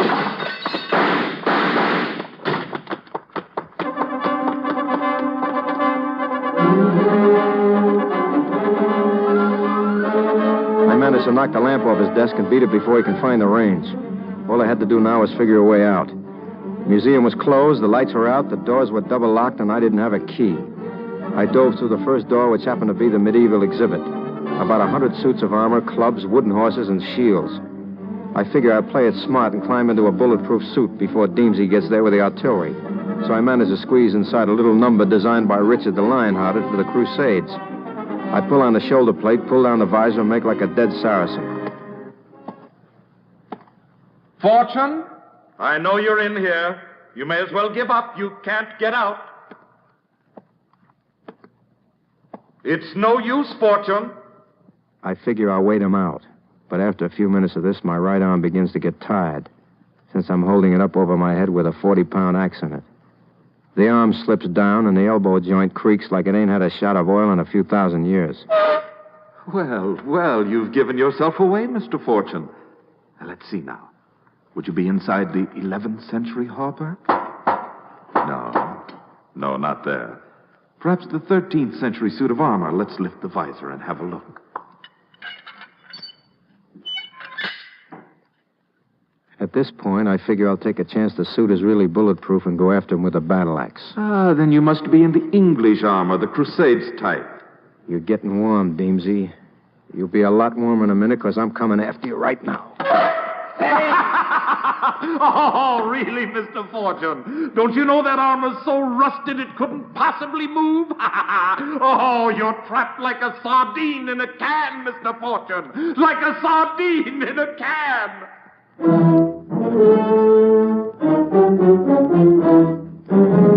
When I try to move, I see that Deemsy's right. I can't budge. I stand there like an iron deer on somebody's front lawn while Deems lifts the visor and pokes his .44 into my bridge work. Your new suit is very becoming, Mr. Fortune. How do you like it? If you'll have your tailor grease up the lapels, I'll wear it home. The tailor's out just now, Mr. Fortune. But after I pull this trigger, you can change it for a wooden one. Right now. Fortune! Hey, Fortune, where are you? Oh, in here, over here. What? Oh, Rocky, are you all right? I think so. What happened? Miss Fairchild here convinced me I ought to give the place one more look-see for the redhead's body. I found it in the closet in Deems' office, and we heard the noise and sneaked in here. How's my boy, Deems? Oh, I had to put some lead in him. He ain't so good. Hey, how about getting out them cast-iron overalls? I'm stuck. No kidding. Sarge, I'm dying in here. Oh, you poor man. Is there anything I can do to ease the pain? Yeah. Come to think of it, maybe there is, sugar. Will you just name it, Rocky? Yeah. Oil me, will you, kid?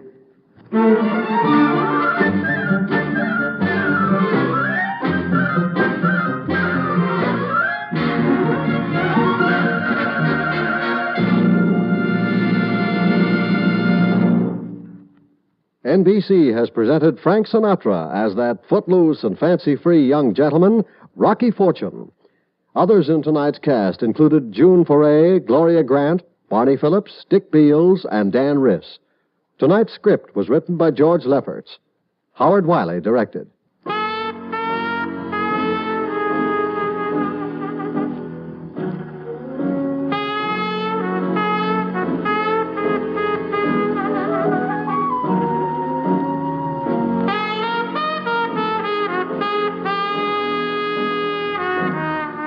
Now, to tell you about next week's transcribed adventure, here's Frank Sinatra as Rocky Fortune.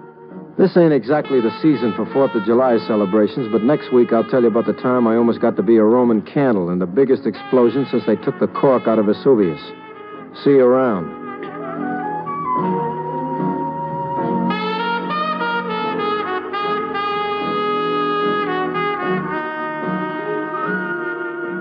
Millions of people behind the Iron Curtain are victims of vicious lies about the United States. Yes, communism continues to take the initiative in the propaganda war. We must not only stop the spread of communist influence among peoples that are still free, but we must also fight the tyranny of those it has already enslaved. The support of all Americans is needed. The Crusade for Freedom offers each of us as individuals the opportunity to strike a blow for freedom through Radio Free Europe, an independent, citizen-sponsored organization which broadcasts the message of democracy through the Iron Curtain every day, hour by hour. Join the crusade by contributing your truth dollar. Send your contribution to Crusade for Freedom in care of your local postmaster.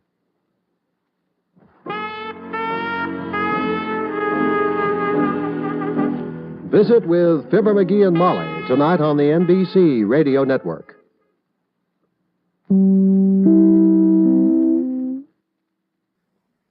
Frank Sinatra, transcribed as Rocky Fortune.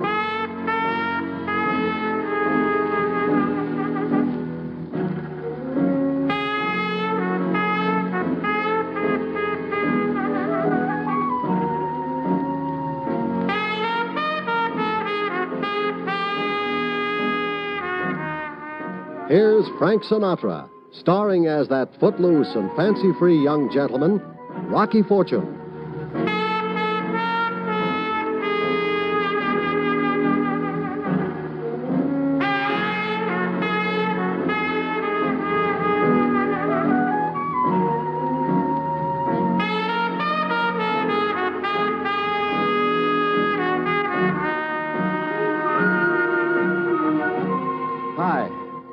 when a guy needs work real bad, sometimes he'll take a job doing almost anything.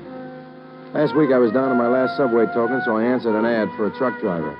Hazardous work, the ad said. And, brother, they weren't kidding. Before the job ended, that truck was a hearse, and I was almost a client. So pour yourself a hot seltzer, and I'll tell you about it. Come. Mr. Doherty? Yeah? You the party advertised for a truck driver? That's right. I'll take it. My name's Fortune, Rocky Fortune. 3 other guys just turned it down. Better let me tell you what you have to do. Just tell me how much it pays. $50 a day. Now I want to know what I have to do. Drive a truck from here to L.A. What's in it, uranium? Nitroglycerin. Yeah. Well, I'll see you around, Mr. Doherty. A fortune. Yeah? 75 a day? Mr. Doherty, I was a PFC with a bazooka during the Battle of the Bulge. I didn't have a scratch on my body when it was over, but somehow my mind got kind of scratched. I don't like loud explosions. $500 bonus if you make it. I said I didn't... 500? Cash. You got yourself a boy. When do we leave? In 10 minutes. Somebody's in a hurry. A fella in L.A. wants to blow up a movie lot. He needs his stuff. Okay. I assume I get a relief driver. That's right. Who is he? Me. Yeah, you're really having trouble finding drivers. I live in L.A. I just came east with a truck to pick up the nitro. Okay, Mr. Doherty. We're going to be living in a truck cab for 10 days. Call me Doc. Okay, Doc. I'll phone my landlady. Oh, before you go. Yeah. The company's got rules about driving explosives. I'm listening. Nobody except me opens the truck, see? Also, there's a steel shutter between the cab and the back part of the truck. Nobody opens that either. We take back roads all the way, no main highways. Got it? I got it. Also, this stuff goes off when you shake it, so try to miss the bumps, huh? Doc, on the level, what are the chances, huh? There ain't a thing to worry about. Only... Only what? Well, when you call your landlady, tell her if you're not back in a month, she can hang out the vacancy sign. Oops.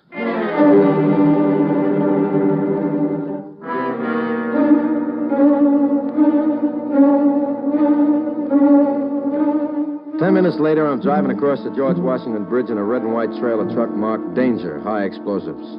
We stop at the toll booth on the Jersey side of the bridge and pay the passage. Just as I'm about to give her the gun, the most gorgeous redhead you ever laid eyes on lays eyes on me. Hello. Hi. Wonder if you boys could give me a lift. Stranded? Uh-huh. Doc? Why not? Hop in, kid. We're carrying high explosives, honey. I can read. Also, I explode very easily myself. All right, take it easy, take it easy. We seem to be holding up traffic, excuse me. How far are you going, miss? All the way. I beg your pardon? Hollywood, USA. How far are you going? All the way. Right, Doc? Why not? You mean you'll drive me all the way to L.A.? If Doc says it's all right. It's okay with me. Just don't say anything to the company when we get out there. Oh, that's wonderful. How do you like that? Linda, baby, your luck is beginning to change already. You, been having a tough time, Red? The name is Linda. Okay, Red. Tough is the understatement of the year. First, I lose my job in the chorus at Sam and Eddie's. And then I lose my pocketbook with every cent in the world in it, including a train ticket to L.A., which some movie company sent me. Screen test, huh? Uh-huh. If I ever get there. Well, good luck. Hey, Doc, just think we may be riding with another Linda Darnell. The only movie star I ever liked was Rin Tin Tin. Pardon me while I grab some shut-eye.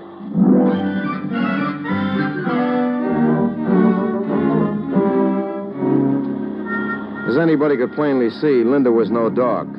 However,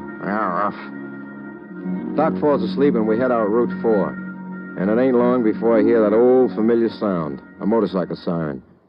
Sure enough, a boy in a blue suit pulls alongside and gives me the wigwag with his glove.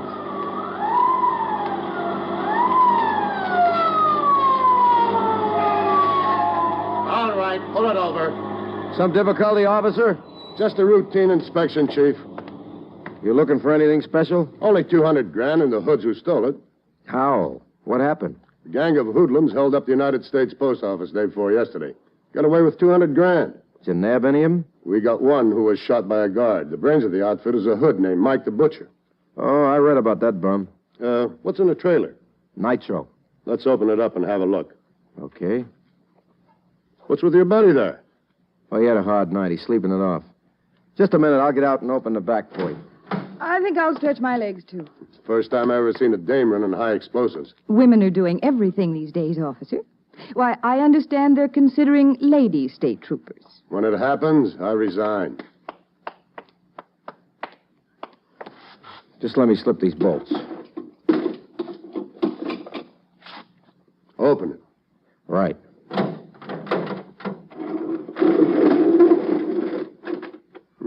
Packed solid, huh? Yeah, that's mostly straw, though, to keep it from bumping. The nitro's in metal containers buried in the hay. It looks legitimate. You got a license? Right here. Okay, Buster. Close it up. We cleared? Just keep off of the main highways. Right. Take off.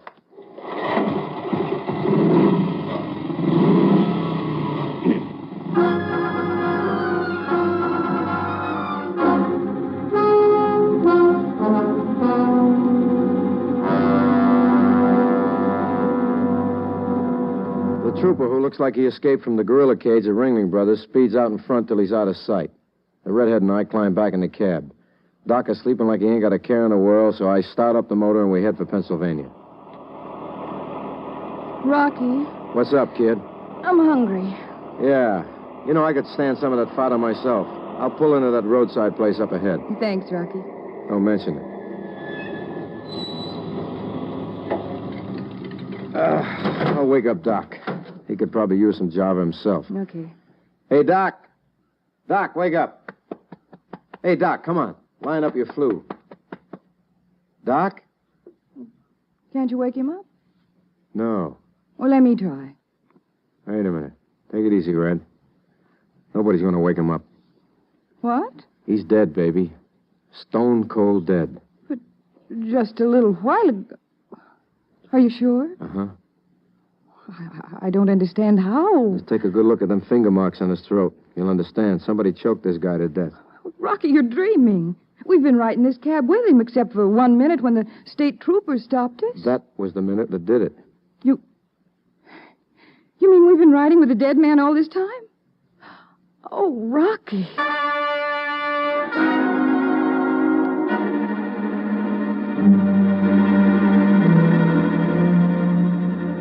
I throw a blanket over Doherty and head for the roadside rest with Linda right behind me. Inside is a small bar and a couple of tables. I'm just going for the phone when a familiar voice stops me. Well, look who's here. The high explosive kid. Officer, you're just the guy I want to see.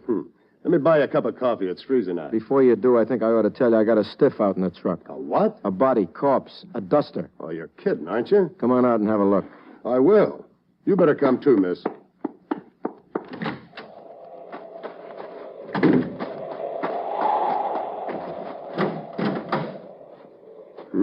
He's dead, all right. And it ain't an accident. That's what I've been trying to tell you. Yeah, let's have a look in his pockets. This the key to the truck? That's right. Oh, I see he carries a rod. Huh? I thought all truck drivers carried them, in case they got trapped in a wreck or something. Maybe so, Jack. But all truck drivers don't wear phony mustaches, do they? Or is that in case they get an unexpected invitation to a masquerade? Hey, that is a phony. When did this job happen? Well, the only time it could have happened was when the redhead and I got out of the truck to open the back for you. Okay. What's your name? Fortune. Rocky Fortune. Miss? Linda Crandall. You two climb in the truck. With that? You've been holding hands with him for 2 hours. Another couple of minutes don't matter. What do we do? Follow me. We're going to drive over to headquarters and have a little conference about this with the lights on. Let's go. And keep right behind me. Anything you say, pal.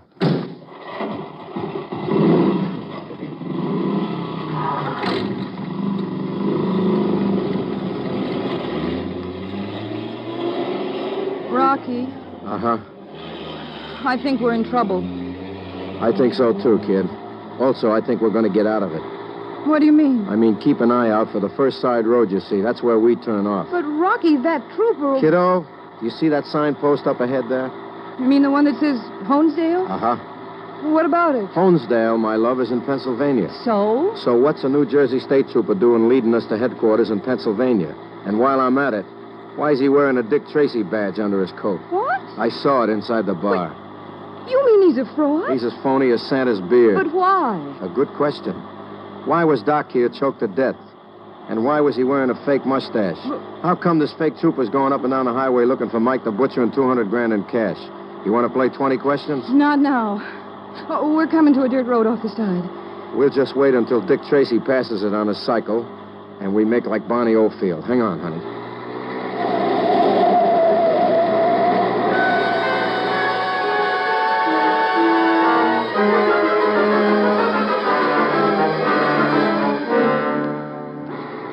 How we doing? He's coming after us. Well, keep tabs on him and flash me. Rocky's got a gun. Oh, brother, if he puts a bullet in that nitroglycerin... Oh, this bumpy road isn't helping either. Uh-oh. He's gaining, Rocky. Yeah. There's a turn up ahead, though. I'm going to try it. Hang on. Rocky, look out! Dead end. Unless this thing can climb a steel fence. Oh. Rocky, here he comes. Yeah. Rocky, he'll kill us. What? He fell off his motorcycle. Yeah. Come on, he must have hurt himself. Rocky? Rocky, is he... He's dead, baby. Now we got 2 corpses on our hands. Oh, he must have had an accident. He sure did. He drove into a couple of 30 caliber bullets and managed to hit him with his head. But how? I don't have a gun. You don't have a gun. Doc is dead. Oh, Rocky, this is getting spooky. Let's see. He was right behind us, and the bullets hit him head on. And Doc was in the cab of the truck when he was killed. Honey, I just had a brainstorm. Where are you going? I'm going to open the back of that truck and have a look inside. You stay right here. But the truck is filled with straw and nitroglycerin. So it would seem, but I'm going to have me another look. Oh. We'll just unlock this kid. Open the doors. And slide this petition. And... How'd they do? Keep your hands up or I'll give you what this phony trooper just got. Yeah, sure thing. Rocky, what is it? We got guests, baby.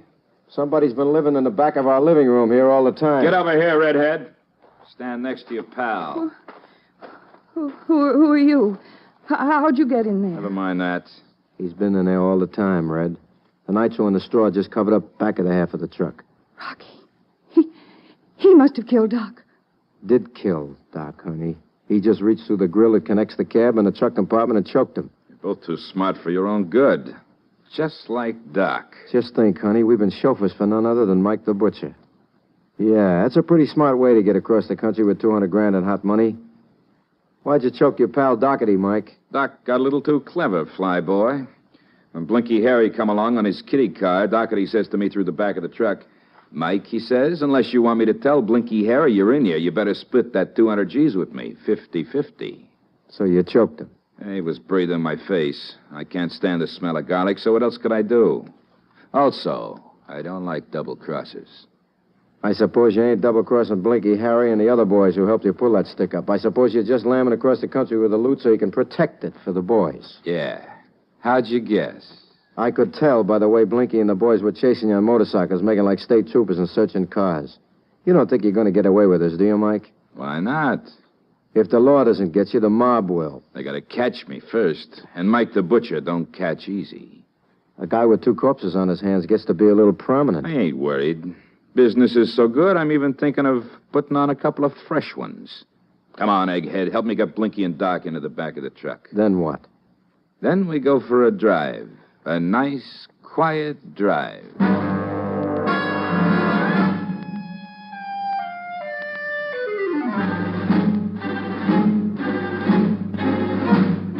Not much point in arguing with a killer like Mike the Butcher, so we stuffed Blinky Harry and the Doc into the back of the truck under the straw, and then me and the redhead and Mike climb into the cab and start what looks like the last lap.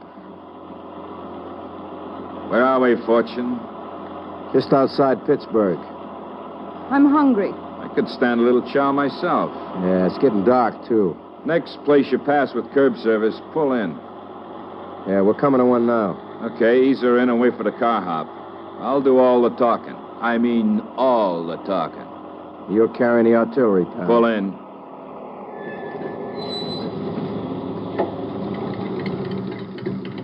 All right, blow the horn for service. And not a peep. Yes, sir, ladies and gentlemen. What'll it be? 3 hamburger plates, 3 coffees, 3 bags of popcorn. Mm-hmm. Onion? No onions. Yes, sir. Hey, carrying explosives, huh? That's right, Junior. Boy, I sure wouldn't want your job. What are you loaded with?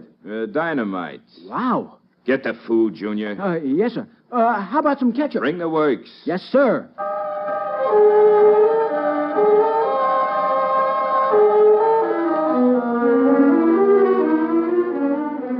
Junior brings the chow, and we light into it like 3 wolves at a pastry shop. While Mike the butcher's picking his teeth with the barrel of his .45, I see Linda writing a message on a paper plate, using ketchup for ink and a French fried potato for a pen.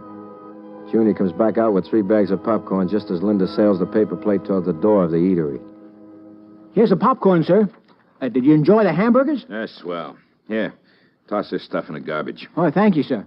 Hey, you know, most people just throw their plates on the ground, which means I have to pick them up. Oh, it's tough. What do I owe you, kid? $2.10, sir. Just a minute. Ew. Wow. Is that whole suitcase full of money? Just the tray, Junior. Here, keep the change. Gee, thanks. Is there anything else I can do for you? Yes, call the police. I beg your pardon? Shut up, Red. She's crazy. Been eating nitroglycerin. Get going, Fortune. Okay.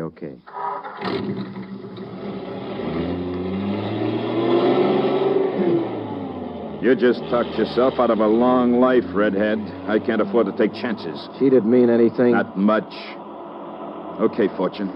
Next dirt road you see, turn off. Listen, this nitro won't take much more banging around. It's liable to go boom. So is this 45. Now, you do like I say.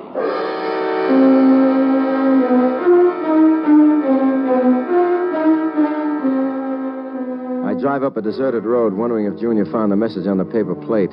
And even if he did, how would the cops find us? After a couple of miles of bouncing around, Mike pokes his rod into my right eye and we stop. All right, this is far enough. Okay, Redhead, you can stop chomping the popcorn now. Here's where you get out. Me? You. Keep the motor running, Fortune. Okay, step down. Aren't you two getting out? Not yet.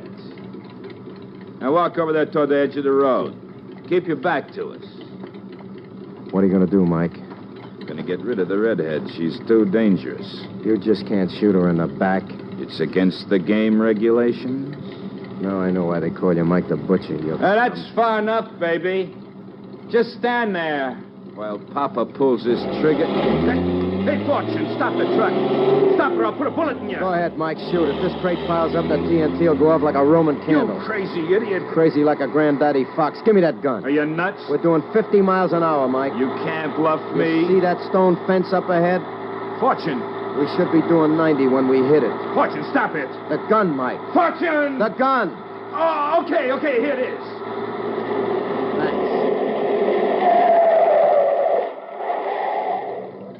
One move and I'll ventilate you. All right, you win. Sit over next to the door while I drive back for the redhead. Yeah, like you say.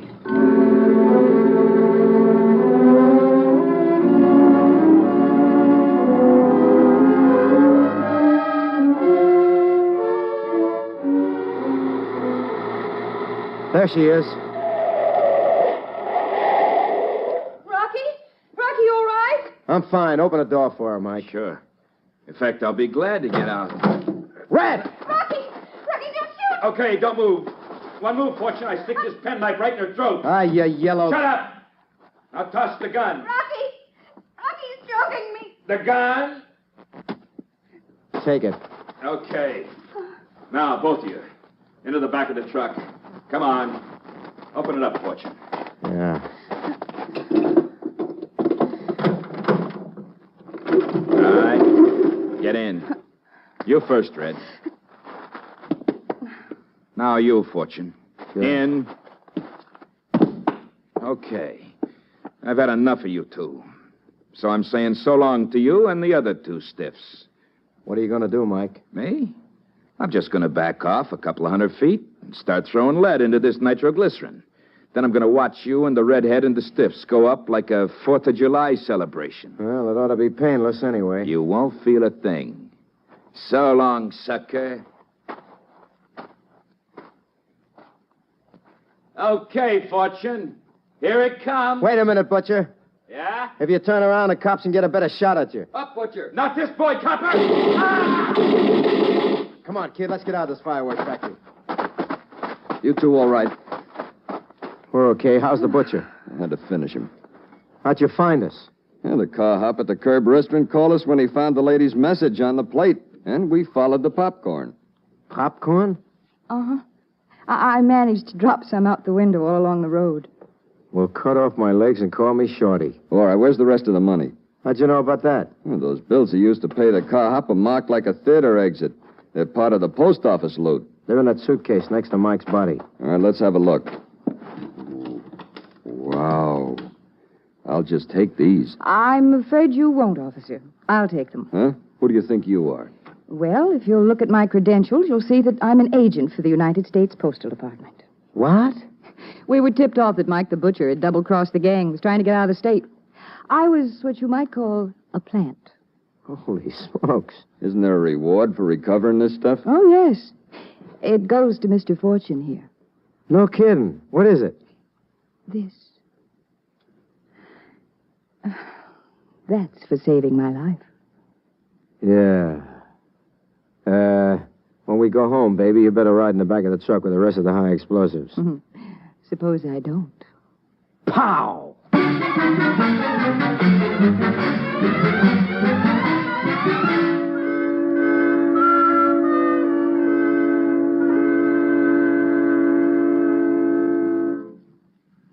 NBC has presented Frank Sinatra as that footloose and fancy-free young gentleman, Rocky Fortune. Others in tonight's cast included Frank Gerstle, Lynn Allen, Bill Justine, Howard Culver, Jack Carroll, and Maurice Hart. Tonight's script was written by George Lefferts. Andrew C. Love directed.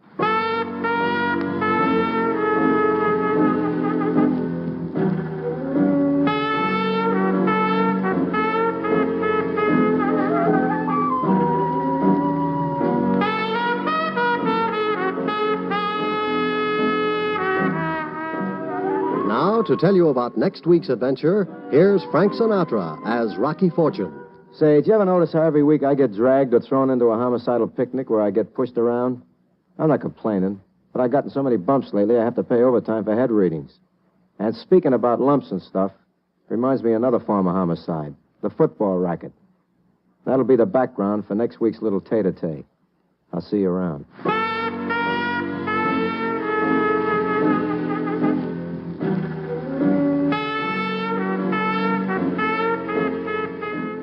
It's said, the Lord loveth a cheerful giver. So do thousands upon thousands of polio victims who receive merciful aid through your cheerful contributions to the March of Dimes. Your extra help is needed now to pay for history's greatest assault against infantile paralysis, the 1954 polio prevention program, through gamma globulin and vast field tests of a polio vaccine. This is the year that the March of Dimes has started its polio prevention program. Your dimes and dollars are going to help pay for more gamma globulin and the mass tests of the trial vaccine. Join the March of Dimes and give extra for victory over polio. You'll be glad you did. Visit with Fibber McGee and Molly tonight on the NBC Radio Network.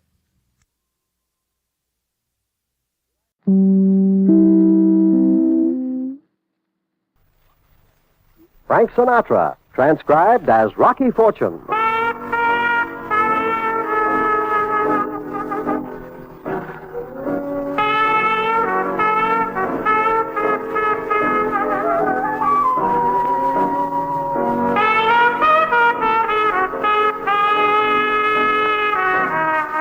NBC presents Frank Sinatra, starring as that footloose and fancy-free young gentleman, Rocky Fortune.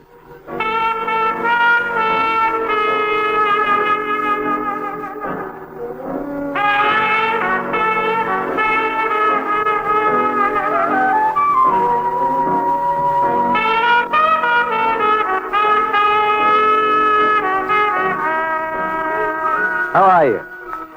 Hey, did you ever notice how every week I get dragged or thrown into a homicidal picnic where I get pushed around? And speaking about lumps and stuff reminds me of another form of homicide, the football racket. started one night at Artie's pool palace. As I ankle toward the cue rack, I see a monster-type guy moving toward me. His eyes are full of things to say.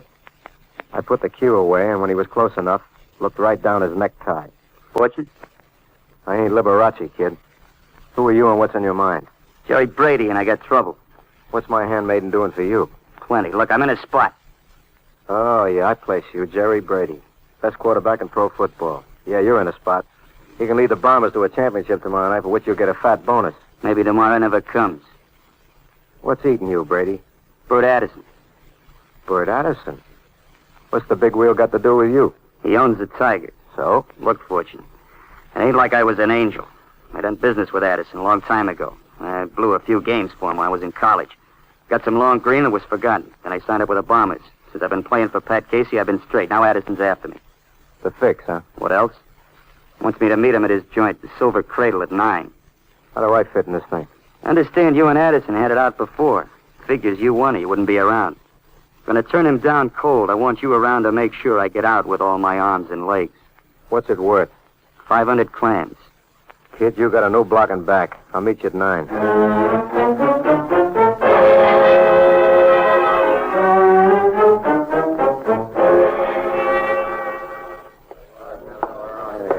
What'll it be, Buster? Hey, you're Jerry Brady. What a ball player. It's on the house. What do you drink? Where's Addison? No offense, Brady. The boss is back in his office. Thanks a lot, Buster. Come in. Couple hours early, aren't you, Brady? Yeah, I wanted to talk without Casey. Bert Addison's always ready to talk. Let's get to the point. We've done business before. How much do you want to call wrong plays all night? 50 grand. That's a lot of dough. That's my price. Bet that on my Tigers at 3-1. You can wind up a rich boy. Is it a deal or ain't it? Yeah, Brady. I'll give you 25 now, the rest after the game. All of it, big man. You got no worries. Your team, your odds, 2 quarterbacks working for you.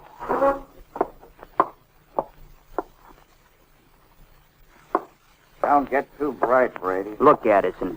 I'm out for the big kill. You want to count it? No. One thing before I go. I may be back at 9. If I am, play along with whatever I do. Get it? You're running the plays, but you better not fumble.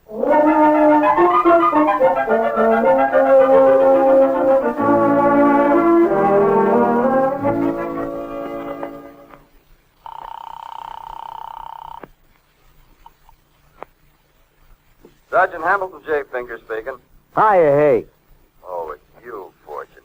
What's on your perverted mind? You made a boo-boo, Sarge, and I was just ready to cut you in on something grandiose. Your heart bleeds with the milk of human kindness. Sarge, I was going to give you a bed warmer for your birthday. Come on, I ain't got all night. I latched on to a new job. I'm a bodyguard. You a bodyguard. You mean a babysitter, don't you? Yeah, very funny.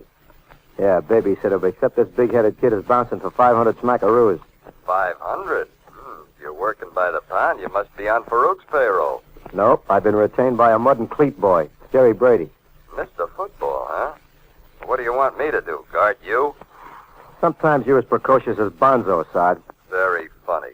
Well, if you're through guessing, I'm going to hang up. Now, wait a minute, Finger. This may be something big. I'm meeting Brady at the Silver Cradle at 9.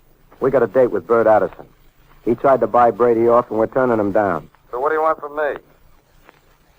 Just wanted you to know. Thought you could call me at home later, make sure I was tucked in for the night. Ain't that nice. Baby Rocky wants me to tell him a bedtime story. Get lost. You're a real live doll, Sarge. But I'll wait with bated breath till I hear your blue little lips flapping in a couple hours. Bye now.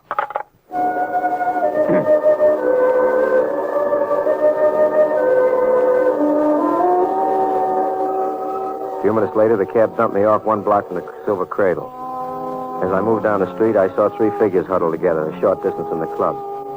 One was young, thick-chested, with a yard of shoulder, Jerry Brady.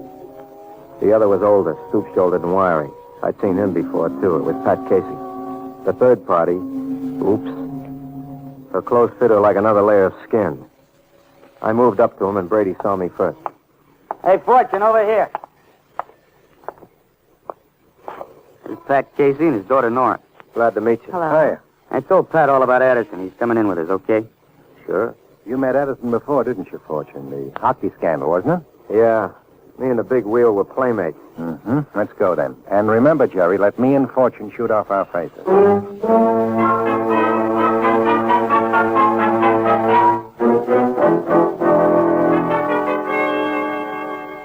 The boss will see you guys. He's in the back office. Thanks for nothing. Let's go.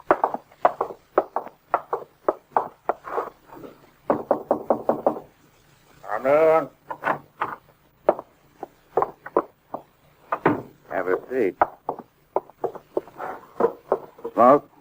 Drink, perhaps? We're not the Kefauver committee. Start talking. I don't have a thing to say. I do. I'm going to run your Tigers right out of the stadium. You're just the guy who could do it. You know something, Brady? I was going to try to make a fix. Look, Addison, no filthy bottom-of-the-barrel scum like you'll get his hooks into this kid. Tell him we've done business before, Brady. I know about that, too, you parasite. Okay, get out of here. About your temper, Mr. Addison. Give a funny little hired troubleshooter, eh, Fortune? Your tonsils are out of tune, Addison. You crumbs can leave now. And take that cheap crook quarterback with you. Take one more step, Addison, and I'll bust you back. I did you a favor once, and I was paid. That was the end of it. I'm going to win with the Bombers tomorrow. You and no one else will stop me. Let him go. Good coach, Brady.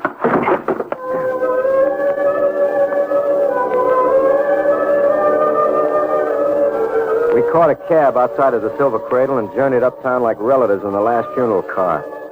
Nora Casey sat next to Brady and caressed his hand gently. It did nothing for him, but it made me very nervous. After all this glib repartee, the cab stopped in front of the St. Francis Hotel. Casey bid us goodnight, and as he turned to go inside, his mind seemed to leave his face. We moved on. All the way to Brady's joint, he kept talking so much about Casey, I kind of wished he was my father. We reached Brady's apartment at the Regis Hotel.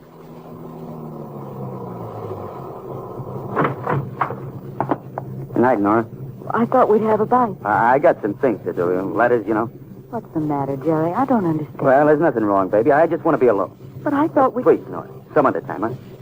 Thanks, Fortune. You're $500 welcome, pal. Will you see Nora home? I'll be looking all the way.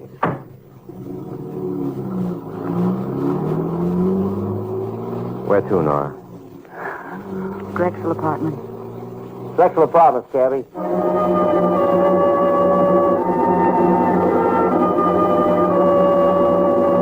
There's nothing worse than to listen to a dame crying over another guy. I played like Mr. Anthony and went for Nora's whole height. I turned down another drinking invite, took a rain check and phone number, and then headed home. I grabbed myself a quick belt and dropped into my favorite chair, and I was getting ready to doze off.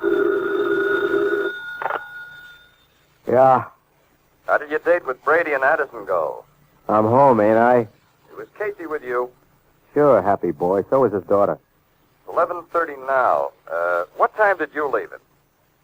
Brady, his whistle-bait daughter, and me dropped him off at the St. Francis Hotel about 9:30. Why? They found Casey bouncing around the pavement a half hour ago. You better come down here.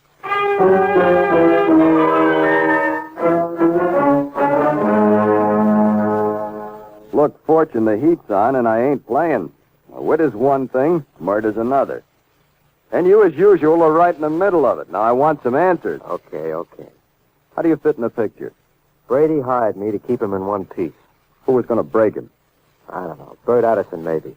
Brady and Casey turned him down cold. There were a few words, and Casey belted Addison in the kisser. I never thought it was suicide, anyhow. We better visit Addison. Yeah. If Potbelly and his boys did it, they're cooling off. The thing to do is to watch Brady. The helmet kid is next if he don't play ball. And I know he won't go for the fix. Yeah, well, let's go see him. You make it, Sarge. I want to look around a bit.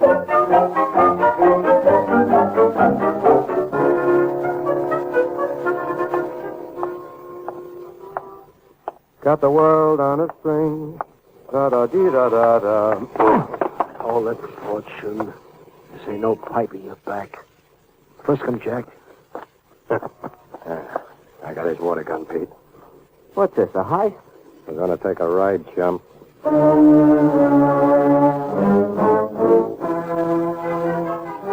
two playmates are over 6 well-stacked feet. Solid muscle extended from the feet right up between the ears. I had a hunch about him, but no one to tell it to, so I make like Jack Horner. A few minutes later, we stopped in front of a Swelligan apartment house. I get hustled upstairs and shoved into a seat. Pete went into the next room to get the boss.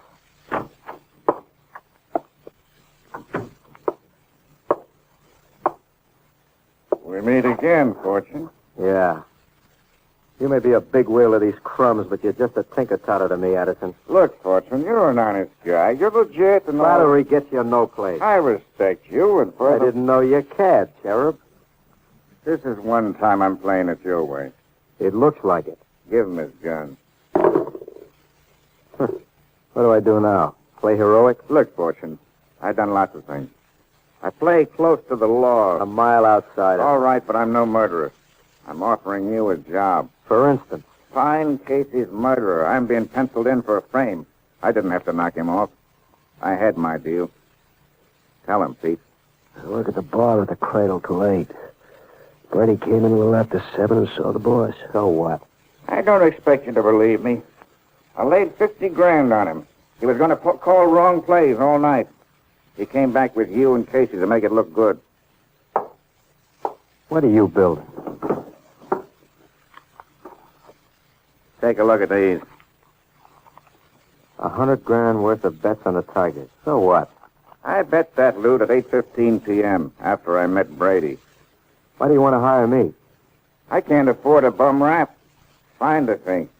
I might wind up at your back door. What's the tariff? 5 G's. All counted with your pudgy little fingers. That's cheap. You're on a level. Well, count it. You mean I can leave without lumps or anything? Yeah. Hey. I'd like to do something before I go. Name it. I didn't like the way he frisked me. I'll check with you at the Cradle, fat boy.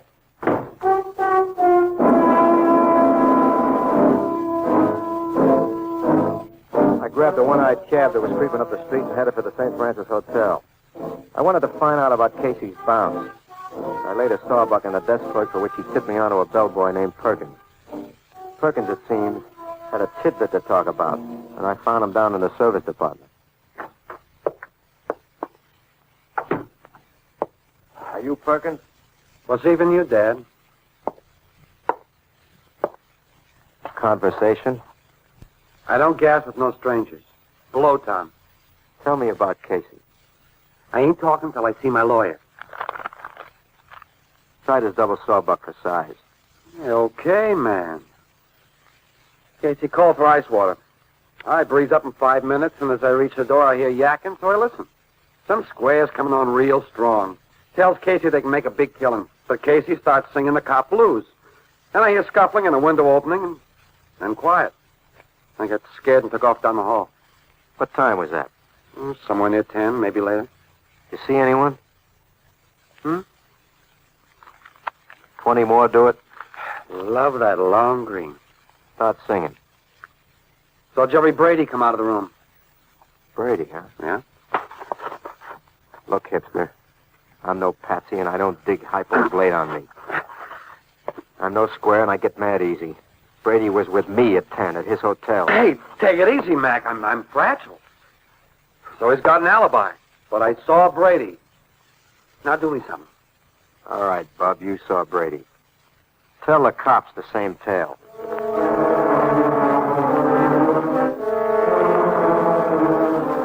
I left Perkins, grabbed the cab, and headed to the Regis Hotel apartments. I wanted to check on Brady. I called his apartment from the lobby. He was out. When the desk clerk slapped his eyes back to the racing form, I slipped upstairs to his room. I turned the joint upside down and came up with a couple of needles in a haystack. Headed back to the lobby where I made 3 calls. A, Nora Casey. I needed her for the bait. B, Sergeant Finger. I needed him for the cloak and dagger bit. C, Bert Addison. He was right about the 50 grand, and I wanted to deliver his fink. They said they'd meet me right away. Hi, Nora. I'm worried sick. What's the matter? Your call sounded so urgent, and after what happened to Dad, I'm afraid, Rocky. Look, you'd like to see this thing cleared up, wouldn't you, honey? Well, how can you? Of course Well, then you gotta help me, but tears ain't gonna make it. What do you want me to do? You gotta play a scene. Just do like I tell you. If you do it, we can clear this whole thing up. I'll do it. Good. Well, look, Brady should be back in a couple of minutes. We'll give him time to get up to his apartment, then you go up and play like nothing's happened. But what has happened? I'm not sure yet, but you gotta trust me. Wait a minute. There goes Brady now. Look, we'll give him time to get upstairs. I don't understand you. You don't think Jerry... Why, Rocky, you can't think... I said you have to trust me. I do. Good. Now go on up. And just be yourself. If things jam up, I'll be around.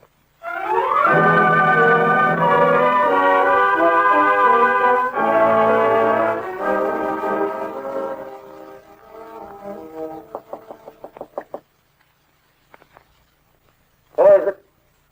It's Nora, Jerry. Oh, just a minute. Nora, baby, come in. I called you earlier from the police station. Yeah, well, I must have been having dinner. Are you, going somewhere? Packing stuff I won't be needing. All your clothes? After tomorrow, I'll be getting some new stuff. What's the matter with you? Oh, I'm just being a woman, I guess. You didn't pack my picture. Oh. Well, I was saving that for last. What's happened to us, Jerry? How was that for sight? I don't know. Never kissed you like that before, did I? Felt like I never kissed you before. Hello? Hello? What's keeping you? I'm on my way. Where you going, Nora? I'm gonna freshen my makeup. Need it. Who you talking to? The love of my life. Nora Casey. What's the address? 123 East 24th Street, apartment 3. 123 East 24th Street, apartment 3. Be there right away. Got the money? Yeah. See you. Come here, Cuddles. No. How does that feel? Hurting me. If you don't do what I tell you, I'll mash every bone in your pink little body. Understand, baby?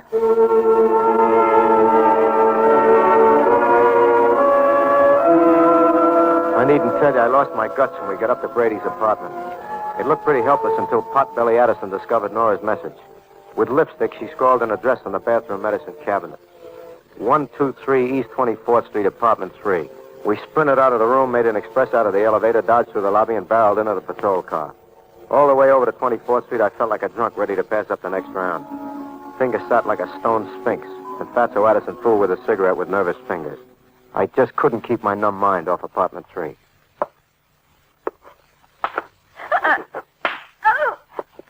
Please don't hit me anymore. Who sent you up to that hotel room? No one. All right, let's try it again. Who sent you up to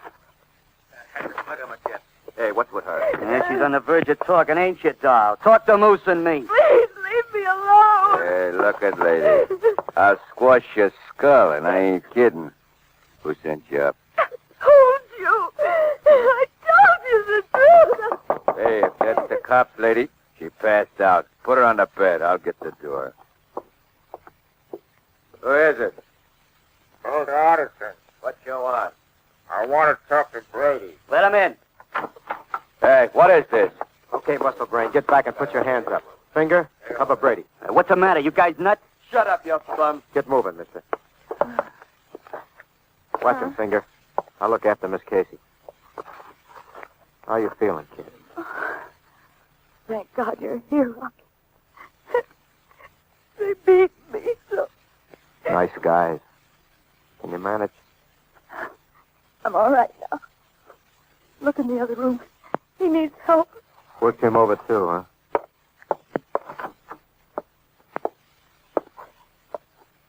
Finger, come here. Give Addison a gun. He's got 50 grand wrapped up in the scam. If they pull anything, don't be afraid to use it. All right, Sergeant. Okay, Fortune, surprise me. Take a look. I'm looking. Who is it? Why don't you stop using those eye drops? Take a good look. What? That's Brady.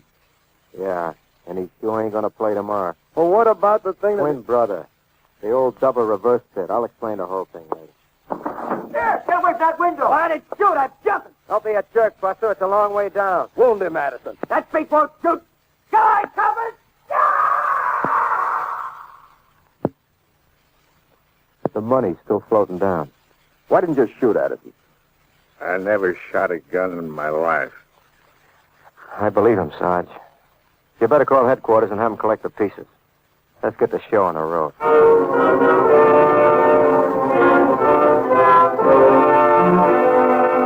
On the way back to town, I briefed the eminent Sergeant Finger with the unobvious details. Nora rode back with Jerry Brady, who came around. But he could only talk to her by braille. They were both nursing a batch of Purple Hearts, and Addison rode with us. He was quiet, like a guy with so many thoughts he was double parking them. Finger dropped me off at my place with a promise to check later. And except for wear and tear, I was $5,500 richer. I was counting how many more defense bonds I could buy when they dumped me off. And I was glad to get home.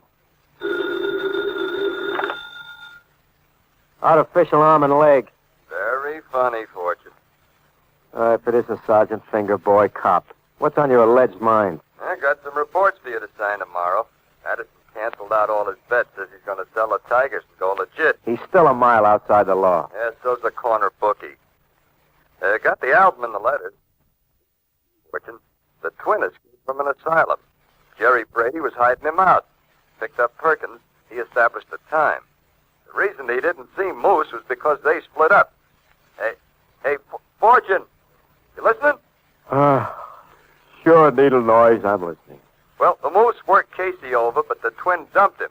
Moose cracked under questioning, and then he How's the weather, Sarge? Getting cold. I'll buy you some must for your blue little ears. So long, Sarge. Hey, I ain't through yet. Hey, Fortune. Hey, Rocky, you... What's the use?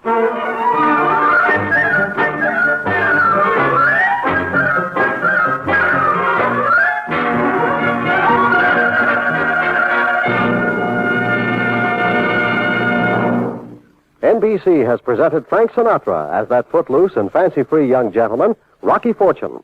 Others in tonight's cast included Bert Holland, Lou Krugman, Ted Bonells, Maurice Hart, Joe Forte, Bibi Janis, Eddie Fields, Lee Millar, and Jack Mather. Tonight's script was written by Doc Stanford. Andrew C. Love directed.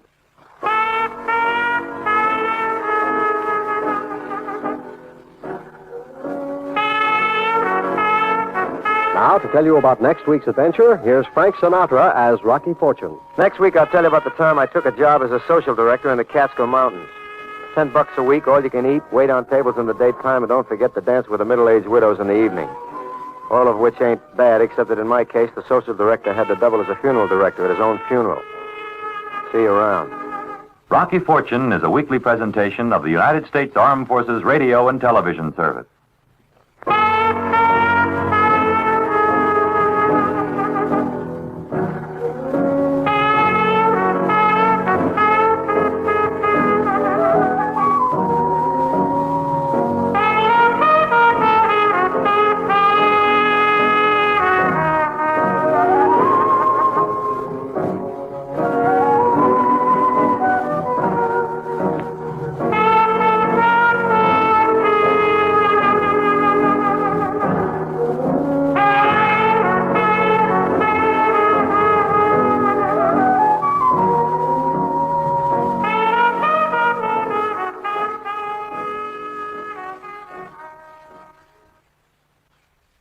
Frank Sinatra, transcribed as Rocky Fortune.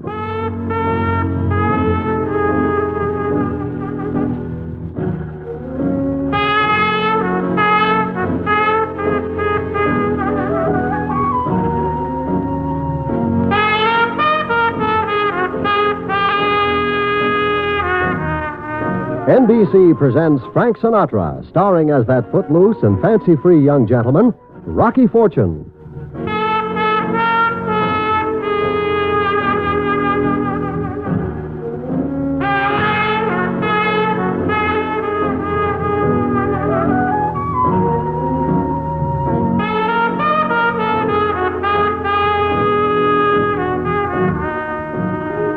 How are you?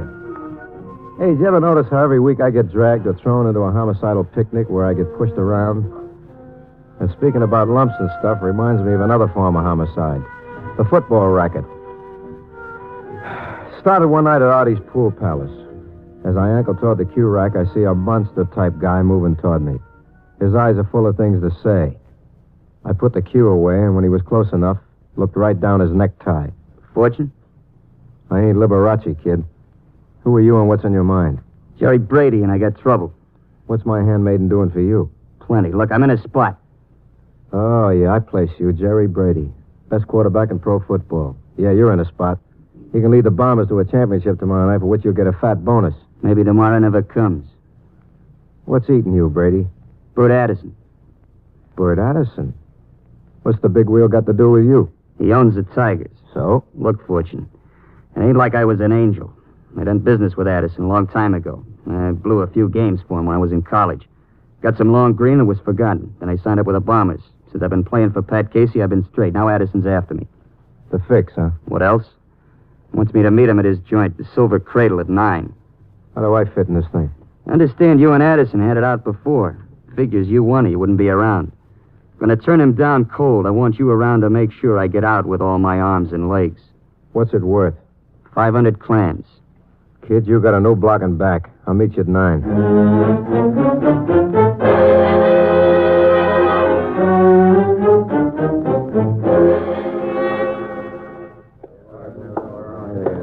What'll it be, Buster? Hey, you're Jerry Brady. What a ball player. It's on the house. What do you drink? Where's Addison? No offense, Brady. The boss is back in his office. Thanks a lot, Buster.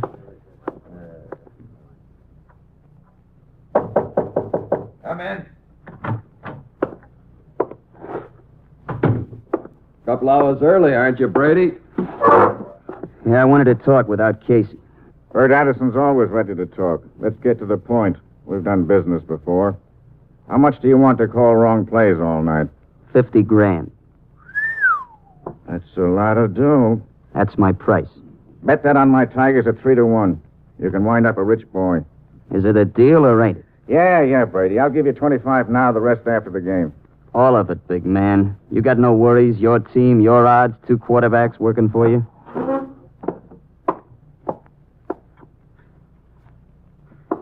Don't get too bright, Brady. Look, Addison, I'm out for the big kill.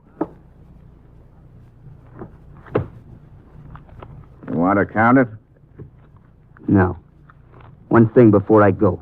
I may be back at 9. If I am, play along with whatever I do. Get it? You're running the plays, but you better not fumble.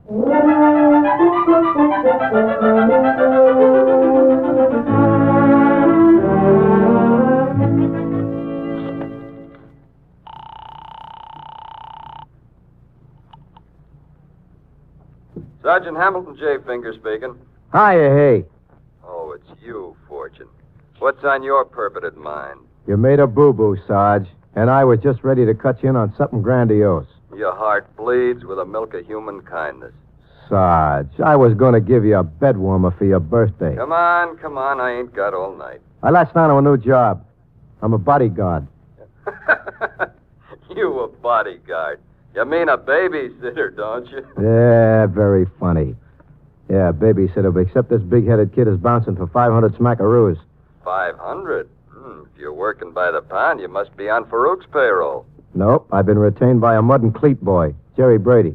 Mr. Football, huh? What do you want me to do, guard you? Sometimes you're as precocious as Bonzo, Sarge. Very funny. Well, if you're through guessing, I'm going to hang up. Now, wait a minute, Finger. This may be something big. I'm meeting Brady at the Silver Cradle at 9. We got a date with Bert Addison. He tried to buy Brady off, and we're turning him down. So what do you want from me?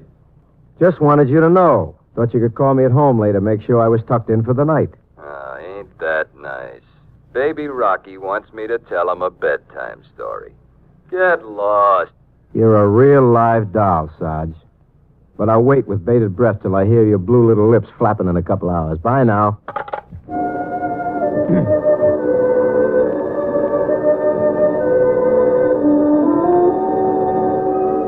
A few minutes later, the cab dumped me off 1 block from the Silver Cradle. As I moved down the street, I saw 3 figures huddled together a short distance from the club. One was young, thick-chested, with a yard of shoulder, Jerry Brady. The other was older, stoop-shouldered and wiry, I'd seen him before, too. It was Pat Casey. The third party, oops, her clothes fit her like another layer of skin. I moved up to him, and Brady saw me first. Hey, Fortune, over here. This is Pat Casey and his daughter, Nora. Glad to meet you. Hello. Hiya. I told Pat all about Addison. He's coming in with us, okay? Sure. You met Edison before, didn't you, Fortune? The hockey scandal, wasn't it? Yeah. Me and the big wheel were playmates. Mm-hmm. Let's go, then. And remember, Jerry, let me and Fortune shoot off our faces.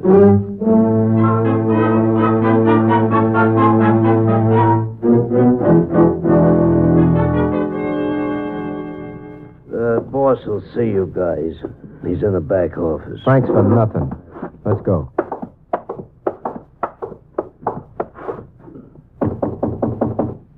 Come in. Have a seat. Smoke? Drink, perhaps? We're not the Kefauver committee. Start talking. I don't have a thing to say. I do. I'm going to run your Tigers right out of the stadium. You're just the guy who could do it. You know something, Brady? I was going to try to make a fix. Look, Addison, no filthy bottom-of-the-barrel scum like you'll get his hooks into this kid. Tell him we've done business before, Brady. I know about that, too, you parasite. Okay, get out of here. About your temper, Mr. Addison. Still a funny little hired troubleshooter, eh, Fortune? Oh, your tonsils are out of tune, Addison. You crumbs can leave now. And take that cheap crook quarterback with you. Take one more step, Addison, and I'll bust you back. I did you a favor once, and I was paid. That was the end of it. I'm going to win with the Bombers tomorrow. You and no one else will stop me. Leave go. Good throat, Brady.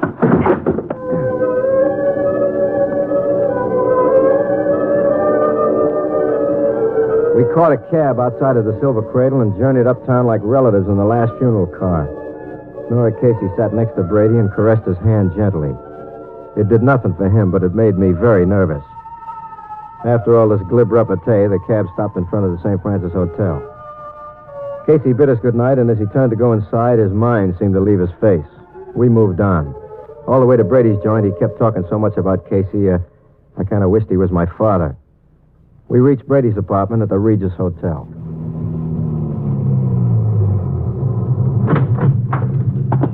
Good night, Nora. I thought we'd have a bite. I got some things to do. Letters, you know.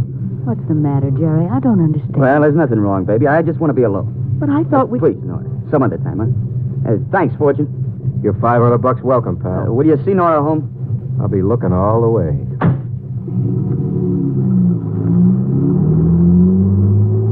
Where to, Nora? Drexel Apartments.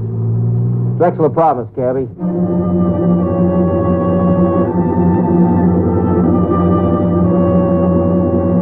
There's nothing worse than to listen to a dame crying over another guy. I played like Mr. Anthony and went for Nora's whole hype. I turned down another drinking invite, took a rain check and phone number, and then headed home. I grabbed myself a quick belt and dropped into my favorite chair, and I was getting ready to doze off.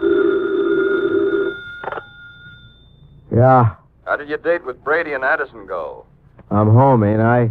It was Casey with you. Sure, happy boy. So is his daughter. It's 11:30 now. What time did you leave him? Brady, his whistle-bait daughter, and me dropped him off at the St. Francis Hotel about 9:30. Why? They found Casey bouncing around the pavement a half hour ago. You better come down here.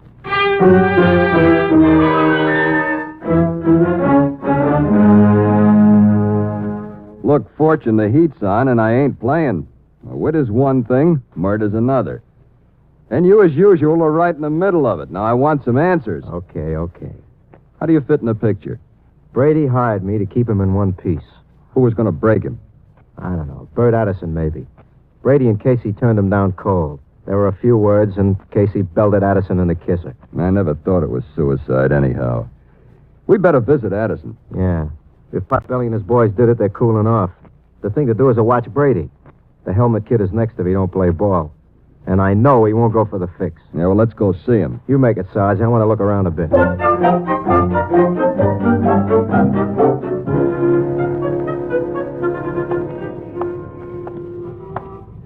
Got the world on a string.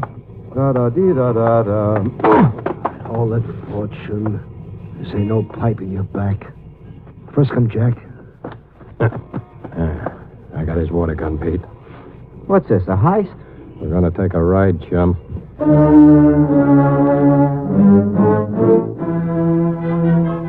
My two playmates are over 6 well-stacked feet. Solid muscle extended from the feet right up between the ears. I had a hunch about them, but no one to tell it to, so I make like Jack Horner. A few minutes later, we stopped in front of a Swelligan apartment house. I get hustled upstairs and shoved into a seat. Pete went into the next room to get the boss.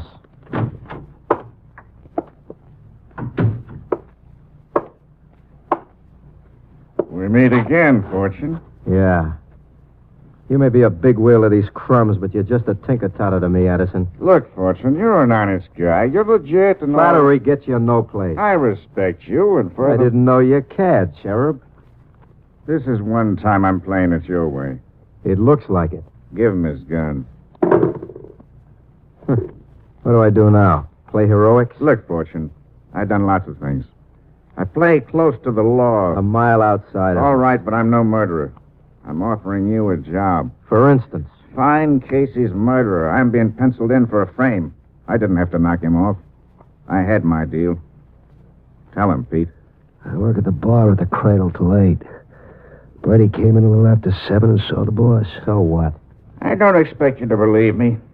I laid 50 grand on him. He was going to call wrong plays all night. He came back with you and Casey to make it look good. What are you building?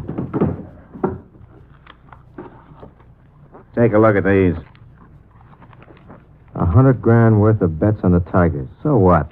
I bet that loot at 8:15 p.m. after I met Brady. Why do you want to hire me? I can't afford a bum rap. Find a thing. I might wind up at your back door. What's the tariff? 5 G's. All counted with your pudgy little fingers. That's cheap. You're on a level. Well, count it. You mean I can leave without lumps or anything? Yeah. Hey. I'd like to do something before I go. Name it. I didn't like the way he frisked me. I'll check with you at the Cradle, fat boy.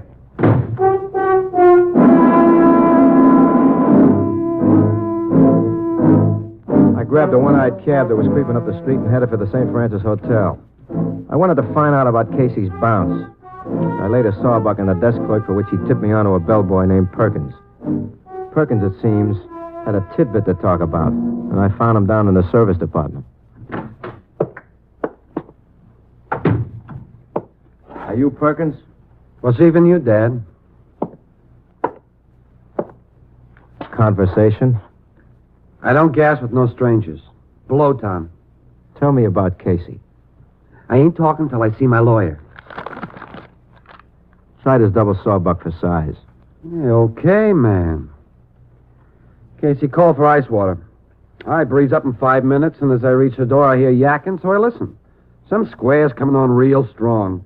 Tells Casey they can make a big killing, but Casey starts singing the cop blues. Then I hear scuffling and a window opening, and then quiet. I got scared and took off down the hall. What time was that? Somewhere near 10, maybe later. Did you see anyone? 20 more, do it. Love that long green. Start singing. Saw Jerry Brady come out of the room. Brady, huh? Yeah? Look, hipster. I'm no patsy, and I don't dig hypos late on me. I'm no square, and I get mad easy.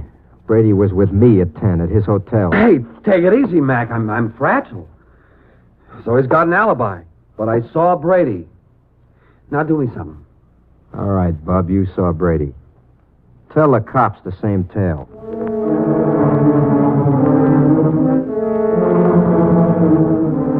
I left Perkins, grabbed a cab, and headed to the Regis Hotel apartments. I wanted to check on Brady. I called his apartment from the lobby. He was out. When the desk clerk slapped his eyes back to the racing form, I slipped upstairs to his room. I turned the joint upside down and came up with a couple of needles in a haystack. Headed back to the lobby where I made 3 calls. A, Nora Casey. I needed her for the bait. B, Sergeant Finger. I needed him for the cloak and dagger bit. C, Bert Addison. He was right about the 50 grand, and I wanted to deliver his fink. They said they'd meet me right away. And... Hi, Nora. I'm worried sick. What's the matter? Your call sounded so urgent, and after what happened to Dad, I'm afraid, Rocky. Look, you'd like to see this thing cleared up, wouldn't you, honey? Well, how can you... Of course I would. Well, then you gotta help me, but tears ain't gonna make it. What do you want me to do? You gotta play a scene. Just do like I tell you. If you do it, we can clear this whole thing up. I'll do it. Good. Now, look, Brady should be back in a couple of minutes. We'll give him time to get up to his apartment, then you go up and play like nothing's happened.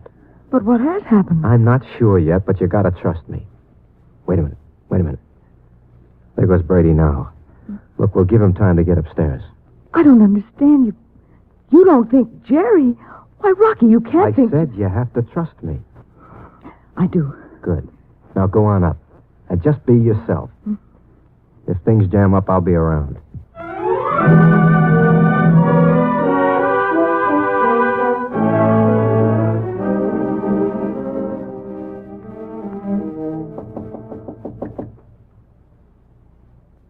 Who is it? It's Nora, Jerry. All right, just a minute. Nora, baby, come in. I called you earlier from the police station. Yeah, well, I must have been having dinner.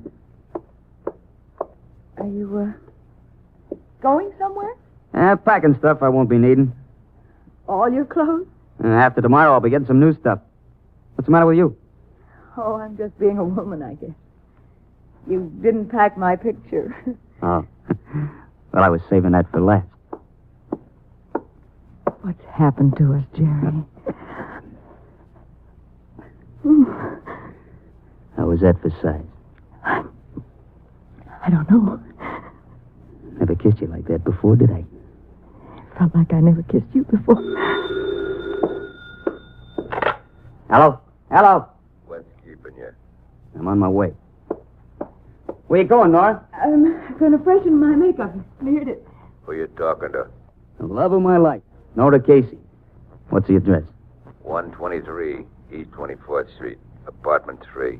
123 East 24th Street, apartment 3. Be there right away. Got the money? Yeah. See ya. Come here, Cuddles. No.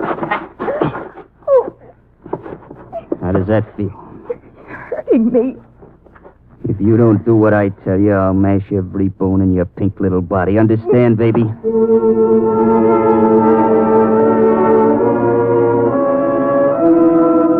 I needn't tell you, I lost my guts when we got up to Brady's apartment. It looked pretty helpless until Potbelly Addison discovered Nora's message. With lipstick, she scrawled an address on the bathroom medicine cabinet. 123 East 24th Street, apartment 3. We sprinted out of the room, made an express out of the elevator, dodged through the lobby, and barreled into the patrol car. All the way over to 24th Street, I felt like a drunk ready to pass up the next round. Finger sat like a stone sphinx, and Fatso Addison fooled with a cigarette with nervous fingers. I just couldn't keep my numb mind off apartment 3.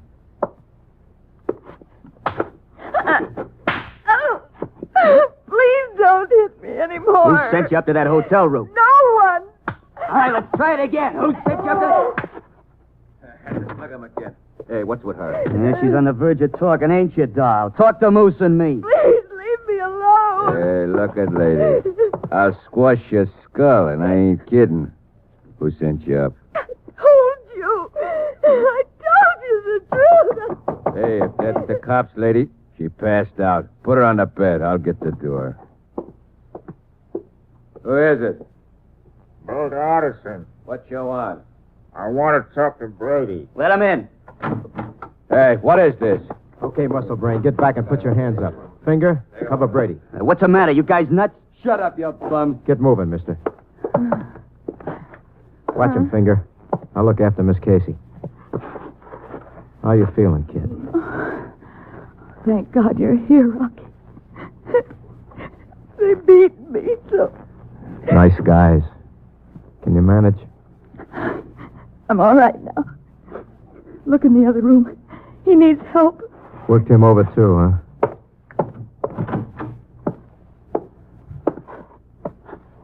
Finger, come here. Give Addison the gun. He's got 50 grand wrapped up in the scam. If they pull anything, don't be afraid to use it. All right, Sergeant. Okay, Fortune, surprise me. Take a look. I'm looking. Who is it? Why don't you stop using those eye drops? Take a good look. What?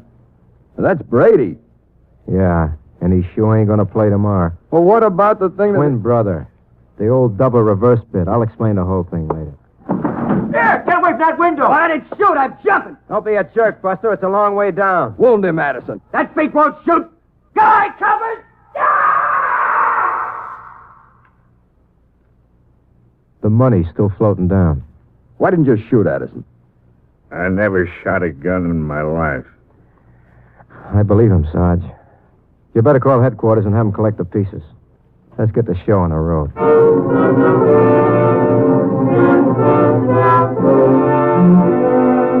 On the way back to town, I briefed the eminent Sergeant Finger with the unobvious details. Nora rode back with Jerry Brady, who came around. But he could only talk to her by braille. They were both nursing a batch of Purple Hearts, and Addison rode with us. He was quiet, like a guy with so many thoughts he was double parking them. Finger dropped me off at my place with a promise to check later. And except for wear and tear, I was $5,500 richer. I was counting how many more defense bonds I could buy when they dumped me off. And I was glad to get home. Artificial arm and leg. Very funny, Fortune. If it isn't Sergeant Finger, boy, cop. What's on your alleged mind? I got some reports for you to sign tomorrow.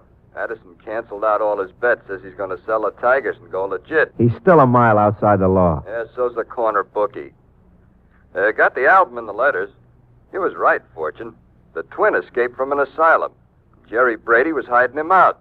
Picked up Perkins. He established the time. The reason he didn't see Moose was because they split up.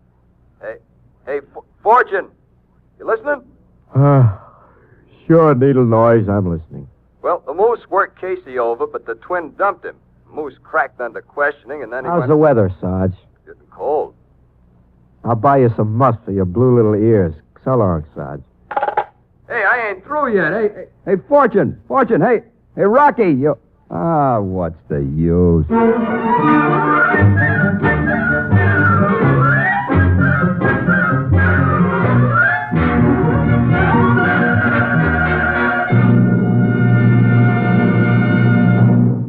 NBC has presented Frank Sinatra as that footloose and fancy-free young gentleman, Rocky Fortune. Others in tonight's cast included Bert Holland, Lou Krugman, Ted Bonelts, Maurice Hart, Joe Forte, Bibi Janis, Eddie Fields, Lee Millar, and Jack Mather. Tonight's script was written by Doc Stanford. Andrew C. Love directed.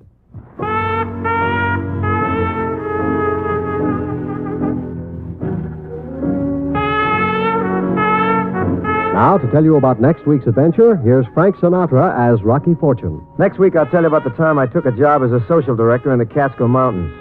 $10 a week, all you can eat, wait on tables in the daytime, and don't forget to dance with the middle-aged widows in the evening. All of which ain't bad, except that in my case, the social director had to double as a funeral director at his own funeral. See you around. Visit with Fibber McGee and Molly tonight on the NBC Radio Network.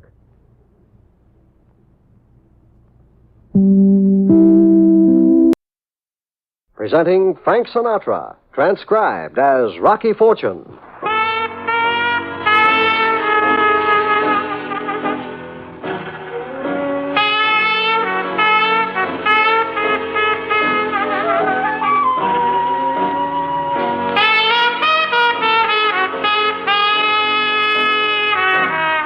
NBC presents Frank Sinatra, who stars as that footloose and fancy-free young gentleman, Rocky Fortune.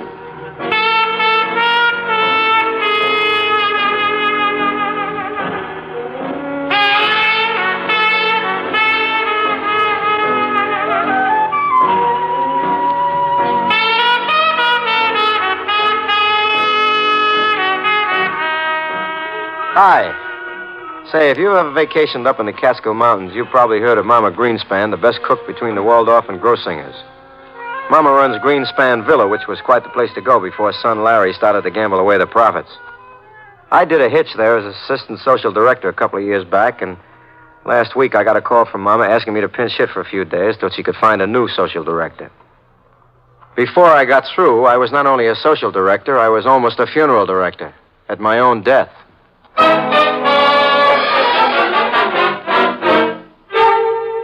Pardon me, lady. Is this the Waldorf Astoria? Is this...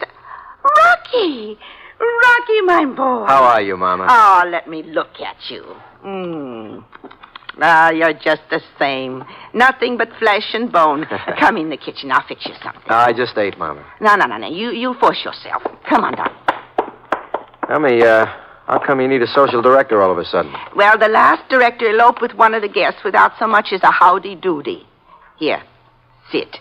I'll snack you. Now, look, let's keep it down to 6 or 7 courses, Mama.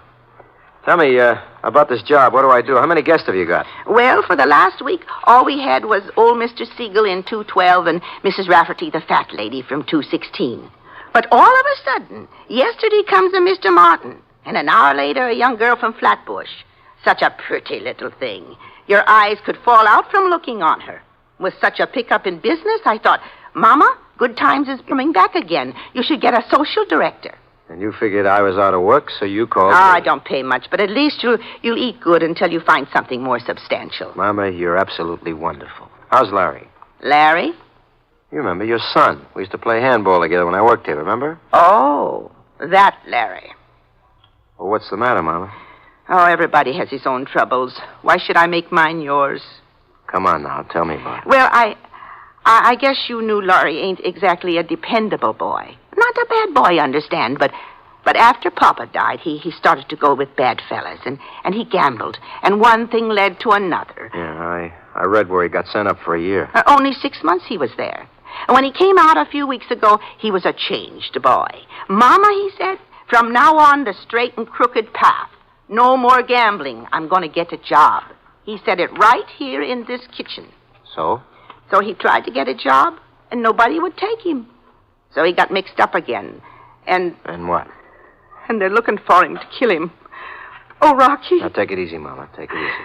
Who's looking to kill him? Oh, the man who came yesterday.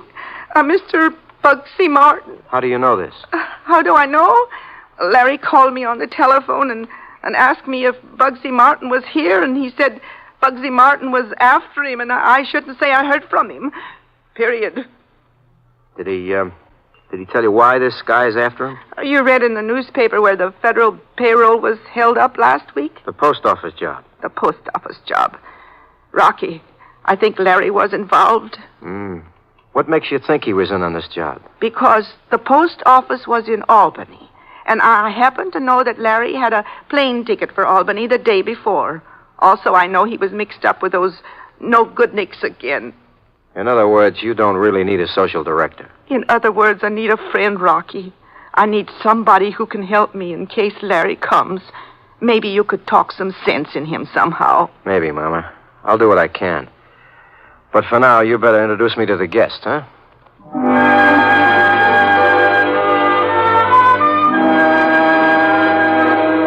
Mama took me out on the porch where the 3 paying guests were rocking back and forth. The first was Bugsy Martin, a tough-looking character with a bulge under his arm where the artillery was stacked. Seated next to him was a fat lady dipping into a box of nuggets, and next to her was a very jazzy-looking blonde with a mind like Billy Dawn. Ladies and gentlemen, I want you should all meet our new social director, Mr. Fortune. This is Mr. Martin. Where's the Manches? Hi. Mrs. Rafferty. Mrs. Rafferty is a widow. Call me Gertrude. How are you, Gertie? And this is Miss Miller. Hello. What do I call you? Call me anytime. Are you for real? I mean, flesh and blood? Mostly blood. You ain't, married or anything? Mind if I touch you? Steady now, I'm ticklish. Well, it isn't that I'm bold or anything, Mr. Fortune, but I have a 1-week vacation, understand. My boss, Mr. Marcus, went to Florida. So I said to myself, Gloria, why not go to the mountains? Maybe I'll meet some young man and I have a little fun and meet a lot of people. And who knows, you might even make the acquaintance of somebody worthwhile. So? So I had to pick a week when every place was booked up except here. For 2 days now I've been sitting on this rocking chair till I'm chair sick. You know, I haven't even seen a delivery boy. Ooh, I'm so glad to see you. No, just a minute, honey.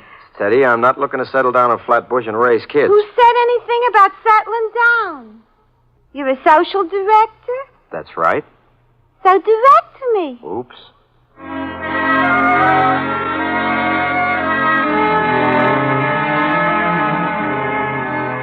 I'm just beginning to enjoy my new job when Mama comes out and interrupts me. It seems that old Mr. Siegel, who is not feeling well and can't leave his room, would like his lunch brought up. Whatever is wrong with old Mr. Siegel, it ain't stomach trouble because lunch consists of a half a dozen of Mama Greenspan's famous 12-pound blintzes, chicken soup with matzo balls, and a copy of Josephine Jackson's 10-day reducing diet. Come in. Mr. Siegel? Yes. Put it down and get out. You ain't polite. Go. Maybe I should introduce myself. I'm Rocky Fortune, the new social director. Out. Anything you say, Sal. I'll just put the tray down here. I'm sorry, the cover fell off. Clumsy ox. It's all right. I'll just put it back on and... Well. What is it? Excuse me, Mr. Siegel, but this note just fell out of one of the blintzes. Give it to me. Sure. Now get out. Not for a while. What? I said not for a while. You and me are going to converse first. Get out of here or I kill you. My. Do nice old men like you always carry 45s? Give me that. Let go. Drop it. My arm, you break it. That's better. Now you can take off the phony beard, Larry. You punk. I had to kill you for this. Sit down. I said sit down. Now lay off, will you? So you're the boy who was going to go straight. Did Mama tell you? She told me everything except that you were up here making like a paying guest. The note in the blintz told me that. Bugsy, he'll kill me if he finds out. You better level with me, Larry, unless you want him to find out. That's crazy. You won't believe me. Let's have it. Last week, Bugsy said he could get me a job driving a truck up in Albany. I went up. You didn't tell Mama. I wanted to surprise her. Go on.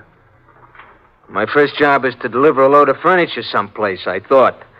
I pull the truck up right across the street from the post office and start moving the furniture into the house. Everything seems fine. All of a sudden, I hear shooting. I rush out. The street looks empty. I finish a job and start to drive to the next stop. Only I notice somebody has tossed a black bag into the truck. When I open it, $100,000 in hot government money. Bugsy tossed the stuff into the truck and took off. I got scared. I ditched the truck and took off with the money, figuring I'd go to the cops. But you developed a case of sticky fingers. I couldn't get a job. It won't work, Larry. You know that. And also, if Bugsy and the guys don't get you, the federal agents will. I know. I've been trying to get up enough nerve to go to the cops. But then Bugsy showed up. Since then, Mama's been hiding me up here. Why didn't you just phone? Or have Mama phone? They're watching Mama like a hawk. Maybe they got the phones tapped. How do I know? One peep and they'd be up here with heaters. You still willing to go to the cops? Ain't got much choice now. All right. I'll get him for you. You stay here. Okay, Rocky. Don't change your mind. I won't.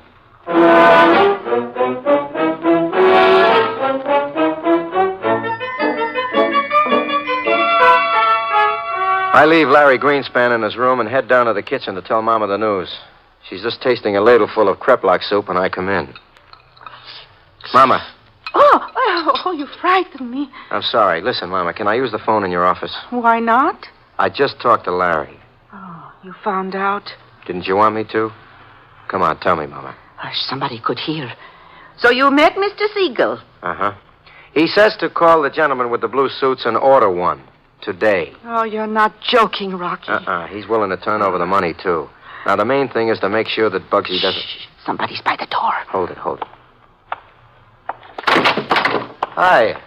Oh, excuse me. I just came in to see if there wasn't something in the icebox I could nosh before lunchtime. Help yourself. Here's a piece of strudel. Oh, that's fine. Thank you. Excuse me for interrupting. Perfectly all right. You were saying? I'll make the call. Keep Bugsy out on the porch. Anything you say. Oh, Rocky, I'm so happy he decided to go to the police. You have no idea. I hope they treat him good. Take it easy, Mama. We're not in the clear yet. I'm going to call a buddy of mine in the New York department. He's a slob, but he's an honest cop.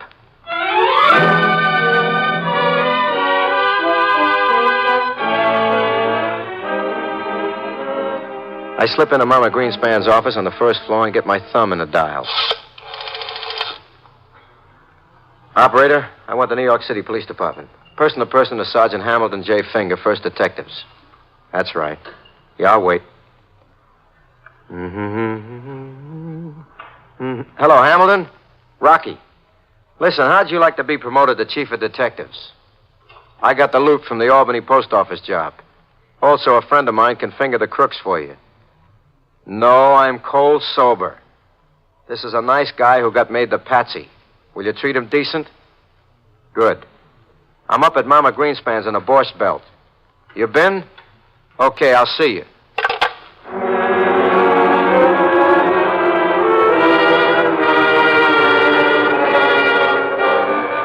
I hang up the phone and start to turn around, but in the middle of my turn, somebody drops a ton of stale bagels on the back of my skull, and I see the broadloom coming up to meet me.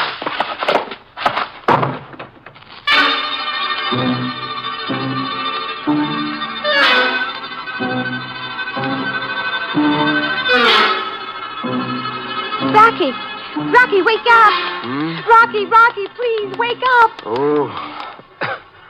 What transpired? The door was open. I came in and you were kissing the carpet. Are you all right? Yeah, except for a small dent in my brain. Oh, thank heavens. The only man at Greenspan's villa. Gloria, somebody heard me making a very personal phone call and pulled me on the head. Did you see anybody around here? Not a soul. Rocky, why would somebody want to hit you? I think I know why, baby. What I want to know is who.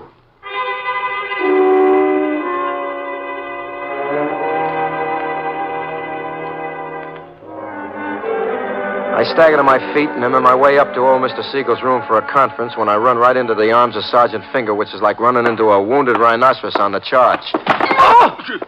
Take it easy, Rock. You could get hurt. Oh, I don't usually bump into guys with concrete chests. What'd you do, take a rocket ship? Police helicopter. What's up? Come on, I'll show you this way. This better not be no wild turkey hunt, Rocky. Here's the room here.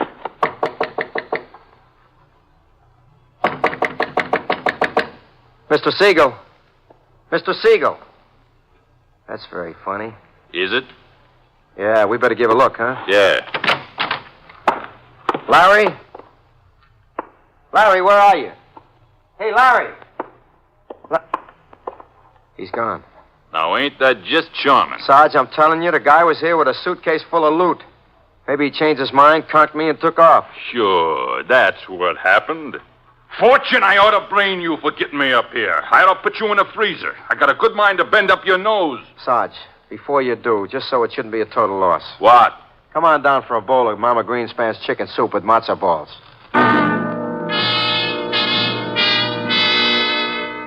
I turn the good sergeant over to Mama in the kitchen and head back to her office to look around. I don't have to look for long. A second later, I'm nosing my way up the stairs like a bloodhound following a salami salesman home from work. Come in. Hello, Mrs. Rafferty. Oh, hello. What do you want? I brought you a little nosh. I beg your pardon. Here's the rest of the strudel Mama gave you out in the kitchen. You dropped it on the floor of the office when you hit me in the head. You're out of your mind. Look, sister, I know you heard me talking to Mama about that loot in old Mr. Siegel's room. You figured maybe you could grab off a small hunk, so you knocked me out and went up there. Only you're a very nervous eater, so you left a trail of strudel crumbs all the way up from my body to the room. What do you want? Where's the money? I don't know. Why don't you ask Larry? I will. And if you don't know anything about it, how do you know who Larry is? Well, I just assumed... You just assumed you were talking to a schnook. Now, look, miss. There's a homicide man downstairs right now. Are you going to level with me, or do I turn you over to him? Oh, please, no. I'm not a criminal. I've never done anything. Except what? Oh, I overheard you and Mama in the kitchen, and I put two and two together. So I hit you and went up to 212. I said if he didn't give me half the money, I'd tell Mr. Martin where he was hiding. Then what happened? He gave me $5,000. I never had that much money in my life. Here. It's in this drawer. Take it. Please take it. I don't want it. I don't know what made me do it. And you don't know where he is? Oh, honest, I don't. He was still in the room when I left. Honest, Mr. Fortune. All right, sister.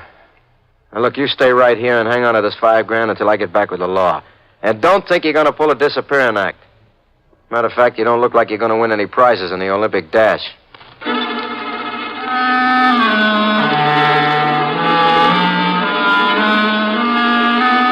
I leave Rafferty nervously munching her way through a pile of salted almonds and head for the kitchen to get Sergeant Finger.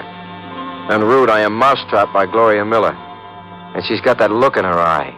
Just like a chorus girl watching an elderly banker with a weak heart. Rocky, What? you haven't been directing my social life much. Honey, it isn't that I'm not interested. I got a lot of things to do right now. How about rowing on the lake for a while? Later.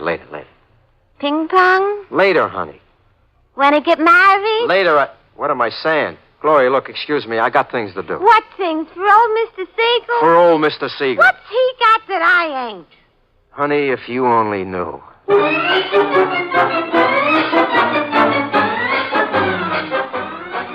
I bust into the kitchen where Hamilton Finger's just about to lower himself into his third bowl of chicken soup and tell him I finally got part of the loot.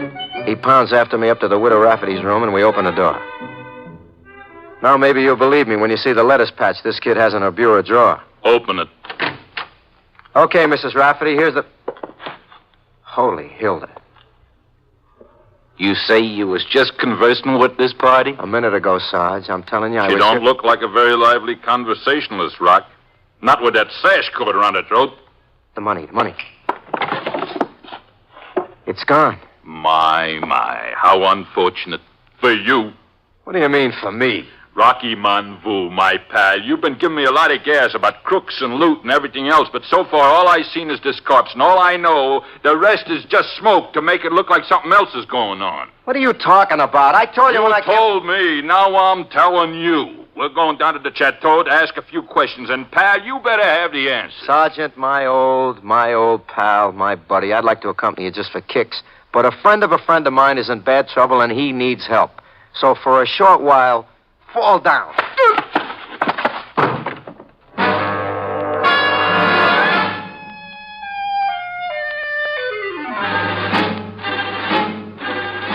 The sergeant settles gracefully into a pile of blubber, and I shut the door behind me. First stop is old Mr. Siegel's room, and guess who I find there? Well. Oh, Rocky. Uh-huh. You looking for something, Gloria? No, I thought maybe you were here. Sure. So you were looking for me in the dresser drawers and under the carpet. You can't tell where you find a man sometimes. Say, that's very funny. Come on, what are you doing here? Honest, Rocky, I was looking for you. Who turned this room upside down? That's how I found it. Look at me. No, nobody could look that dumb and really not be dumb. All right, honey. Where's Mr. Siegel? A good question. What are you looking for? 100,000 clams. Ooh, would you mind if I helped? Not at all. It looks as if somebody else conducted a search, too.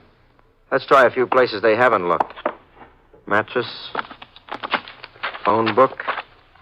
Nothing. What's on the tray? A pile of blintzes I took up to Mr. Siegel this morning. Looks like he never got a chance to eat them. That's wasteful. When I'm married, if my husband wastes food like that... Listen to me talking when I'm married. I can't even get proposed to. What are you doing? Eating a blintz. You get a bad one? I got a bad one, all right. It's made out of dough, real dough. $5,000 in each blintz.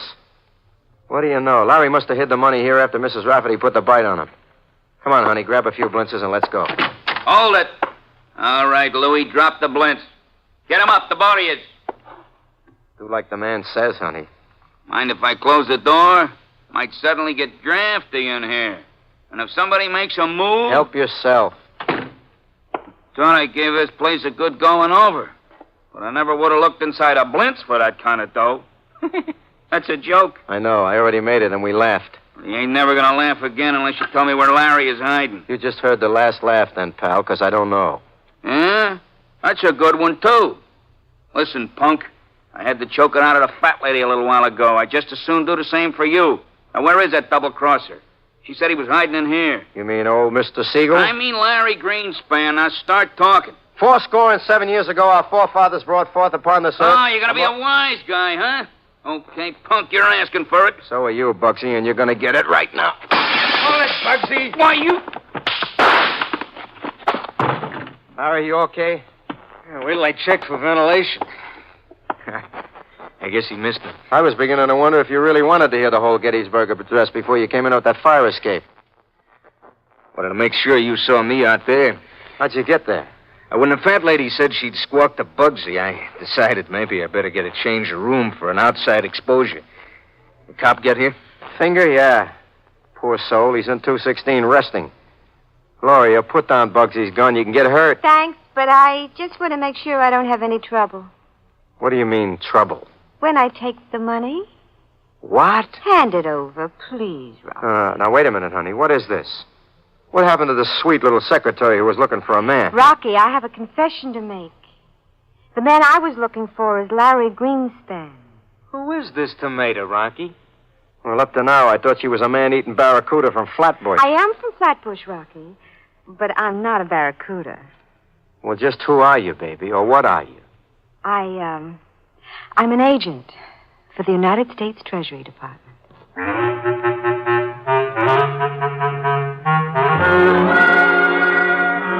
Well, you can never judge a T-man by the rustle of his bustle, I always say. I say it, but it never does any good. After I recover from the shock of Gloria Miller turning out to be a female shamus, we revive the good Sergeant Finger and go down and break the news to Mama.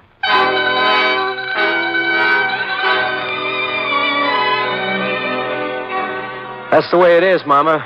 The good sergeant here says Larry might even get off with a commendation. Oh, such a good boy. More blintzes, Sergeant? Well, thanks. Here, it's a couple. Oh, and you, miss? Well, thanks, but I've got to get this money back to the authorities. Rocky, you'll have some. You got enough? I'll whip up some fresh dough. Well, wait a minute now. If it's all the same to you, this time make 'em with the kind of dough you can't spend. That last batch was a little too rich for my taste.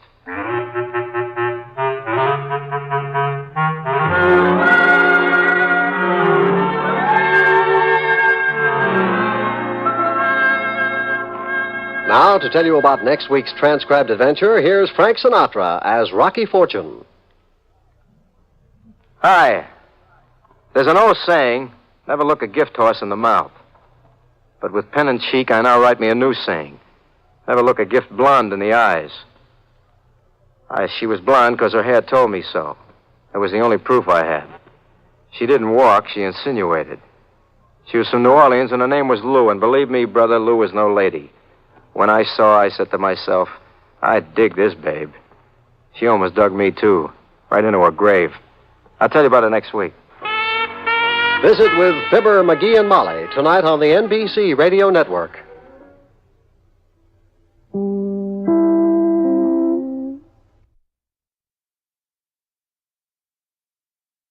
Frank Sinatra, transcribed as Rocky Fortune.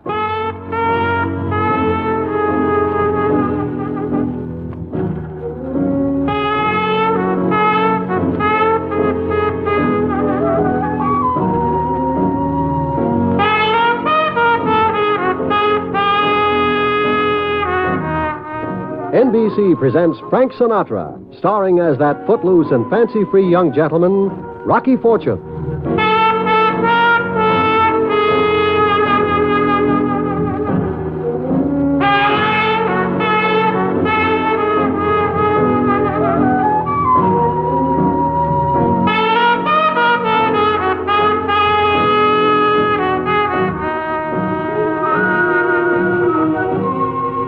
Hi. You know, there's an old saying, never look a gift horse in the mouth. With pen and cheek, I now write me a new saying. Never look a gift blonde in the eyes. She was blonde because her hair told me so. That was the only proof I had. She didn't walk, she insinuated. She was from New Orleans, and her name was Lou, and believe me, brother, Lou was no lady. When I saw her, I said to myself, I dig this babe. She almost dug me, too, right into her grave.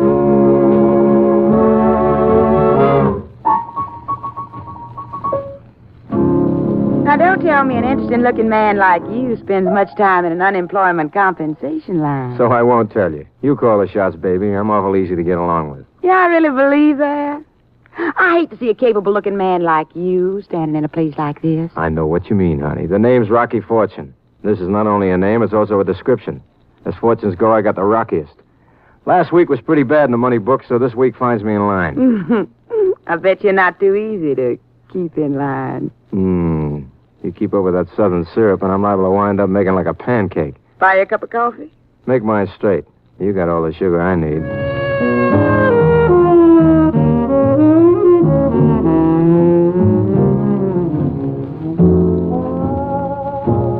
warmed by the steaming brew and blonde, I thought I'd better start moving in some direction, so I took the direct route. You must have something else on your mind besides what I hope. Why don't you spill, honey? I love a direct man. Why don't you tell me something about yourself? Well, I'm not exactly ready to publish a story of my life, not till I know what rights I can hang on to. Tell my fortune first. Nice though. I think you're about to come into some real money. I like you, Gypsy. Keep reading the coffee grounds. And I notice you never mind sticking out your neck just a little bit if there's money involved. That could be the story of my life. Yes. And you also have an unfortunate habit of getting yourself involved, and sometimes you get hurt. Keep reading me. Well, I got me a little plan where you get just a little bit involved, where you can't possibly get hurt, and the way you can make yourself some $5,000. Honey, my ears ain't wagging because of the money. I'm just fanning my face to keep a cool expression. Give. All you have to do is one teeny-weeny little thing for little old me. I'll make book I won't like it, but tell me anyway. But, honey, you will like the $5,000. It's such nice money.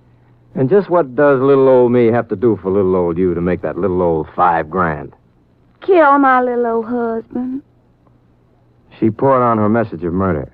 So you see, honey lamb, it really is most embarrassing for me to be in this predicament. But there's one thing I got too much of. Yeah, it's tough to believe. From where I sit, the distribution is great. I just love to hear you say things like that. I just love it. Let's get back to the excess. You said you had too much of something. Oh, yeah. It's just too bad, but it can't be helped. I just have too many husbands. Too many what? Isn't it silly? That's perfectly ridiculous. I thought I just heard you say you got too many husbands. Must have misread my ears. No, you heard me right, honey. But that's illegal. Yeah, I know. That's what's so silly. It's all the law's fault. I'll make book on it. What's the story? Well, they weren't ever supposed to let Marvin out of prison, and now that they have... Oh, so it's an ex-con you want me to bump. Oh, no. Marvin hadn't any dirty old money. It's Perry I got to get rid of. Who is Perry? My husband. Who is Marvin? My husband. You lost me someplace, honey. Let me tell this to myself as I now understand you, which I probably don't. You have two husbands, Marvin and Perry, both alive and both kicking. Well, Marvin's kicking because of Perry. But Perry isn't kicking because he doesn't know about Marvin. Lady, right now, I don't know about you. You just don't seem right to me. You just don't seem right.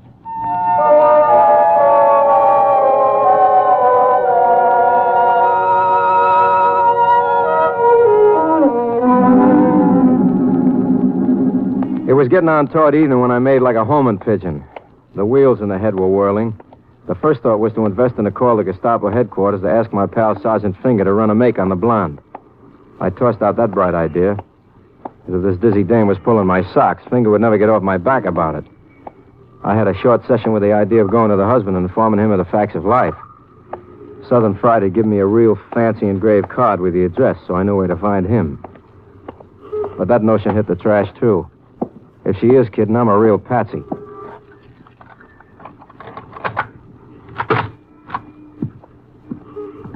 By the time I'd reached my pad and opened the door, I decided to forget my dizzy blonde dreamboat and find myself another playmate for the evening. I reached for the light switch when something hit me. Oh.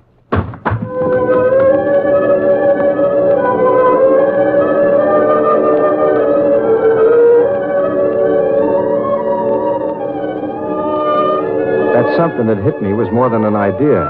It was more blackjack style. Before I knew what had happened, I was sailing away to Dreamboat Bay, happy with my life as an ice cream soda.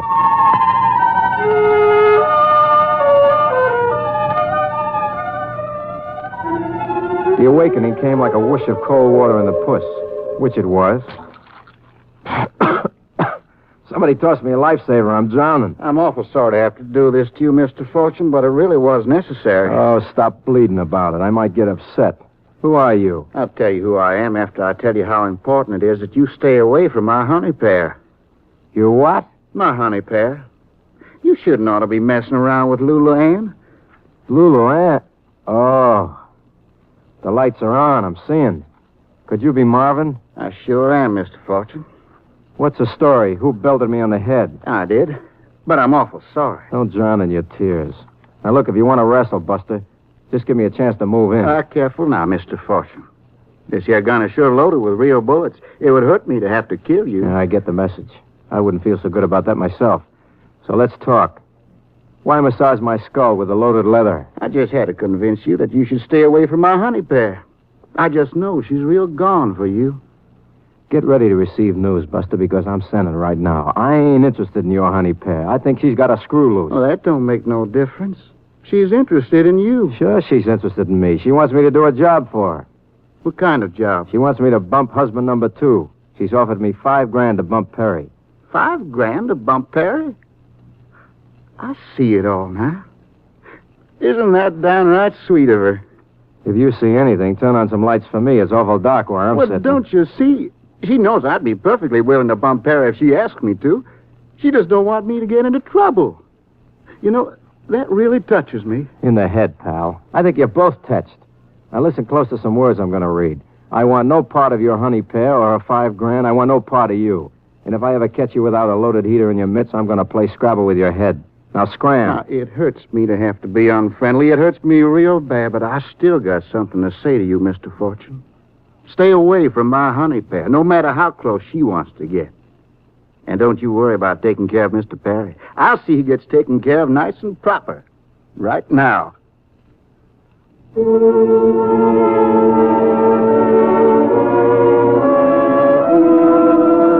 First thought was to tip Sarge's finger and give him the rundown on the screw-loose con and the too much married blonde. Second thought was that by the time I convinced them this comedy of murder is for real, little old Marvin would have drilled a little old hole right through little old Perry's head. Thinking back on the running order, the only thing that convinced me the whole bit was for real was the lump in my skull. Everything else could have been a gag, but this wasn't. Next item should be to make a fast trip to the apartment of Mr. and Mrs. Perry Shane. I made the item. Even the buzzer I pushed in the swank layout looked solid gold. Yes? Mr. Perry Shane? That's right. I got to talk to you, Mr. Shane, and we better talk fast. I don't understand. You will. Just get in out of the doorway and close the door.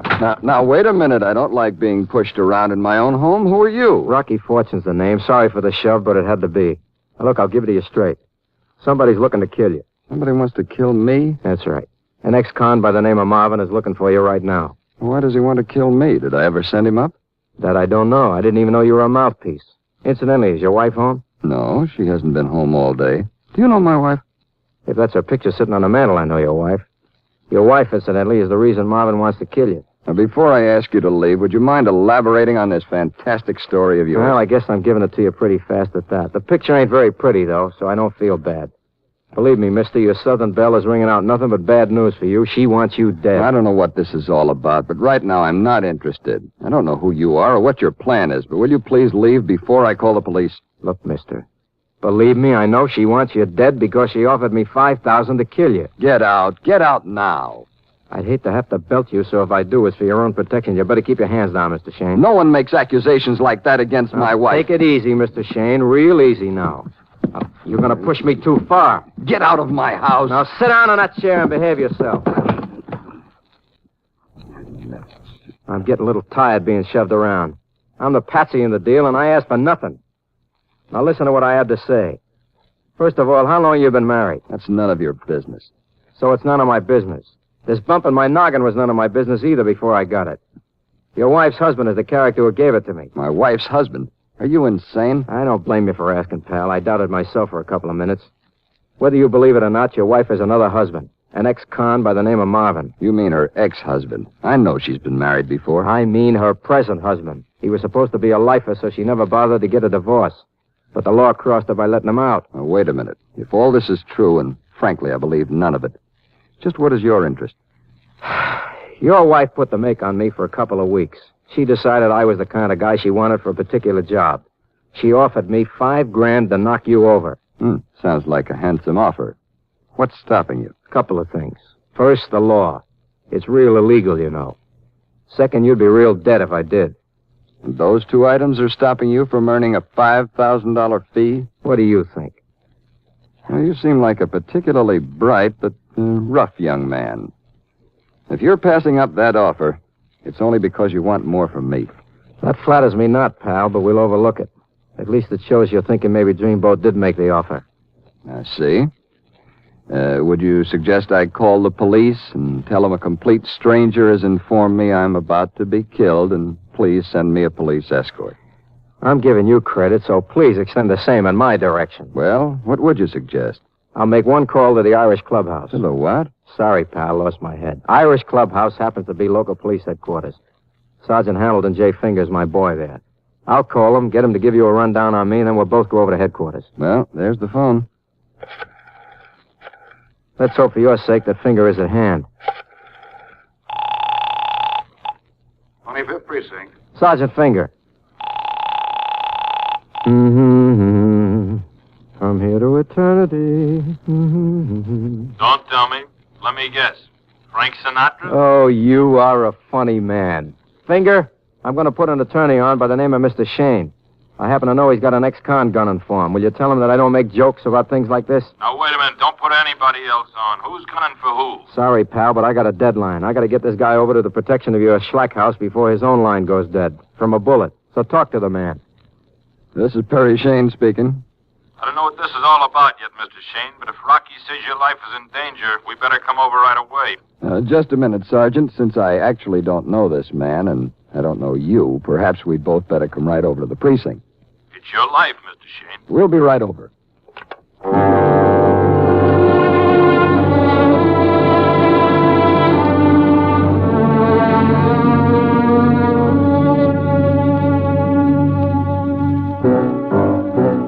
And away we went. Out of the door of the plush pad, down the gilded shaft for lifting, and out under the tilted nose of a snooty doorman. Lawyer Shane's car was parked in front of the apartment. It was long, black, and shiny. Could easily be a convertible. Convertible into a hearse. We made toward the car. Shane opened the door and started to get in. He moved toward the driver's seat, but I saw it coming up and shoved him toward the ground. Hit the ground! What happened? Take a peek at that neat hole through your windshield, and you won't need any other diagrams. Now get behind that wheel fast, and let's get out of here. Is it safe? Yeah, he's real gone by now. Did you see who it was? Yeah, but just pull over here right at this curb. Pull up right here somewhere. It was little old Lou's little old husband. That was Marvin. Who else would be jerky enough to try a shot like that? The hole in the windshield. It's right where I would have been sitting if you hadn't pulled me down. Save the drama till we have time for it. We got things to do.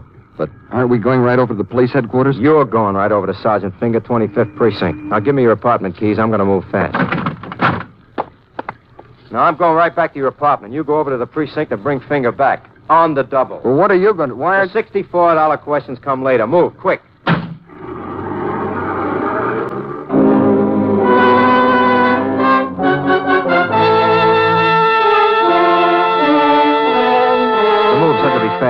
Rube Goldberg stuck a bulb over my head and an idea lit up.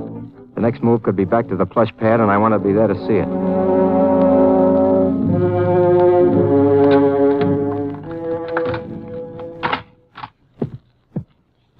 I no sooner got the door open when magnolia blossoms hit my eardrums. Rocky, I'm so happy as little old you. I'll just bet you're no end pleased. I saw the whole thing right out this window. I was horrified. Why? I thought you wanted him bumped. Well, I do, but I didn't want you bumped. Oh, I couldn't stand it if anything happened to you. Lady, you kill me. Oh, now, Rocky, who could waste that much talent?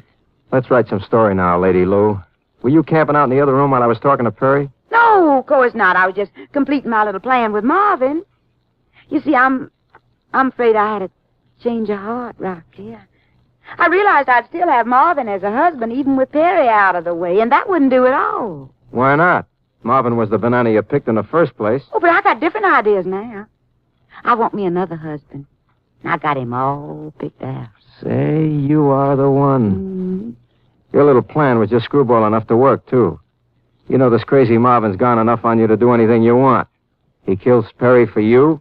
You, the about-to-become black satin widow, testify you saw Marvin kill Perry. And the law kills Marvin because he was wicked and murdered Perry. And that leaves me minus 2 husbands. And plus Perry's loot. Also plus 1 husband number 3. And him you already picked out. Not him, Rocky. You. Me? I'm too young to die. Oh, you're not going to die, Rocky. Together we're going to live. I'm so sorry for you, Mr. Fortune, that Lulu Ann picked you out. You know, I'm just downright sorry. I'll buy that. You're the sorriest sight I ever saw. I hope you got my last message. You mean about being too young to die? I received the message, but I'm afraid I gotta disagree. Figures. That 38 you're packing looks mighty disagreeable. Where from in the woodwork were you hiding? I just don't understand your Yankee talk. If you mean how come I come back here after shooting that and missing Mr. Perry, why, I just had to come back to find out what Lulu Ann wanted me to do next. Oh, Marvin, honey, that's real thoughtful of you. I'm just going to give you a nice big kiss. I hate not being a gentleman, Lulu Ann, but I think maybe you better stay over there with Rocky. Why, Marvin? I'm hurt, Lulu Ann. I'm real hurt. If I hadn't heard it from your own sweet lips, I'd never believe it. I heard the whole plan you told Rocky. You wanted me dead. And that goes against my grain. Oh, but Marvin, baby, I was only telling Rocky that so I could stall him and keep him from calling the police. Now, you just go right ahead and shoot Rocky while I throw a few things in a bag. Come, Marvin. You're not going to let Slick Chick pull the black satin over your eyes like that. Get with it, man. Get with it. Now, don't you go putting any of your Yankee ideas into Marvin's crowded little head. You go right ahead and shoot him, Marvin. Sure, go right ahead and shoot me, Marvin. The cops will be here in a minute. You'll burn for killing me, and little old Lulu Ann will be left with her little old moneybags Perry. Don't you be telling him things like that. Now, I'll just turn on the radio nice and loud so the shooting won't disturb the neighbors. Don't you see, Marvin? She's got to get rid of you so that she can be legally married to Perry. Don't you believe a word he says. You go on and shoot him while the music is loud. Turn off the radio and listen to me. You make it louder and shoot him. You gotta be dead or she's not legally married to Perry. She can't get his money while you're still alive. We'll find a way of getting his money, Marvin, and we'll do it together. Now, wait a minute. My nerves just won't stand all this shouting and loud music. I think you're trying to confuse me, Mr. Fortune. Get ready to leave, Lulu Ann. I'm gonna shoot him.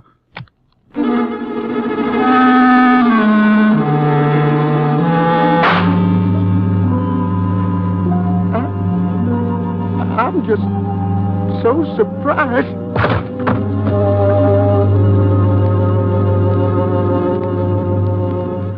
He was surprised. Think how I felt. Here I am staring at a 38 caliber lead purveyor, and I hear the hammer click, the gunshot. I wait for the hot lead, and instead of a rainbow explosion in the puss, I see the guy and the gun fall. The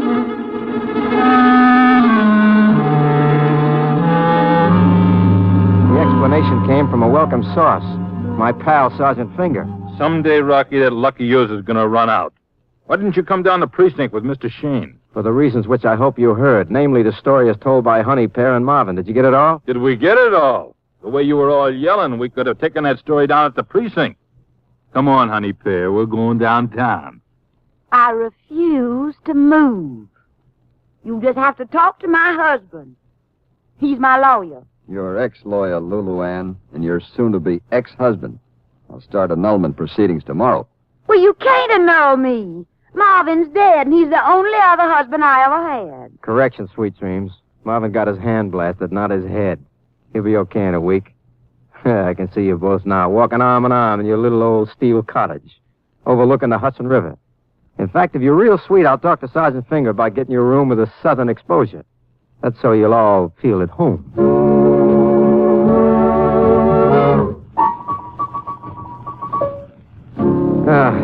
It's a nice feeling, Mr. Shane, having a lively, expensive dinner after looking at some deadly lead. Well, we both have much to be thankful for, Rocky. You keep looking at me as though you want to ask me something. You hit the nail right on my head, Mr. Shane. My nose is where it don't belong again. I mean, Honey Pear wasn't a smart chick. She was wild and screwy and about as subtle as Sophie Tucker. How come she got hooked with a smart guy like you? Oh, I was lonely, and she was pretty. She was amusing. And I happened to be a man. Need I say more? If you do, you'll be talking too much. You look like you got something on your mind, too, Mr. Shane. You hit the nail right on my head, too, Rocky. I was sort of thinking about you. Well, you'll have to spill without any payment for your thoughts, Mr. Shane. I'm a little low in the loot department. That's what I was thinking about. You see, I'm a very successful attorney. Frankly, I'm quite a wealthy man, and I can afford to have whomever I want around my office. I know your source of income is rather unstable. How about a job?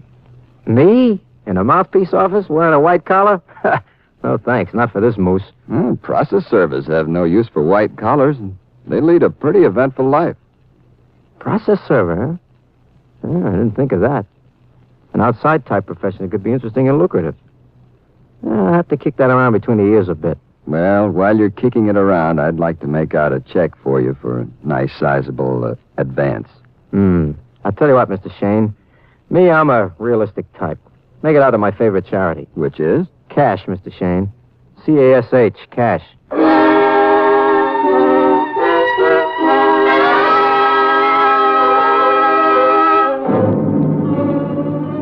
NBC has presented Frank Sinatra as that footloose and fancy-free young gentleman, Rocky Fortune.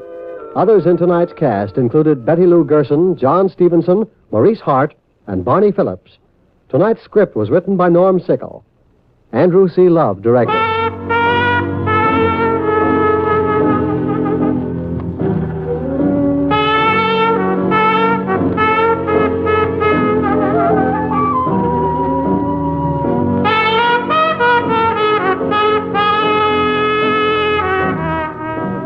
Now, to tell you about next week's adventure, here's Frank Sinatra as Rocky Fortune.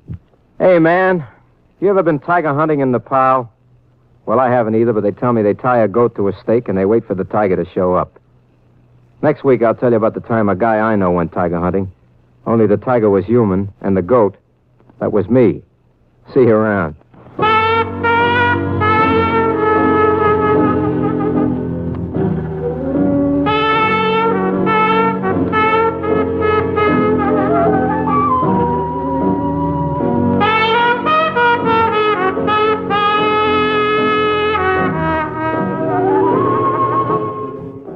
Visit with Fibber, McGee, and Molly tonight on the NBC Radio Network.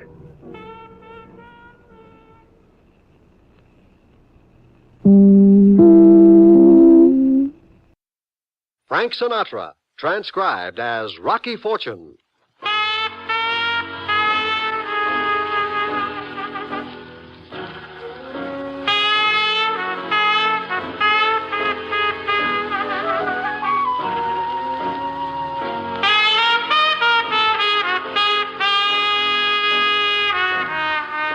NBC presents Frank Sinatra, starring as that footloose and fancy-free young gentleman, Rocky Fortune.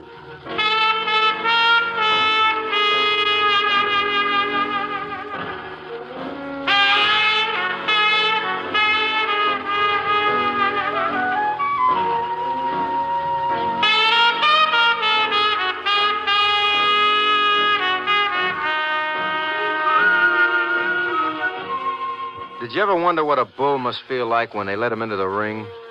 The bars go up, he's free, he rushes out figuring I've gotten away. And there in front of him are 50 guys with pitchforks and a man with an oversized knitting needle. He looks around and there's no way out. Last week I found out what that feeling is like. It all began one evening when I hit my flat for a change of drapery. Yeah? Rocky?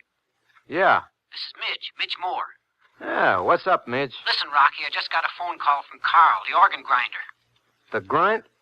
You're crazy. He's in a tank at Dannemora for 900 years. I'm telling you, just called me. Must have busted out.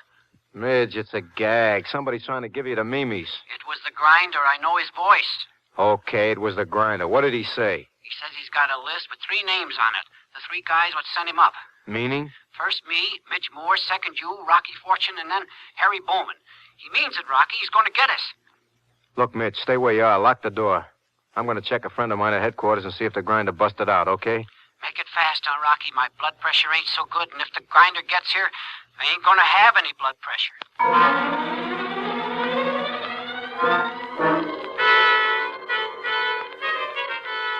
I hang up and follow my nose over to the Irish clubhouse for a talk with my pal Hamilton Finger of Homicide.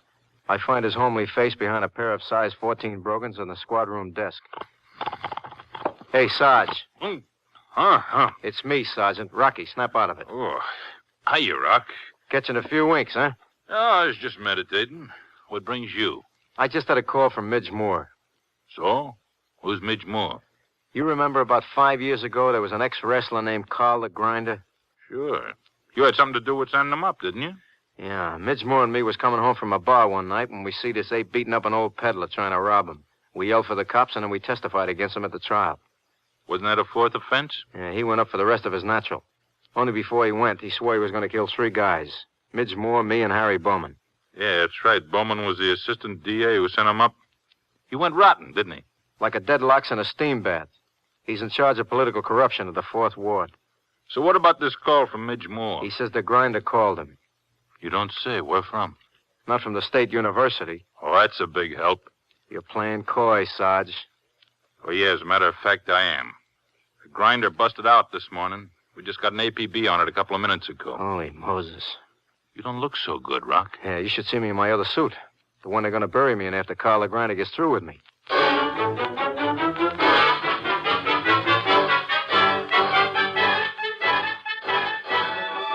I dive out of the precinct and into a subway station, and 5 minutes later, I'm pounding up the stairway to Midge Moore's flat, which is in a neighborhood even crummy in mine, if that's possible. Yeah, it's possible. Midge. It's me, Rocky. Let me in. Midge, let me in. It's funny, the door's not locked. Midge? Midge, where are you? Midge? Uh-oh. Don't bother to answer, man.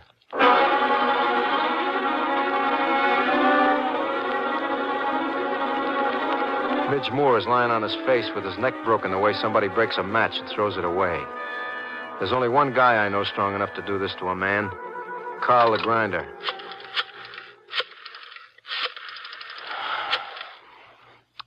Sergeant Finger, please. Sarge, Rocky. Look, I'm up at Midge Moore's. Yeah. He's laying here like an unmade bed. You better come up. No, I'd like to stay, Sarge, but unfortunately my name is next on the list. I'm going to take a short vacation in Outer Mongolia or someplace until you guys put the clamp on the Grinder. So long.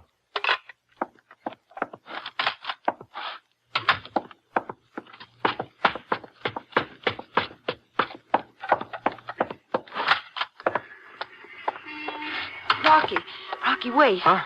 Oh, hi, Mary. Oh, Rocky, I'm glad I found you. I was just coming to warn Midge. My husband's on the loose. He's going to kill you. You're a couple of minutes too late. Mitch was visited. He's dead?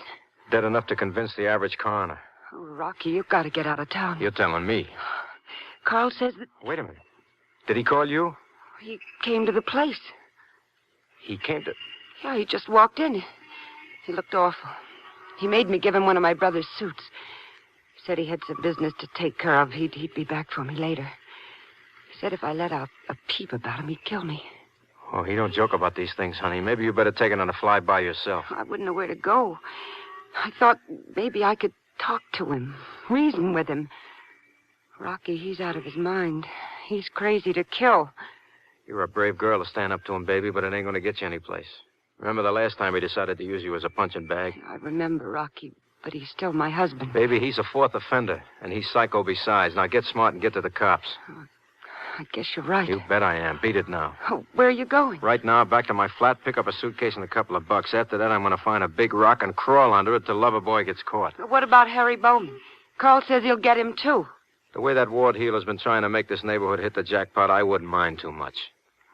Look, the cops know Carl's after Bowman, and you can be sure Mr. Bowman has his muscle boys doing 4-hour shifts.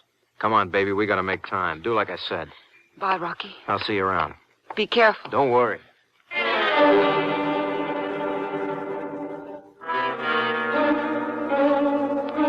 I zigzag up to my place in the 4th Ward, which is Harry Bowman's private political kingdom, and scout the joint to make sure Carl the Grinder hasn't beaten me to it. I slip up the fire escape and into the hall. I make quick like a bunny over to my door, turn the key, and ease it open. Something tells me something is phony. But what happens next is so crazy, I check my cigarettes to make sure they didn't sell me the kind with the built-in dreams. What the... There in my flat is a 6-piece brass band with a big banner that reads, Yay, Rocky. The 4th Ward Political Club salutes you. In front, about 25 freeloaders with party hats and noisemakers are climbing the walls. I'm beginning to think I've stumbled into my own nightmare, so I do a quick about-face and dodge out into the hall. I get 2 steps when a gorilla in a bowler hat mousetraps me. Hold it, Rocky. Hey, Let go of the arm, you'll bend the biceps. Where do you think you're going? Away. Maybe for good. You ain't doing nothing of the kind. You ain't hospitable. Listen, will you do me a favor? Anything, Pally. Tell me what this thing's all about. Why, sure, Pally. It's a celebration, see, in honor of you. What did I do? You've been selected by Councilman Harry Bowman, President and Vice President of the Fort Ward Political Association. For what? How should I know? You just been selected, that's all. Now, look, Herman. Call me Moose. That's short for Morris. Okay, Moose. I want to know just what this Here thing... comes the boss. Maybe you better ask him. Well, Rocky, old pal. He was trying to take it on the lam, boss. What? Run out on a celebration in his own honor? Bowman, what is this? What are these clowns doing to my flat? Why, haven't you heard, Rocky? The Fourth Ward Political Association decided to honor Mr. Average Worker, the man who represents those hard-working, self-sacrificing individuals who made my election to office possible by their unstinting sacrifice. Me? I selected you myself. Look, Bowman, I didn't even vote for you. Now, what's the gimmick? Listen to him, Moose. He's so modest, he doesn't even want to admit how hard he's worked for my election. Touching, ain't it? Yeah, that's the spirit we've decided to salute, Rocky. Yes, sir. But let's go in and join the happy throng. I don't want to join no happy throng. Rocky, this is only the beginning. Why, we've planned a gala celebration in your honor. A parade in an open motor car through the streets of the Fourth Ward with banners saluting your name, a testimonial dinner at the firehouse, and finally, in recognition of your hard work, a miniature gold-plated ballot box. Stuffed with votes for Bowman.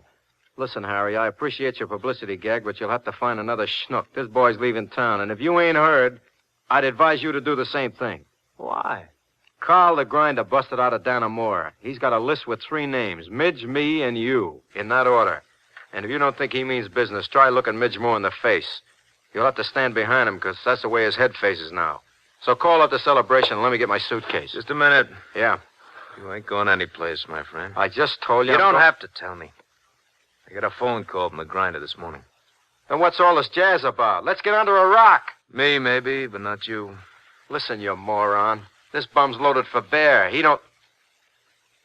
Hey.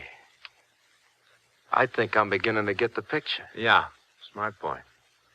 I've been duck hunting. Good. And you know it takes a decoy to catch a live duck. Carl the Grinder is the live duck? And I'm the decoy. He's clever. Only one thing. Yeah? To hunt ducks, you use a wooden decoy. Oh, we're out of wood, so we're using you. What happens if I get killed? Tough. What happens if I don't? I figure it this way, Rock, old man. You're next on the list. Just want to make sure the Grinder finds you, so I'm giving you a little publicity. If he shows and kills you, my boys take care of him. In the meantime, I'm leaving town for a short spell. Take care of him, Moose. See that he enjoys the party. So long, Mallard.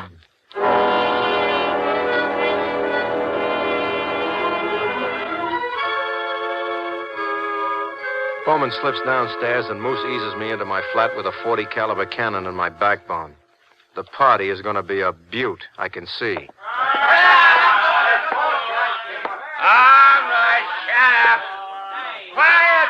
Quiet down. All right. Now, hear this, you freeloaders. We're going downstairs for a motorcade over to the firehouse where we get free eats and beer. Courtesy of Councilman Harry H. Bowman, who can't be here on account of urgent business. Pile on downstairs and into the sanitation trucks, which Mr. Bowman has placed for your disposal. Okay, let's go. Let's go, Fortune. Must we? We must. Look, Moose, I'll never get a block sitting in an open car like a clay pigeon. Be reasonable. Okay, I'll be reasonable. I'll give you 3 seconds, or else... Else nothing. I'm gone. Be my guest.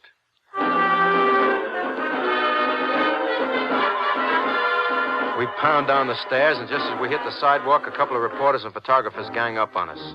At any other time, this would be flattering, but right now, it's murder. Hold it, Mr. Fortune. I'd like a picture for my paper. Sure, pal. What paper? Son! Go ahead. Shoot any time you're ready. I'll do that.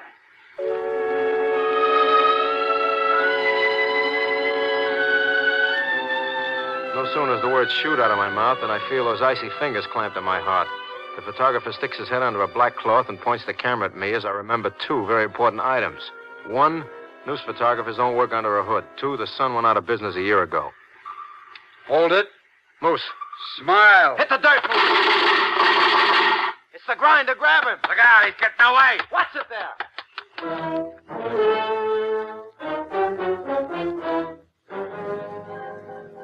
No luck. You got away in the crowd. That's too bad. He missed you with that Tommy gun, huh? Yeah. Maybe we'll have better luck next time. Okay, hop into the roadster for the motorcade. Hey, who's the guy with the beard behind the wheel? Him? That's Ivan, the boss's new chauffeur. Looks like a fugitive from a shredded wheat plant. Don't insult him. He's very temperamental. Hop in. You all ready? Let's go, Ivan. Hold on.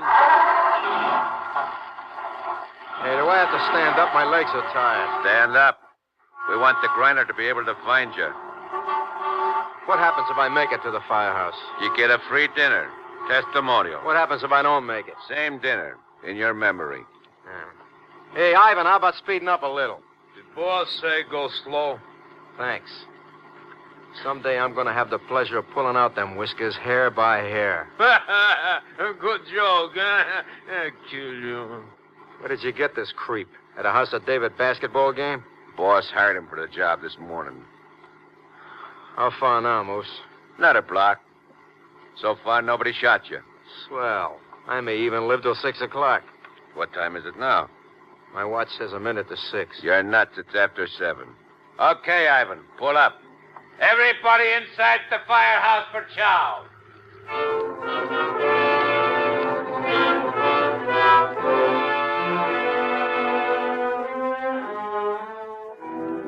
2 minutes later, I am upstairs at the Lincoln Pump and Hose Company, number 4. I get the place of honor at the head of a long banquet table where everybody can get a good shot at me. At my left is Moose with his ever-loving Luger aimed at my digestive system, and on my right is Ivan with his whiskers trailing in his chowder. Knishes are served, and the freeloaders fall to like a pack of starving wolves. All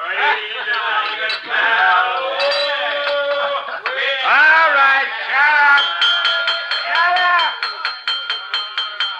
Shut up. All right, you crumb bums. Clamp down whilst I make the presentation to our pal Rocky. The boss, Harry Bowman, couldn't be here on account of urgent business, so I'm doing it in his honorable stead. All right, quiet. Rocky, old man, stand up here while I read this and no monkey business. Rocco Fortunato, in recognition of your untiring, like you said, untiring efforts in behalf of the 1953 political campaign, I present you with this gold-plated miniature, like you said, ballot box. All right, shut up. Okay, everybody eat. Boy, what a spread. How come you ain't eating, Rocky boy? How do I know the Knishes ain't poison? I'm eating them. Ivan's eating them. How do you know they ain't poison? Go on.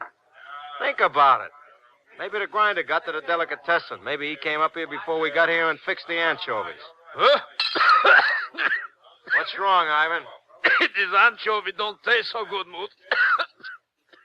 Hey, they don't. These Knishes got a peculiar flavor, too. That's probably your imagination. What's it taste like? Kind of bitter, maybe? Yeah, bitter like. What's wrong? Yeah, it's probably nothing. What is this bitter? Nothing. Fatten up. Eat up. You told me I'm going to break your neck. Well, is it kind of like somebody put too much pepper in it? Yeah. That's it. What? Therapeutic acid. What? Poison. Holy smokes. Your stomach feel kind of funny like? Yeah. What do we do? He's a jolly good fellow. Fortune, you gotta save me. He's a jolly good fellow. Rocky, pal, what'd I take? Get me a doctor. We'll give you a testimonial Listen, dinner. you see this gun? I'll kill you if you don't tell me. Oh, my stomach. Oh, help, I'm poisoned. Here, take it easy. I gotta get out of here. Gotta get to a doctor straight away. Well, I guess I'll be going too. Yeah, I don't think so, Mr. Fortune. Because I'll put a bullet in your belly if you move. Holy smokes, you ain't no Rusky. And I ain't no moron either. I saw you dump that pepper shaker into the Knishes a minute ago. Uh-huh. Well, Ivan, old man, if you watch real close, you'll see me dump the rest of it. Right in your eye. See you around, boy.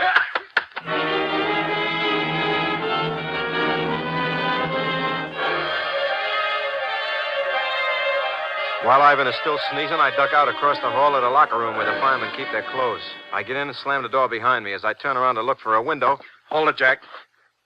I see one of the firemen, a guy about 8 feet tall with a handlebar mustache. Oh, man, can you help me? Listen, there's a killer named Carl the Grinder after me. I heard of him. He's wearing a phony beard like a Rusky. He'll be coming in here in a minute. Wearing a phony beard, huh? You sure you're all right? Look, I'm straight in the head, no kidding. I got to get a place to hide. Guy got a gun? A howitzer. Come on, let me in. Open up. Sure this guy is Carl the Grinder? I'm sure. Okay, get in that lock and close the door. Here? Hurry up.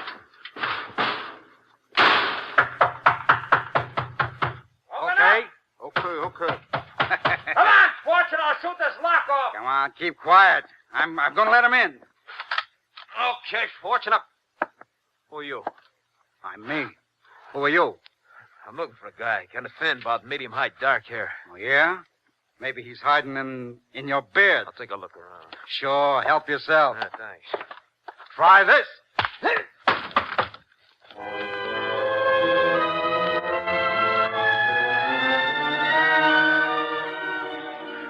Peeking out through the grill work of the locker, I feel like a halibut doing 6 months in a sardine can.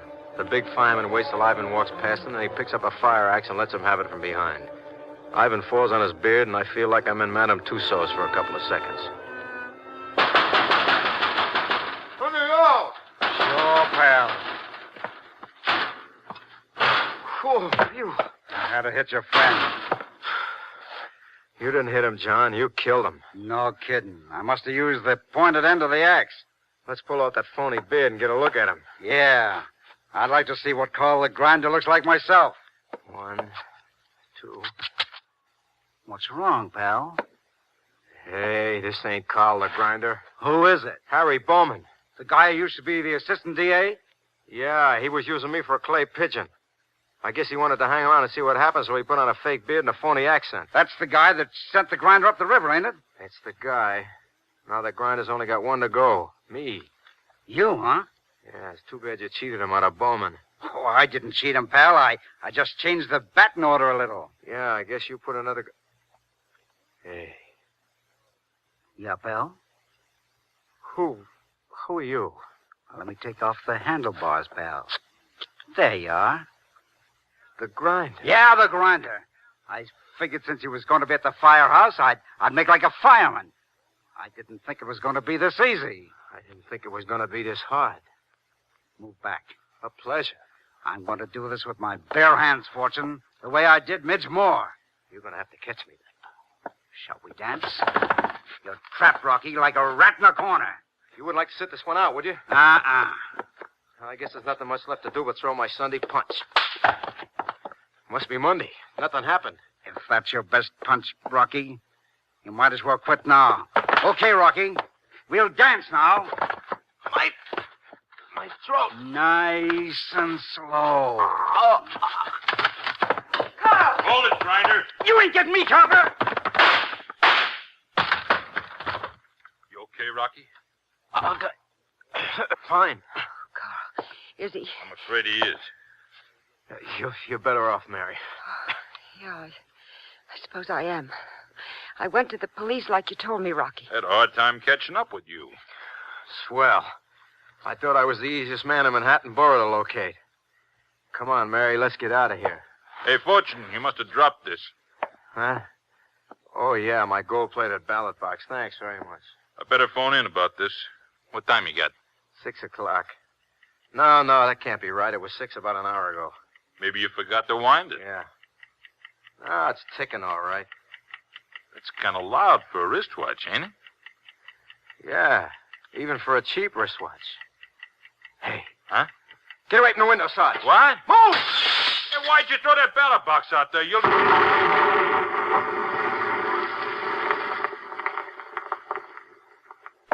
What was that?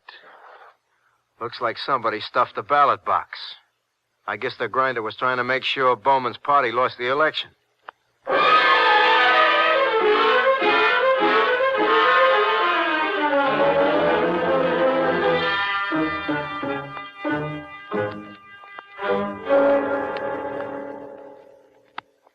NBC has presented Frank Sinatra as that footloose and fancy-free young gentleman, Rocky Fortune.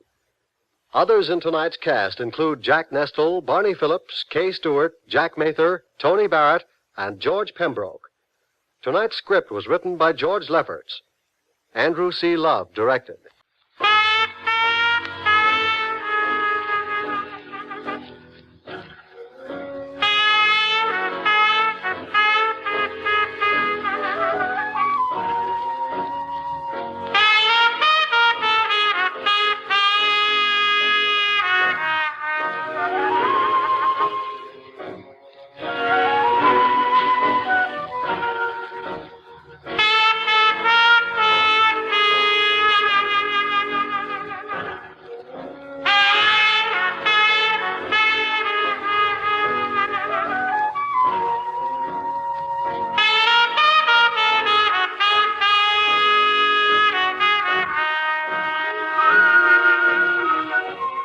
Now, to tell you about next week's adventure, here's Frank Sinatra as Rocky Fortune. You know, Park Avenue's a mighty fancy place. I've been finding this out since making like a process server for the 14-carat legal eagle Perry Shane. But next week, I'll tell you how I got a little surprise. I found out the street can be mink-lined, but there's still plenty of skunk at the intersections. See you around.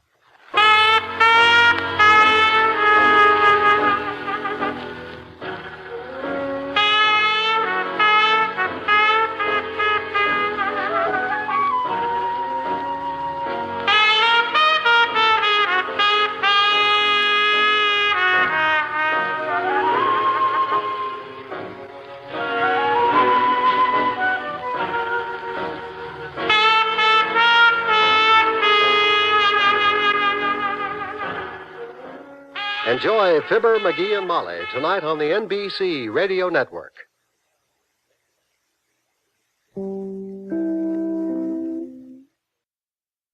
Frank Sinatra, transcribed as Rocky Fortune.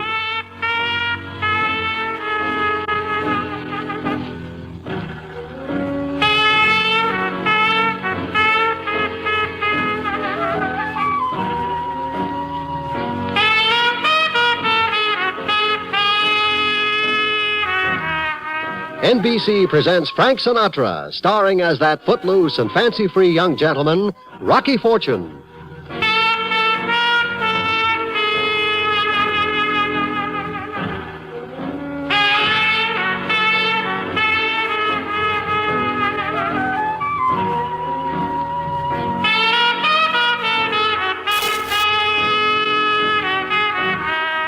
Hi, this is Rocky Fortune. You know, for a guy who went to school under the L tracks and learned his alphabet off of neighborhood store windows, I'm at the head of a mighty fancy class these days. I signed a new lease on life when I stopped Perry Shane, a Park Avenue legal eagle, from bending down in front of a hot slug poured his way by an ex-con. Perry, being the rich, understanding type, showed his thanks by offering me a process-serving job in his 14-carat law factory. In the workings of my new job, I do not have the ticking of a time clock to affect my sunny disposition. However, on this particular day, my sunny disposition went south. In fact, everything was pouring. The skies and Mr. Shane, who was now pouring himself a slug of something that couldn't possibly be tea. Come in, Rocky. Sit down. What's with the early cocktail session? The rain got you down? No. Matter of fact, I like the rain. Mr. Shane, I will endanger the morale of your office by being the first employee to accept libation during office hours. Oh, I'm sorry, Rocky. I just forgot. Please join me. Well, I don't usually, but since I suggested it, I will. Here you are. Thanks. You know something? I wonder how the poor people are making out. Here we are, warm in a mink-lined office, not a worry in the world. Smug as a bug in a rug. Did you say smug? That I did. I suddenly heard myself talking, I guess. Strange you should say that. I was just thinking that about myself. Problems? Oh, not mine. A friend. Wonder how you'd handle this. Well, try me for size. I can't tell you what the problem is, Rocky. Legally, as an attorney, I should turn it over to the police. Yet it'd break his heart if it did. Well, can I find out about it from the friend? It's an idea. You can. Tell you what, Rocky, I'll write down a name and address. And here are the keys to my car. Take it and go right over.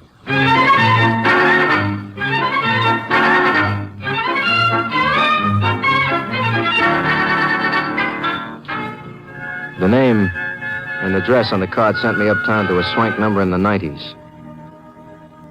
The plush elevator took me to a Doctor's Park Avenue fantasy, nestled high among the 32nd floor hills of solid concrete and mahogany. The name on the card opened the door himself. Dr. Jonas? Oh, come in, Mr. Fortune. Perry Shane called me about 15 minutes ago. Let's go over here into my study. We'll be more comfortable. Fine, if I can wade through this rug. Oh, yes.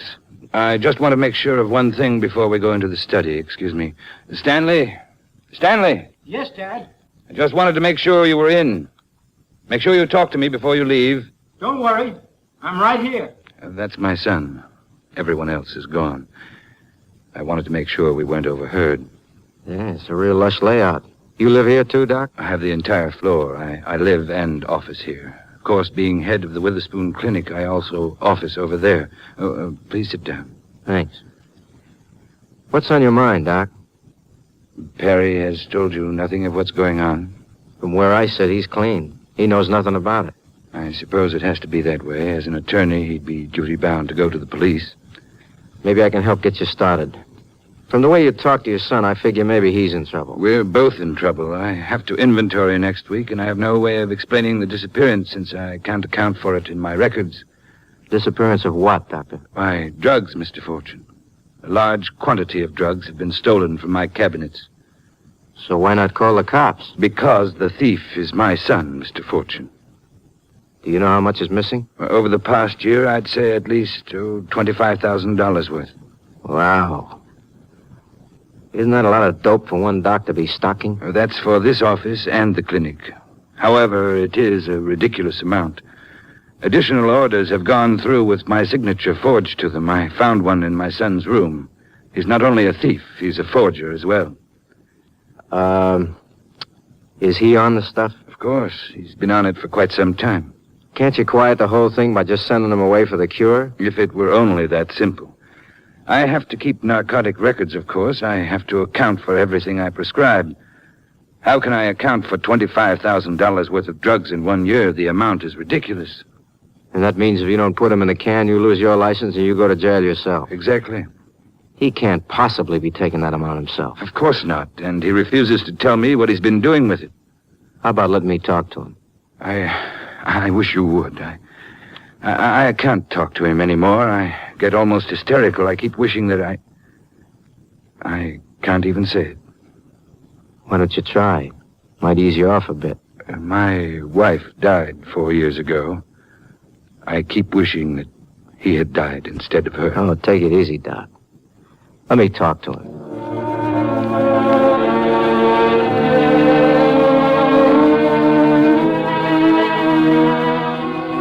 So I find out that the streets can be dirty even on Park Avenue. This is for real, the doctor's dilemma. Here's a guy who's got everything in the world to give his kid, and the kid fouls up with the dirtiest mud in the whole world, dope. This boy I put on my list even before I made the talk with him. I shook fins with a wet fish, and he went right to the top of the list. Mr. Fortune is trying to help you out of your mess. Now try to be civil to him. I'll be in the other room. Who needs you? Why, you young... Take it easy, boys. Make some pictures for an outsider, or maybe something can happen. Call me if he gives you any trouble. Since when can you handle me? Slow down, Junior. If he can't, I can. Now, look, creep. If you want to help somebody, join the Salvation Army. Here. You didn't dig that kind of jive out of Park Avenue. Where'd you get it? I have nothing to say to you. So we'll call the feds and you'll say it to them. He wouldn't dare call anyone. Son in jail? Ha! I guess you'd feel better if your old man went to jail in your place. What are you talking about? Exactly what I said. He's got his records to worry about, son. His drug records can't possibly jive since he can't account for all the stuff you swiped. Think it over, Buster. Why, I didn't think of that. You didn't think, period. Now, come on, give with some information. Oh, what do you want to know? That's better. What did you do with most of the stuff you swiped? I mean, outside of what you used yourself. I sold the stuff at school. But why? Doesn't the old man give you enough loot? I guess so. For ordinary expenses. So what's the extraordinary expenses? The usual thing. Dates. I played some horses. And you also maybe needed something stronger than the stuff you swiped from your old man. Something like heroin. Oh, look, please don't tell my father. He doesn't know yet that it's heroin. Why don't you stop it, kid? If you're on the kick, get off of it. I can't. I tried. I tried everything. You tried everything but going to your old man who could cure you. I couldn't go to my old man for anything. He don't know I'm alive. All right, take it easy now. Sit down. Dr. Jonas. Yes? Will you come here for a minute? Now, look, kid. When your father gets in here, I'm going to make the same question, and you give me the same answer.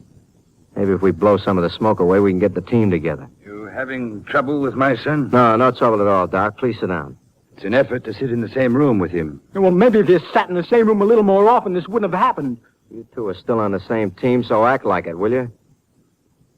Now, look, just a couple of minutes ago, Doc, I asked your son why he didn't go to you to ask him to kick the heroin. Heroin? My own son on that filthy habit, and I didn't know it? That's what I'm getting at.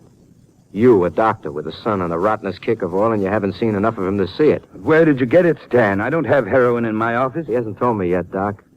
But I'll make he buys the stuff with the loot he makes by selling the milder stuff he swipes from you. Well, why? You have money from your mother's estate?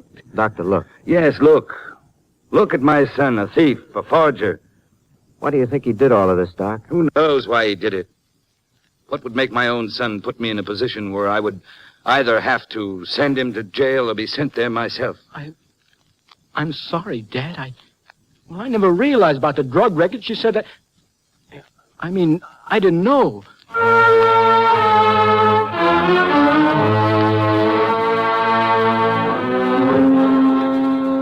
I looked at the old man to see if he caught the slip. No action. I looked at the kid. He was beginning to look better. Instead of the wet fish I thought I saw at first, my impression took to the right flank march. This was another poor little rich kid. He could have all the laughs he wanted. But I guess a laugh is kind of empty when nobody home laughs with you. The father was a Frankenstein to his son, and the old man didn't know why. And it was time for the son to get a friend to turn to. I put myself in front of him on what I hoped was the right turn. He played right down the line. I'm sorry I caused the old man all this trouble. It's now his middle name, kid, and it's pretty much in your lap to get him out, and yourself, too. Well, what can I do? Just go to the police? Nah, he won't be off the hook if you're in the can, kid. He's not a bad guy, you know. Yes, I guess I know. Now, look, before we do anything, let's clear up one little miss. What do you mean? The name of the dame you were thinking about when your tongue did a tailspin a little while ago. Well, I wasn't thinking about anybody in particular. Stan, to bring those words in front of your ears, I make the quotation. You started to say, she said that. And you tried to rub out the statement. Who's the she? Rocky, I can't involve her. Since Mother died, she's the only friend I've had. Does she know your father? Well, of course, but she wouldn't do anything to hurt him. If she knew about the drug records and let it go on, believe me, she'd hurt him. Is she more important to you and your old man? I don't know. Why can't I go to the police and confess the whole thing? Why do I have to hurt everybody I love?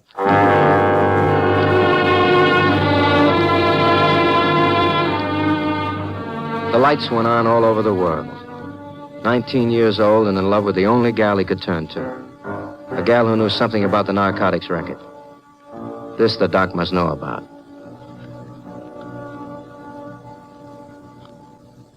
He did. There's only one girl he can possibly mean, but it never entered my mind that she could be involved. Why, she's been with me ever since she finished her training. What kind of training? She a nurse? Of course, my nurse, Miss Carroll. Young, curvy, nice soft shoulder for the kid to weep on? I suppose so. Frankly, I never took too much notice. You know, for a doc, you don't seem to take much notice of anything. Does she keep your drug records? She keeps them, but she locks them up in my desk drawer. Where can we find this Miss Carroll, Doctor? I sent her home, so I suppose we can find her there. Do you really think she's gotten him involved in this? Well, he's a very young and tender 19. And he thinks he's in love, and you can make book that this Carroll is the object of his affections. If that's the case, let's get the police after her. The feds are awful careful about how doctors use the narcotic supplies. If an order is out of line, they investigate. So with the amount of stuff Junior had faked as coming to Park Avenue address, it couldn't have been possible to get away with it. Some of it had to be sent to another spot they could get at. That spot could be the clinic. The finger was right in Carol's eye. As the doc put the finger in Miss Carol's doorbell. Who is it? Dr. Jonas, Miss Carroll. Oh, just a minute, Doctor. I'll slip into a robe. Tell her it's come as you are, party. We'll save time. Time is something we have very little of. Both narcotic inventories must be made next week and sent in. Check. If she's up to her neck, she's got to move out before then, right? Right. So, we see which way she moves when we give her a real strong arm to use. Incidentally, let's keep the confab low out here. Play this cool and follow the leader. Just don't be thrown by anything I might come up with. Sometimes I don't quite understand your language, Rocky, but I do understand the things you've pointed out. I know now how I've failed as a father. Well, if my plan works, at least you'll have made up for part of it. The kid's on the kick. We know he's his forged orders, but we don't know everything. Since he feels he's in love with his baby, he could be playing hero. Yes, but no matter what happens, I know he has to pay for what he's done. Shh, careful. Sorry to keep you waiting, Doctor. I didn't know anyone was with you. Come in, please. Thank you, Miss Carroll. This is Mr. Fortune. How do you do, Mr. Fortune? It's nice to see you, Miss Carroll. And I do mean nice. Thank you very much. Won't you have a chair? Sorry to intrude at your home, Miss Carroll, but this man has come to me with some very alarming news. Really? Concerning me? News about you would be a 3-alarm. How quaint. I told the doc here news about his junior. News that's worth dough to me. He said he wouldn't pay it till he talked it over with you. I said fine, as long as I sit in on the chat. Start chatting, Doc. Mr. Fortune tells me my son is on heroin. Did you know that, Miss Carroll? So you finally know. Yes, I've known about it for a month now. I knew it'd break your heart, and I've been doing everything possible to get him off it. I even promised to arrange a quiet cure for him. It's a little late for that, sweetie. How quiet the deal is depends on how the doc acts. What do you mean? I mean, the kid's been peddling, too. That's impossible. I said he's been peddling. I know, because he peddled to me. Of course, I ain't interested in the chicken stuff he steals from his old man and sells. I only got time for the stronger stuff he uses himself. Do you mean he's been stealing narcotics from the office? I refuse to believe it. Doc, did I show you pictures of the kid handing the stuff over to me? It's true, Miss Carroll. I've seen the pictures. But Stanley's on heroin. We have no heroin either at the office or at the clinic. Do you know where he gets it? I don't care about that. I'm only interested in my son. I'll see to it that he gets off the filthy stuff, but I can't have him treated as a common addict. I'll pay any amount of money to keep it quiet until he's cured. Unwise of you to say that, Doctor, in front of a blackmailer. Now, look, sister, get one thing straight. I don't like the dirty money, so don't give me the blackmail bit. I'm on the stuff, and I admit it. I've been on it a long time, and it costs real dough. And I need the dough to keep me on it. If you got any ideas on how I can get the stuff, I'll let the doc off the hook. Doctor, you said you would pay any amount of money to keep this quiet. Of course I will. You think I want to see my son like this man? Willing to lie, cheat, steal, do anything because he has to have the stuff? I'll pay every cent I have. Well, why don't you let me talk to this man, Doctor? Perhaps I can help. Tell you what, Doc. I'll hold the picture as long as I get the stuff. If the little lady here helps me, fine. In the meantime, don't call me. I'll call you.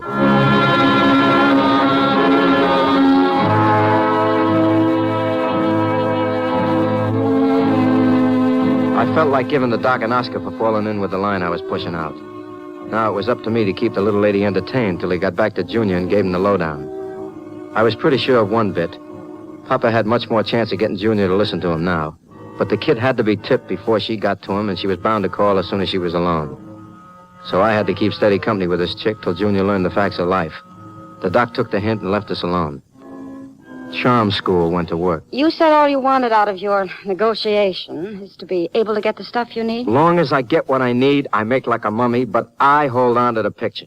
What will you take to let loose of the picture? I already told the old man, 10 grand in cash. You'll give up the negative if I get 10,000 for you? Well, the doc brought me here, but no reason why I can't do business with you. I'll go to the bank first thing in the morning. You have the negative here by 10:30 a.m. I'll tell the doctor I won't be in tomorrow until 11:15. Cutting yourself in a little bit, huh? I'm looking after the doctor's interest. If you go near him again, I'll see to it that you don't get a cent. Don't worry about me, sister. As long as I get that dough, I'll be able to get all the stuff I need. That's all I want. Oh, stop whining and beat it. Okay. Don't get mad. Please don't get mad. I'll have that negative here at 10:30. Honest, I will.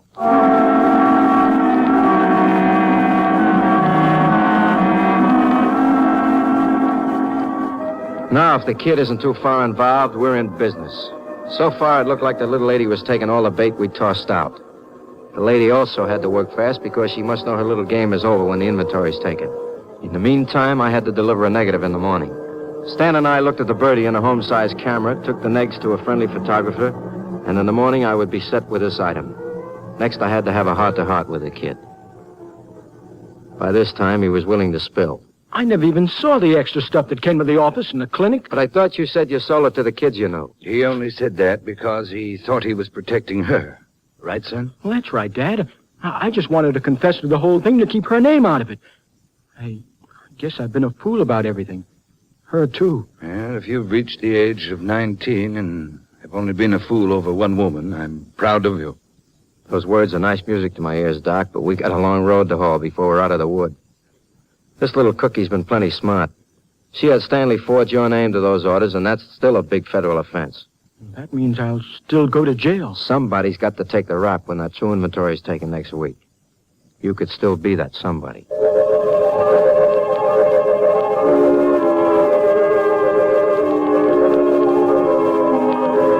Both father and son looked pretty ragged when I told them that, but at least they were now standing together. What happened depended on what the chick did after I gave her the phony picture negative. I didn't know any of the narcotics gang, so I figured I'd better not have them in on a party that just might not come off. Better I should have my pal, Sergeant Finger, and let him bring them in. A call to him said his part of the plan. Even on Park Avenue, you can't stay out of the soup. Finger, look. The kid only went wrong because of the old man. How many kids do you know where this happens? Play along with me and give the kid a break. Smart guy. You know I got 6 kids. What else can I do? Wonderful. Now, look, we're all set now. You bug the doc's office and set up in the apartment below. I already got permission from the people who live there. You're awful sure of me. I hope you're as sure of what's going to happen. I'm not sure. It's a chance. It's his only chance.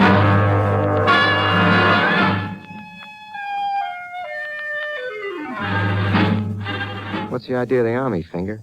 I thought you weren't going to bring narcotics till we knew whether we were right or wrong. Whether you were right or wrong, Rocky, you don't monkey with the feds. Somebody goes to the pokey. We're set up now so we can hear everything that's said in the doctor's office. I know. And if Carol says what I hope she says, the kid's in the clear. If not... If not, they take in the kid with the girl. I was just hoping I'd get a chance for another brainstorm. If I'm wrong. I give her the picture and the neg, and she knows the time is up when that inventory goes in. Now, if she only makes the move. So we listen. This is all a little difficult for me to understand. Nothing difficult about it, Doctor. You said you'd pay any amount of money to keep your son out of jail. I'm offering you the out. I've changed my mind about that, Miss Carroll. If my son has been selling narcotics to other juveniles, I'm afraid he must be prosecuted. Look, Doctor, your son is guilty of one thing. He forged your name to those orders. Of course, he's also an addict. You mean my son did not steal any of the narcotics? He did not sell them? I controlled the whole setup. I supplied him with the stuff he used himself. I did the whole thing. And I know the time's short now. If he sold some stuff to this fortune, it couldn't have been much. But I now have the proof. And I'm holding the proof until you give me the money I need to get out of the country. Then you mean you're willing to take the blame for everything if I turn over $100,000 cash? That's right. I'll have that money, plus what I've been making throughout the year on the sale of the other stuff. I'm willing to admit my game's up. Move in and take all this down, boys. And then you can move upstairs and take her.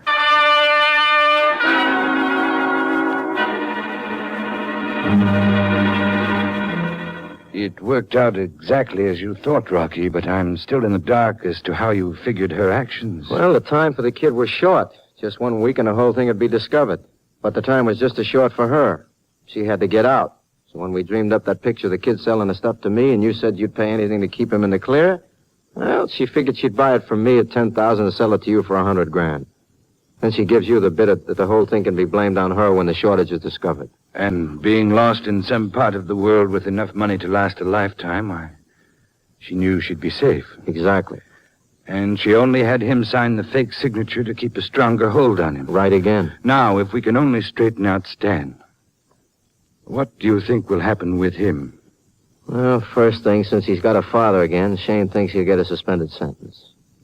He'll get the cure, and that's that.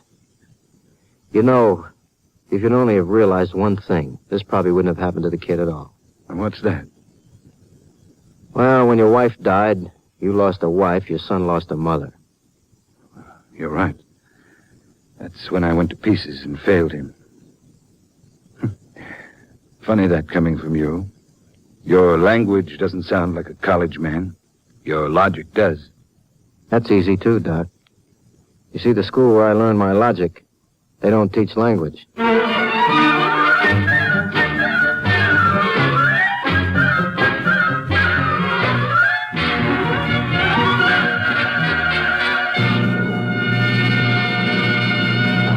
NBC has presented Frank Sinatra as that footloose and fancy-free young gentleman, Rocky Fortune. Others in tonight's cast included Maurice Hart, Raymond Burr, Jack Carroll, Georgia Ellis, and Barney Phillips. Tonight's script was written by Norm Sickle. Andrew C. Love directed. Now, to tell you about next week's adventure, here's Frank Sinatra as Rocky Fortune. According to the statistics, the average joker can expect to annoy the census taker until he's about 66. Next week, I'll tell you about a friend of mine who advised me to take out life insurance because you couldn't trust these figures. And to prove his point, he produced a fresh corpse. I'll tell you about it next week. See you around.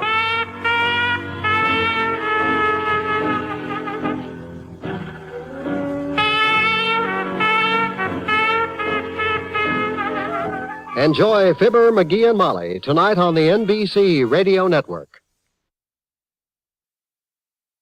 Frank Sinatra, transcribed as Rocky Fortune.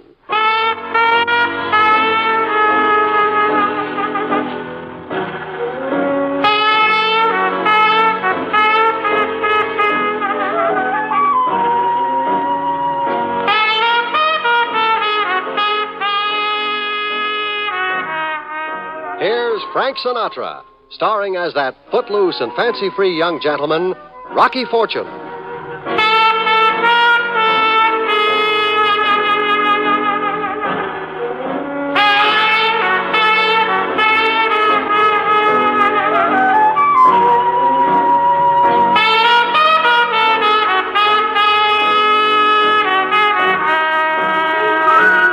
According to the insurance guys, an average joker like me can expect to show up on the census for about 66 years before he shuffles off the old mortal coil.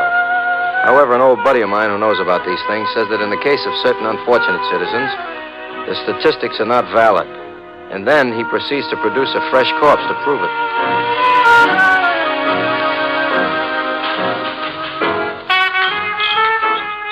What'll it be, Mac? Let me have a beer, will you, Doc? Jack? Rocky Fortunato. Huh? Don't you remember me? Wait a minute. PS-46, the baseball team. PS-46? Hey, that takes me back a long way. Sammy Mickinson from Bleakman Street. Holy mackerel. Green paint to Fortunato to Mickinson. Best double-play combo in Greenpaint. Well, how are you, Sam? Never better. How's yourself? Able to sit up and take a little nourishment, kid? What's new? What you doing with yourself? Me? You'll never believe. I'm an actuary. A who? Actuary. I figure out statistical probabilities. Like if such and such happens, then probably such and such will happen. How about you? Right now I'm in the same kind of business, generally. I'm what you might call a horse actuary. Yeah? Yeah, only I ain't so good. This morning I bet on a horse to show. If I figured right, I would only bet on him to live. So you're between jobs again, huh? You know me, Sammy. I get restless. Still looking for the bluebird, huh? Yeah, how many times a month you used to run away when we were kids? 3 at least. Yeah. Well, it's good to see you, Sammy. Hey! You can't just run away. I got things to talk about. Come on, let me buy you a drink. Come on, I'm celebrating. No kidding. You sell a big policy? Sell a policy? No. Hey, Rock. Huh? I'm gonna get married. No kidding. Yeah. Girl works here in the building. Secretary. Well. So you see, you gotta have a drink with me. To celebrate, right? Why not? Bartender? Anesthetic.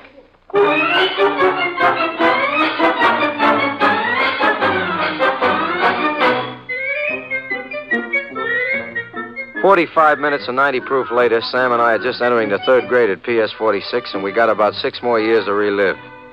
And by this time, my lips are beginning to get numb, and the same waitress who looked like Marjorie Main half an hour ago is now beginning to take on proportions like Marilyn DiMaggio.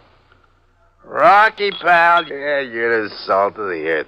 Rock, another drink. Well, well, if it ain't the old A&P gypsy himself. Hiya, Rock. Sergeant, didn't your mother tell you ought to stay out of places like this? Rocky, we were very poor when I was a boy. I couldn't afford a mother. That's just what I thought. Sergeant Hamilton J. Finger, meet my old buddy boy, Sammy Merkinson. Our pleasure. You two boys look like you didn't just arrive. Ain't it the truth? I was just walking along, minding my own business, when this sneak here pulls a bar on me. What could I do? You're a detective? Homicide. Hey, have one with us, Sarge? Never touch it on duty. He's on duty. What a soft touch, huh? There's a murder being committed every minute in this country. So why ain't you out arresting somebody? Listen to him. I'm a taxpayer. You're wasting my money. Go find a murderer. They ain't so easy to come by. Ain't so easy with a murder every minute. Rock here and me, we could go out and find one just like that. Well, if you see anybody, you let me know, huh? So long, fellas. Take it easy. See you around, Sarge. Yeah.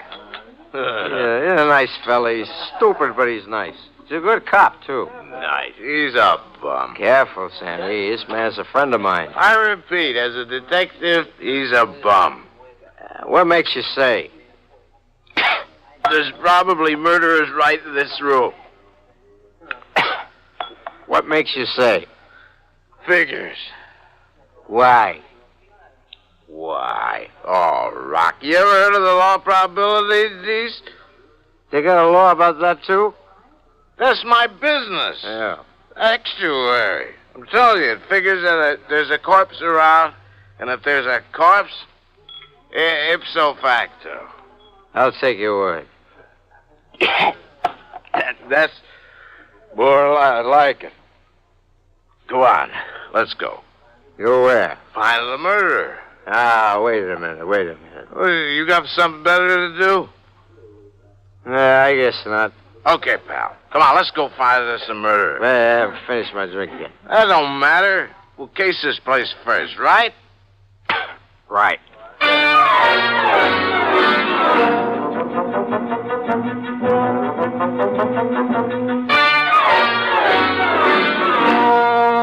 Somewhere in the back of my soggy brain, something told me this was all silly, but somehow I really didn't care. So we spent the next 10 minutes standing at the bar looking for suspects. What's wrong? What? I see one. One what? A murderer. Yeah, where? Oh, Rock, over the end of the bar. Yeah. Don't you see the little mousy-looking guy with the bald hair?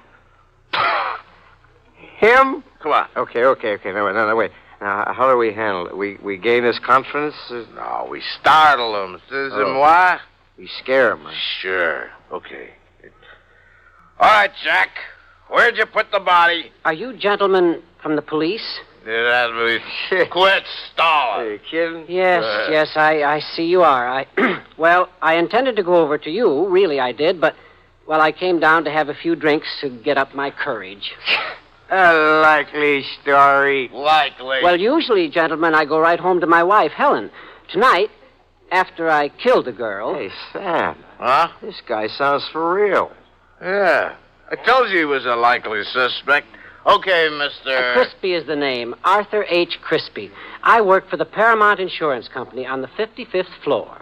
I like that. A competitor of ours. Oh, gentlemen, it's no joke, I assure you. I committed a murder less than an hour ago. Hey, we better go up and identify the body. Wait a minute. What's the name of the guy you murdered? Oh, it wasn't a guy. It was a girl. Ethel Harkins. She works in our office.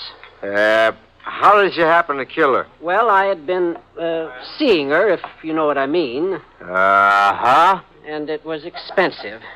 Ethel's the kind of a girl who liked to go nice places and wear nice things, and I'm in the accounting department. I began taking money, not much at a time, but it adds up. Gee, don't I know it? I decided about a week ago I'd stop seeing her. I told her tonight, and she was furious. She wanted money. She said I'd been using her. She threatened to tell my employers, and it would have ruined me. I tried to stop her, but she began to raise her voice, and I began to choke her, and she fell on the floor. How do you like that? Ask him where he stashed the body. Yeah, where? Well, I left it in my office, in the closet. I came down here to get a drink to steady my nerves until I figured out what to do, and you gentlemen must work awfully fast. Sammy? Maybe we better go take a look. Yeah. Well, I don't think that I can face it, gentlemen. Here's the key to my office. Now, if you like... Hey, I tell you what. I'll stay here and see this buster don't get away, see? Yeah. You go up and find the body and call the cops. Right? Buck? Okay. Here's the key, 55, and my name is on the door. You're an executive? Well, sort of an executive. What sort? A vice president.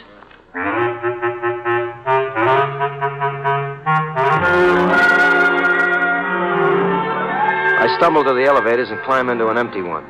A smart aleck cat in a monkey jacket gives me a smart aleck look, and we begin negotiations for the 55th floor. Going up, floor, please. 55. And don't spare the cables. Fasten your safety belts, and away we go. 55. Watch your step, please. Thanks. And when you come up again, would you bring up my heels? I think I left them about the 48th floor.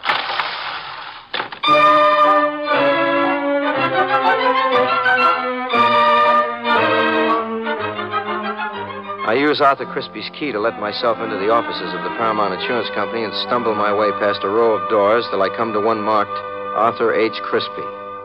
Underneath it in gold letters, it says Vice President. The door ain't locked, so I turn the knob, slip in, and turn on the light. Well.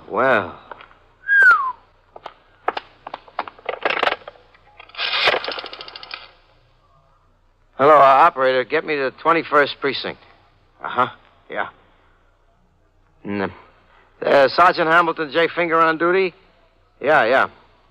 Hello, Ham. Yeah, it's Rocky. Listen, Unc. Slip your metatarsal pads on and get over to the office of the Paramount Insurance Company in the Sun Building. Yeah, 55th floor. You know that corpse we were joking about? It's here. A blonde.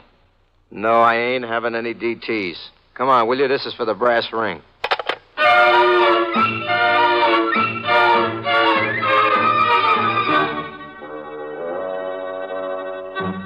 I hang up the phone and start to turn around just in time for whoever sneaked in behind me to lower the 6 o'clock boom. I feel the thud. Oh! And somebody pulls the blackout curtains inside my brain. Wow. Come on, take it easy, Rocky. Take it easy. Oh. Come on. Oh, hello, Sarge. Is he all right? Okay, what happened? What happened? I came up and I saw the body of the blonde on the floor, and somebody belted me just as I... The body. Where is it? That's just what I was going to ask you. It was right there on the floor, honest, Sarge. So were you. From what Mr. Merkinson tells me, you and Mr. Crispy here and him had all a real ball down in that bar. Now, look, if you're trying to tell me there wasn't any such corpse... But there was, I tell you. I strangled her with my own hands. Oh, sure. Listen, Wait a minute, there's somebody coming. All right, now you just shut up till we find out who it is.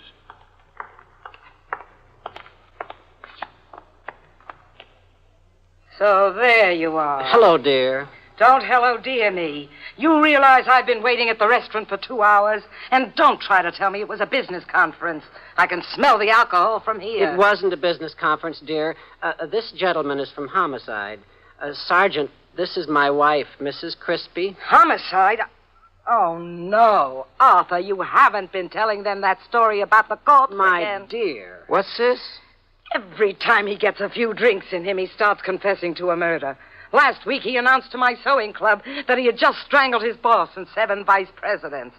Fortunately, everyone thought it was funny. Helen, you're just making this up. You don't know what happened. Well, if everybody is sobered up a little now, I'll be running along. But I killed her. And I saw the body. Well, statistically, it figures. The law of probability. The law of probability says I will probably throw the whole slew of you into the clink if you get me out on any more wild turkey hunts.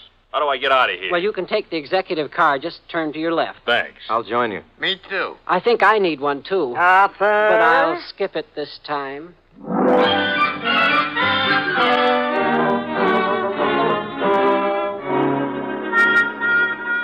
On the way down to the executive car, I tried to convince Finger that what I saw was not a hallucination. But by the time we reached the ground floor, he's practically got me believing it was. Sammy and I go back into the bar to think things over. I don't get it, Sam. I just don't get it. I saw that blonde with marks on her throat. What figures? Somebody conked me and took the body someplace else. But the question is, who? Well, it couldn't have been Crispy. He was with me till we got worried about you and went up. Somebody must have been hiding behind the door when I walked into Crispy's office. Wasn't you, was it, Rock? What? I mean, you didn't move the body yourself, did you? What makes you think so? Well, look, kid, there ain't ketchup on your sleeve, and we ain't been eating raspberries, so it must be blood. Huh? Holy mackerel, how did that get there? From moving the body, maybe? Don't be ridiculous. Excuse me a minute, Sam. Where you going? Wash the stain off in the washer. I'll be right back.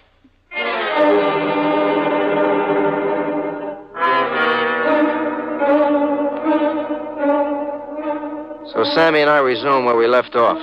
We're there maybe, 5 minutes, still trying to figure an answer. Something screwy about all this, Sam. I saw that corpse as plain as day. It figures, Rock, it figures. Now, somebody must Gentlemen. have... Buster, what are you doing here? I sneaked away from my wife. So? Mr. Fortune, Mr. Murkinson, you've got to believe me. I did choke that girl. She was in my office. I'll never rest until somebody believes me. I believe you, Crispy, but nobody believes us. If there was a corpse there, where is it? That's a good question. If there was a corpse. But I tell you that... Hey, Rock, tell me, you been eating shrimp cocktail? What? What's that got to do with anything? Nothing. Only if that ain't cocktail sauce on your sleeve, what is it? Hey, now, how did that stuff get there? Well, you better wash it off before it stains. Yeah. Yeah, I better do that.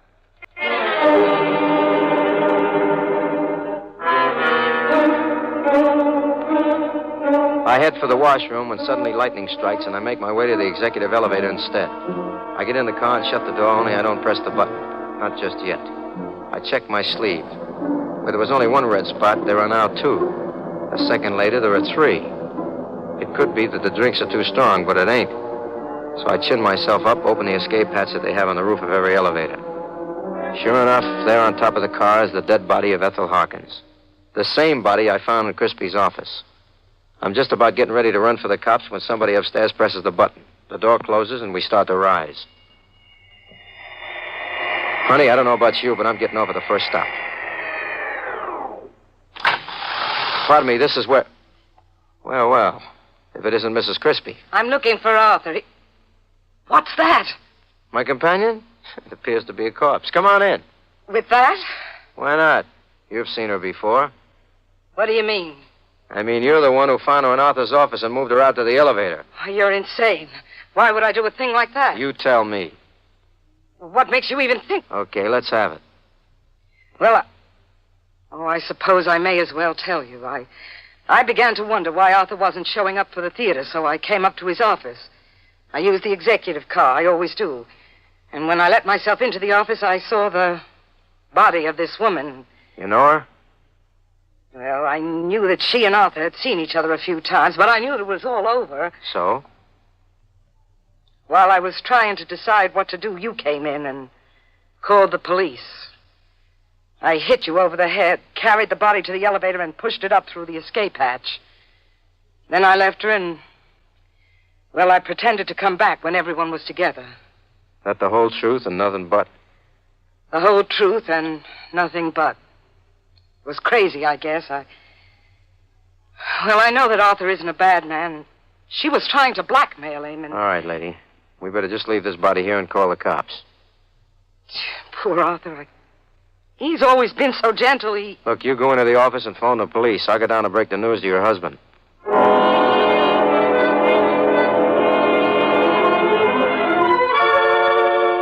I get downstairs and elbow my way into the bar where Sammy and Crispy are waiting. Well, it's about time you got back. Did you get the stains out? I didn't get the stains out, but I found out where I got them. Yeah, where? They came from the body of Ethel Harkins. What? I found it on top of the roof of the executive car where Helen Crispy put it. What? Wow. Are you serious? That's right, Arthur. But why in the world should Helen have... She didn't want a murder rap pinned on you. I guess she loves you. Go figure out a dame.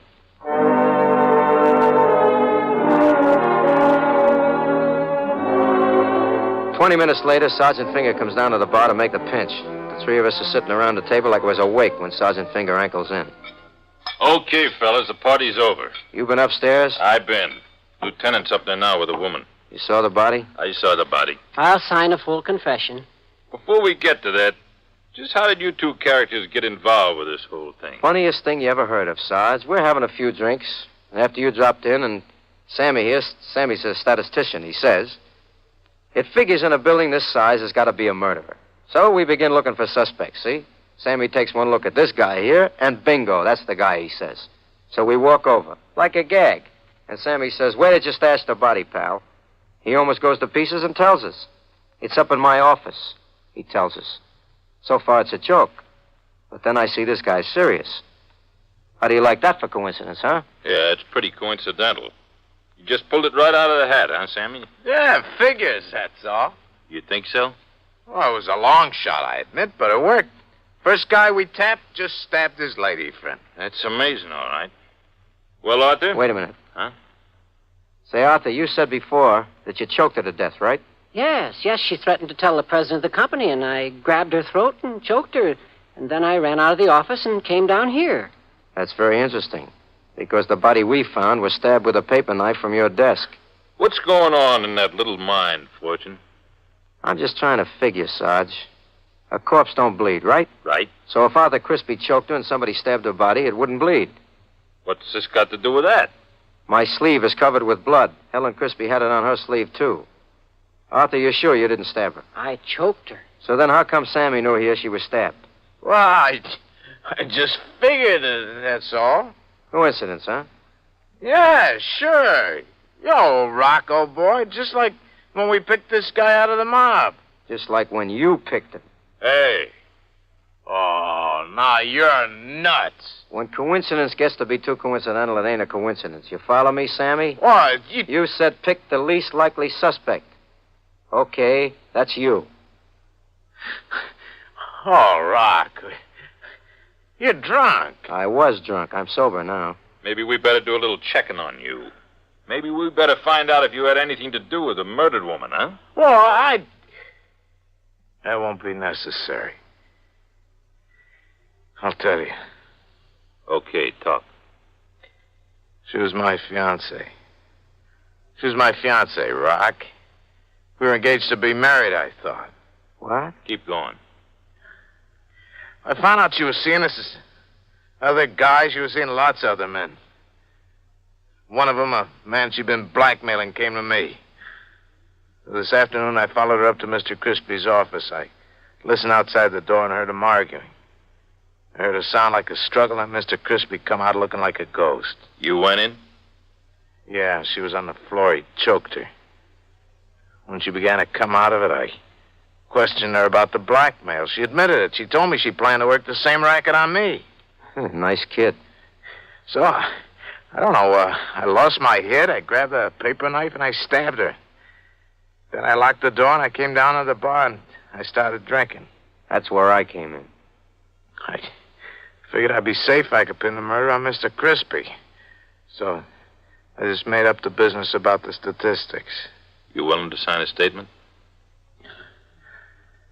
Yeah, I would be willing. Except that right now I have other plans. Look out! Grab him! Grab him!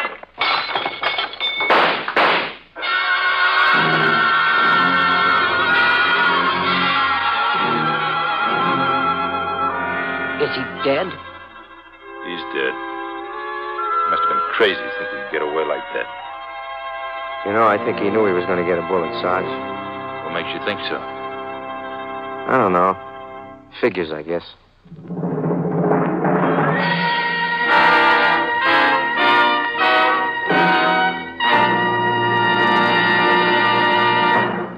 NBC has presented Frank Sinatra as that footloose and fancy-free young gentleman, Rocky Fortune. Others in tonight's cast include Paul Frees, Barney Phillips, Jack Nestle, George Perone, and Ida Reese Marin. Tonight's script was written by George Lefferts. Andrew C. Love directed.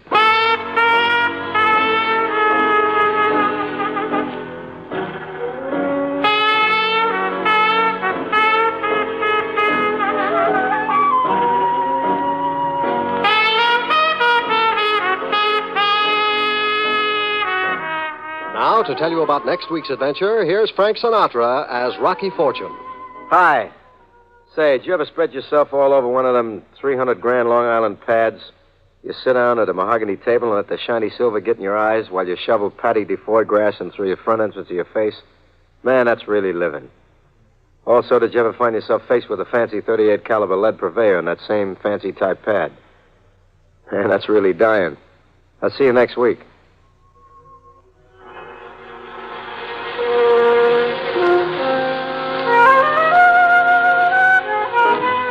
Enjoy Fibber McGee and Molly tonight on the NBC Radio Network.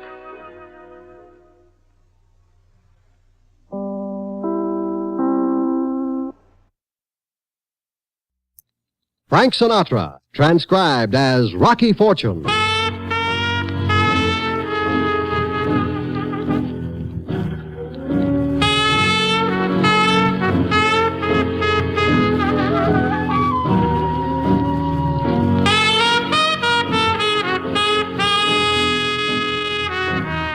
NBC presents Frank Sinatra, starring as that footloose and fancy-free young gentleman, Rocky Fortune.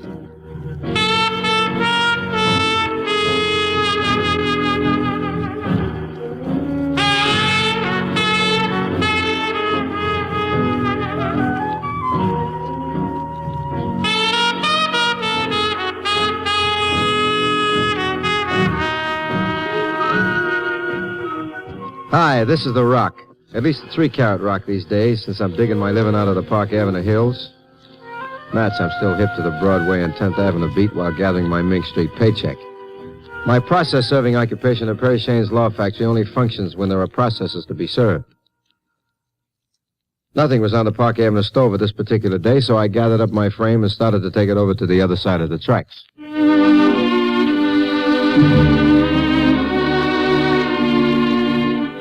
While passing along and counting the mahogany panels in the outer office, the ultra-solid door of Perry Shane's inner sanctum opened. And a perfectly normal sound emanated from Mr. Shane's larynx. Oh, Rocky, glad I caught you. I need another witness for this will. Mrs. Bigelow, this is Mr. Fortune. Fortune? It's an odd name. It should be mine, and they could call me Miss Fortune. That's very funny. I didn't think I had a joke left in me. Yeah.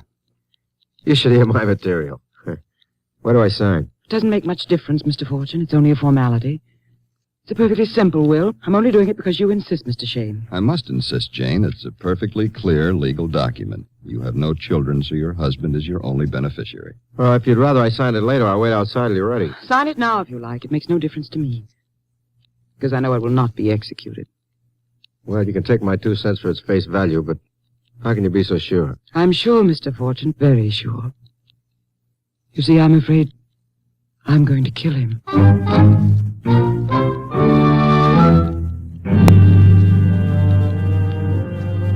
With those deadly words, I expected her to jump on a broomstick and go sailing out of the window. Instead, she picked up her hairless mink made of aging tweed and closed the door behind her. I took the bulging double O's off the space she had just vacated and put them back in my skull.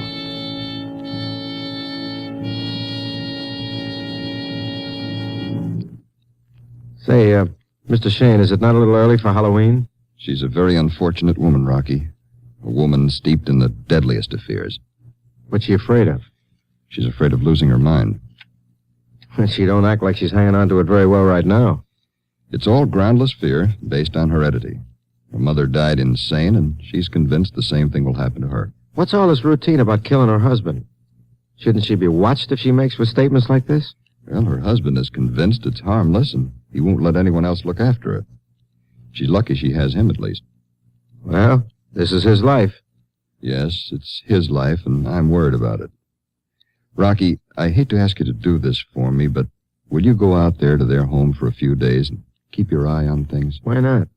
Just give me time to go to my tailor's and pick up a special little drape shape. Translation, please. A white Benny, friend. A little white coat. I think this I'm going to need.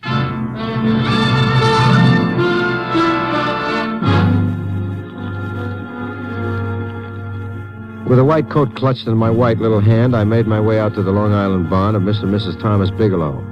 Shane paved the way with the help of Don Amici's favorite invention, and they were expecting me.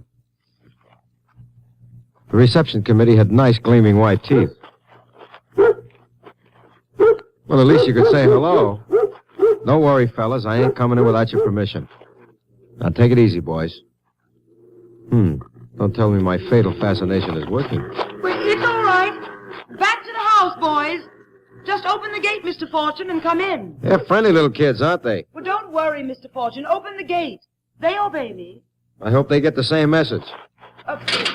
Will you, please make sure the gate is closed behind you? What happened to the dogs? Well, they've gone back to the house. They'll come back to the gates as soon as we're indoors. Have you talked with Mr. Shane? Yes, he called about an hour ago. I'm not quite sure what he expects you to be able to do. I don't think you can do anything. I don't think anyone can do anything. Then why don't you help yourself? Where I come from, that's always the best treatment. Help myself? I can't help myself, Mr. Fortune. If I could get myself to a doctor, I'd be doing just that. So why not go? Because I'm afraid of what he'll do after he examines me. I'm afraid of myself, Mr. Fortune. I'm afraid of what I'm capable of doing.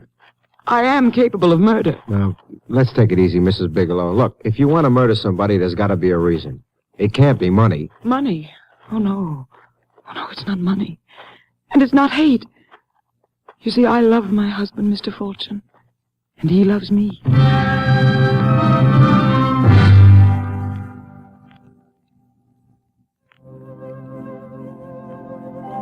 The house she ushered me into looked like it had been looking for a friend for years. This, like Madame, was a crazy little mixed-up house. Whenever you expected another room, you fell over another set of steps. She took me up one of these sets of steps, opened the door, and left a deposit. Me. The knocking that came upon my chamber door could have been the raven. It wasn't. Good evening, Mr. Fortune. I'm Tom Bigelow. Oh, hi. Come on in, Mr. Bigelow. I'm just sort of setting my compass. I wanted to talk to you for a few minutes before we joined Jane downstairs. Say, your wife's kind of upset. It's nothing unusual. I'm afraid Jane is always upset by some fear or the other. From my seat in the balcony, I'd say she needs a psychologist or a psychiatrist or something pretty bad. And she needs one desperately, but I can't get her to go. This latest obsession is almost too much. You mean about being afraid of killing you? That's right. Do you know she had me pick up a package for her at the sporting goods store in the village? I looked inside the package when I got home. It was a gun. When I asked her why she wanted it, she told me I needed it to protect myself against her. You know, the common sense school don't give diplomas, so I can't set myself up as an expert, but it seems to me that you're not safe in this house while she's carrying around a little idea of knocking you off. No one's safe in this house. That's why I wanted to talk to you alone. I appreciate Perry Shane's concern, and you're wanting to help, but it isn't safe. That's why we can't keep maids or cooks. The only help we have is Fred. He drives and does as much cleaning as possible. That's why the house is always in this condition. I just can't trust her with people. What are you two talking about? Oh, we were just about to come downstairs to join you, dear. You were talking about me when I came in. What were you saying? I was just telling Mr. Bigelow here that I'm a big boy now, and the salt air here on the island kind of gets the appetite. Yeah, we shouldn't keep Mr. Fortune waiting for his dinner, dear. I'm sorry, Mr. Fortune. Closed doors do strange things to me. I hear voices through them. Voices talking about me. Well, they were voices, our voices. But we weren't discussing you. I hope you won't mind, Mr. Fortune. I'm not feeling well. Would you mind eating with Tom? Well, of course he wouldn't, dear. In fact, I don't think it's good for you to eat alone. I'll have Fred serve Mr. Fortune's dinner, and we'll eat in your room. Oh, look, I can scramble some mean eggs myself. Oh, no, don't worry about that. It's all prepared. He'll have his dinner, and we'll have a cordial together. And Fred will drive him to the station. That sounds fine. Well, I'll chat for a minute while you see about dinner, Tom. Don't you tire yourself, dear. Go to your room and lie down, and I'll bring up our dinner. Very well, Tom. You go see about dinner. Only be a few minutes. I was anxious to talk to you alone, Mr. Fortune, because of what Tom just said. He said a lot of things. He said that Fred would drive you to the station after dinner. Does that mean you aren't staying? Well, yes. Of course, if you want, I'll come back tomorrow, but I gotta get back to town tonight. But I know you planned on staying. Why, after talking to Tom, did you change your mind? I'm still wearing the same old mind, Mrs. Bigelow. I'm just pointing it towards town for the evening. I'm not a child, Mr. Fortune. You're going back to town because Tom told you what I tried to do to Fred. So what if you did try it on Fred? That don't mean it can happen to me. Tom is sure it can happen to you. Particularly now there's a gun in the house. Look, if you're unhappy about the gun, why did you have Tom bring it in the first place? I didn't want it, of course. Tom just thought I should have it handy because I'm alone when he and Fred go to the city. You didn't order it from the village? Well, of course not. I hate the sight of the thing. Particularly since I don't feel I can be trusted. Since I tried to kill Fred, I'm almost beside myself. If you'd only go to the right kind of doctors for help. I want to. I really want to, but Tom won't let me. Tom won't let you? No. I know why. He thinks they'll have me committed for good. Mrs. Bigelow, I come from a part of town where killing only makes the inside pages of the tabloids. Small-time hoods, kids gone berserk, drink rotten jealous husbands go haywire, and they kill. But at least they all think they got a reason. A real reason to them. I realize that. That's why I can't understand why I'm afraid of killing Tom. I can't understand my taking an axe to Fred. How long ago did you do this? It was one night last week. I wasn't feeling well, so I took a sedative and I went to bed. I dreamed that night. Fred was in my dream. Without waking, I got out of bed, put on my robe, and I went outside. I went to the garage. I got an axe and went to Fred's cottage. He was in bed, asleep. I raised the axe. Fred wakened and sat straight up in bed, horrified. I calmly put down the axe, walked out of the room and went back to bed. If he hadn't wakened, I'd have killed him. Now, look, Mrs. Bigelow. You're a little mixed up now. Upset, you know. This whole thing could have been a nightmare. Never even happened. I realized that. In fact, when I woke in the morning, I just thought I'd had a bad nightmare. And what changed your mind? Next morning at breakfast, Fred came to Tom. Told him he was leaving. He didn't say why at the time. Tom questioned him later. He told him what happened. Tom finally told me. I think I get the picture. It must have happened if Fred wouldn't know about it. He couldn't be reading your dream. Exactly. How come he's still here? Tom prevailed on him to stay. He's our only hope of any help at all. Now he keeps his cottage bolted all night when he goes to bed. Tell you what, Mrs. Bigelow, in some kind of way, I don't know how right now, but some way there's got to be somebody who can help you. Your story is straight, but you got to realize one thing. Going to the doc doesn't mean you're going to be put away. Tell yourself that and tell Tom the same thing. I need help. I want help. You lock your door tonight. Do anything, but please, please don't leave me here alone, please.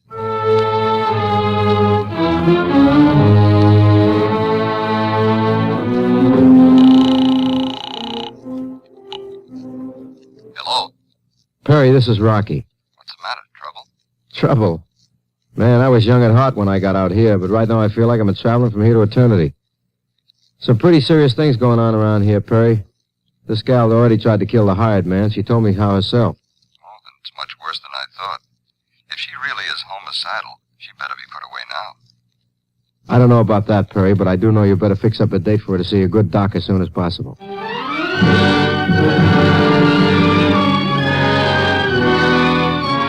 Before retiring to my background for bats, Mr. Bigelow stopped in.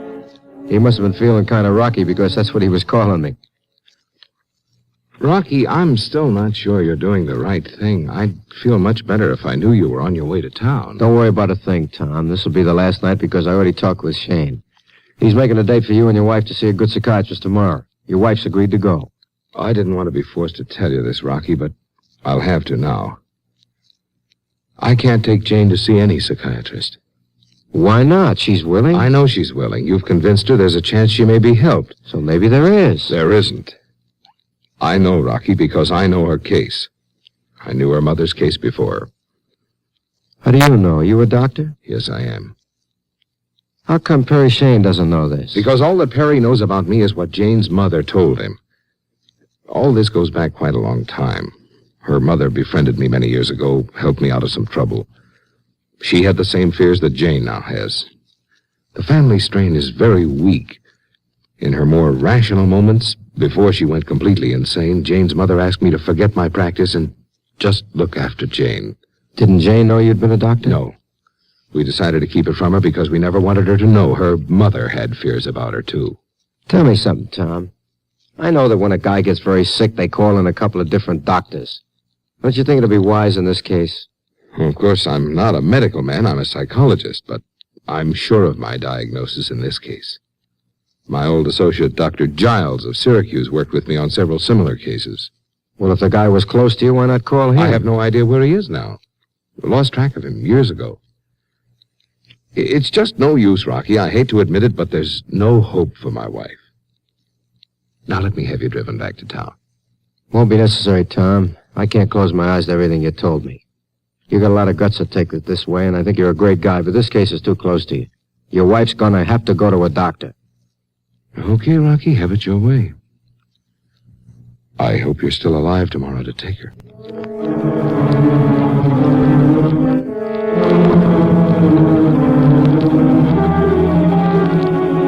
That was the last sound I heard from Mr. Bigelow, and the music it made to my ears was not from Harry James. This little boy was not going to help me get the treatment for his wife, even if he had to make like a Frankenstein to stop me. Somebody had to clear up some of the picture for me. Hello? Perry, it's me again.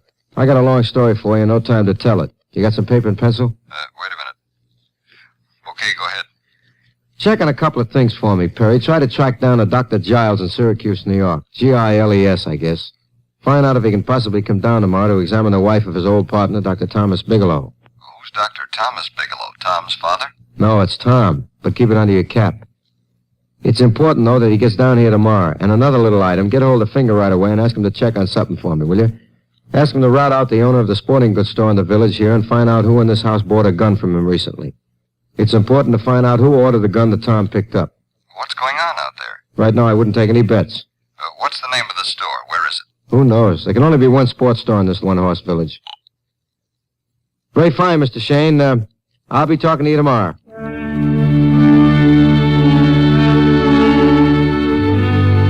We had a third party on that line. I heard the click.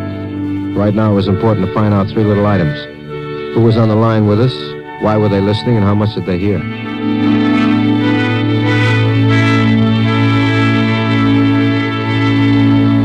By this time, the house was so quiet it was noisy. First thing I did was take off the shoes and drop them one by one on the floor. All I had to do was try to get around the house without being heard and try to find the snooper. Ow. The door was as quiet as a dentist's drill, and just as sharp. One little light burned in the hallway, but all it did was make the shadows darker and bigger. No light showed under any of the other bedroom doors. Finding it difficult to sleep, Mr. Fortune? Hiya, Fred. I find it kind of tough to get to sleep with all this quiet going on. I guess I'm used to the big city. Considering what happened to me the other night, may I suggest you stay in your room? Yeah, I guess maybe that's a good idea. Well, see you around.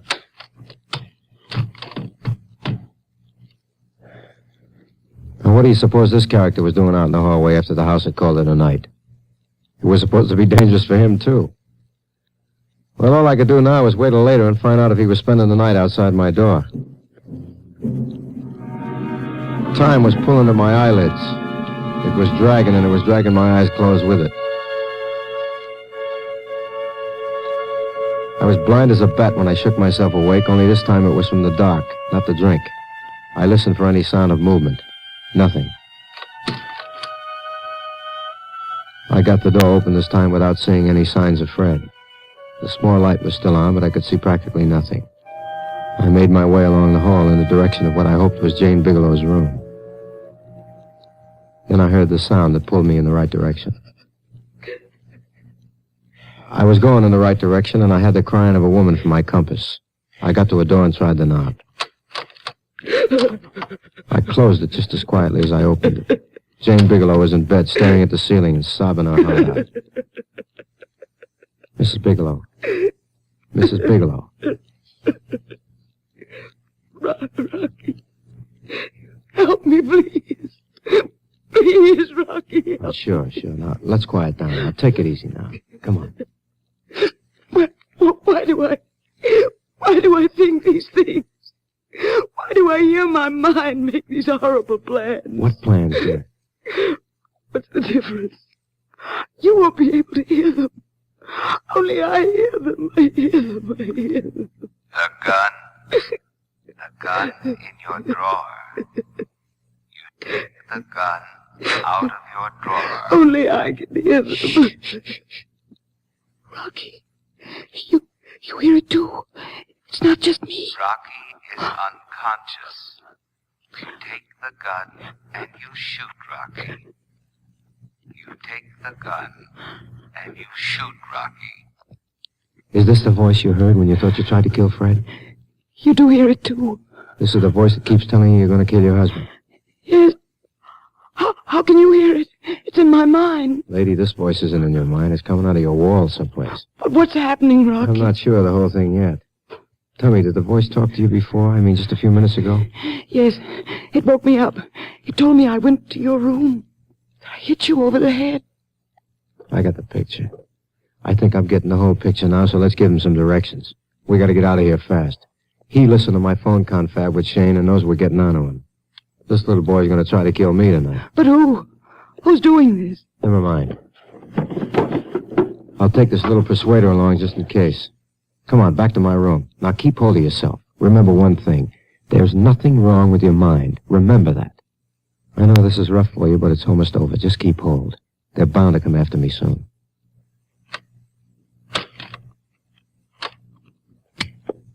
Surprise, Herman. Come on in. Rocky. What's the idea of the gun? Just following your directions, only instead of your wife supposedly shooting me with it, which is what you planted in her mind, I'm keeping this pointer right at your skull. Rocky, what's going on? My head. Rocky, I feel... No, please don't faint on me. You feel okay. This bum has been talking to you and everything for years. Now just swallow and pull yourself together. I'll be all right. What a smart little voice of conscience game you pulled, Mr. Bigelow. Check me on a couple of points. I don't know what you're talking about. You will. Everything fits. You were a psychologist. You knew your wife was disturbed because of how her mother died, and you kept working on her by planning things to make her believe the same thing was going to happen to her. And I didn't really try to kill Fred. Check me on this, Fred. Tom here coached you on the whole deal. The voice she heard, which was done through some simple gimmick planted through the house, it gave the story of what she was supposed to have done, right? All she actually knew about was what she heard. She never even left her room. Don't tell him anything, Fred. He doesn't know what he's talking about. He don't have to. We'll find a gimmick in the house. That's how you planted every thought you wanted in her head. And why you were coming over here now to hit me over the head and then shoot me with this gun. Later you'd convince her that she did it. It would happen that way, too, because it was all familiar to her. Familiar because of the thoughts you planted through the voice. Why did he do all of this? How could he do all of this to me? He was doing a very smart thing. Shane and everybody else knew that you had the obsession you were afraid of killing him. I'll make book. What he planned on doing was shooting you with his gun and then claiming self-defense against an insane woman. Or did both of you plan that, Fred? That wasn't my idea. I don't go along with this murder business. Shut up, you fool. There was never any thought of killing anyone. The life you were leading your wife was worse than death. I want to know one thing, Bigelow. I'm sure now you no longer practice as a psychologist because you were thrown out by all the decent associates who knew you. Was that the little trouble Jane's mother got you out of? No longer practiced as a psychologist. You mean Tom was once a psychologist? That's right. Figures, too. Only where decent docs use their know-how to help people, like most of them do, this crumb used his to try to destroy you. This I'll make book on without waiting for Shane's information. But why? Why did he hate me like this? He didn't hate you. He just loved your money more.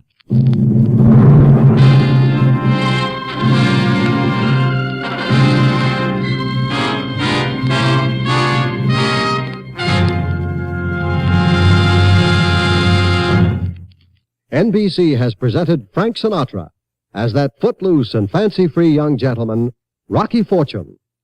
Others in tonight's cast include Maurice Hart, Betty Lou Gerson, Marvin Miller, and Frank Gerstle. Tonight's script was written by Norm Sickle. Andrew C. Love directed.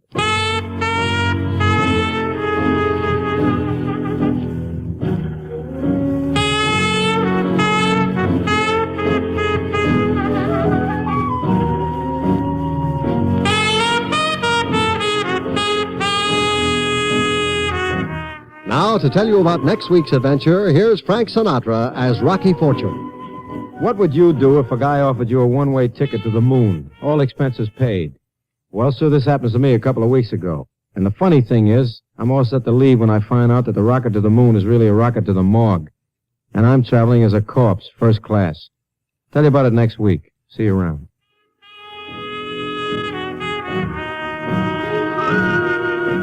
Enjoy Fibber, McGee, and Molly tonight on the NBC Radio Network.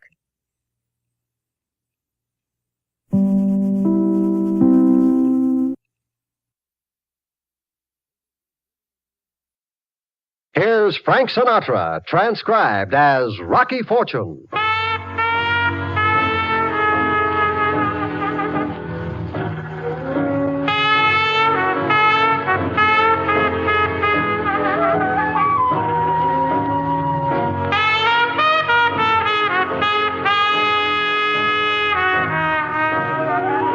Frank Sinatra, starring as that footloose and fancy-free young gentleman, Rocky Fortune.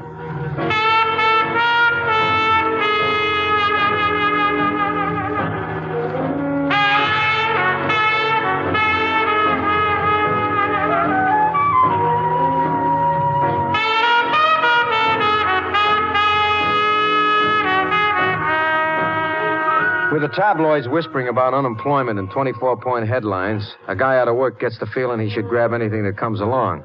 So when the kind lady at Uncle's Employment Service hands me a pink slip for an interview, I say yes before I read it. And after I read it, I'm not so sure. Adventurous young man with no family connections, desirous of serving mankind. Exceptional opportunity, unusual pay. Zenith Foundation, 45 Mugman Street. Experimental work, highly dangerous.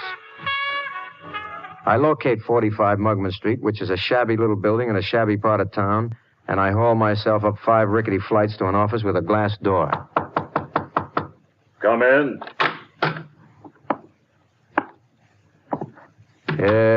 Is this the Zenith Foundation? It could be. I got a slip. Just have it. Fortune, huh? Rocky Fortune. No family? None to speak of. Turn around. What for? Because I say so. Anything you say, pal. Take out your wallet and toss it here. Oh, is that kind of dodge, huh? There's only $3 in it. Take it easy. I have to check it. Okay, you're holding the artillery. Let's have a look. No pictures. Home address, 55 Bleakman Street. What kind of a place? Rooming house. Honorable discharge from the Army. 3 citations. Where? Anzio. Health good? Terrible, but I ignore it. Driver's license, chauffeur's license, hack, steamfitters union, maritime card, truckers. You're a drifter, huh? Yeah, I've been around a lot. How come? I get restless. I was born that way. You go away for a long time, ever? Yeah, 3-4 months. So nobody'd miss you particularly? Not particularly. You clean? You mean jail? I mean everything. Police record, prints, booked. Clean. All right. Turn around. Here's your wallet. 1, 2, $3. Yeah, it's all there. Okay, Fortune. You can meet the boss. I'm not so sure I want to. Is this thing legit? It is not only legitimate, it's top secret. Let's go. Where? Utah. How's that? That's where the job is, a ranch in the Utah desert. Oh, well, I'll pack my stuff and notify the landlady. You won't need the stuff. We supply the uniforms and equipment. You can write your landlady. It's better that way. And what'll I tell her? Tell her you're going away. You're going to go a long ways. You'll be gone for a long time. Tell her you may never come back. 2 hours later, Milton, that's the bum's name, and me are on a plane headed for Utah. I still don't know where or why I'm going or what I do when I get there, but I figure any kind of a job is better than starvation. Besides, I can always quit. I keep telling myself. Okay, Chester, set it down. Is that it? That's it.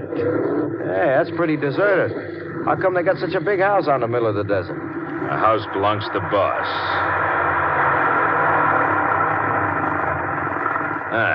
This is where we get out. Let's go.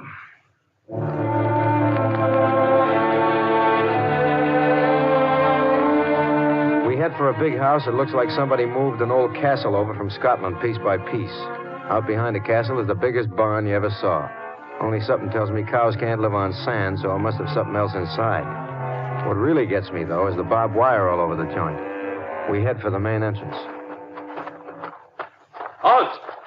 It's okay, Harvey. Oh, it's you, Mr. Milton. The boss inside? Yeah, he's in there with the professor and his secretary. We'll just go right in.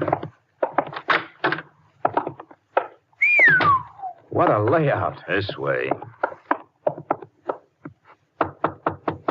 Come in. Well, Milton, I see you found a man. Rocky Fortune, this is Colonel Sam Jones. The Sam Jones? The man who owns half the oil wells? All the oil wells, boy. All of them. Oh, glad to know you. This is Professor Von Gluck. A pleasure, I'm sure. And Colonel Jones' secretary, Helen Crandall. My pleasure. You're from New York, aren't you? Brooklyn. So am I. Isn't it a small world? Sure. I think before we continue our discussion, we should inform Mr. Fortune of why he was selected for the job. By all means.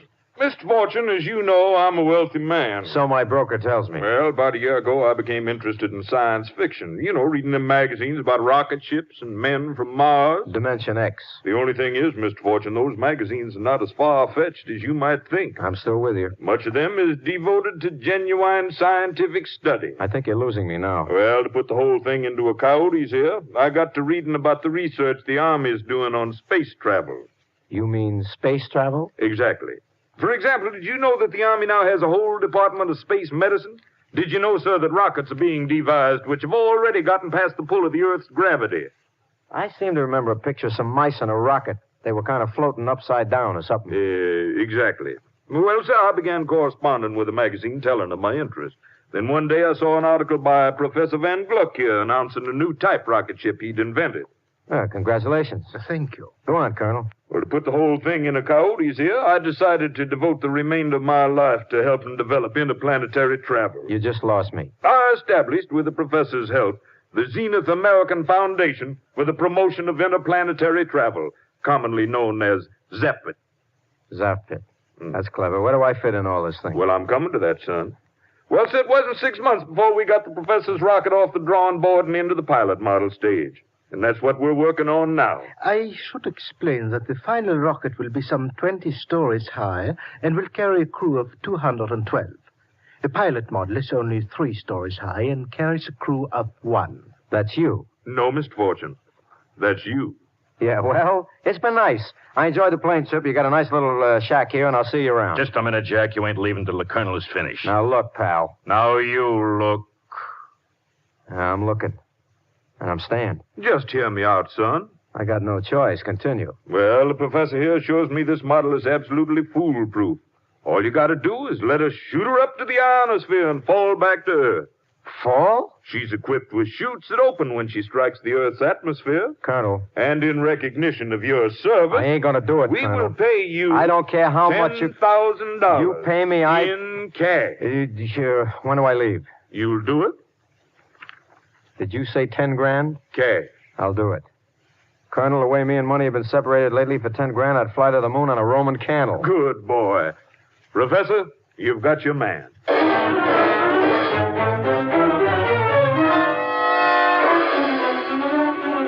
That's it. They give me a room with a view of Salt Lake Desert and all the room service I can tolerate. I kind of feel a little tired, so I stretch out for a snooze. But I'm no longer alone. Who's that? Shh. It's me. What's the shh about? I don't want them to hear me. Who's them? The professor and Milton. Well, in that case, maybe you ought to shut the door. Okay, what's on your mind? I came to warn you. Okay, warn me. Get away from here. I like it here. They'll kill you. Yeah, I'm going to die one way or another anyway. Please, I'm not joking. Look, Miss Crandall, maybe you better get to the point, huh? The rocket ship... Shh. Somebody's coming. Yeah, let's make like we're necking. Well, well, you. Doesn't anybody ever bother to knock in this joint? I see you and Miss Crandall are getting acquainted. I was just showing her a few holes. I used to be a wrestler. Flyweight. You don't waste much time. I don't have much time, pal. I may be on my way to Mars in a couple of days. The professor wants to show you the ship. Fine. Where to? It's out back in the barn.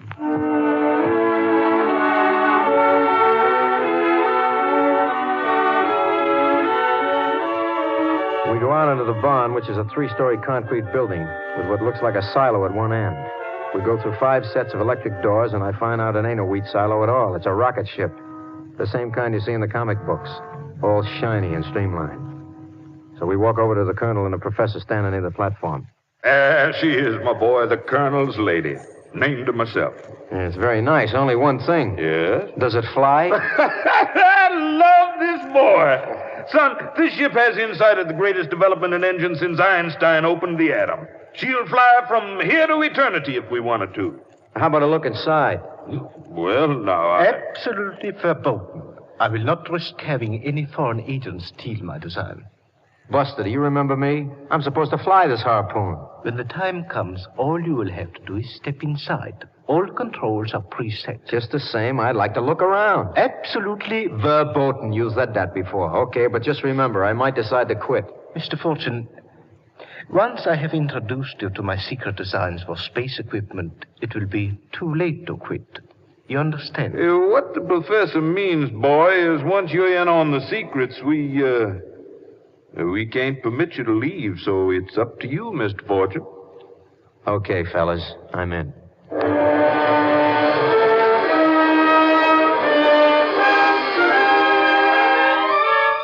I go back to my room to think things over, and it occurs to me that maybe I'd better get a gander at the inside of that chromium nightmare out in the barn before I really commit myself on this job. So I wait for dark and then sneak out back.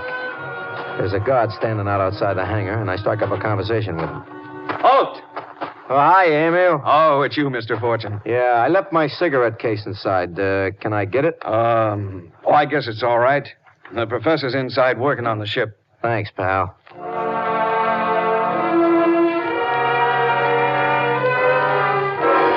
Emil opens the doors, and I go inside. The professor and Milton are inside a little glass office over a drawing board. I can hear them talking as I sneak past.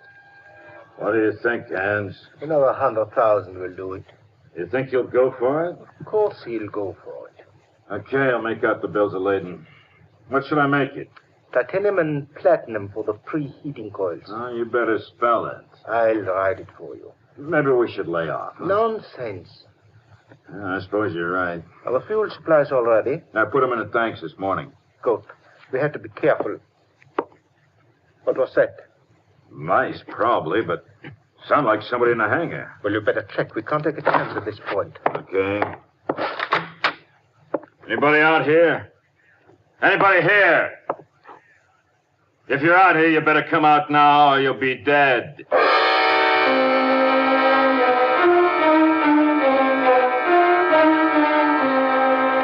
The mice they heard was me, and my big feet stumbling up the ladder to the inside of the ship.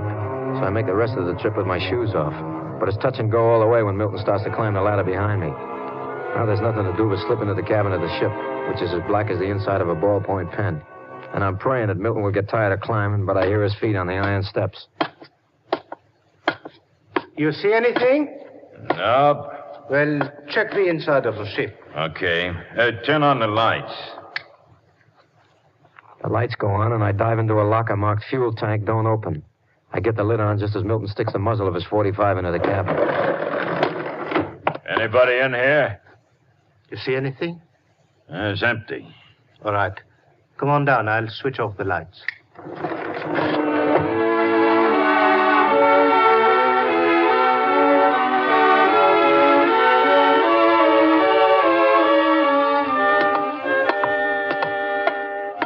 When I hear Milton go down the steps, I strike a match to see where I'm located. I put it out in the biggest hurry since Paul Revere's ride. The fuel tank is loaded to the giblets with sticks of ordinary blasting dynamite. So I climb out and decide maybe I better have a look around, which I do. What I find is so interesting, I don't even notice it when the door of the cabin slides open again. Okay, Fortune, get him up high. I thought you left. I did. But the guard mentioned that you were inside. You came up quiet as a mouse. Or should I say a rat? What you say don't matter much, because you won't be able to talk at all pretty soon. I see Mr. Fortune has been snooping around. That's right, pal, and I've seen some pretty fascinating things, too. Really? Uh-huh. This is a real crazy rocket ship you got here, man. In what way, Mr. Fortune? Well, for instance, you take them bulkheads. They're the first genuine 12-ounce canvas duck bulkheads painted to look like metal I ever seen. Also, they're marked Property Room, Magnum Picture Studios, Incorporated.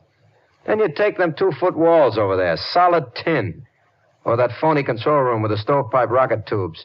This thing's built like a cardboard display model.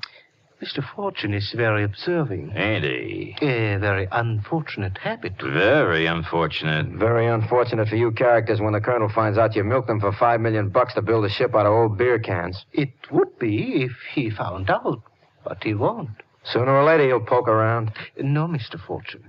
You see, tomorrow morning we make our test flight. Pal, you couldn't get this Erector set off the ground with a derrick. We aren't interested in getting it off the ground. You may have noticed the rather unusual fuel we carry, trinitrotoluene, known as TNT. I begin to see it. Yes. When the initial rockets go off, there will be a case of acute engine failure. The ship will go up in a cloud of dust, and Milton and I will retire to a small island with $3.5 million to try to figure out what went wrong. Oh, brother, what a swindle this is. It is a masterpiece, isn't it? Yeah, and I was slated to go up in the smoke along with the ship. Unfortunately, yes. We had to hire someone to make it convincing. Rocket to the moon, they say. You ought to call it rocket to the morgue. For you, Mr. Fortune, it will be exactly that. You see, you are going to make the journey as planned.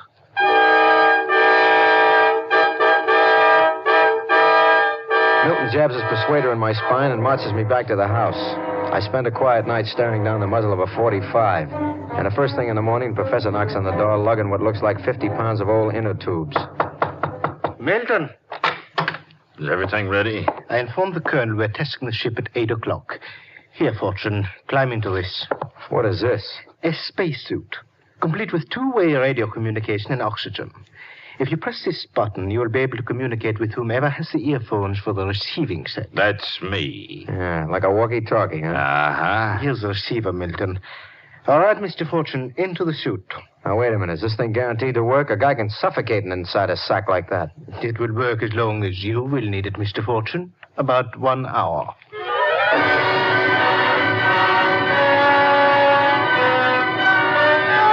The Buck Rogers outfit, and Milton screws the aluminum helmet on my head. By the time he gets finished strapping on the lead boots and the oxygen tanks, I look like Martian Sam the Minstrel Man. Milton turns on the oxygen, and we go outside where the Colonel and Helen Crandall are waiting for us alongside a Jeep.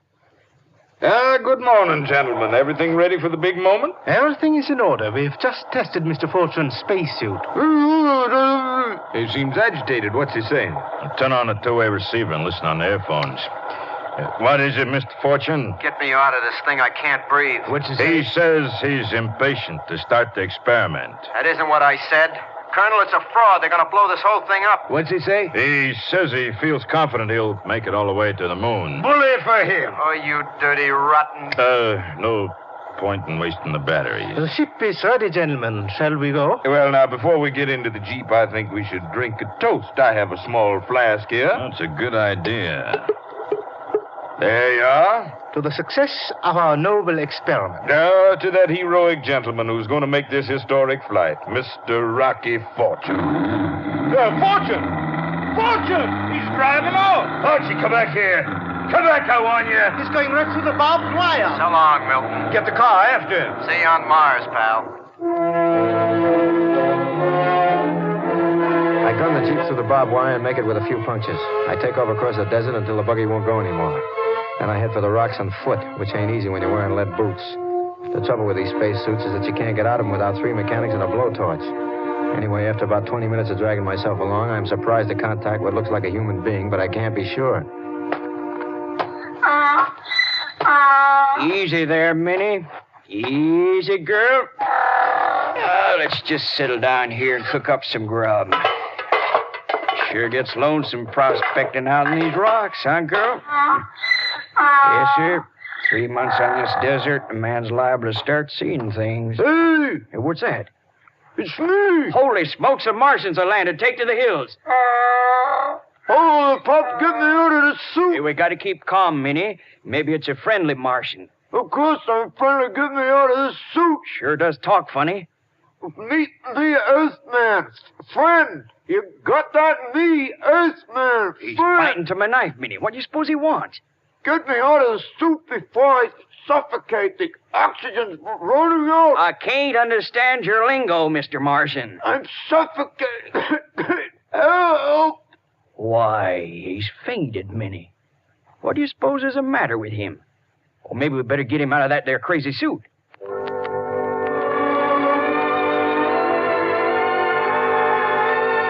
The oxygen gives out, and all of a sudden the world does a quick blackout. When the lights go on inside my brain, I'm flat on my back in very familiar surroundings. Looking down on my baby blues is the ugly face of my good friend Milton. Oh, what happened? Take it easy, pal. It's coming out of it, Prav. That's fine. Oh, you. Where am I now? In the rocket ship, pal. The prospect of the desert. The old prospector took you out of that spacesuit just in time. How did I get here? When he saw you were just a man, he tied you to his mule and brought you right to the house. Convenient, huh? Swell. So the professor and me took you back into the ship to get you ready for the trip. You skunk. Make sure he's tied up, Milton. I'll go down and keep the colonel cooled off. Right. And as soon as you get clear of the launching platform, I'll set off the charge. I hope you don't make it, you punk. Thank you. Well, Mr. Fortune, bon voyage.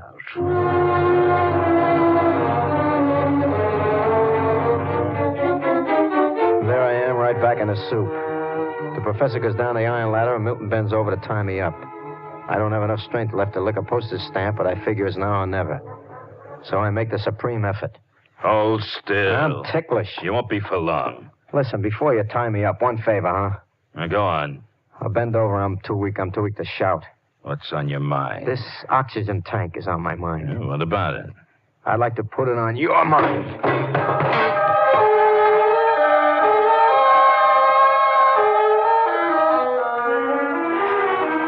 Don't ask me how I did it, but somehow I managed to tip over one of those iron tanks over into Milton's head. He goes out like a sick firefly. I know I'll never leave the hangar alive if the professor can help it, so I decide to change clothes with my muscular friend Milton. It takes a couple of seconds, and I pull down the hat, take his gun, and climb down the ladder. 2 seconds later, I'm out of the barn and head for the concrete shelter where the professor and the colonel are going to watch. Here comes Milton. Well, we'll give him time to get clear. I can't understand what made that boy chicken out at the last minute. We managed to convince him to go through with it. Colonel, don't let him do it. Ah, nonsense, girl. This is a historic moment. Ready, Milton? He's waving his hat. Let her go, Professor. Right. Look out!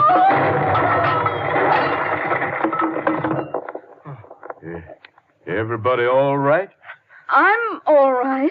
What happened? The fuel tanks must have exploded. Poor Rocky. Yes, too bad. Yeah, ain't it a shame, though? What? Don't move, Herman, or I'll blast your skull. What's the meaning of this? Fortune, why aren't you on your way to Mars? I found out I forgot to buy a round-trip ticket, Colonel. Sir, I demand to Just know... go over and take a look at that load of junk that this swindler just blew up inside your barn. Junk, sir? I don't believe you. These characters swindled you out of $5 million, Colonel. That rocket ship is nothing but papier-mâché and mucilage. He's insane. Am I? Here's a piece of metal that blew out of the barn just a minute ago. Well, that does look like a part of the tail fin. Yeah, on one side it looks for real, all shiny silver paint. But if you turn it over, it's the first tail fin you ever saw that says Rappaport Selected Sardines. Let's go, Professor. Why, the boy's absolutely right. I tried to tell you. You swindling coyote, I oughta... Save it, Colonel, save it. The government's got a place for this character, and it ain't built out of old beer cans either.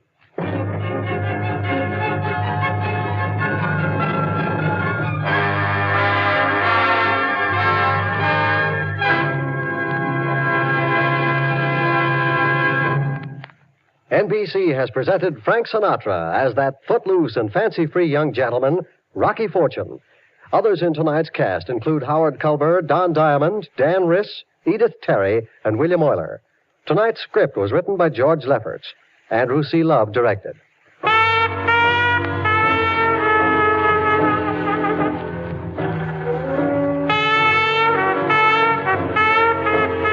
Now, to tell you about next week's adventure, here's Frank Sinatra as Rocky Fortune. Did I ever tell you about the time I decided to find a new room because I found out they were using my old mailbox as a numbers drop? Sure, I found a room all right, but I almost had to give up my lease on life along with the first month's rent, which was payable in blood. Tell you about it next week. See you around.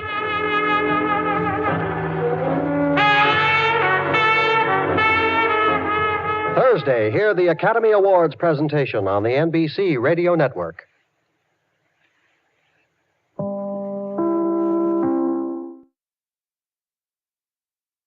Frank Sinatra, transcribed as Rocky Fortune.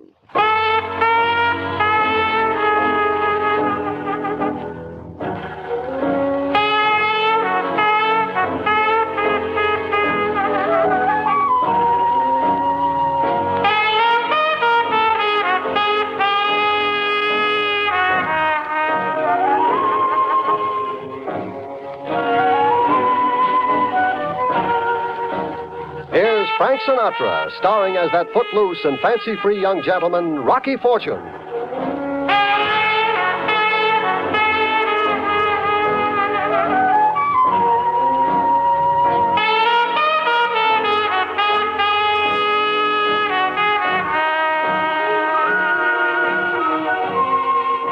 Hi, did I ever tell you about the time I decided to give up my place on Bleakman Street and find a new room? Oh, not that the place was bad, but when I started using my mailbox as a numbers drop, I decided it was time to find a new pad, which I did. The only trouble was the landlady. She wanted to collect the first month's rent in blood, and when I objected, her superintendent tried to terminate my lease on life.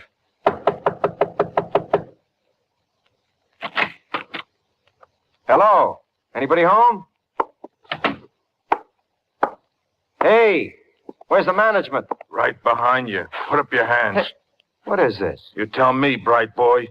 I'm looking for a room. What brought you here? The sign in the window that says room for rent. Now, would you mind pointing that horse pistol the other way? What's your name? Julius LaRosa. What's yours? You a wise guy? Listen, Sammy, put down the artillery and let's get that. Who is it, Lenny? This joke was wandering around inside, Ma. The door was open. The sign said room for rent, so I came in. You want to rent a room. That's the general idea, Ma. Put away the gun, Lenny. Ma, how do you know who this character is? Put it away. Thanks, Ma. We've been having trouble with thieves lately. Lenny thought maybe you was one. Well, I'm glad you protect your guests. Do you have a room? We got one vacancy on this floor, third door down. Can I see it? This way.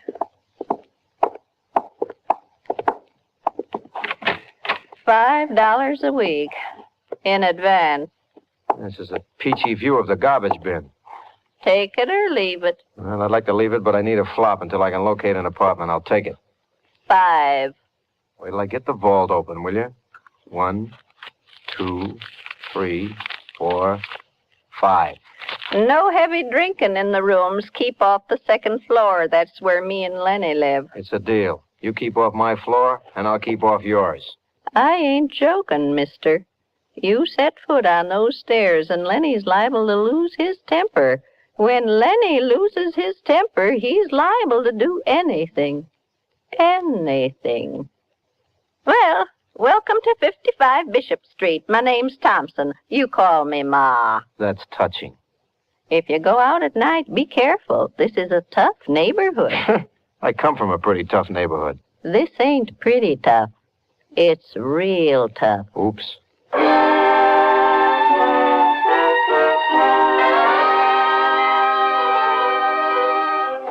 I park my duffel and flop down on the mattress, which is a cross between a sack of cement and the Aberdeen Proving Grounds for light, medium, and heavy tanks. No sooner do I close my eyes than the door opens. In walks a little bald-headed guy about 40 wearing rimless glasses. A Casper milk toast if I ever seen one, and I seen several. What are you doing here? What do I look like I'm doing? Playing Scrabble? Do you believe in knocking? Get out of this room. Oh, you got to get a little bigger before you talk like that to a full-grown man, Buster. Where are my things?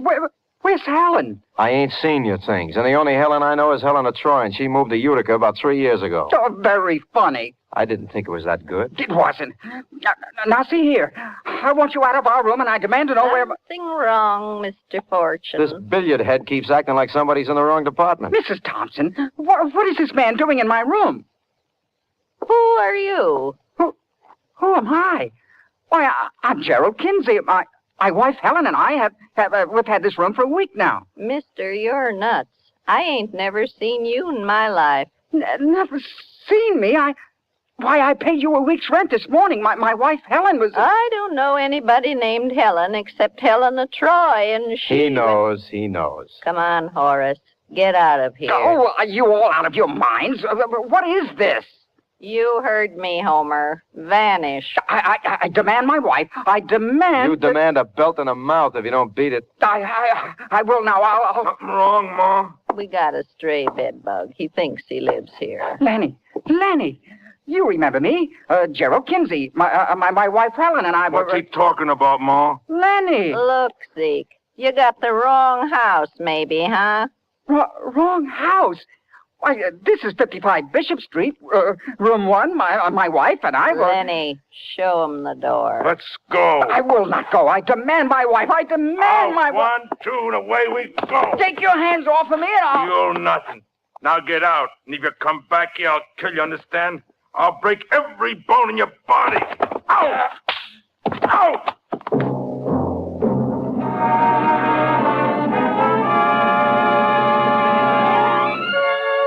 I watched Lenny give Gerald a bicep like he was a sack of old feathers, and then I start to unpack. Inside the dresser drawer, I spot a cufflink with the monogrammed initials GK on it. Also, there was some spilled face powder. I put the cufflink in my pocket and lie down on my bed to think things over. I'm just starting to doze off when I hear a sound at the window. So I make like I'm asleep, and I wait.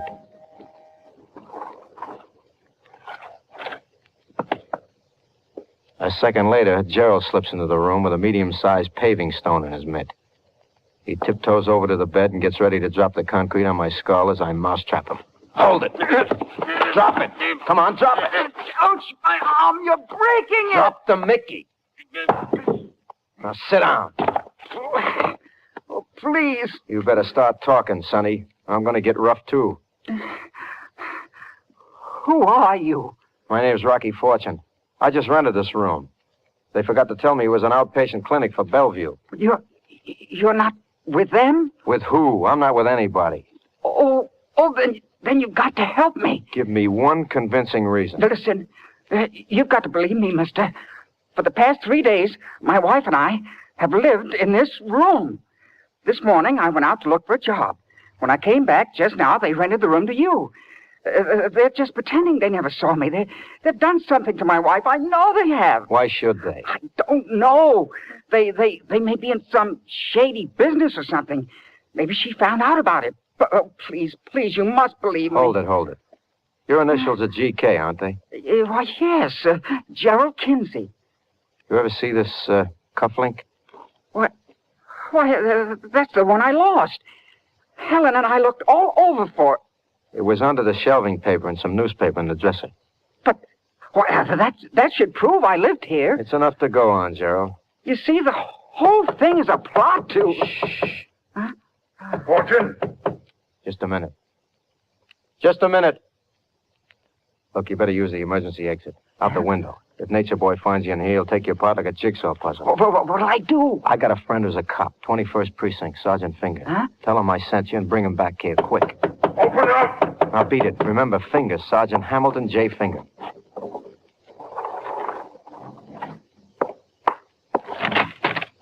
I thought I heard somebody talking in there. Talking? Oh, that was me. I always talk to myself. Oh, that's a bad habit. I never listen to it. Huh. That's a good one. It'll keep you out of trouble.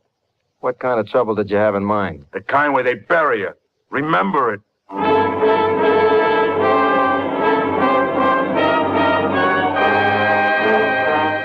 Lenny goes upstairs, and I settle down to wait for Gerald and the gendarmes.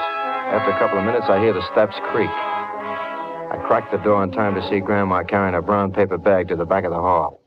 She takes maybe 2 steps and stops. You're liable to get your nose caught in the crack of that door, Mr. Fortune. I could spare a little. We like the boarder to keep the door closed. Gee, you and Lenny are a couple of real trusting souls, ain't you? I told you we've been having sneak thieves. Can I help you with that paper bag? Just going out back to put the garbage out. I can manage. Just trying to be friendly. Try it with the door closed. Sure, Ma.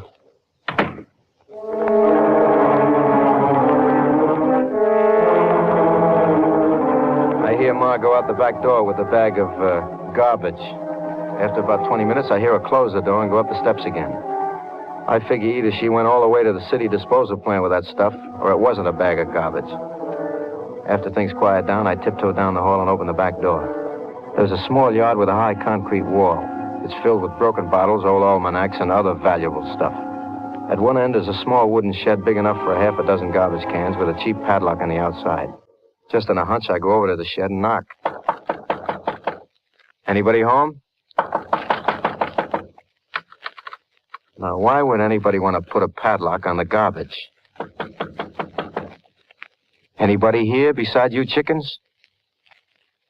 Okay, we'll just do a little lock picking and have a look.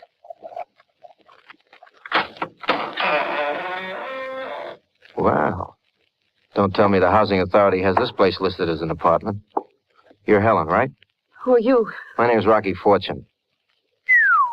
How does that guy rate a knockout like you? Are you working for Gerald? More or less. He and I seem to share a room. Listen, you've got to help me. Maybe we better close the door, just in case Lenny decides to check on his guests. Why have they got you locked up here? I don't know. Ma and the big one, Lenny, they must have drugged me or something. You got to tell that to Gerald. They locked me out here. They told me they'd kill me if I made a sound. No kidding, mister. What are you so scared of me for? You tell Gerald. I wouldn't want him to think I left him on my own or anything. You know how he gets. You have been drugged. Now, take it easy, kid. We'll have you out of here in no time, as soon as I figure out a way. You believe me, don't you? I didn't run away from Gerald. Honest, I didn't. Did you want to? We had a big fight this morning. But I didn't mean what I said. It's those people, Ma and Lenny. They put me out here. All right, come on, let's get out of here. The fragrance from these garbage cans is a little bit too much. Uh-oh. What is it? That was the back door to the house. Here comes Lenny and Grandma. You'd better hide. Where, in my pocket? The garbage can. Smart girl. Okay, put the lid on. Hey, turn on the air conditioning, will you?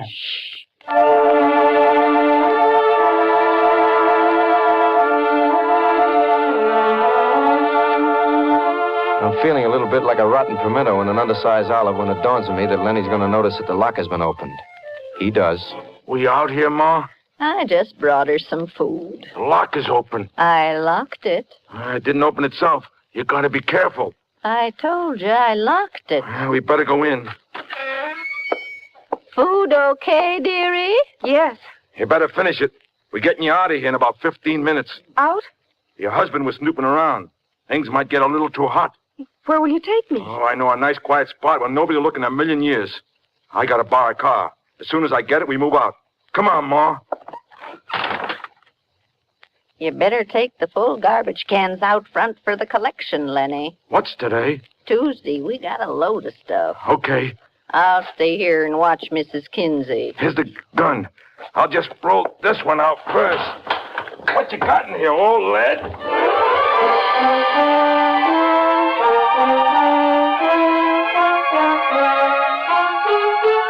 For a couple of minutes, I die while Big Lenny rolls me out to the front of the house to be picked up by a gent from the sanitation department. As I feel myself lifted into the truck, I decide I'll keep quiet till Lenny gets back to the house. It's then that I hear the machine that grinds the stuff. Okay, Charlie, toss up that next can.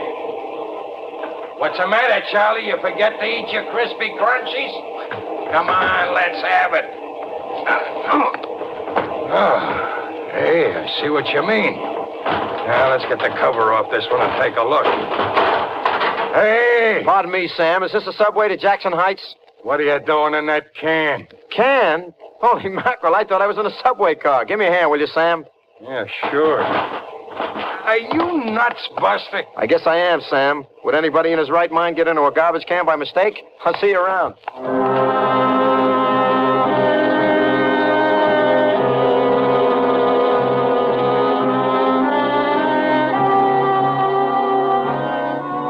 I shake a few breadcrumbs out of my hair and climb off the truck. I sneak back into the house and make for my room. I get there and hear voices inside. I told you to stay away from here. I want my wife, Lenny, and I'll kill you if you don't tell me where she's hiding. Go ahead.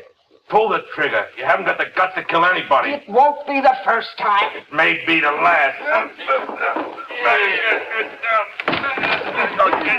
Let go of my throat. Rocky, hit him. A pleasure, pal.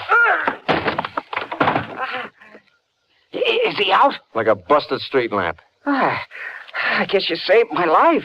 How come you didn't get the cops? I got a gun instead. I was determined I'd handle it myself. Somehow you just don't seem the type. Anyway, I located your ever-loving wife. Helen? Where? They got her stashed in a wooden garbage shed in the back. Oh, I'll get her. You stay here and keep the gun on Loverboy in case he recovers from that belt I gave him. Oh. I'll get Helen. Okay, maybe that's best. And keep an eye out for Ma. I don't think she's gonna like us.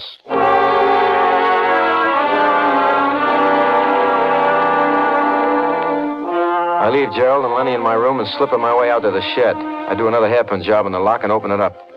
Helen's sitting on a stack of old newspapers waiting. Helen? Rocky, you all right? Yeah, except for a slight tinge of city dump number 5. You ready to get out of the shoebox? Yes, but what about Lenny? Lenny's in on his face in my room, and your husband's holding a heater on him. Gerald? Is here? Uh-huh. I see. Puts a slightly different color on things. You don't look very happy. I'm not. What's wrong? It's none of your business. Now, look, baby, I almost got myself bumped off getting you out of this trap. Now, level with me. I'll level, Rocky. But at you, not with you. Get 'em up. What is this? Kill Fortune Day in Brooklyn? Where did you get the artillery? I had it. I don't get it. You will. Turn around. So, you ain't exactly the damsel in distress I figured you for. Look, button brain. For reasons of my own, I'm not interested in meeting my dear husband right now. I told Ma and Lenny that he was an escaped convict, holding me prisoner. I talked them into hiding me out here and pretending they'd never seen me. How did you manage that? Little money can make people do very noble things. No more talk now. This won't hurt a bit. I'll just... Hold it, Helen. Drop the gun. You keep away from it, Fortune. Okay. Ma, into the shed. You can't do this. Lenny needs a doctor. I'm doing it. And he'll come to in an hour, so I just kicked him once or twice. Oh, you're a nice kid. We're even, Fortune. You saved me. I saved you. Shall we dance? The only ones who are going to dance are me and my sweet little double-crossing wife. Gerald, I swear I didn't double-cross you. The old woman and her son, they found out about the jewels. They locked me out here and tried to make me give them up. That's a lie. You told us your husband took dope and beat you. You asked us to help you get away from him. That sounds more like my little girl. She's lying, Gerald. They kidnapped me. Sure. Where's the stuff? I hid it. I'll bet you did. Well, find it. It's in the ash can. Here. Is this all the stuff from the Rensselaer job? It's all there, Gerald. It better be. Because you and I are going for a little journey. And you know how it upsets me when somebody tries to pull a fast one on me. It's all there. Okay, Fortune. You and Ma here are lucky. I'm going to give you a chance to stay alive for a while longer. Because you've been so good.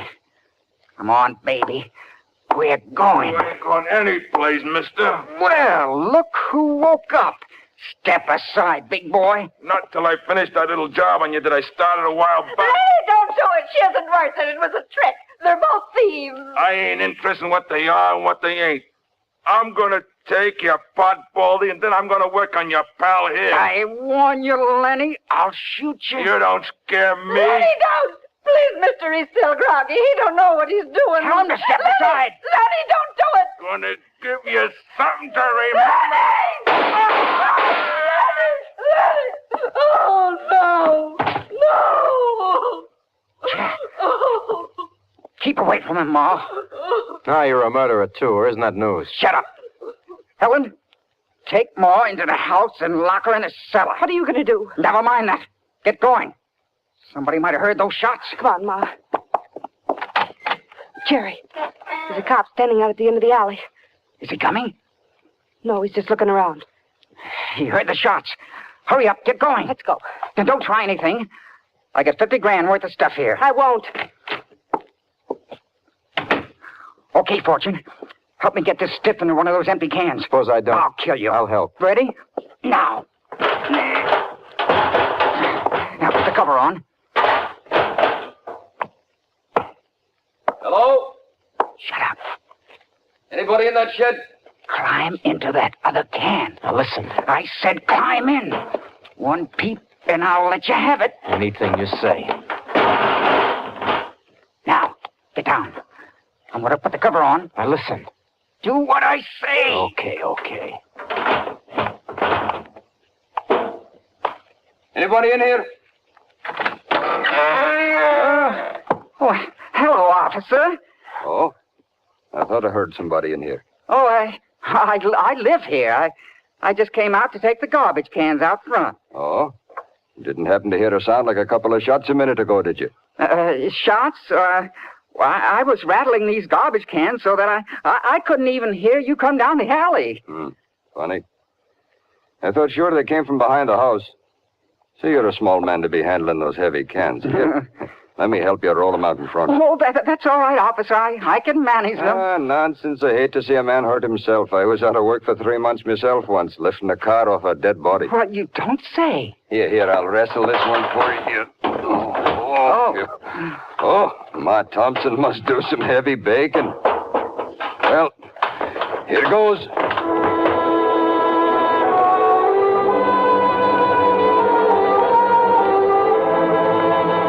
So there I am again, headed for the city dump. I'm afraid to open my app because I don't know whether Gerald has his cannon pointed at me or not, so I figure I'll let him roll me out to the sidewalk before I make my move. By the time I reach the street, I'm so dizzy I feel like I'm in somebody's mixer with the dial-set-ed heavy whip. Oh, thanks, officer. You can just leave them right here. Oh, looks like we missed the morning pickup anyway. Yeah, there's an empty one here. Well, I'll just be moving along. Oh, thanks a lot. You're a real lifesaver. I hate to see a man strain himself. Well, you're in luck. Here comes the garbage truck back from his run. I'll just stop him. Oh, no. There's no need for that. Since he's an old pal of mine. Hey, Hennessy! Hey!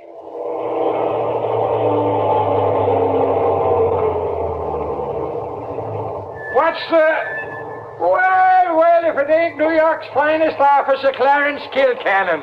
Hey, Hank, do us a favor, will you? Ma Thompson missed the morning pickup, and she's got a couple of cans loaded to the brim. Would you dump them out? Thompson, huh? Say, I was emptying one of her cans this morning, and a live character steps out and asks me if this is the subway? Sure, and you're pulling my leg. May I never take another breath if it ain't true. Another drop would be more fitting. Here now. Hey, Charlie, give the officer a hand with those. I wouldn't want him to strain himself. Up we go. And up with the lid. Oh, no. Top of the can to you. What the?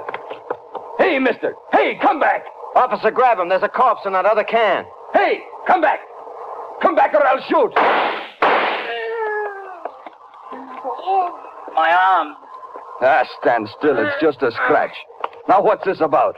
He shot Mrs. Thompson's son. The body's in the other can. Officer, it's alive. Yeah, well, we'll just go back and have a look.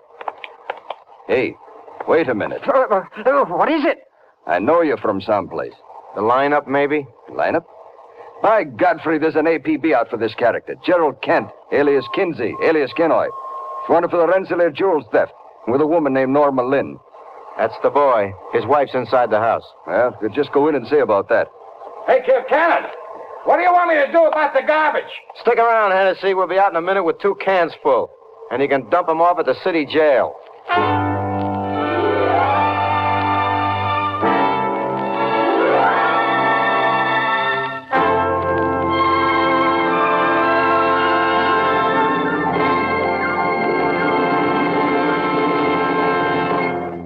NBC has presented Frank Sinatra as that footloose and fancy-free young gentleman, Rocky Fortune. Others in tonight's cast include Frank Richards, Gloria Ann Simpson, Jim Eagles, Virginia Gregg, Eddie Fields, and Maurice Hart. Tonight's script was written by George Lefferts. Andrew C. Love directed.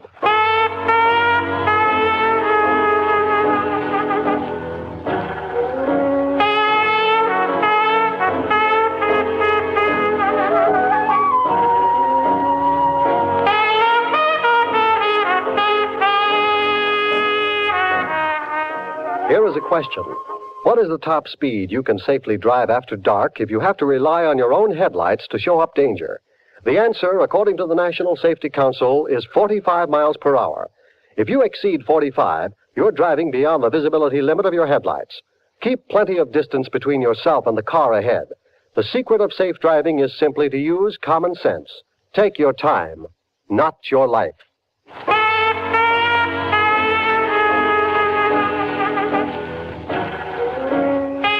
Tonight, enjoy Fibber McGee and Molly on the NBC Radio Network.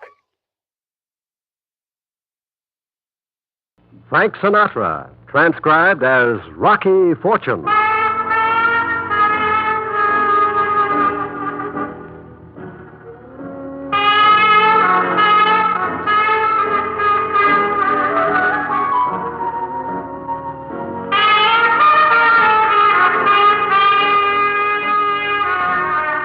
Frank Sinatra, who stars as that footloose and frequently unemployed young gentleman, Rocky Fortune.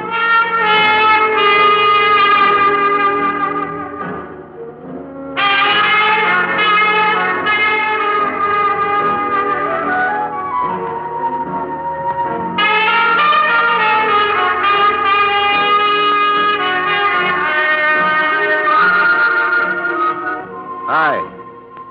I don't know what it is about me and employment. We start out together, but sooner or later we reach the fork in the road. Usually sooner. You take last week. The employment agency sent me out on a job as an oyster shucker. But somebody tried to serve me up on a half shell with a real crazy cocktail sauce. Blood.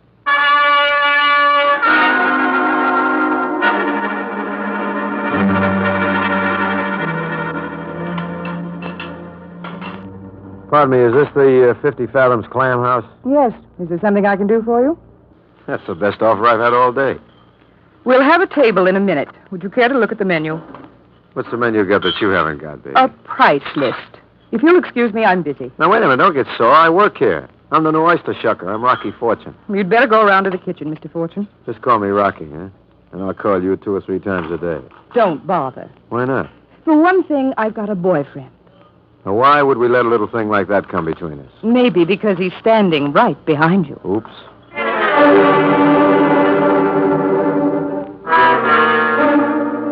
He isn't exactly standing behind me. It's more like all around me.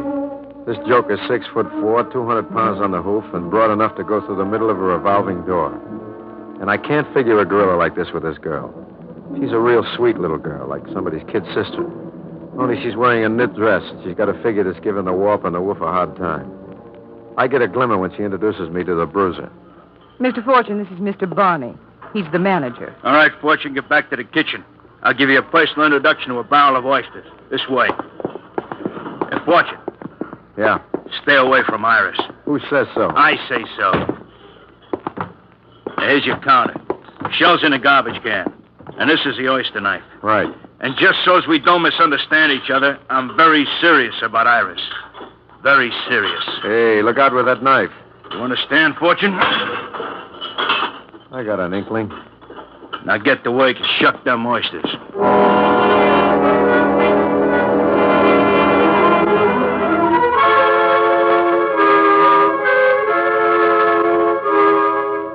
It takes me a few minutes to pull the dull-bladed oyster knife 2 inches out of the table where Big Barney has buried it. About this time, Ferdinand the waiter drifts in the door. Ferdy's a little wispy guy who looks like the mechanical rabbit the greyhounds chase at the dog track. A dozen cherry stone. Hey, who are you? Rocky Fortune. I'm the new oyster shucker. What happened to Herman? Maybe he got washed out with the tide. Hey, pal, when do I get something to eat here? Didn't you get some supper? No. That Barney, no consideration. Look, I'll fix you something. I've been looking at the menu. How about the swordfish? No? To my best friend, I wouldn't recommend the swordfish. Not tonight. Ferdinand? Yes, sir? Mr. Abernathy's coming in. Excuse me. Hey, Chief! Give me 2 double shrimp cocktails, a crab meat salad, lobster gumbo, a bowl of Boston, a bowl of Manhattan, and a bucket of lobsters. What do you got out there? Rotary luncheon? No, just Mr. Abernathy.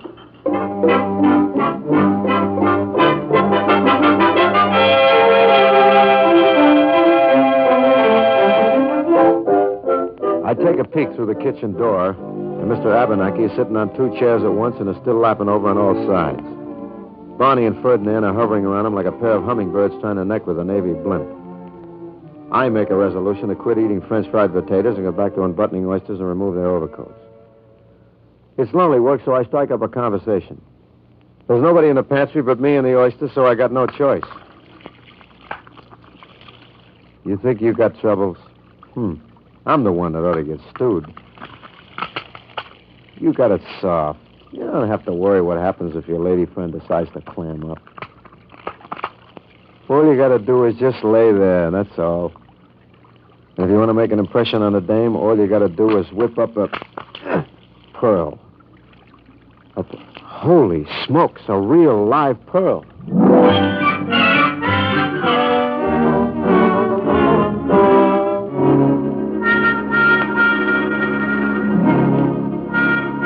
It's a real live pearl sitting in the middle of that oyster staring up at me with its one beautiful beady eye. I'm figuring on calling little Arthur the Book to place a fin on the nose of Pearl Diver in the 5th at Belmont when I open the next oyster. So help me another pearl. I haven't had a run of luck like this since I busted up the floating crap game in Dockety's garage. So I leave the steak out and shoot it all. Another oyster. Another pearl. Come on, baby. Papa needs a new necklace. One after another, and every little darling loaded. I'm trembling as I hit number 10, 11, and 12.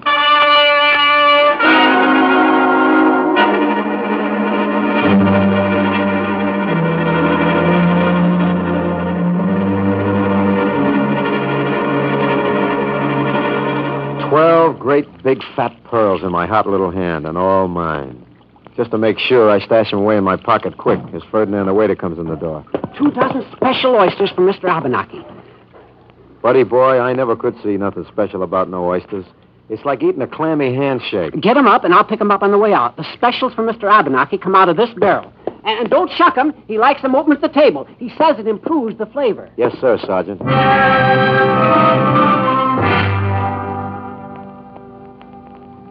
Unfortunately, Barney has forgotten to tell me this, and I've already separated Mr. Abernathy's special oysters from their shells.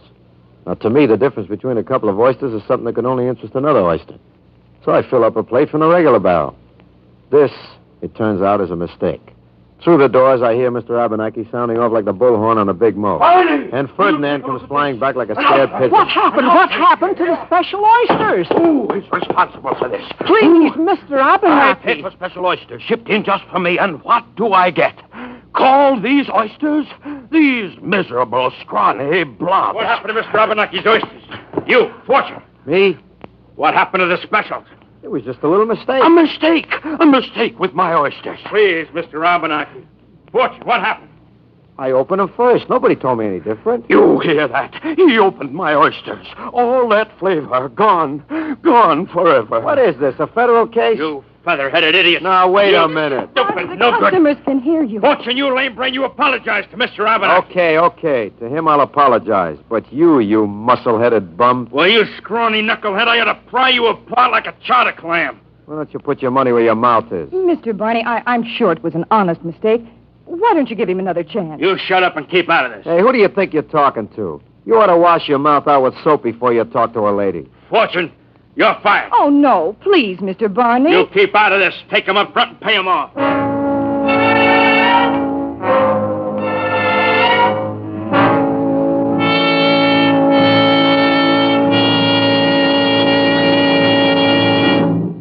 Iris fishes me a couple of bucks out of the register, and I can see she's a little sorry for me, which makes me feel very pleasant indeed.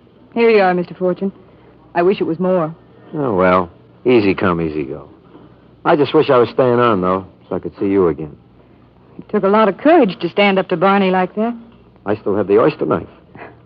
I wish there was something that I could do. How about splitting a steak with me tonight, huh? After all, I just got fired, and I shouldn't be left alone with a knife. Well, I suppose it's all right. Meet you when you get off. Is it a date? All right, Rocky. I'm off at 9.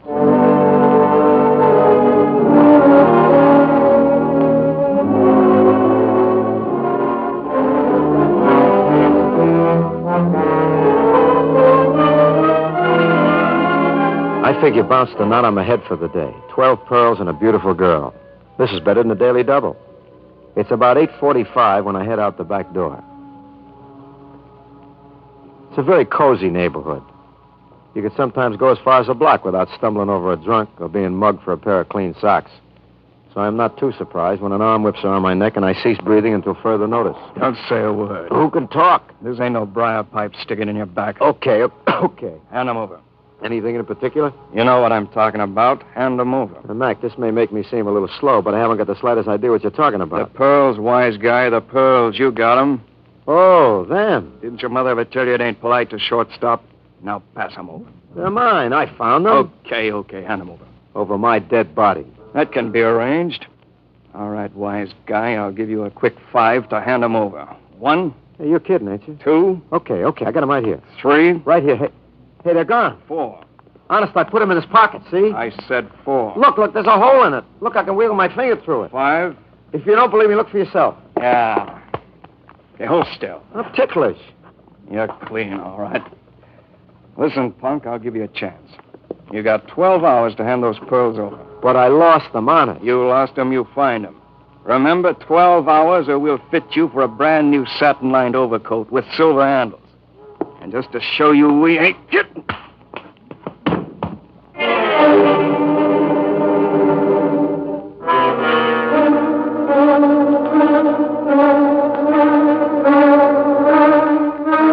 About 20 minutes later, the world slows down to a gentle spiral.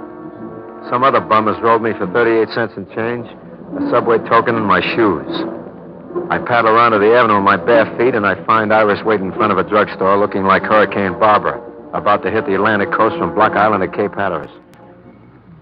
Rocky, this is not the kind of a neighborhood where a girl likes to wait for... What's the matter? You're limping. I stepped on a live cigar butt. Well, you're barefoot. Where are we going, to a square dance? Look, honey, I'm afraid our date's off. Why? I got to attend a funeral. Whose? Mine. What are you talking There about? seems to be a difference of opinion about some pearls. I told the guy I found them, but he couldn't see it my way. You found some pearls? Yes. Where? Where else? In an oyster. 12 of them. You found 12 pearls in one oyster? No. One each in a dozen. How's that for luck? Nobody's that lucky. But now I can't find them. I got a hole in my pocket. I must have dropped them. Oh, that's terrible. You don't know the half of it. The guy who just slugged me gave me 12 hours to cough up the pearls, or else. A particularly nasty else. Oh, well, then we've got to start looking for them right now. Right now, I'd rather look for some shoes. The guy can get athlete's foot this way.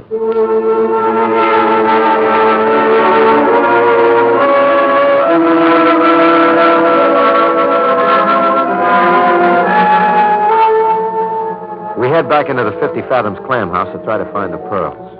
I'm cutting my bare feet to ribbons on broken clam shells. We go through the sawdust in the pantry a spoonful at a time, but we draw a blank. No pearls. Up to now, I've been thinking I'm just lucky. But slowly I realize I've been playing with marked oysters. I figure them pearls must be hot as a tin roof in August. Rocky, what happens if we don't find them? They might kill you. Yeah. I was thinking that was a possibility, too. Well, where else could you have dropped them? Was there anything on the floor, a garbage can or something? Wait a minute. There was. That little barrel that Mr. Abenaki's oysters came in. It was right by this stool. Maybe the pearls dropped in it.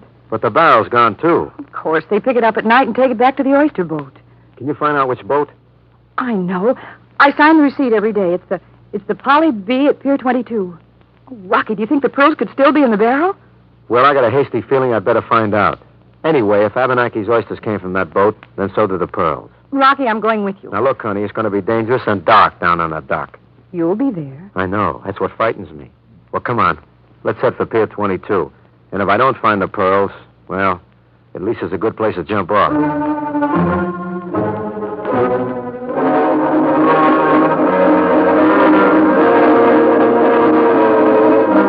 I'm still barefoot as we head up the waterfront to Pier 22, but I keep going. I figure it's like a horse. If I pull up lame now, I'm a cinch to get shot. Pier 22 looks like the spot where Henry Hudson dropped his anchor on the first trip. There's a crap game going on in the dock office. We wait until somebody makes a four the hard way and slip through in the confusion. The oyster boat is halfway down the pier, and we go aboard. Don't trip on them ropes. Isn't that the barrel? Right there? That's it, all right. I'll tip it up to the light. Empty as a pocket before payday. Oh, Rocky. I wonder where the elephants go to die. Rocky, listen. Yeah, somebody must have broken up the crap game. They're coming this way. What are we going to do? That guy who put the arm on me is with him. You see the guy with no neck? Yeah. Come on, we better hide. Well, where? Down the hatch behind us. I can't jump down there, not in this skirt. In it or out of it? Here you go. Oh, it's dark down here. Look out, here I come. Now keep quiet, baby, and maybe we'll get out of this thing in one piece. All right, let's get going. Okay. Cast off the bow line. What is it? What's happening? Did you bring your toothbrush? A toothbrush? What for? I can only think of one thing to say at this point. What? Bon voyage.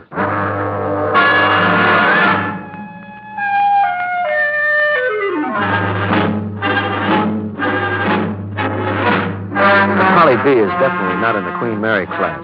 It's sort of a cross between an oversized shoebox and the Staten Island ferry.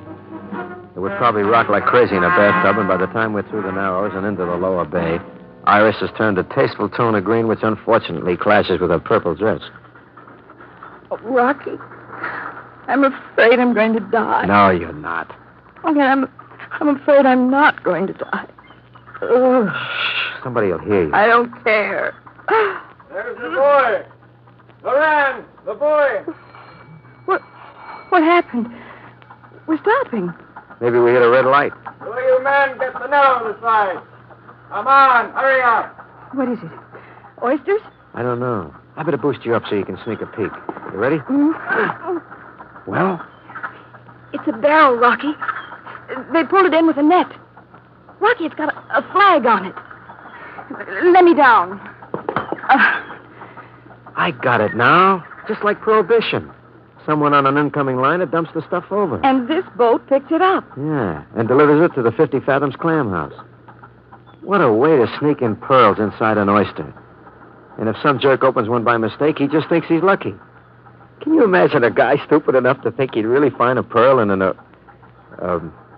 You read any good books lately? Rocky, it's a smuggling racket. All right. Baby, you're even Back smart. off. That's Okay. right. I could kiss you.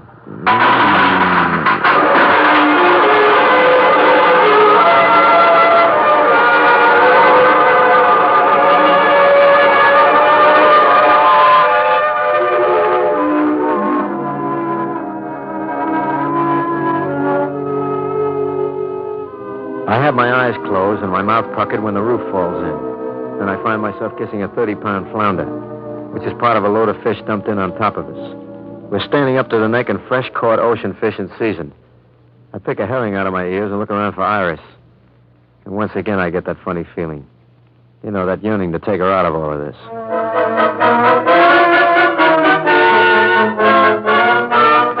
The Polly B makes it back to the pier in blue ribbon time. And when the coast is clear, Iris and I climb out of the fish and shake off the scales.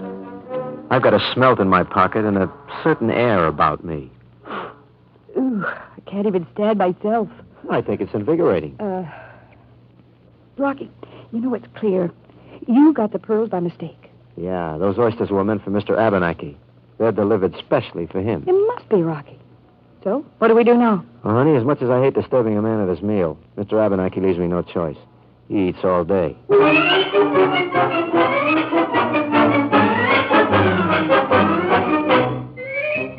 However, there's a limit to how long a dame can wander through town with seaweed in her hair and a strong suspicion that barnacles have set in. So Iris heads up to her apartment to change. I figure I might as well head over to the clam house and do a little digging on my own. It's midnight now, and Ferdinand's in the kitchen when I get there. Say, what happened? You jump off the ferry? Never mind. Listen, has Abenaki still got his nose in a feed bag? He's on his Demetas. Demetas? Yes, he has to watch his weight. Look, Ferdinand, about those special oysters. Mr. Abenaki never has them open in the kitchen, right? Right. He's a very particular man. He wants to make sure all the flavors locked in. I'll bet he does. Ferdinand, this may come as a shock to you, but something tells me Mr. Abenaki is playing puss in the corner with the United States Custom. Not to mention the cops from the country where the stuff was originally heisted. The stuff? The pearls. I found a dozen of them in his oysters. I can't figure out where they went to, though. You lost them? Yeah, through a hole in my pocket. I was leaning over the counter right here. Now, they could have rolled along, but I didn't find them on the floor. They should have dropped right down here like...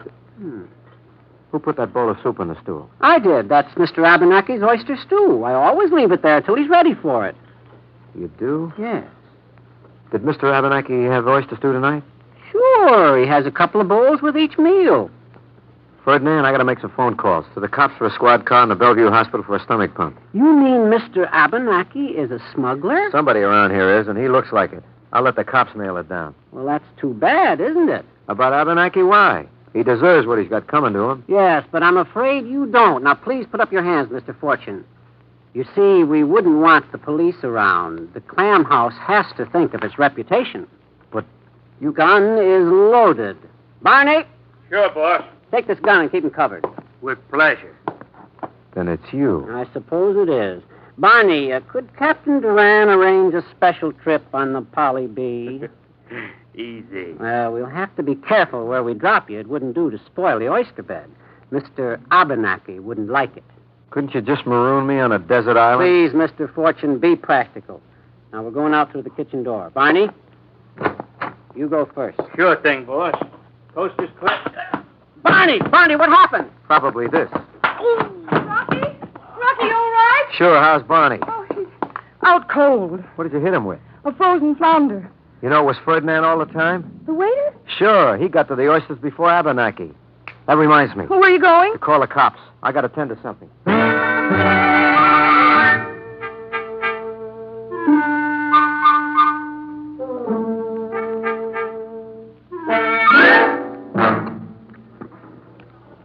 Yeah? Can I help you? Mr. Abenacki, you had an oyster stew earlier this evening. I did. Please pass the ketchup. Look, I don't want to disturb you, but there were a dozen pearls in that stew. Oh?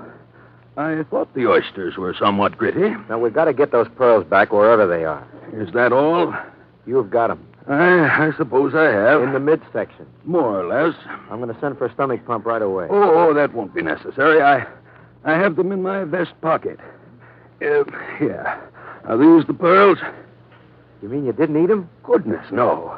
I almost lost a filling on the first one, though. I thought I was just lucky. You're sure these pearls belong to you? I'm positive, Mr. Abenacki. Well, if they're yours, take them by all means. Oh, and, young man. Yeah? Ask somebody to bring me another piece of pie.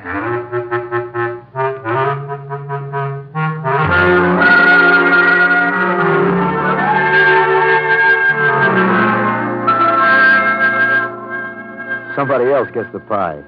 Me, I'm in the mood to relax. The Rover boys are safe in the walk-in refrigerator. The 12 pearls have come home to Papa. And I'm alone with Iris, who's wearing a flannel skirt and a little boy's shirt, which never looks like that on no little boy. Well, Rocky? Honey, I think maybe you saved my life. Would you like to claim a little reward? What kind of reward? Come here. Uh-uh. Closer. Uh-uh. Baby, I've got something for you. Here. The pearls. Well, honey, I've got something for you. Yeah? What? A property receipt from the U.S. Customs Department. You're a... Cop. Good night, Rocky.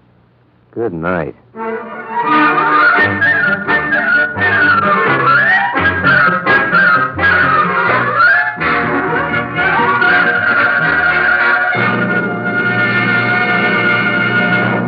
Frank Sinatra as that footloose and fancy-free young man known as Rocky Fortune. Others in the cast included Lynn Allen, Jack Crucian, Jack Nestle, Lou Merrill, and William Oyler. Andrew C. Love directed. Eddie King speaking. Now here's Frank Sinatra to tell you about next week's transcribed adventure.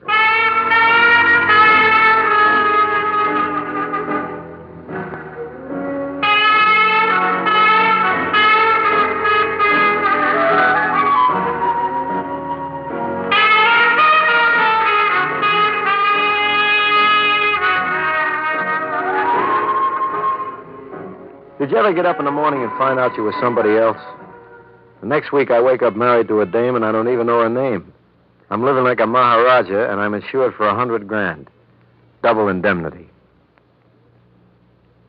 Next week, then, tune in again when Frank Sinatra returns as Rocky Fortune.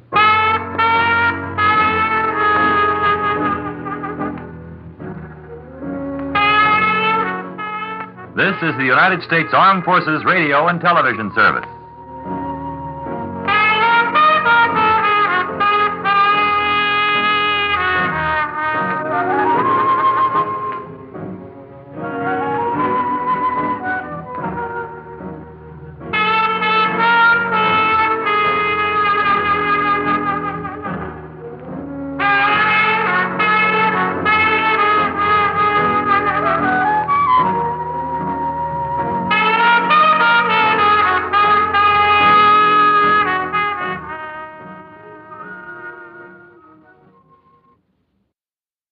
Frank Sinatra, transcribed as Rocky Fortune.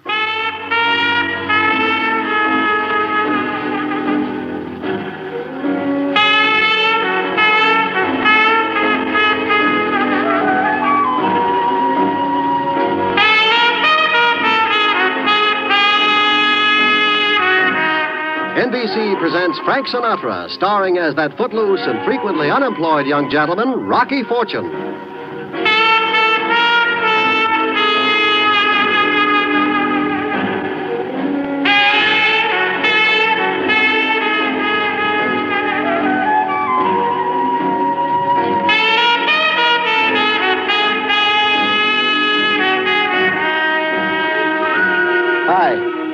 I don't know about you, but I'm the kind of guy who can't stay put. I get restless. Give me a nice soft job, a buck in my pocket, and a meal ticket. And one will get you 10, I'll quit the job, lose the buck on the GGs, and exchange the meal ticket for a train ticket. Hey, you take last week, for instance. The employment agency sends me down to Houston Street for a job as a chauffeur. Hey, Mac, this 159 Houston? Yeah, what do you want? Somebody wants to hire a chauffeur. A chauffeur? I made a joke? You take a look around this neighborhood, mister. Who you think got money for a chauffeur? Not even for food they got money. Look, all I know is the agency got a call for a chauffeur. 5'9", thin, chauffeur's license, must be able to wear pre-cut uniform. And you got the wrong place. 159 Houston, 6th floor. This is 159 Houston. My name is Zeconic. I'm the janitor. You take a look how many floors we got, eh? Maybe they meant 5th floor. I better go up. Yeah, you go ahead. Let me know if you get the job, eh?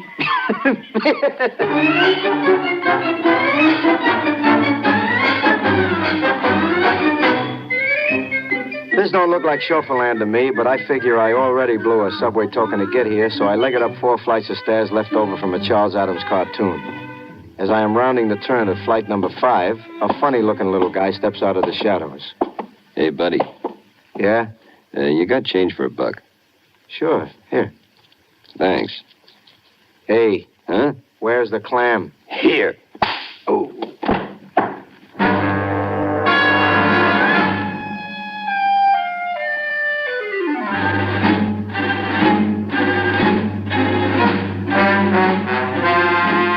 Now, I've been rolled before, but this guy works on my skull like he's a Sherman tank in the Aberdeen Proving Grounds.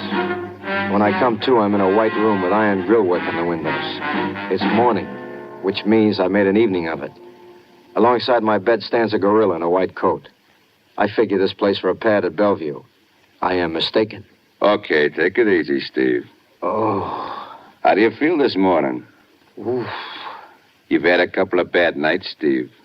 A couple? What day is this? Tuesday. Holy smokes. I've been out since Saturday. Last week you were pretty good. Only a couple of lapses. Did you say last week? That's right, Steve. The name is Rocky. Rocky Fortune. You're not going to start that again, are you, Steve? Start what? That Rocky Fortune bit. Dr. Harris wouldn't like it. Listen. Oh, what a hangover. Take it easy. Look, where am I, Buster? Mount Kenzie Rest Home. Mount Kenzie. Is that in the Bronx? It's near Denver. Denver? Denver, New York? Denver, Colorado. Okay, buddy. If the joke's over, I'll take my clothes and get out of here. Joke, Steve? Joke, Jake. Give me the clothes. I'm afraid I can't do that.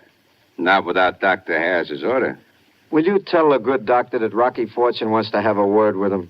Now, if you're going to insist on that, Steve, I'm afraid we'll have to try the treatment again.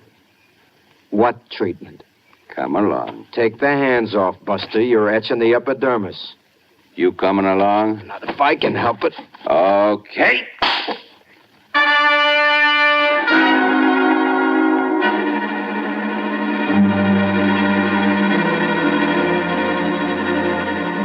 Johan's a big guy in the judo department, besides which they got me drugged like a hypochondriac with a third-degree hangnail. He drags me into a white tile room and starts to massage my head with a fist like a sledgehammer. Only this bum's got a new wrinkle. First he puts a pail on my head, and then he hits the pail. After 20 minutes of this, I begin to feel like the main bell on St. Mary's Christmas morning. Just when I think I can't take it anymore, a gray-haired guy with a scarred face ambles in. All right, Johann, all right. That's enough. Take the pail off his head. Oh. How do you feel, Stephen? Oh, just dandy. Johann is so impulsive. Repulsive. Would you like a cigarette? Yeah. How about get me out of this polo coat? Yes, in a moment. First, I want to see if you've come to your senses. Look, would you mind telling me what this is all about? 1 minute I'm being rolled in a hallway in New York City, and the next minute I wake up in Denver, Colorado. Stephen, you've been here at Mount Kenzie for 8 years. My name is Rocky, born Rocco Fortunato. Your name is Stephen Crandall III. 8 years ago, you were thrown from a polo pony and sustained a head injury. You suffered from delusions. You've been under treatment here. Come on, Doc. What's the ransom? Ransom? How much do I have to raise to get out of here? You see, Johann, he's still very sick. Poor fella. Yes.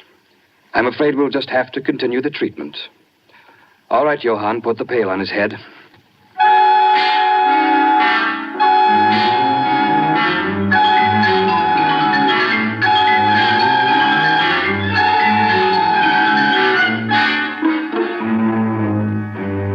Now, once again, what's your name? Rocky.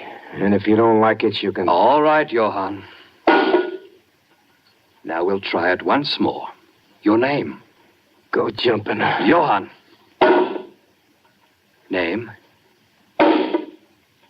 That's enough, Johann. Very well, young man, your name? Stephen. Stephen what, please? Stephen Crandall, III. Your age? 32. How long have you been here? 8 years. Why did you come here? Polo accident. Good, good. And now, once again, your name? Crandall. Stephen Crandall.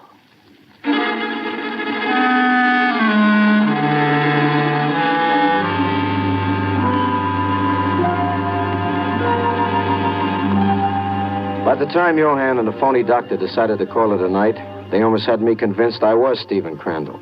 Pardon me, the third. They doped me up again for the night, and next morning we covered the course again. Good morning, Stephen. You slept well? I had a funny dream. So? I dreamed I was a guy named Rocky Fortune.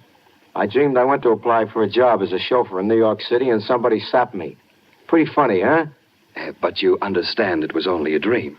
Oh, sure. I'm happy to hear that. You see, today we have a surprise for you. Can you guess? I get a new pail. No jokes? No jokes. Check. What's the surprise? You're going home. I thought you said no jokes. Well, this isn't a joke, Stephen. I feel you're ready to leave at last. We're going to let you go home, on trial, of course. Now, at the first sign of your delusion that you are someone other than Stephen Crandall, I'm afraid you'll have to return. When do I fly? Tomorrow morning. Johann will accompany you.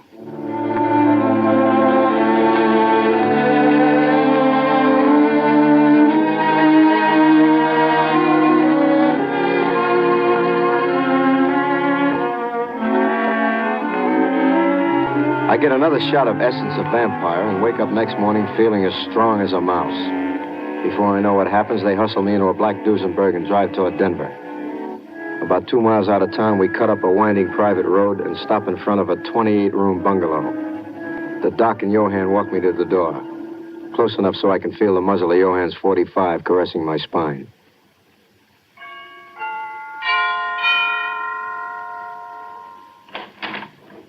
The door is opened by a medium-sized butler right out of Dickens, with side whiskers and all. Yes, gentlemen. Hello, Deems.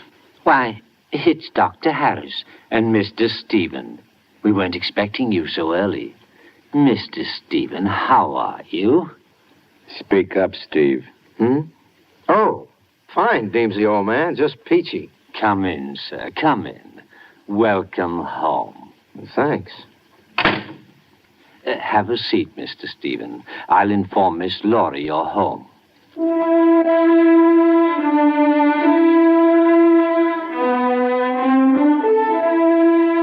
I lower myself into a chunk of Chippendale and wait. My head aches and everything looks like a 3D movie without glasses. After a couple of minutes through the blur, I see a dame come floating down the staircase. Even in my weak condition, I can appreciate that she's got more curves than the Jersey Turnpike. She takes one look and comes on like gangbusters. Steve, darling. Oh, darling, darling. Sis? This is your wife, Steve. He's still a bit confused, Laura. Oh, I understand, Doctor. Oh, it's good to have you home, Steve. Kiss me again, darling. You know something, baby? It's good to be home.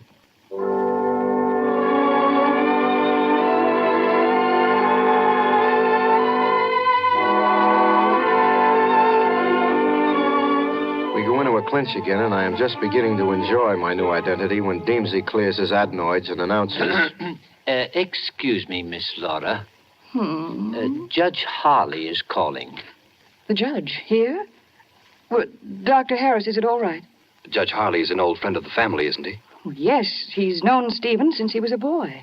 Well, I think it'll be all right. Just behave yourself, Stephen. Oh, sure. Very well, Deems. Show him in. Yes, ma'am. Remember, Stephen. How can I forget? This way, Your Honor. Laura. Well, and Stephen. I heard you were coming home, but I didn't expect I'd actually find you here. How are you, my boy? Great. Just great. Let me look at you. Oh, he's changed, Laura. Thin. Ought to eat more. Well, I expect 8 years in a way, it can change a man. Even 8 hours can do it. Very thin indeed. You know, I hate to see a thin man or a woman. This is Dr. Harris from the rest home and his assistant, Mr. Fiddler. Judge Harley, gentlemen. How do you do, Judge? I won't intrude. I just dropped by to see how you were progressing with your personal bankruptcy. My attorney will file in a week or so, Judge. Yes, well, it mustn't delay too long, you know. As a friend, I'll hold back the flood as long as I can, but creditors will be creditors. Yes. Well, I'll be running along. Stephen, it's been wonderful to see you back in the bosom of your family. You fatten him up now, Laura. Hate to see a thin man or woman. Good day.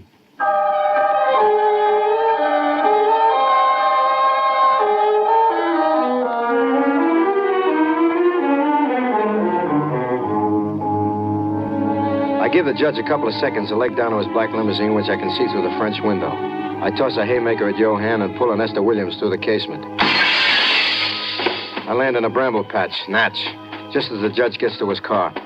Judge Harley, hold it. Stephen, what is it? Get in the car, I can't talk now. Come on, let's get going. Oh, but Stephen, Look, I'm not Stephen. My name is Rocky Fortune. This whole thing's a big hoax. Now step on it before they get here. Of course, Stephen. Rocky.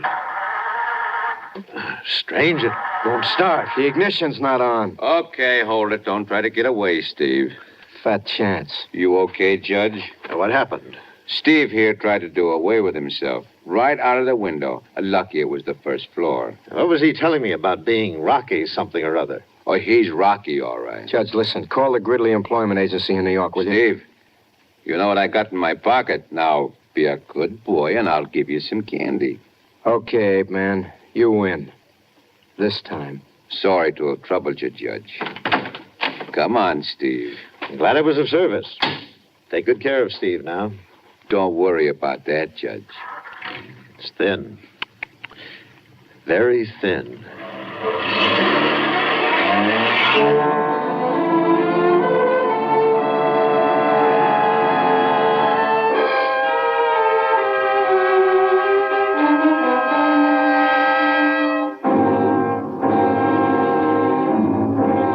Lugs me back into the house like a piece of stale mackerel, and the good doctor immediately slips me a needle full of winking, blinking, and nod. Yeah, there we are. Oh, the poor darling, he's all scratched up. let me take him up to our room. Yeah. My dear, you see how unstable he is. I'm afraid he'd better be in a separate room. Johann will stay with him. But we haven't seen each other for 8 years. Yeah. I'm sorry, Laura. As his physician, You're no more physician than I am Steve Crandall. Baby, they're trying to put one over on you. I don't know why. Johann. Yes, Doctor.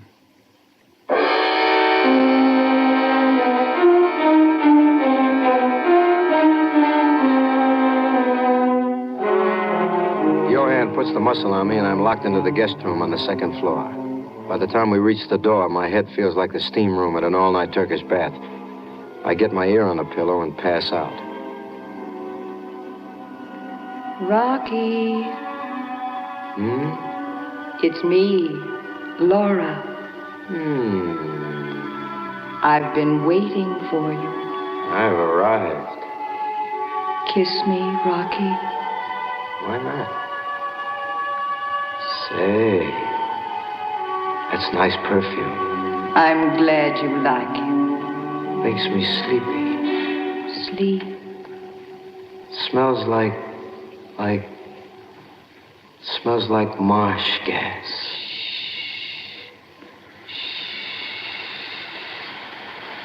Gas. Gotta wake up. Gotta open the window. Come on, Rocky. Come on, boy. That's the boy. Crawl. Crawl, boy. That's it. Now the chair. Window. Come on, boy. Steve, what is it? I was in my room and I heard a crash. Nothing much, baby. Let me get some air. Well, you're sick. I ain't healthy. Whew. Turn off that gas heater, will you? Where's Johann? He's downstairs with Dr. Harris. Well, Steve, what happened? Nothing. Your friend Johann tried to fit me for a casket, that's all. Steve. I am not Steve. Let's get it straight, honey. Whew. Before Muscles gets back. My name is Rocky Fortune. I'm a ringer. The doc and Johann are trying to pass me off as your husband. You ought to know better. I do. It's a nice time to say so. Well, I didn't dare. They threatened to murder me. Okay, let's have it. My husband committed suicide in their sanatorium some months ago. He carried very heavy life insurance. Naturally, we couldn't collect on a suicide. Johann and the doctor decided that they wouldn't report the death. They got you to take Steve's place. I begin to get it. I have an accident, you collect double indemnity, and they pry you loose from the money. They forced me into it. Okay, we gotta get out of here, baby. But they'll kill us. Not if they want me to look like an accident, they won't. I'm worth a lot of loot, kid. Well, how can we do it? Is there anybody in the house you can trust? Deems. Fine. Get to him, tell him to have a car ready in front of the house in exactly 5 minutes. Where's Johann and the doc? Downstairs. Probably give me plenty of time to soak up the ether. Okay, look, go down, tell them I'm lying here dead. When they come up, you get out to the car. Got it? Yes. Wish me luck. Good luck, Steve. Rocky. Good luck, Rocky.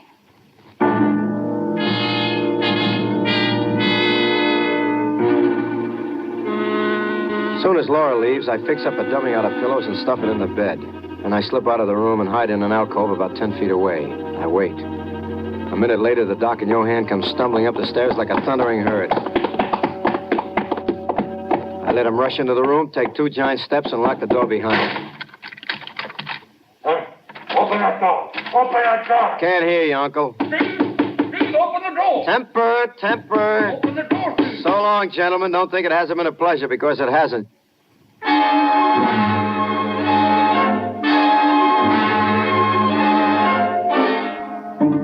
I am down the steps like a grasshopper in a granary and on my way out when I see the telephone and get a sudden inspiration. Operator, Operator, I want the municipal courthouse. Judge Harley, it's an emergency. I'll connect you with information. I said emergency, baby. If it's an emergency, baby, I'll give you the hospital. I'll settle for information. Make it fast.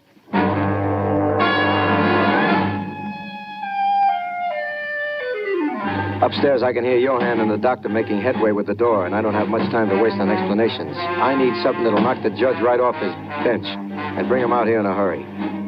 Hello? Judge Harley? Yes? This is Deems, the Crandall butler.